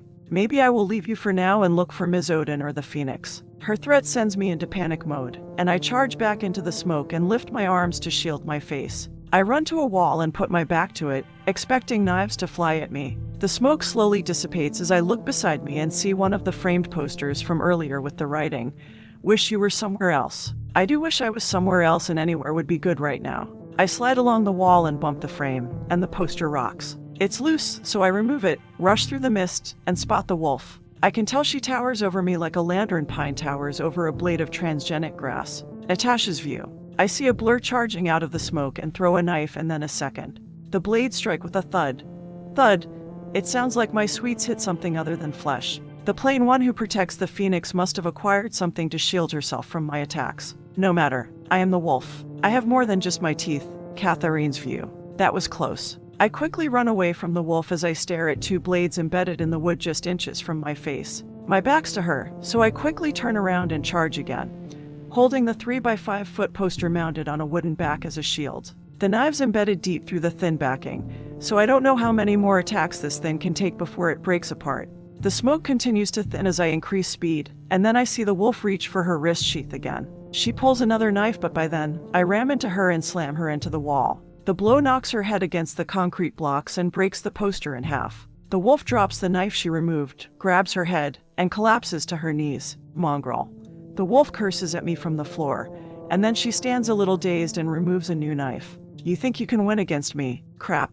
My shield's gone. We stare at one another for a split second as I notice she's holding the knife differently than before. It's as if she's ready for hand-to-hand combat. I drop the broken poster, take a few steps back, and remove my Beretta I had tucked in the back of my pants waistband. I aim and shout, "Don't move." Natasha's view. I moisten my lips with my tongue, looking over the not-so-delicious little mongrel. My prey has no idea what is coming, and I smirk as I peer past her. The plain woman makes a face as if she is wondering what I am looking at, and before she has a chance to turn, quick heavy footsteps answer the who as a large hand flies out of what is left of the smoke. My brother seizes her gun and pushes the plain woman some distance to the wall. He walks over to me with his new trophy and says, "Tasha, she is all yours." "Thank you, my brother." I remove a second knife and tell him, "Not that I needed your help. I did not think you did." He walks past me and states, "She was in my way, that is all. I will take out the last bodyguard, and then we can both kill the phoenix. Promise." "Yes, that is a promise," he replies as the smoke in our area nearly vanishes. "See you later at the phoenix roast." I say, "Turn," and as the plain woman starts to move off of the wall she was smashed up against, I lunge for her. Catherine's view. I don't know what happened. One moment I was facing the wolf, and then another I was flying through the air into the wall. I did hit hard, and it takes me a while to move off of it and regain my bearings as I turn and see. Oh, crap! An Amazon of a woman's running at me with her two blades ready to slice into me. I quickly push myself off the wall and search for the broken poster. I find one of the pieces that's now only 2 foot long and grab it right before the wolf strikes. She brings her knives down to gouge out my eyes, but I somehow manage to block her first attack with my left arm. I swing the wood for her head, and the wolf pulls back her attack and blocks my makeshift club with her fists that are locked around her knife handles. The wood smacks her knuckles and the wolf grimaces, but then she sidekicks me in the stomach. I stumble back, holding onto the wooden poster piece. My Ravlek vest took the brunt of her kick. "You are not very good at hand-to-hand," the wolf comments. "Is it that apparent?" I gasp a little out of breath as I grab the broken poster with both hands. I was hoping to hide that fact. You would think one in your line of business would be better trained. I mostly shoot and run away. There's not much training needed there. The wolf comments, "You do not seem like any of the bodyguards I have encountered. If that is what you are, you did rescue the phoenix. Why would a bodyguard save a closer intent on killing the one they are protecting?" She pauses and then states, "Or are you the phoenix's partner? Is this a trick to get close to Ms. Odin?" "No, I insist. I'm a protector, not a murderer." The wolf whips around with a spin kick, and I duck, drop the poster, and whirl with a backward sweep kick. I make contact, and the wolf falls to her side but quickly rolls to her feet.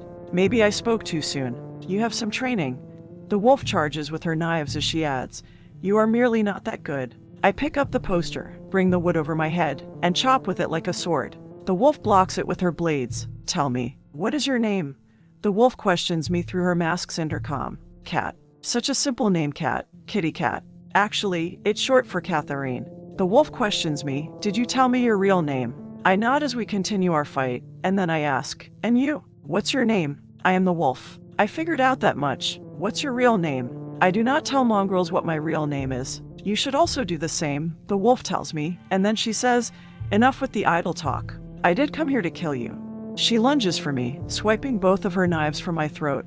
I move hurriedly backward to evade the slashes, and it reminds me of when the rogue first attacked me. I lift the piece of wood and block the wolf's right arm. She swipes with her left and makes contact, but she can't cut through my vest. I think the wolf has finally figured out that the thin vest I'm wearing is armor. The wolf strikes again, but this time, she avoids my chest area and cuts me across my right shoulder. She slices through my jacket. It's deeper than the first cut, and I wince for the pain. We're about the same in strength, but the wolf beats me when it comes to length of arms and legs. I desperately push my block forward, withdraw the wood, setting her off balance, and leap back. I put my hand on my wound. It hurts, but I can still use the arm. I check to see how much blood covers my palm. The cut's not as bad as it hurts, but I do need to find something that will win this battle.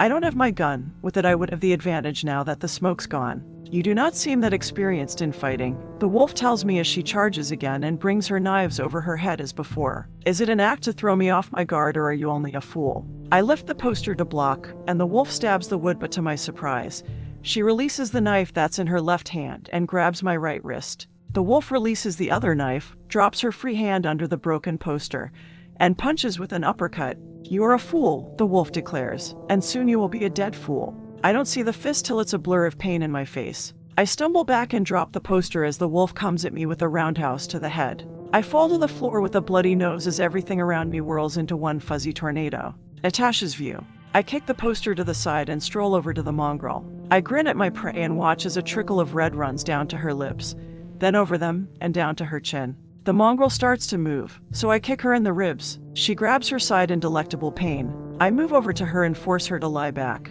and then I sit on her stomach, place my left hand to her cut shoulder, and stare into her hazel eyes that look like they are having problems focusing on me. The mongrel winces again as I press hard on her shoulder wound with my fingers. By now you must know there are sweets that are treats, I start to tell her as I remove a new knife from my left sheath. I glance at the blade as it glints in the subway lights as if it is winking at me, and then I say, and sweets that can kill? I have her right arm pinned down, and yet the mongrel still resists me as she grabs at my mask. I bat her arm away and then slap her in the face, pacifying her again. It was not very nice what you did with the little sweet at Bess Hotel, I tell the mongrel, making us think the candy was an explosive or poison.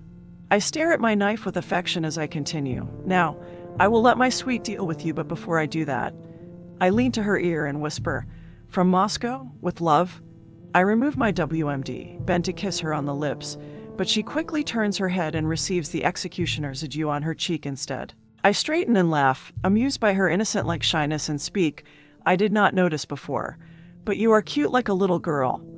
I stroke her face as if the mongrel is my own unwanted cub. Are you afraid of a little lip lock with your enemy? A pity. You could have enjoyed one last sweet before death. I replace my mask, put my knee on her right arm, and grab the top of her hair to hold the mongrel so I can slit her throat. She grabs my arm as I seize her brown hair. I would love to play with her a slight whiff longer, but I must join my brother and kill the phoenix. I start to cut her throat when a sound in the distance distracts me. I look at the curved walkway that connects the stations as something moves our way. Step, drag, step, drag. Who is there? I call out, step, drag, step, drag. One of the bodyguards that should be a carcass comes around the corner, dragging his leg and holding his side as blood covers him. Did you forget about me? He shouts. Apparently yes, I thought you were dead, I reply. But I can simply rectify that. Foolish man, you should have run when you had the chance. Chapter 47, Sacrifices. After leaving his sister, Nikolai breathed through the WMD as he walked into the thicker part of the smoke and continued across the platform after taking Kat's gun. Nikolai tucked the new trophy in the front of his pants, quickened his pace, and ran beside the length of the train. He saw the shadow of a man's head in the last subway car, walked over to the window, and smashed through it. He grabbed the man, dragged him out, and then wrestled with Johnson. Nikolai had about 100 pounds on the man. Nikolai grabbed his gun hand and slammed it on his own knee. Johnson dropped his weapon, and they continued wrestling as Nikolai put him in a headlock. The ghostly mist started to dissipate, and through the white, Nikolai saw Kim raise her gun and aim for him. Minutes later, Setna's plight be upon you and your household, Johnson shouted. Did you just put a curse on me? Kim yelled. You ISIS heathen. Take it back, or I'll. Nikolai felt the bullet penetrate his own leg but refused to let go of the bodyguard. Heathen? Johnson snapped and then grunted for the pain in his leg as he tried to free himself. You Sphinx wretch? His face reddened as he couldn't break free of the closer's vice grip. You want me to take back the curse or you'll what? Johnson collapsed to his left knee. It was the leg where the bullet had hit. You'll shoot me again. Oh, Hades. Stop your whining. It's like I'm talking to Catherine. Kim took aim again. Johnson lifted a hand and yelled, Don't shoot. Don't shoot. I take back the curse. May blessings fall upon your house. Hold still. Kim yelled, or I'll miss again. Miss again? Both men shouted. It would help if you both held still. She snapped. Johnson fisted his hand and hit Nikolai's leg, and Johnson hit the leg several times till he struck the bullet wound. Nikolai bellowed like a bear and released him, and Johnson rolled away from him and went for his gun. Nikolai pulled the Glock 25 from his shoulder holster and fired, and the first shot missed. Johnson fired, hitting him in the shoulder, and Nikolai fired again, hitting him in the forearm. Johnson dropped his gun and held his injured arm as blood flowed. Kim fired and hit Nikolai in the chest, and Nikolai wildly fired at her as he fell back. Kim dove to the ground, and then Nikolai roared and stood. He lifted the Glock 25 to shoot her when he heard a man's voice, then his sister's in the distance, and he turned to the front of the train. He saw Natasha shouting at a man while she was sitting on someone else. Nikolai realized the man nearing his sister was one of the bodyguards they left for dead. He and his sister had been careless, but his sister would fix their error. Nikolai turned back and focused on his current situation as he and Kim stared down the barrel of the other's gun. Johnson spotted Andrews in the distance and yelled, "Get out of here. You're in no condition to help us." Near the front of the subway train, step, drag, step, drag. Andrews walked the curve connecting the two stations as he held his fisted right hand close to his chest while the other uselessly dangled by his side. Blood dripped down his injured arm, and several bullet wounds darkened his black business suit. He could still help.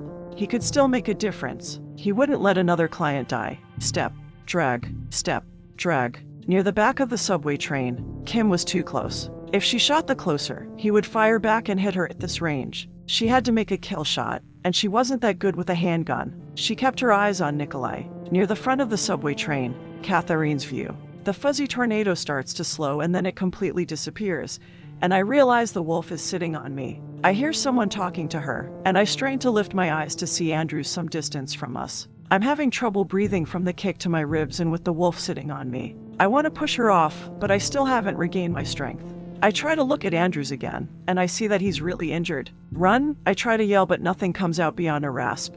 I try again, and I'm able to utter, "You have to. You can wait." The wolf yells at me, and then she punches my face. "Be quiet." Natasha's view. The mongrel loses consciousness, and I stand and speak to the bodyguard who is still in the distance.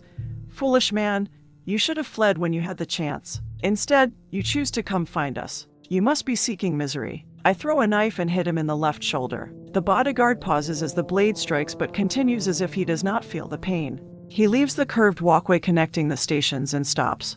"You are seeking punishment." I yell as I run at him and run some distance before I reach him, and then I spin kick and knock him to the ground. "Foolish man.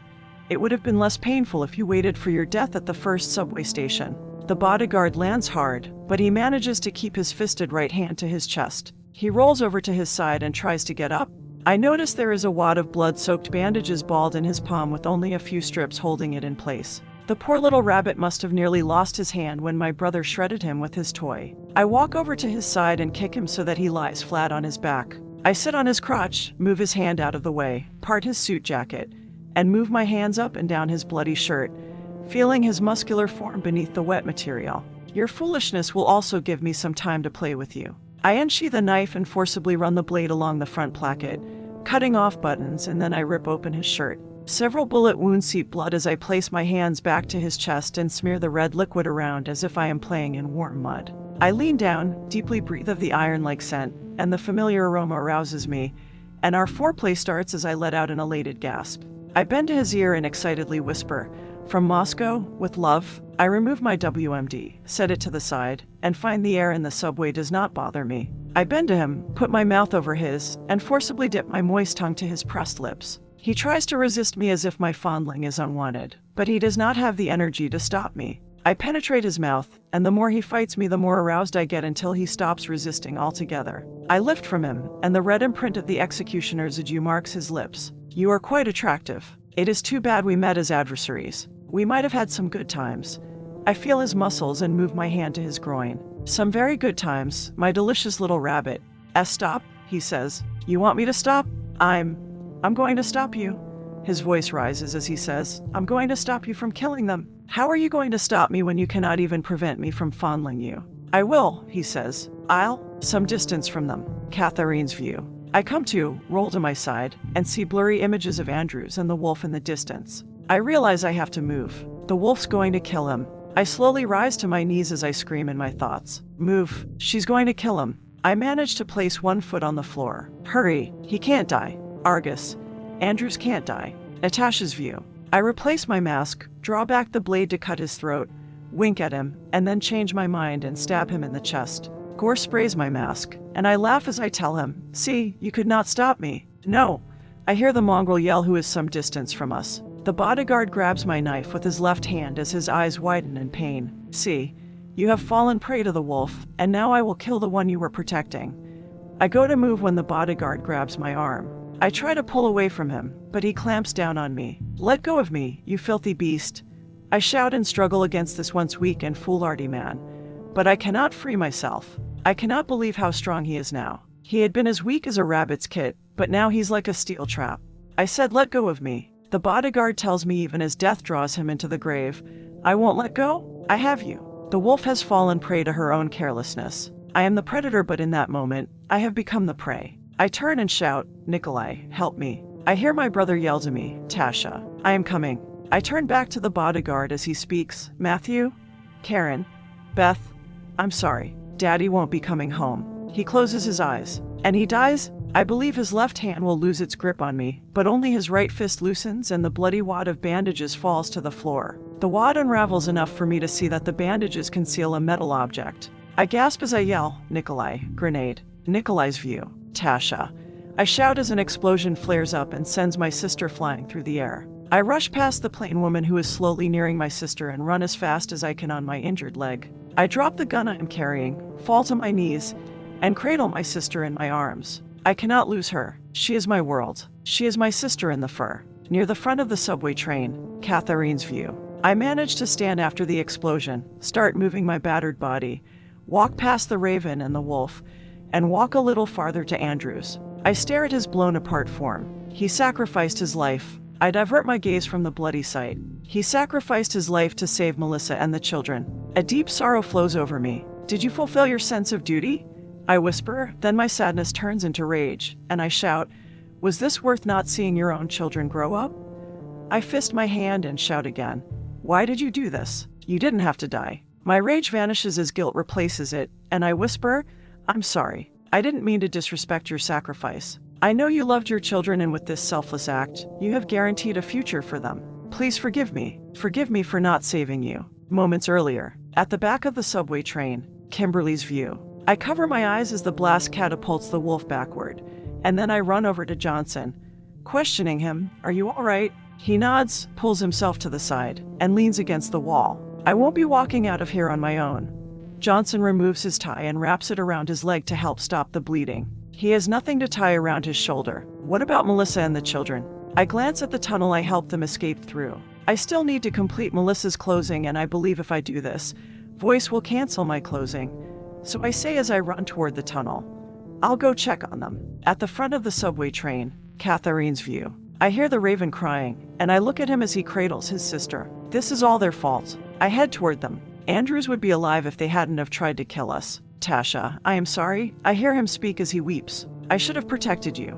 I draw closer and see the wolf reach up her hand and tenderly stroke his cheek. Her face shows no signs of the blast as her head was turned when the grenade went off. She speaks loudly as if she can hardly hear. "Hush, brother. It was I that was careless. Do not blame yourself for this." I continue towards them in a slow but focused trudge. Her burned and bloodied left arm dangles, and I see that the left side of her body took the brunt of the explosion. Nikolai's view. "Brother, free me from this agony," my sister whispers. "Free me and then you can complete the closings." I remember the story of Salandra and Draven. It is the book that inspired our aliases. "I cannot free you, my sister in the fur." She forces a smile, realizing the quote, and must see on my face my heartache. Tasha tells me, "I know."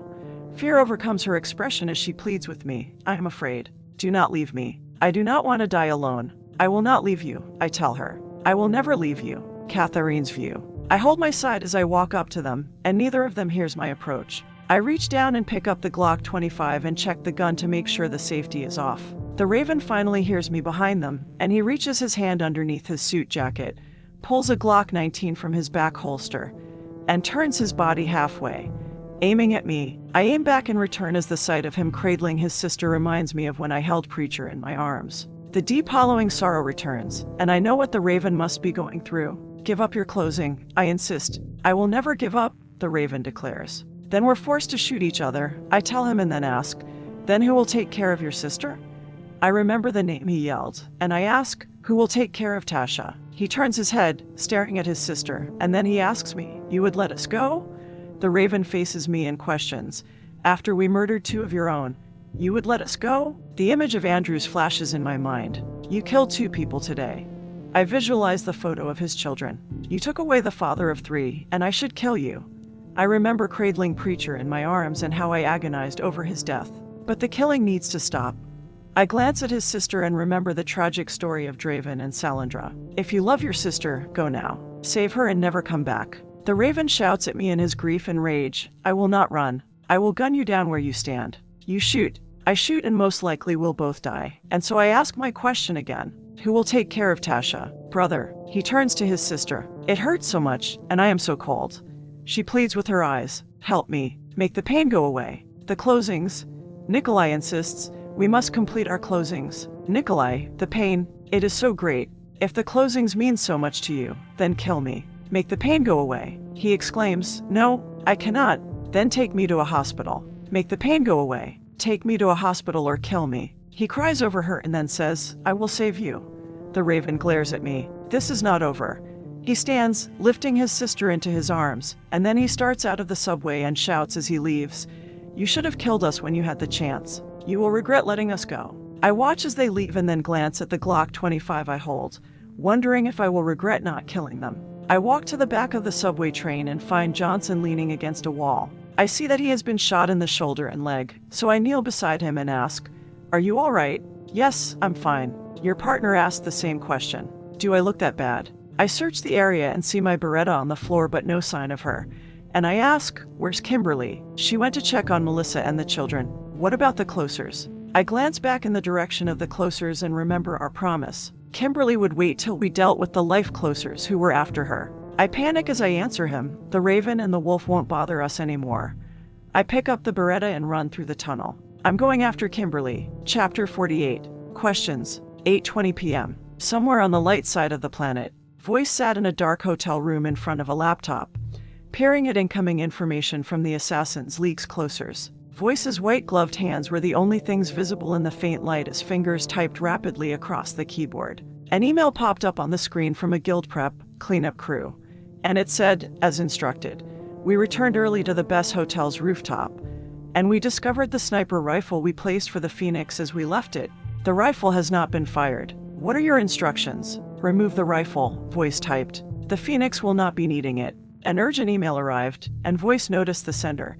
It was from Thanatos. It had been ages since he made direct contact, so Voice clicked on the message and went over it minutes earlier. In the center of Noir and several miles underground, Thanatos laughed. It was going to be most amusing. He stretched, wiped his hands on his black leather pants, and cracked his knuckles. Thanatos moved the swivel keyboard into position and typed, I had an interesting conversation with the Phoenix. He sent the email. What sort of conversation?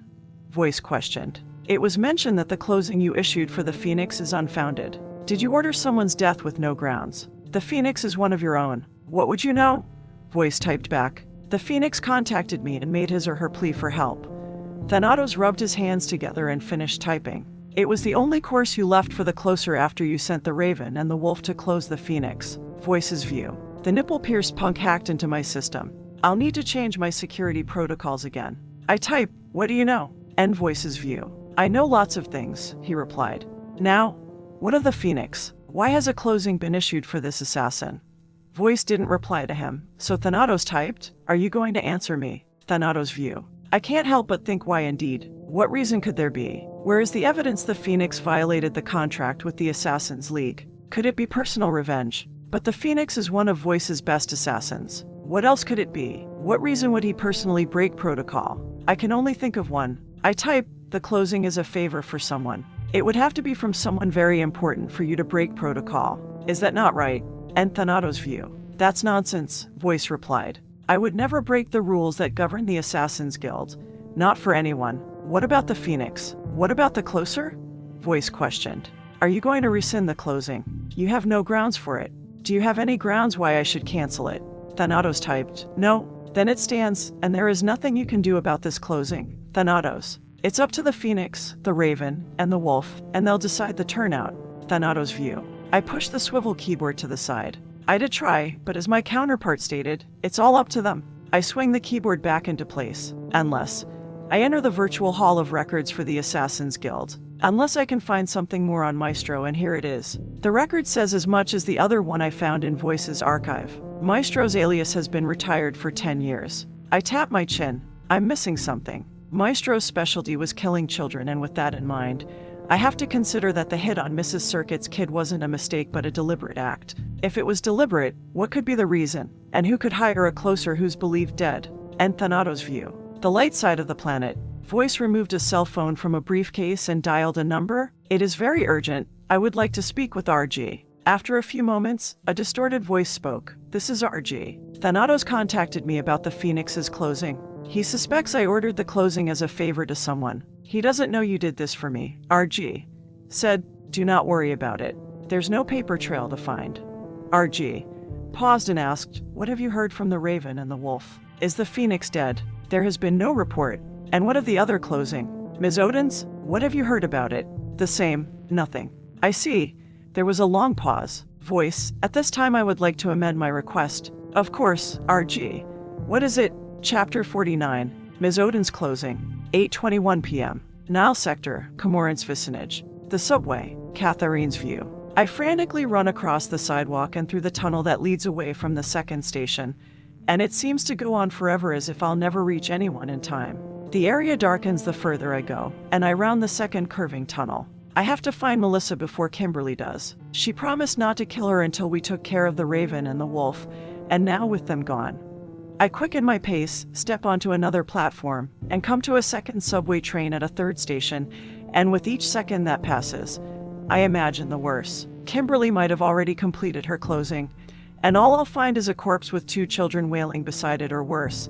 I might find 3 corpses. Melissa, I shout, desperate to find them. Chad. I search through the train's windows, looking for the family, and my heart skips a beat when I don't find them. I think I really messed up.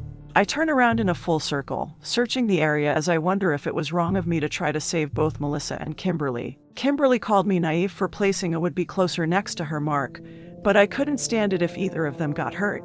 I had to try and save both of them, and then I realized I did. I really messed up. And now Melissa's probably dead, and Chad. I put a hand to the train and start to cry as I collapse halfway to my knees. Guilt washes over me like the waves a squall pushes over a ship at sea, and I think I'm going to drown in them, but then, I look up and nearly lose it when I see Melissa push open the door of the front car and carefully make her way to the platform as she questions me, have the closers been eliminated? Her voice is the sweetest thing I've ever heard, but I manage to contain my relief and answer. The Raven and the Wolf will bother you no more.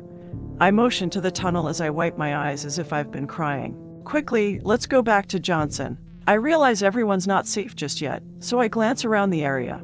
But I don't see Kimberly, ushering the children onto the platform. Melissa must notice my anxiousness, for she questions, is something wrong? No, I answer, trying to hide my apprehension as I search the area again for Kimberly. Everything's fine. If nothing's wrong, why are you hurrying us?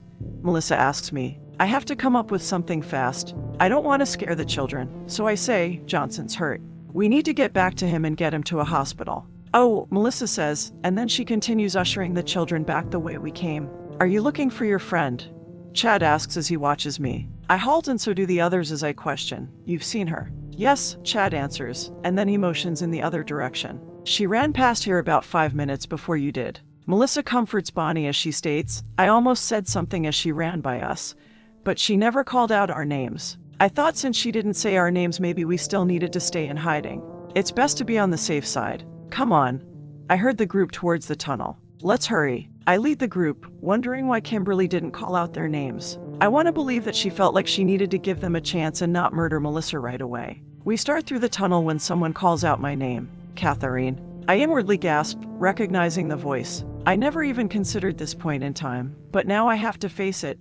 I'll have to face Kimberly. I say, Melissa. She states, yes, you go on without me.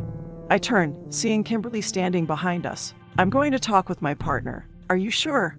Melissa asks, still skittish. Yes, it's safe to go on ahead. I would have Chad watch Bonnie once you get there. Johnson's not in the best of shape. He'll need your assistance getting out. I will, Melissa answers, and then she and the children continue through the tunnel. Melissa, I call after them. She pauses, turns, and says, yes, don't wait for me and Kimberly to get Johnson out. It might take us a while. No matter what he says, get him out now. His wounds are serious. Melissa nods and goes on with the children. I wait before facing my trial of fortitude, buying Melissa and Chad time to get out, and once they're out of my sight, I take a deep breath and move towards Kimberly. I know this won't end well as Kimberly patiently waits for me. I stop several feet away from her. I see you sent them on ahead. That was a wise move. Her arms are down at her sides, and she holds her gun as she says, I assume the raven and the wolf are no more. Sadness presses against my heart as I consider the ending of our story. Is this world so dark and evil that blood must constantly be shed? I wait a few seconds before answering her, buying Melissa and the children even more time they need. I hear their footsteps move on into the distance as they hurry off to Johnson, and I finally answer, they won't bother Melissa. I grasp the Glock 25 in my left hand and the Beretta in my right. I don't want to have to use them, and dread grips my soul as I question, what about the other closer? What about the Phoenix? My eyes grow dismal, fearing the answer as I ask, do we have to worry about her? For Aries' sake, Kimberly snaps. What do you think? I think something terrible's about to happen. I think I might have to go against my pledge to myself, and I'll have to. A knot forms in my stomach as I'm unable to finish the sentence even in my mind. I know my words are powerless against Kimberly's work ethic, and I raise both guns. I wish life closers didn't exist. I wish we didn't live in a world where death is the first answer to a problem. I wish it didn't have to end this way. I state, I'll stop you. No matter what, I'm going to stop you. Kimberly's view. I see now. All that woman's talk about not taking a life was a lie. I notice the sadness on her face, then I remember her attempt to murder Topa, and I believe she'll hesitate when it comes down to it. When she hesitates, she'll give me the opening I need to take her down. I can't stake my life on it, so I'll have to act as though she'll shoot to kill. I hate this though. I hate up close closings. They're messy. Catherine's view. I struggle with my conscience. I don't want to become the killing machine the council hopes for, but I can't let Chad get hurt. I'm determined to stop Kimberly, but merely wounding her won't keep her from her closing. I insist, I won't let you hurt them. Kimberly acts insulted as she states, I have only one target. I'm not sloppy. No one else will die. I'm not talking about death. I shout, if you kill Melissa, you'll hurt the children. They'll experience the same heartache as you did when you thought your mom abandoned you. They'll experience that same heartache you have now knowing Teresa was murdered. Why can't you understand? They'll lose a mother. Didn't that hurt? Didn't that make you die inside? How can you let another child suffer through that? How dare you bring my mom into this? Kimberly fists her left hand and shouts, she has nothing to do with this. Doesn't she? I grit my teeth as a lump forms in my throat. I try to keep my voice calm, but it's coming out indignant. Would you have become a life closer if Teresa had lived? Of course Kimberly pauses and then questions, what does that matter? I have a job to do, and no amount of talking will change my mind.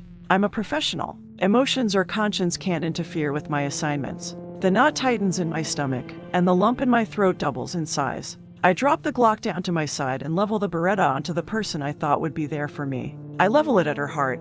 I'll have to do it. I'll have to kill Kimberly. One shot and it will be over. I'll kill Kimberly and save Melissa. Kimberly's view. I was right before.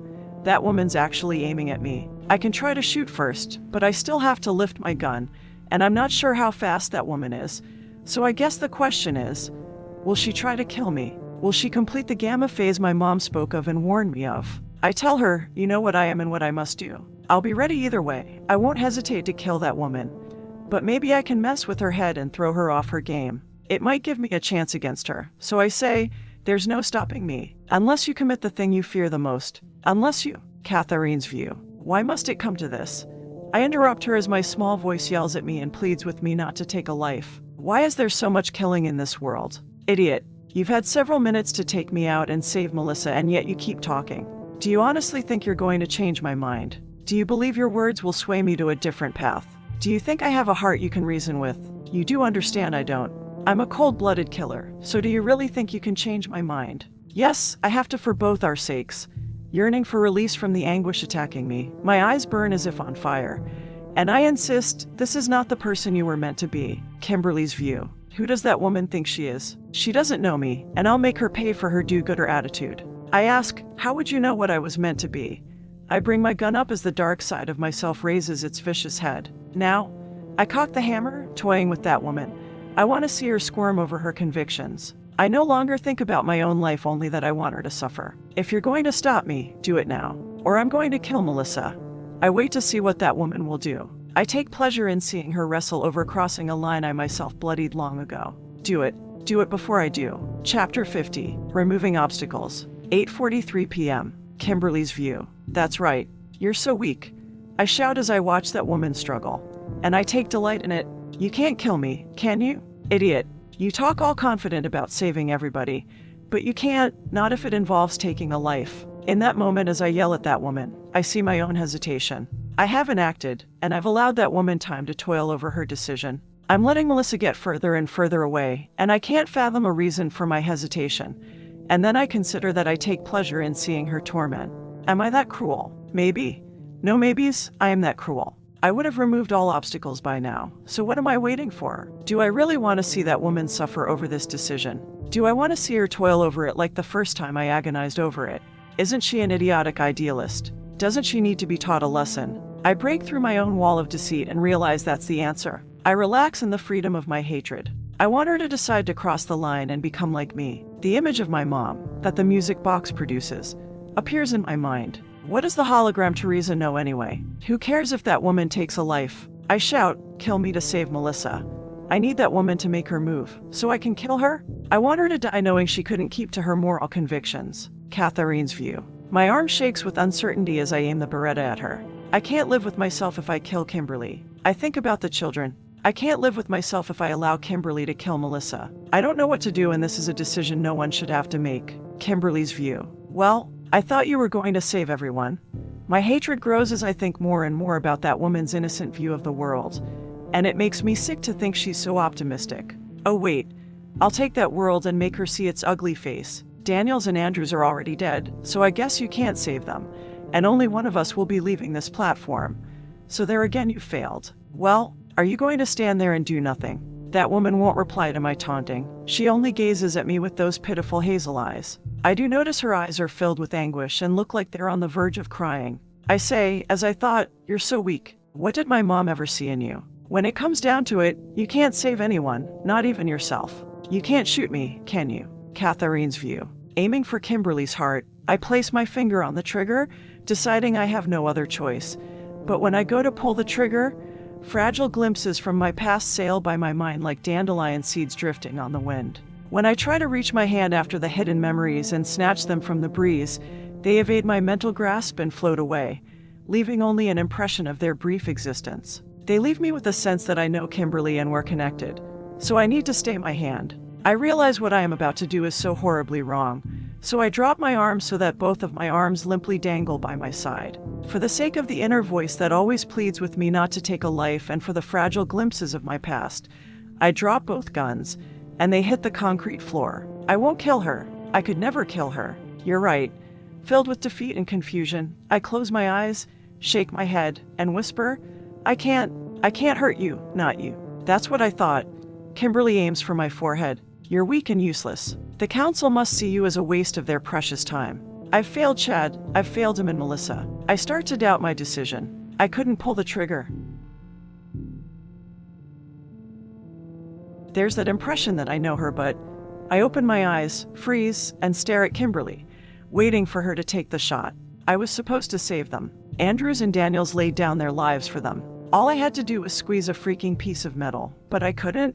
I gave up. I am weak. Kimberly's view. It's all too easy with that woman who's more like a child when it comes to her way of thinking. Yes, it's way too easy. It should be more challenging. I lift the barrel of my gun and point it straight up, changing my mind about killing that woman. She could still prove useful, but I don't know if she'll help me after I finish my closing. I uncock the gun and walk toward her, and as I start to pass, she grabs my left shoulder. I won't kill you, she states, but I also won't let you hurt Melissa. Irritated, I look at her hand, then into her determined face, and ask, what are you going to do? I won't let you pass. You'll have to kill me first, and as I told you before, I'm going to save everyone. I'm going to save even you. Save me. Who's that woman going to save me from? I aim again for her head and say, if that's how you want it, fine, but I was hoping to continue our partnership a little longer, but oh well. Catherine's view. I gulp, stare at the gun, and repeat with a little more fear and a little less resolve in my voice, I won't let you pass.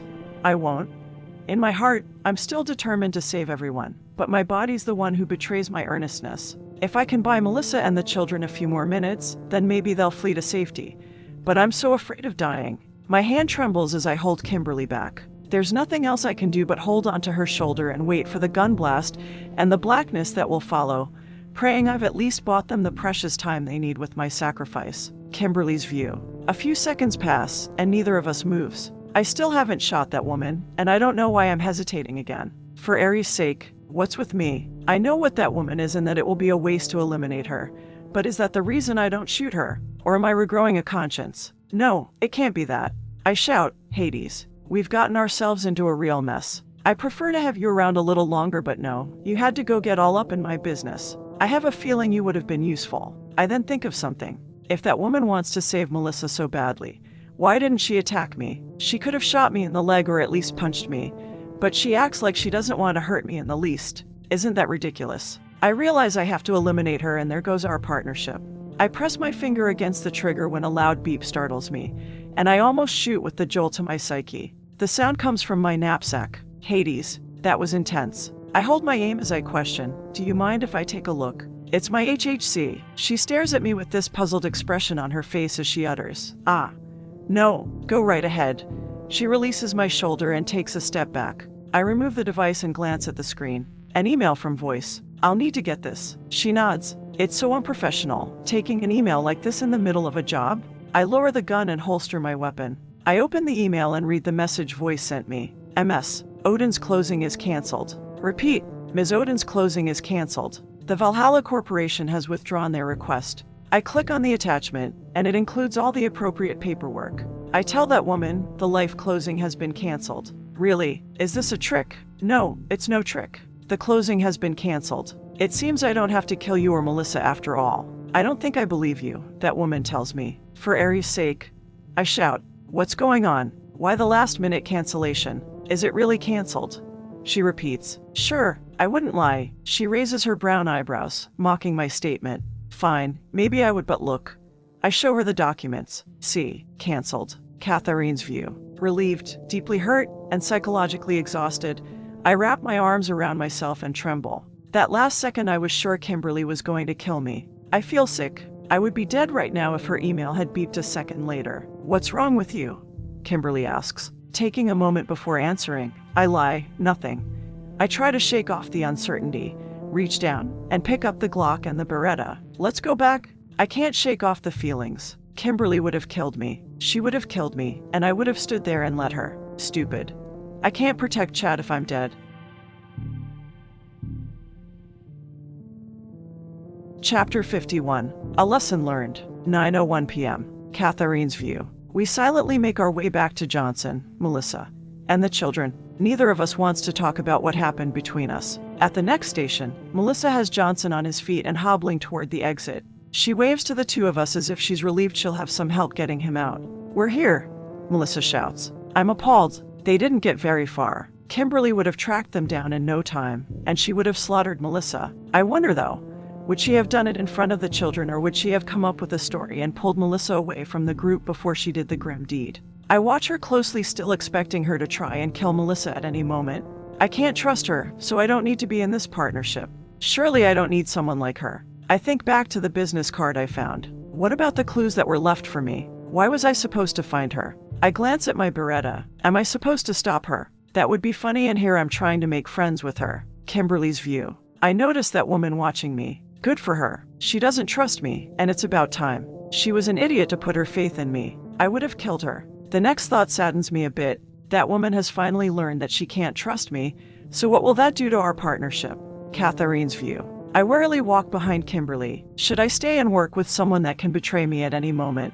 I pause, take one last look at the second subway station, and think of the two dead bodyguards. So much death, and for what? Melissa's closing was cancelled. So why did Andrews and Daniels have to die? I don't know. It all seems so senseless, but at least the children won't have to see their bodies. We will be leaving by this station's stairs instead of the others. End Catherine's view. With Melissa's help, Johnson hobbled his way out of the subway and to a locked fence. Kim shot the lock, and the group proceeded to the street. They saw no sign of Nikolai or Natasha. On the next block, the safe house burned, and by then, fire crews worked on putting out the blaze. A Noir civil police force car drove down the street and stopped at the curb before the haggard group. You folks okay? The male officer asked. Johnson released Melissa, hopped a few feet to the car's door, and leaned on it. I work for the ISIS Corporation. I'm a bodyguard, and two closers tried to take out my client. He motioned behind himself. 2 of my men are dead. They're down in the subway. And the closers? The officer asked. Gone, Johnson answered. They're gone. The officer nodded. Well, let's get you folks some help. 9:59 p.m. Hellenistic Sector, Residential Vicinage, Nexus Apartments, Kimberly's View. Welcome back, Ms. Griffin and Kat, Henry the security guard says as we walk through the glass front doors. A taxi dropped us off out front. It's good to be back, Henry. I tell him as I glance back at that woman who comes moping in. A very trying day today. She nods to the security officer. That's too bad, Henry replies. May your night be better. Thanks, I reply as I enter the elevator first. That woman slowly follows. And then the cab doors close. I consider the events of the past several days. Voice sent the Raven and the Wolf from Russia before he gave me the Topa closing. So why is Voice so worried about someone knowing my identity as the Phoenix? Why did Voice question whether or not I had taken care of said person if I was to be closed? Did Voice believe the closing would be canceled, and if so, is Voice even the one who issued it? Or did someone else call for my termination, and why? Am I still in danger? Will I be like that woman? Will I be hunted until I'm killed? The cab doors open, and I walk toward apartment H. A man enters the apartment next to mine as we walk by, and then he pauses, comes back out, and greets us. Hello? That woman's holding her ribs as she says, Hey, Zach's wasn't it? He nods, and then he questions, Are you all right? You look like you were in a fight. That woman starts. Racquetball accident, I interrupt. We play a mean game. Oh, well, you better let a doctor take a look at that. Zax walks back into his apartment, and the door slides shut behind him. Who's that guy? I ask. A new neighbor. I met him several days ago. He seems nice. Nice, I repeat as I chuckle. And then I say, You do know you're not supposed to trust strangers. She glares at me as she replies, According to you, I'm not supposed to trust anyone. Oh, I'm shocked at first by her comment. That's right. Trust will only get you killed. That woman doesn't respond to my remark, so I look at apartment G and consider the man we just met. This is weird now that I think of it. I've never seen any of the other residents since I moved to Nexus 2 years ago. I always thought it was because of my odd hours. We walk to apartment H and go in. Catherine's View. Mentally and physically weary, I move onto the couch, drop my backpack beside it, and sit. I stare at the TV for a few seconds, then remove my Ravlek vest and jacket, and drop them to the floor. I lift my shirt and examine my bruised ribs. On the taxi ride over, I listened to the music box, went into the drifting time, and allowed my body to heal. A few marks remain. I pull my shirt back down and examine my shoulder. I need to listen to Unfinished Melody a few more hours, and then I'll be fine. I lie back. I don't think I can do this. I don't think I can be partners with Kimberly anymore. I glance at her reflection in the TV. I don't trust her, so what am I doing here? Can I really accomplish my goals with someone I'm afraid will betray me? No, this isn't going to work. Kimberly's View. I pause in the kitchen, trying to think of something to say to that woman, but I can't think of one thing. So I go to my bedroom. I'm going to take a bath. I take my time, and after about an hour, I walk out wearing a bathrobe and a towel wrapped around my head. The doorbell rings. I glance at the woman who's fast asleep on the couch listening to the music box, and then I question, Axe, who's at the door? One moment, Ms. Griffin, the apartment computer system replies, and then a few seconds later, it says it is Mark from the security desk. He has 2 messages. Tell him to leave them at the door. At once, Axe replies, and after a few minutes, Axe states he has left. I make my way to the front door and press the button, and the door slides open. One message is for me and the other is for that woman. I place her message on the kitchen counter, open mine, and read it. Kimberly, if you could please stop by my office tonight. There's something I would like to discuss with you. Signed, Father. What does he want? Is it another attempt to bond with me?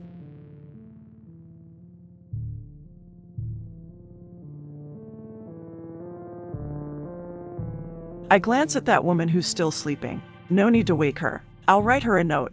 I finish writing the note and head out. 45 minutes later, Catherine's View. I wake, sit up, and close the music box. I lift my shirt and check my bruised ribs, and they've healed. I lean back and notice the apartment's quiet. Kimberly? She doesn't answer. Kimberly? I check the apartment, find the note and message on the counter, and read the note. I had to go out for a while. Mark delivered a message for you. It's on the counter. If you get hungry, call down to the security desk, and they can order a pizza for you and charge it to the apartment. Signed, Kim. I pick up the message that's addressed to me, surprised that Kimberly's worried whether or not I am hungry. I don't know if I want to work with someone like her, someone who only sees the dark side of things. I open the message and read, "Dear Ms. Cat, I thought about our discussion and would like to talk with you more about organic mecha at your convenience. Come anytime, day or night. The Genesis Arboretum security will let you in. Signed, Adam Greenhouse." I place the message on the counter. Should I wait for Kimberly to come back? No, Adam didn't necessarily say she had to come anyway. I feel the emptiness of the apartment. I don't know when Kimberly will return, and this could be important. It could shine some light on my past or maybe on Teresa's murder. I decide I'll go and see why Adam wants to speak with me, and it'll give me some time to think about trust. Can my partnership with Kimberly work without it?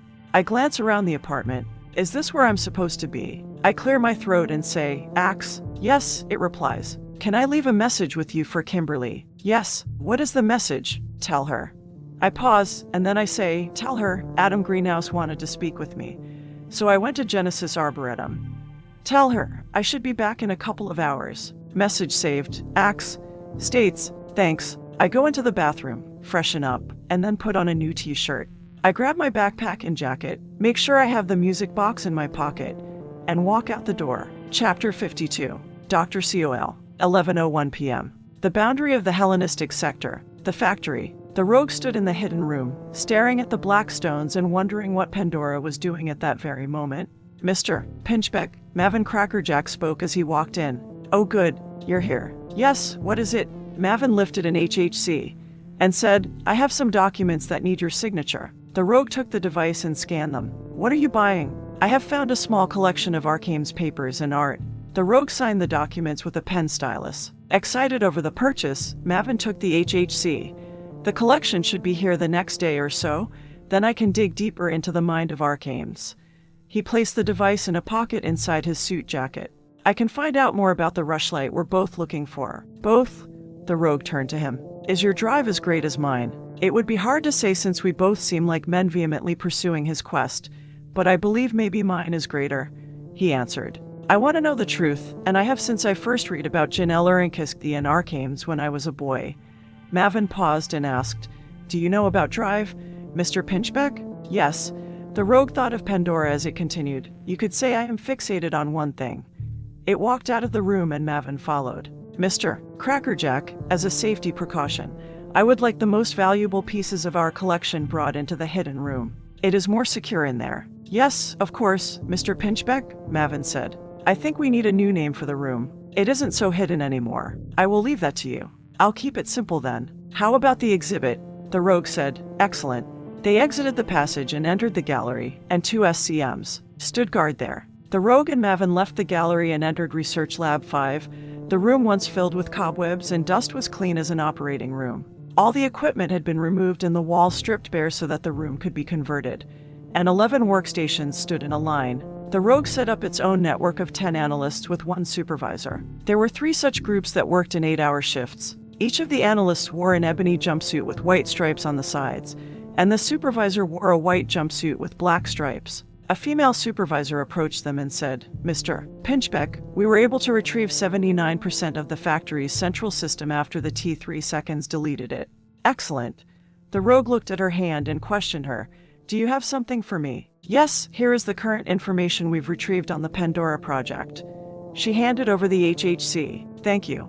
The rogue paused, scanned the information, and continued toward the exit. "Fascinating. I will go over this in my office."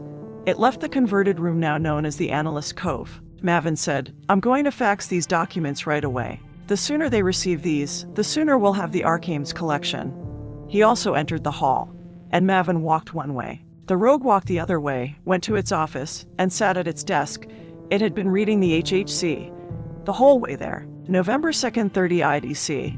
Journal entry for Tech 112. I have begun experimentations on biomechas with the Dr. Col in room B10-104. The first test was disastrous. The K-99 unit went rogue and killed 2 techs. I suggested canceling the experiment, but the factory hierarchy instructed us to continue. The rogue's view. I paused from reading. The Dr. Col could have something to do with why I disobeyed my orders and went rogue. I read on, November 29th, 30 IDC. Journal entry for Tech 112. The Dr. Col experimentations continue. I have requested more oil from the Minotaur refinery. The last batch of Dr. C oil exploded in an accident in one of the loading bays. The new shipment will be here shortly. The experiment's on hold until then. May 1831 IDC. Journal entry for Tech 112. The latest tests with Dr. C oil have been successful. The K99 seconds and arachnoids functions have increased by 50%. I believe the oil is ready to be tested on the factory's new line of biomecha. They're called the Unmen. I examine my hand. This could mean the Dr. C oil is coursing through my artificial veins and may be why I am the way I am. I have to know either way, so I will go to this Minotaur refinery and find out more about the oil. And I will have the analyst Cove dig up the rest of the files on Dr. C oil. While I am gone, I will get to the bottom of this. Chapter 53, Tex and the Operative. The Sanctum, 11:04 p.m. Maxwell and Peters hung out in their small room, consisting of a couch, flat-screen TV, 2 beds, and a small bathroom. Maxwell sat on the couch, playing a video game called Corporate Acquisition. His thumbs flew across the wireless game controller as his player killed SCM. After SCM, Peters lay on his bed, looking at magazines. He sat up, turned a magazine sideways, and stared at a flip-down poster and whistled. Look at the headlights on her. Maxwell turned, seeing the latest model of the VX Corvette with 6 knock lambent headlights. He shrugged and turned back to his game. Yeah, nice. Maxwell shouted at his player.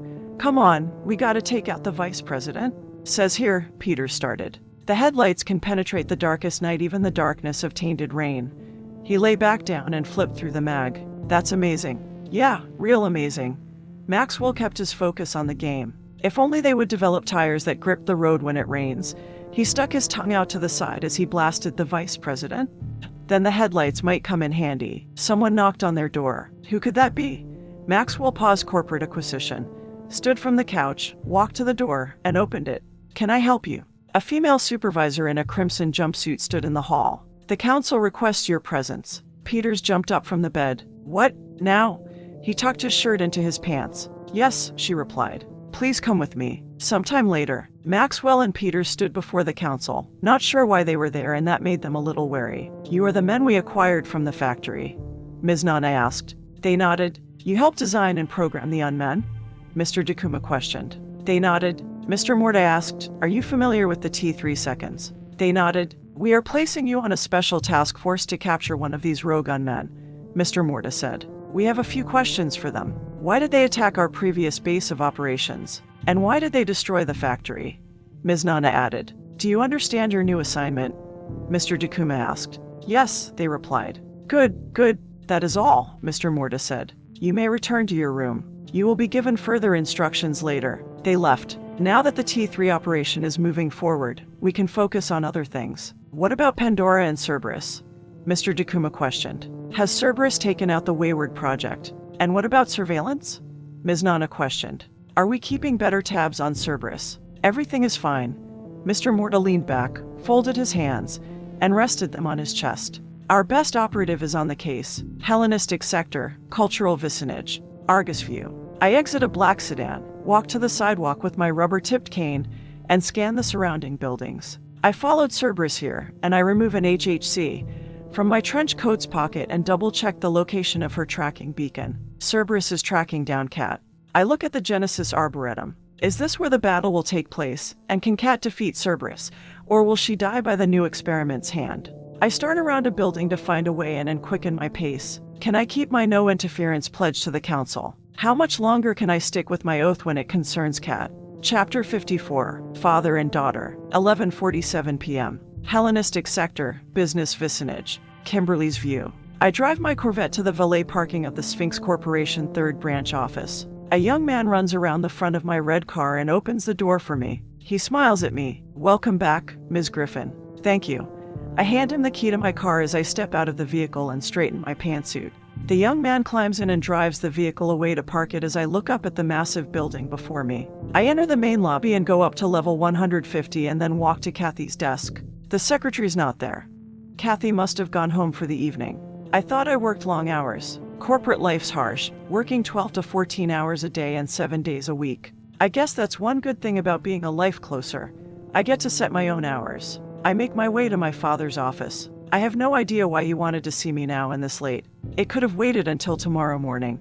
I knock on the door, but no one replies, and after about a minute, I walk back to Kathy's desk. pick up a pad, and start to write a message. "Good evening," a male voice says from behind me. I turn and see the head of security. "Orthos, isn't it?" "Yes." He bows his head in greeting. "Are you here to see the chairman?" "I am," I answer. "But since you're here, my father said I could speak to you about my mom." He nods his head several times. "Yes, a terrible case. One I inherited. I'll be happy to go over the file with you. Call my secretary, and she'll set up a meeting." "Thank you." "Have you seen my father?" "No. For now, follow me." He starts down the hall toward the office. The chairman called and told me he would be stepping out for a few minutes and that he would be right back. Orthos pats the folders under his left arm. "I came to deliver these for the chairman." We enter my father's office, and Orthos walks around to the front of the desk, lays the folders down, and opens the top one. He grins and looks at me and then wipes the smile from his face. "The chairman won't mind if you wait for him here. I'm going back to my office." Orthos pauses at the door. "Do tell him I brought him more folders courtesy of the second branch office." Orthos view. I open the door, leave, and then I dial a number. "The vice president, please." I pause and wait. "Kimberly Griffin is here, and as per your instructions, I laid the latest files on the chairman's desk in front of her."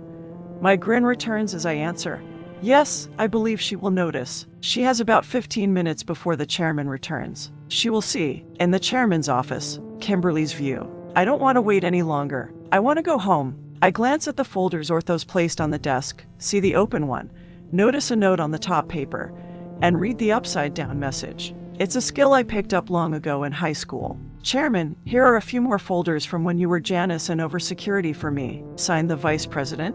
I gasp. Janice is my father. I pick up the folders, turn them around, and skim through them, and see that they're reports from Janice. I collapse back in my chair. My father can't be the Janice I'm after, but if he is, that would mean he ordered my mom's death or killed her himself. I close the folder, turn it back around, and place it on the desk. I pause, contemplating if I should put it back as I found it, decide to do so, and open the top folder, exposing the note. I lose the cool demeanor of a closer. My father can't be Janice, and he couldn't have killed my mom. It's a lie. Teresa was his wife, and he wouldn't have hurt her. The door opens, and my father walks in, reading over an HHC. He doesn't notice me when he first walks in. He peers up from the HHC, and pauses halfway in. "Kimberly, I didn't know you were here." I stand, searching his face for the answers to my grim questions. Is he Janice? Did he kill my mom? This is so unexpected. "Have you been here long?" He questions me as he walks over to me and kisses me on my cheek. I recoil from his touch, so he steps back and must be puzzled by my more than usual coldness. And he questions me, "What's wrong?" I answer calmly as I eye him with disdain, "Nothing." He looks at me for a few more seconds, then goes to his desk and asks, "What do I owe the pleasure of your visit? Today makes it 3 times this month." "What do you mean?"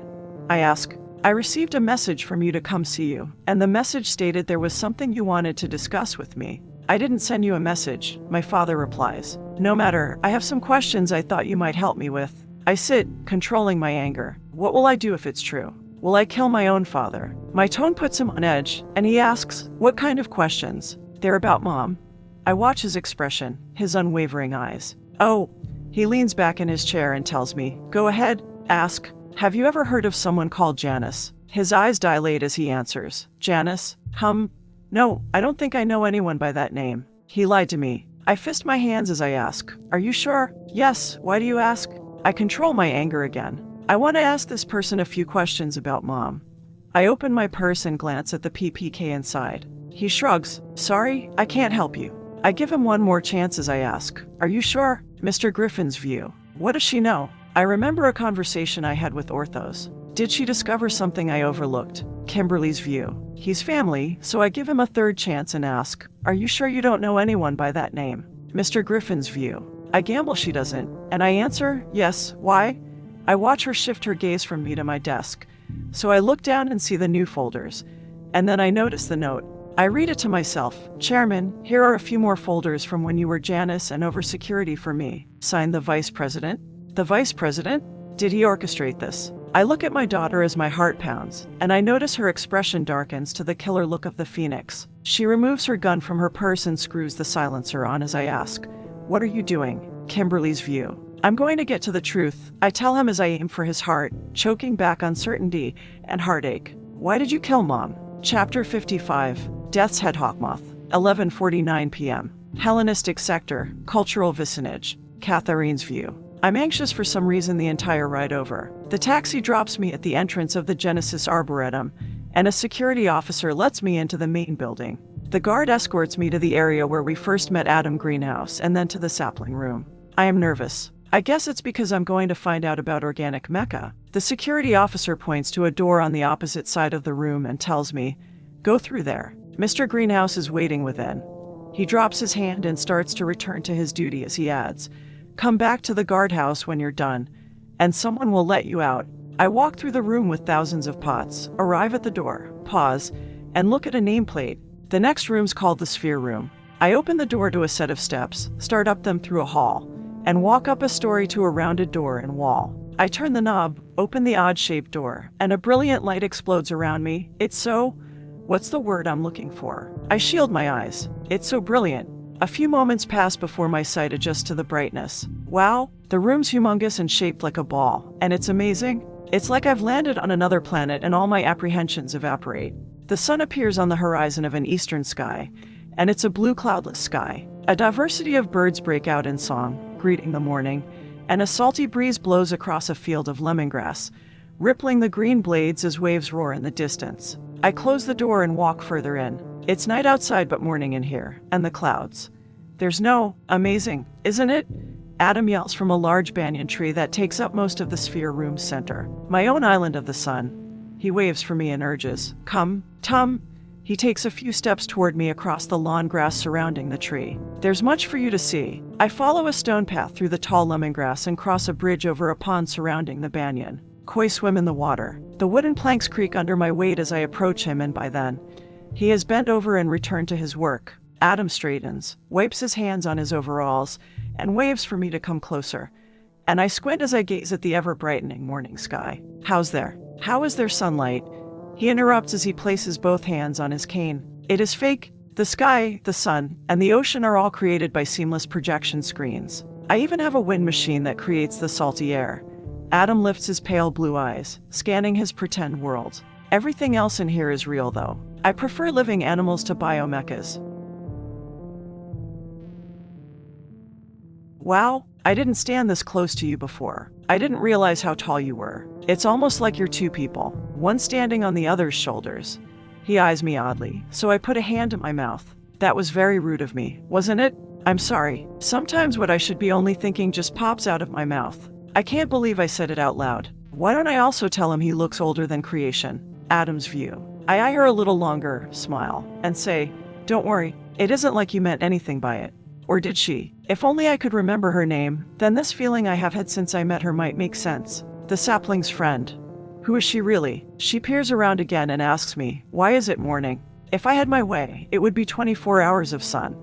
But the animals behave much better with at least a little night cycle. 5 hours to be precise. I cough, pull a red handkerchief out of my pocket, wipe my mouth, and throw the handkerchief in a trash. That's why it's morning here instead of night, because the day cycle is different than the outside world. Catherine's view. Oh, I say as I regard the kind old face of the man. He reminds me of someone, and I want to wrap my arms around him and give him a big hug. I get the impression of a grandfather figure, but that's it. The person in my mind has no face or name. I frown, a little frustrated, and shift my thoughts elsewhere. My anxiousness returns. He's going to tell me about organic mecha, and I might find out that I'm one of them. I turn my gaze down to my feet. I don't feel like something created like the unmen. Adam's view. I notice her gloomy demeanor as I tell her, "Come over here, and I will show you something." It's a hobby of mine. I begin to show her several different flowers that grow in the Sphere Room, and their sweet fragrances fill the air as I motion to a plant with dark green oval foliage with pointed tips and reddish-orange trumpet-shaped flowers. This is an ocean honeysuckle. I point to a light green plant with tiny red and white flowers. This is a brickberry. I bend over and touch the leaves of another plant with blue-green foliage and purple flowers. And this one's a veranda. I step to the side so she can see, and look very closely here. I point to a little green dot the size of a pea. This is a moth's egg. The female lays a single one, and when the larvae hatches, it feeds on the plant. I straighten. "Come." I move over to a wooden box cage and open it, and inside, hundreds of winged bugs crawl over each other. These are ready for shipment. You see, I raise the death's head hawk moth. I remove a bug, careful not to let any of the others out, and close the lid. The insect emits loud squeaks as I firmly hold it but gently, trying to keep the adult moth from flying away. They make this sound every time I handle them. It's kind of like having a pet mouse. She looks at the moth with a skull pattern on its back, almost like a child seeing a bug for the first time. I expect her to squeal or lurch back, but Cat seems very interested in the moth. I open the cage and return the moth. Their Latin name is Acrontia atropos, and according to Arcames. Arcames? Cat interrupts me. You don't know that name. I search her face and still see the child in her. A curious child, but there is something else in those eyes that give me worry. Interested in history. She nods, so I continue. Arcames was a philosopher and entomologist among other things who lived about 500 years ago. He was a genius ahead of his time. Oh, didn't know. He was a very remarkable man. He's one of the reasons I entered the fields of science that I did. I walk over to a workbench covered with pots and garden tools. It's a bench like the one in the sapling room. I open a drawer and remove a new handkerchief and place it in my pocket. Now where was I? According to Arcames. She says, let me see if I can remember what he said. Yes, the moth's Latin name Acrontia atropos. I clear my throat. Arcames said Atropos was one of 3 sisters of the Fates and a daughter of Nyx. Catharine's view. Daughter of Nyx. The file I found mentioned the children of Nyx in relation to organic mecha. So the moth might have something to do with organic mecha. Adam continues, Atropos was depicted with a shrouded face and a pair of scissors to cut the thread of life like the design on the moth, and it has a thoracic pattern of a mask with scissors below it. It is a foreboding but unwarranted image. He nods as if pleased with himself. My memory hasn't failed me completely. I glance at the flowers, then turn to him and ask him, what do the adults eat? The adult moth raids beehives for honey. He grins like a doting parent. They have quite a sweet tooth. He makes his way to the bridge and walks to its center. Time to feed the fishes. I put my hand to one of the banyan roots that runs down from a branch and look up at the enormousness of the tree. I hope there's more to our meeting than just talking about bugs. I join him and ask, do you sell them to zoos? Yes. He reaches into his pocket, removing food. Some of them go to zoos, others to researchers, and some of them I keep to study myself. Adam tosses the pellets into the water, and the white, gold, and dark-colored fishes swim to the surface and gulp down the food. He turns to me as if I'm one of his grandchildren. Would you like to feed them? I nod, hoping he would ask and take the pellets as he drops them into my outstretched palm. I scatter a few at a time into the water and watch the koi feast. Mr. Greenhouse. Yes, in your note, you said you would talk with me about organic mecha. I say as I drop the last of the pellets. That I did. I wipe my hands on my pants and state, I would really like to hear about them. Let's go inside, and I'll make some coffee. I follow him through a maze of roots that run from the ground to branches high above, and then I follow him to the center. An opening stands there in wooden spiral stairs that remind me of a centipede twisting its body around a branch as it crawls. Are within and at the top, the stairs empty into a large open room. The smell of cedar fills the air. In the center of the room, there's a large table with a single file folder on its top, and at the opposite end of the treehouse, there's a balcony with a wooden railing that looks over Adam's domain. I walk out to the balcony, scanning the small world as I exclaim, the tree your house is built in is amazing. A salty breeze blows through my hair, conjuring an image of a white sandy beach sparkling under the sun that I'm running barefoot across. The image, or maybe it's a memory, brings a smile to my face, and I ask, what kind of tree is it? The tree itself isn't real, but it is modeled after an Indian banyan. Adam answers as he strolls out to the balcony beside me. It is also known as the strangler fig. The strangler fig? I peer up at the long branches stretched overhead. What an ominous name for something so beautiful. I ask him, why is that? Adam's view. Banyans are a subgenus of tropical figs, and they have an unusual growth habit. I grab hold of a section of railing, notice it's loose, move to another section, and grip the railing there. They usually start life as a seedling on another tree where a fig-eating bird has deposited the seed. The roots descend over the trunk of the host, seeking out the soil below, and once they have rooted into the dirt, the fig roots rapidly thicken and lignify. I look at the mock ocean in the distance, hearing the waves crash against the shore. Where the banyan roots cross each other, they fuse, creating a lattice around the host trunk. The banyan competes with the host for light, water, and nutrients, and with its roots, it prevents the host trunk from growing. Eventually, the host dies and rots away, leaving the fig self-supporting as an ordinary tree but with a tubular lattice of lignified roots instead of a single trunk. So the tree uses another to survive, then kills it. I nod. Everything in nature kills in one form or another to survive, down to the cows that eat grass. I don't know about that. You are still young, I say. A sapling. No, you aren't a sapling. What is it? What is the name that I'm searching for that belongs to you? Cat shrugs as if she doesn't understand the significance of what I am trying to ask. I say, no matter, it will come to me later. I start back in as I question her. Would you like some African coffee? Maybe I shouldn't? For some reason, I keep thinking I shouldn't have coffee. So water or juice will do. Water it is. If you don't mind, I will still have some coffee. Not at all. Go right ahead. Catherine's view. Adam goes into an open country kitchen, removes filters and coffee grounds, and preps the machine. I move to the large wooden table and sit in a chair, eyeing the file folder, and after a few minutes, I begin about the organic mechas. He grabs 2 metal mugs from the cupboard. What's your interest in them? He places them on the counter and grabs some sugar. I think about his question and answer. Can they pass as human? Yes, they can. He places 3 teaspoons of the white granules in his mug as he questions me. Would you like a slice of lemon in your water? Yes, please. I fidget for a few moments as quiet settles in the treehouse. The coffee machine perks, and the strong African scent fills the area as I watch Adam grab a lemon from a hanging metal mesh basket and slice it. He places one of the slices in my mug and runs water from the tap into it. I ask him, Mr. Greenhouse, is there any way to tell if someone's an organic mecha? Please, call me Adam, and as for your question, I'm not sure what you mean. The 2-cup machine finishes dripping as I question. Are there any signs like a barcode on the back of their neck, or maybe they can't shed tears? No, Adam replies as he shakes his head. No markings, and their eyes have adequate tear ducts. He pours the steaming dark brew into his mug. It's very hard to tell if they are an organic mecha, but there is one way. He walks over with his cane and hands me the mug of water. I take it and breathe in the scent of fresh lemon. Thank you. You're welcome. He goes back to the counter for his coffee and returns to the table. There's a way to tell, and my heart rapidly beats as I anxiously wait to find out.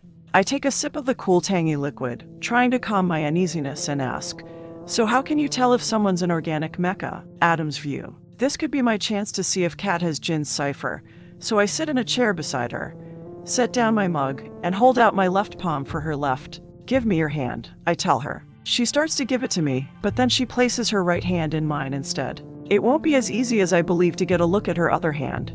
I wipe my rough thumb over the lines of her palm and over the minute pattern grooves of her fingers. Organic mechas have no fingerprints. They have no lines or markings whatsoever on their hands. I designed them that way. Catherine's view. I breathe a sigh of relief and let slip out, so I'm not one. Not one. Adam chuckles. You thought you might be an organic mecha. My dear, I could have told you earlier that you were not. My memory isn't what it used to be, but I would recognize one of my precious children. He asks, why would you think you were one of my cria? He pauses and questions, why in all the sciences would you think you were an organic mecha? I shrink from his question. Few people know what I am. It's safer that way. It's safer, but he might know of my project and have information on Pandora. He might even know who I was before I became the Pandora Project. I nod slightly, deciding I'll tell him, so I remove the music box from my pocket, hold it in my left hand, and start. I thought I might be because a female voice interrupts me. When are you going to get an elevator for this place? You're old. Don't you get tired of walking up and down these stairs, Mr. Greenhouse? Me and Adam turn, seeing Stephanie as she strolls into the main living area. Stephanie appears to be a little agitated and specks of sweat cover her forehead. She takes a moment to catch her breath as if she has run up 100 flights of stairs. Like I said, you're old. Maybe you should. Hey, Stephanie yells as she looks right at me and points like I stole her chocolate bar from her, and I'm eating it. There you are. She puts her hands on her hips and scolds. I've been looking all over Noir for you. Where have you been? Stephanie glances around the treehouse. Surely you haven't been here the whole time. Mr. Greenhouse, have you been hiding her from me? She shakes her head. I guess that doesn't matter now. She cracks her knuckles. It's time I completed my assignment. Chapter 56. Reports and Files. 11:51 p.m. Hellenistic Sector, Unknown Vicinage. The Sanctum. 2 chamber supervisors walked the line of workstations to keep up with the increased activity, and one of the supervisors approached the council. They talked among themselves, so the supervisor cleared his throat. Yes? Mr. Morta asked. We have received the report from the SCM. Team we sent into Etna Toys Distribution Station Bravo. Good, Mr. Morta stated. What does it say? The SCM. Guarding the back was gel tasered, but he is fine, and the dozen K-99 seconds guarding the building were destroyed. I see, Pandora, Mr. Dakuma said. It must have been Pandora. What was it doing at that Etna? Ms. Nana asked, turned to the supervisor, and questioned, could the SCMs tell how far the intruder? It was definitely two, the supervisor interrupted. The SCMs were able to download data from a few of the K99 seconds. There were two intruders and both of them were female. One of them has been confirmed as Pandora. Like I said, Pandora was there. Mr. Dakuma spoke and then asked, could the soldiers tell how far they reached? Yes, we know they accessed the cavern through the hand scanners. The SCMs believe they climbed the first cavern's walls. Data retrieved from the K99 seconds confirms that they engaged them on the second floor, but only the K99 seconds activated the elevator. Mr. Dakuma questioned, what about the rooms up there? Before answering that, I would like to know, Ms. Nana interrupted. Do we have an ID on the second woman? Yes, we acquired it by using facial recognition software. The supervisor looked at his HHC and then answered, she is Ms. Kimberly Griffin, the chairman's daughter. Mr. Morta said, surprised to hear of her involvement. What is she doing with Pandora? He rubbed his chin as he muttered, very interesting. The supervisor turned to the other male member of the council and stated, as for Mr. Dakuma's question, the door to the filing cabinet room was knocked in and the books in the secret room were searched and thrown to the floor. There's a note on the report. The supervisor paused, retrieving the attachment, and then he spoke. The SCMs found one filing cabinet in the secret room, and it was empty. Ms. Nana asked, what about Jin's cipher that was used to access the caverns? Which one of them possesses it? And once we find out, what are we going to do about it? Mr. Morta stated, very interesting question. What should we do about it indeed? Zax turned his van down an alley beside Dad's Donuts, activated an automated garage door, and pulled into the Maydag auto garage. He turned off the engine, plunging the area into silence. The place was empty. Zax opened the van's squeaky door, shut it, and glanced around the grease monkey pit. I hate this place at night. He went to the second storage room, unlocked the door with a key, and went in. It's kinda creepy when you're the only one here.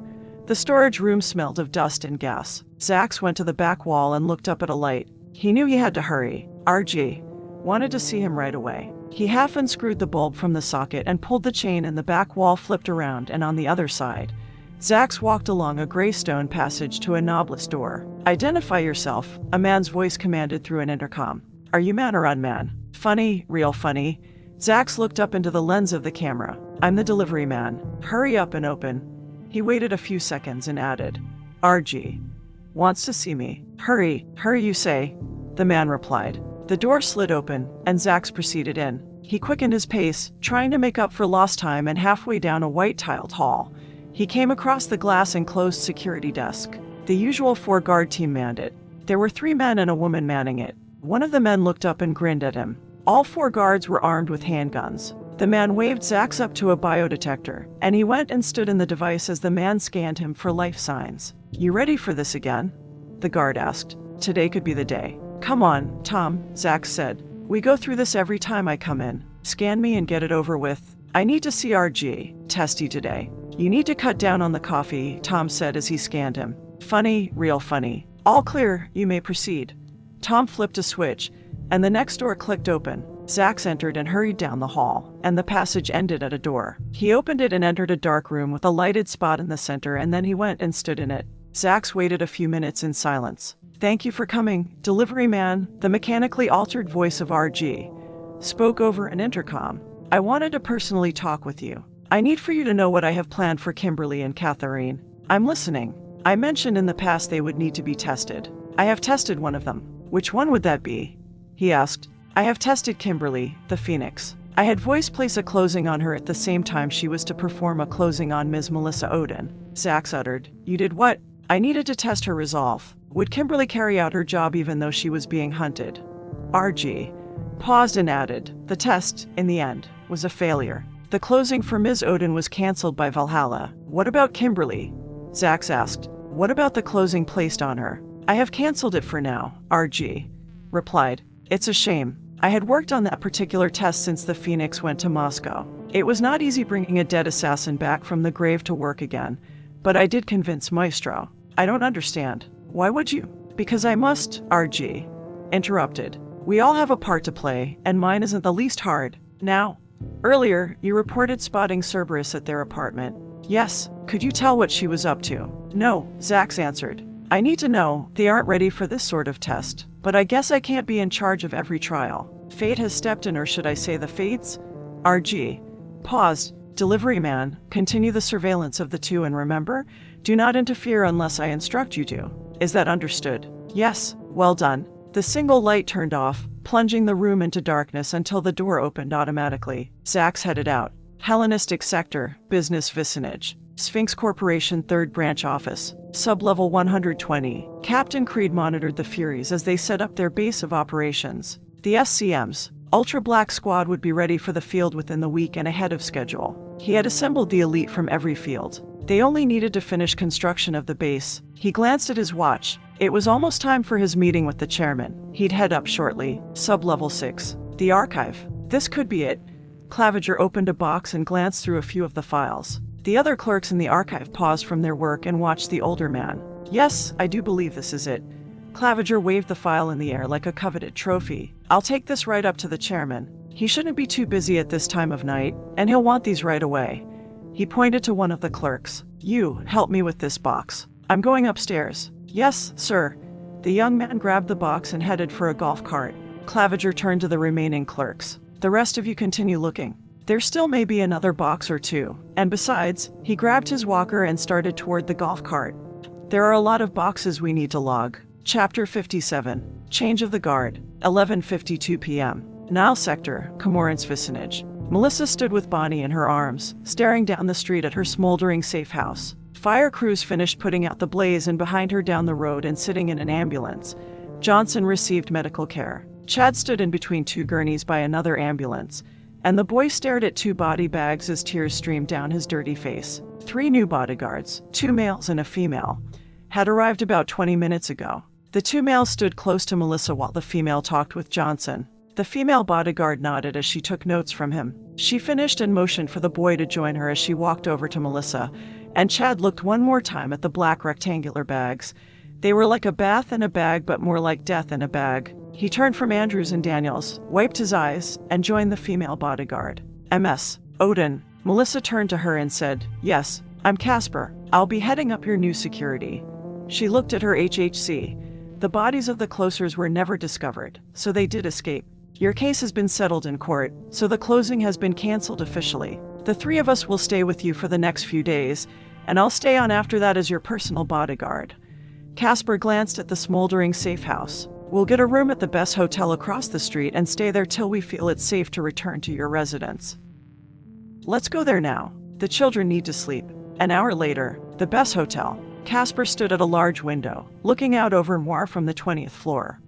She pulled the curtains closed and moved to the couch. The suite was large and there was room enough for the family and the 3 bodyguards. Melissa went off to her own room after putting the children to bed and lay down on the large mattress. She couldn't believe the whole mess was over the formula SunnaSnap she created for the Valhalla Corporation. She developed a completely different formula for ISIS, and as the courts decided, it had no similarities with SunnaSnap's. She rolled on her side. She had found out her brother's death was because of the drug. She also learned a man named Topa, employed by the Valhalla Corporation, hired an illicit closer to kill him. He had him killed because Norman tried to stop the sale of SunnaSnaps on Wayfaring Lane. Tears ran down her face. It was the reason she couldn't bear to take her brother's Bible that Kat offered her. She felt guilty because she was the one who created SunnaSnaps, and now her brother was dead because of them. Chapter 58. Prelude to Book 3. Cerberus vs. Pandora. 11:55 p.m. Hellenistic Sector, Cultural Vicinage. Genesis Arboretum. On the first level of the treehouse, Catharine's view. Cerberus, why are you here? Adam questions angrily. Why have you come to my house? Stephanie answers, I've been sent on a mission. She wears a different smiley face t-shirt, and it had excess for eyes, and its tongue hangs out like a dead dog. I'm beginning to wonder if these t-shirts have some sort of meaning for her. By whom? He asks. By the council, of course. Now, Stephanie hits her fist into her own palm, and it smacks loudly. Like I said, I need to complete my mission. At hearing the dreaded name of the council, I realize Stephanie's not a friend. She was never a friend. I think of Kimberly and how she treats me. I only attract enemies. He questions, why would the council send you here? Why would they send you here after all these years? I can tell that Adam's eyeing her suspiciously, and then he questions her, are you here to kill me? Stephanie laughs in a way that doesn't answer his question, and I wonder if I'm wrong. Crap. She's after Mr. Greenhouse and not me. I won't let her hurt him, not this gentle old man. I stand, looking for my backpack. I left my gun in it.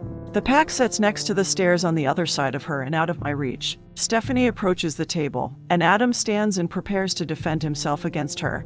So Stephanie laughs, rolling her eyes. Mr. Greenhouse, I'm not here to kill you.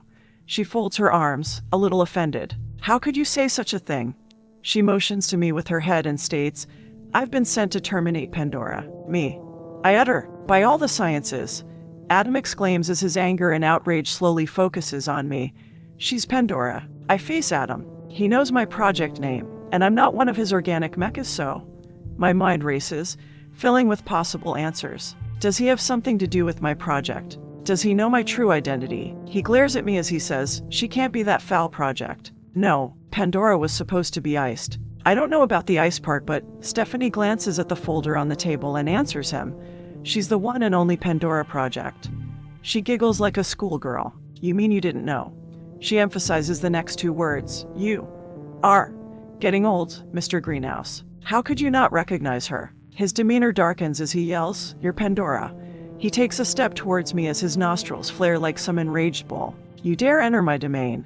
His eyes turn wild like a madness has taken him over. My home? I don't know what's going on, so I take a step back and say, I don't understand. Why are you so angry? You're the one who invited me here. Adam grips his cane and admits, I thought I knew your name when you came with the sapling. He takes another step towards me, but I'm not afraid of him in that instance. He knows my name. He can tell me who I really am. My heart races with apprehension as I ask, Do you know my real name? He glances at Stephanie as if it's a secret, and then he glares at me and rages, I don't understand why the sapling tolerates you. Why does anyone tolerate you? I no longer see the grandfather figure I saw earlier. All I see is this angry man who's standing before me as if I'm some monster he needs to slay. I tell him, Adam, you're scaring me. I look at Stephanie who holds her position, and Stephanie looks amused. I turn back to him and say, Please tell me what's wrong. What has made you so angry? He points his cane at me with this great animosity that's seething from his face. The cane's silver tip glints in the sunlight as if it's a sword and I'm a dragon he'll slay. Adam declares, I should have remembered your name, vile creature. Why didn't I? I have forgotten many things. Some because I wished it and others because of my diminished faculties, but I should have never forgotten you. And now this abomination stands before me. I should have never let you live this long. I should have destroyed you long ago.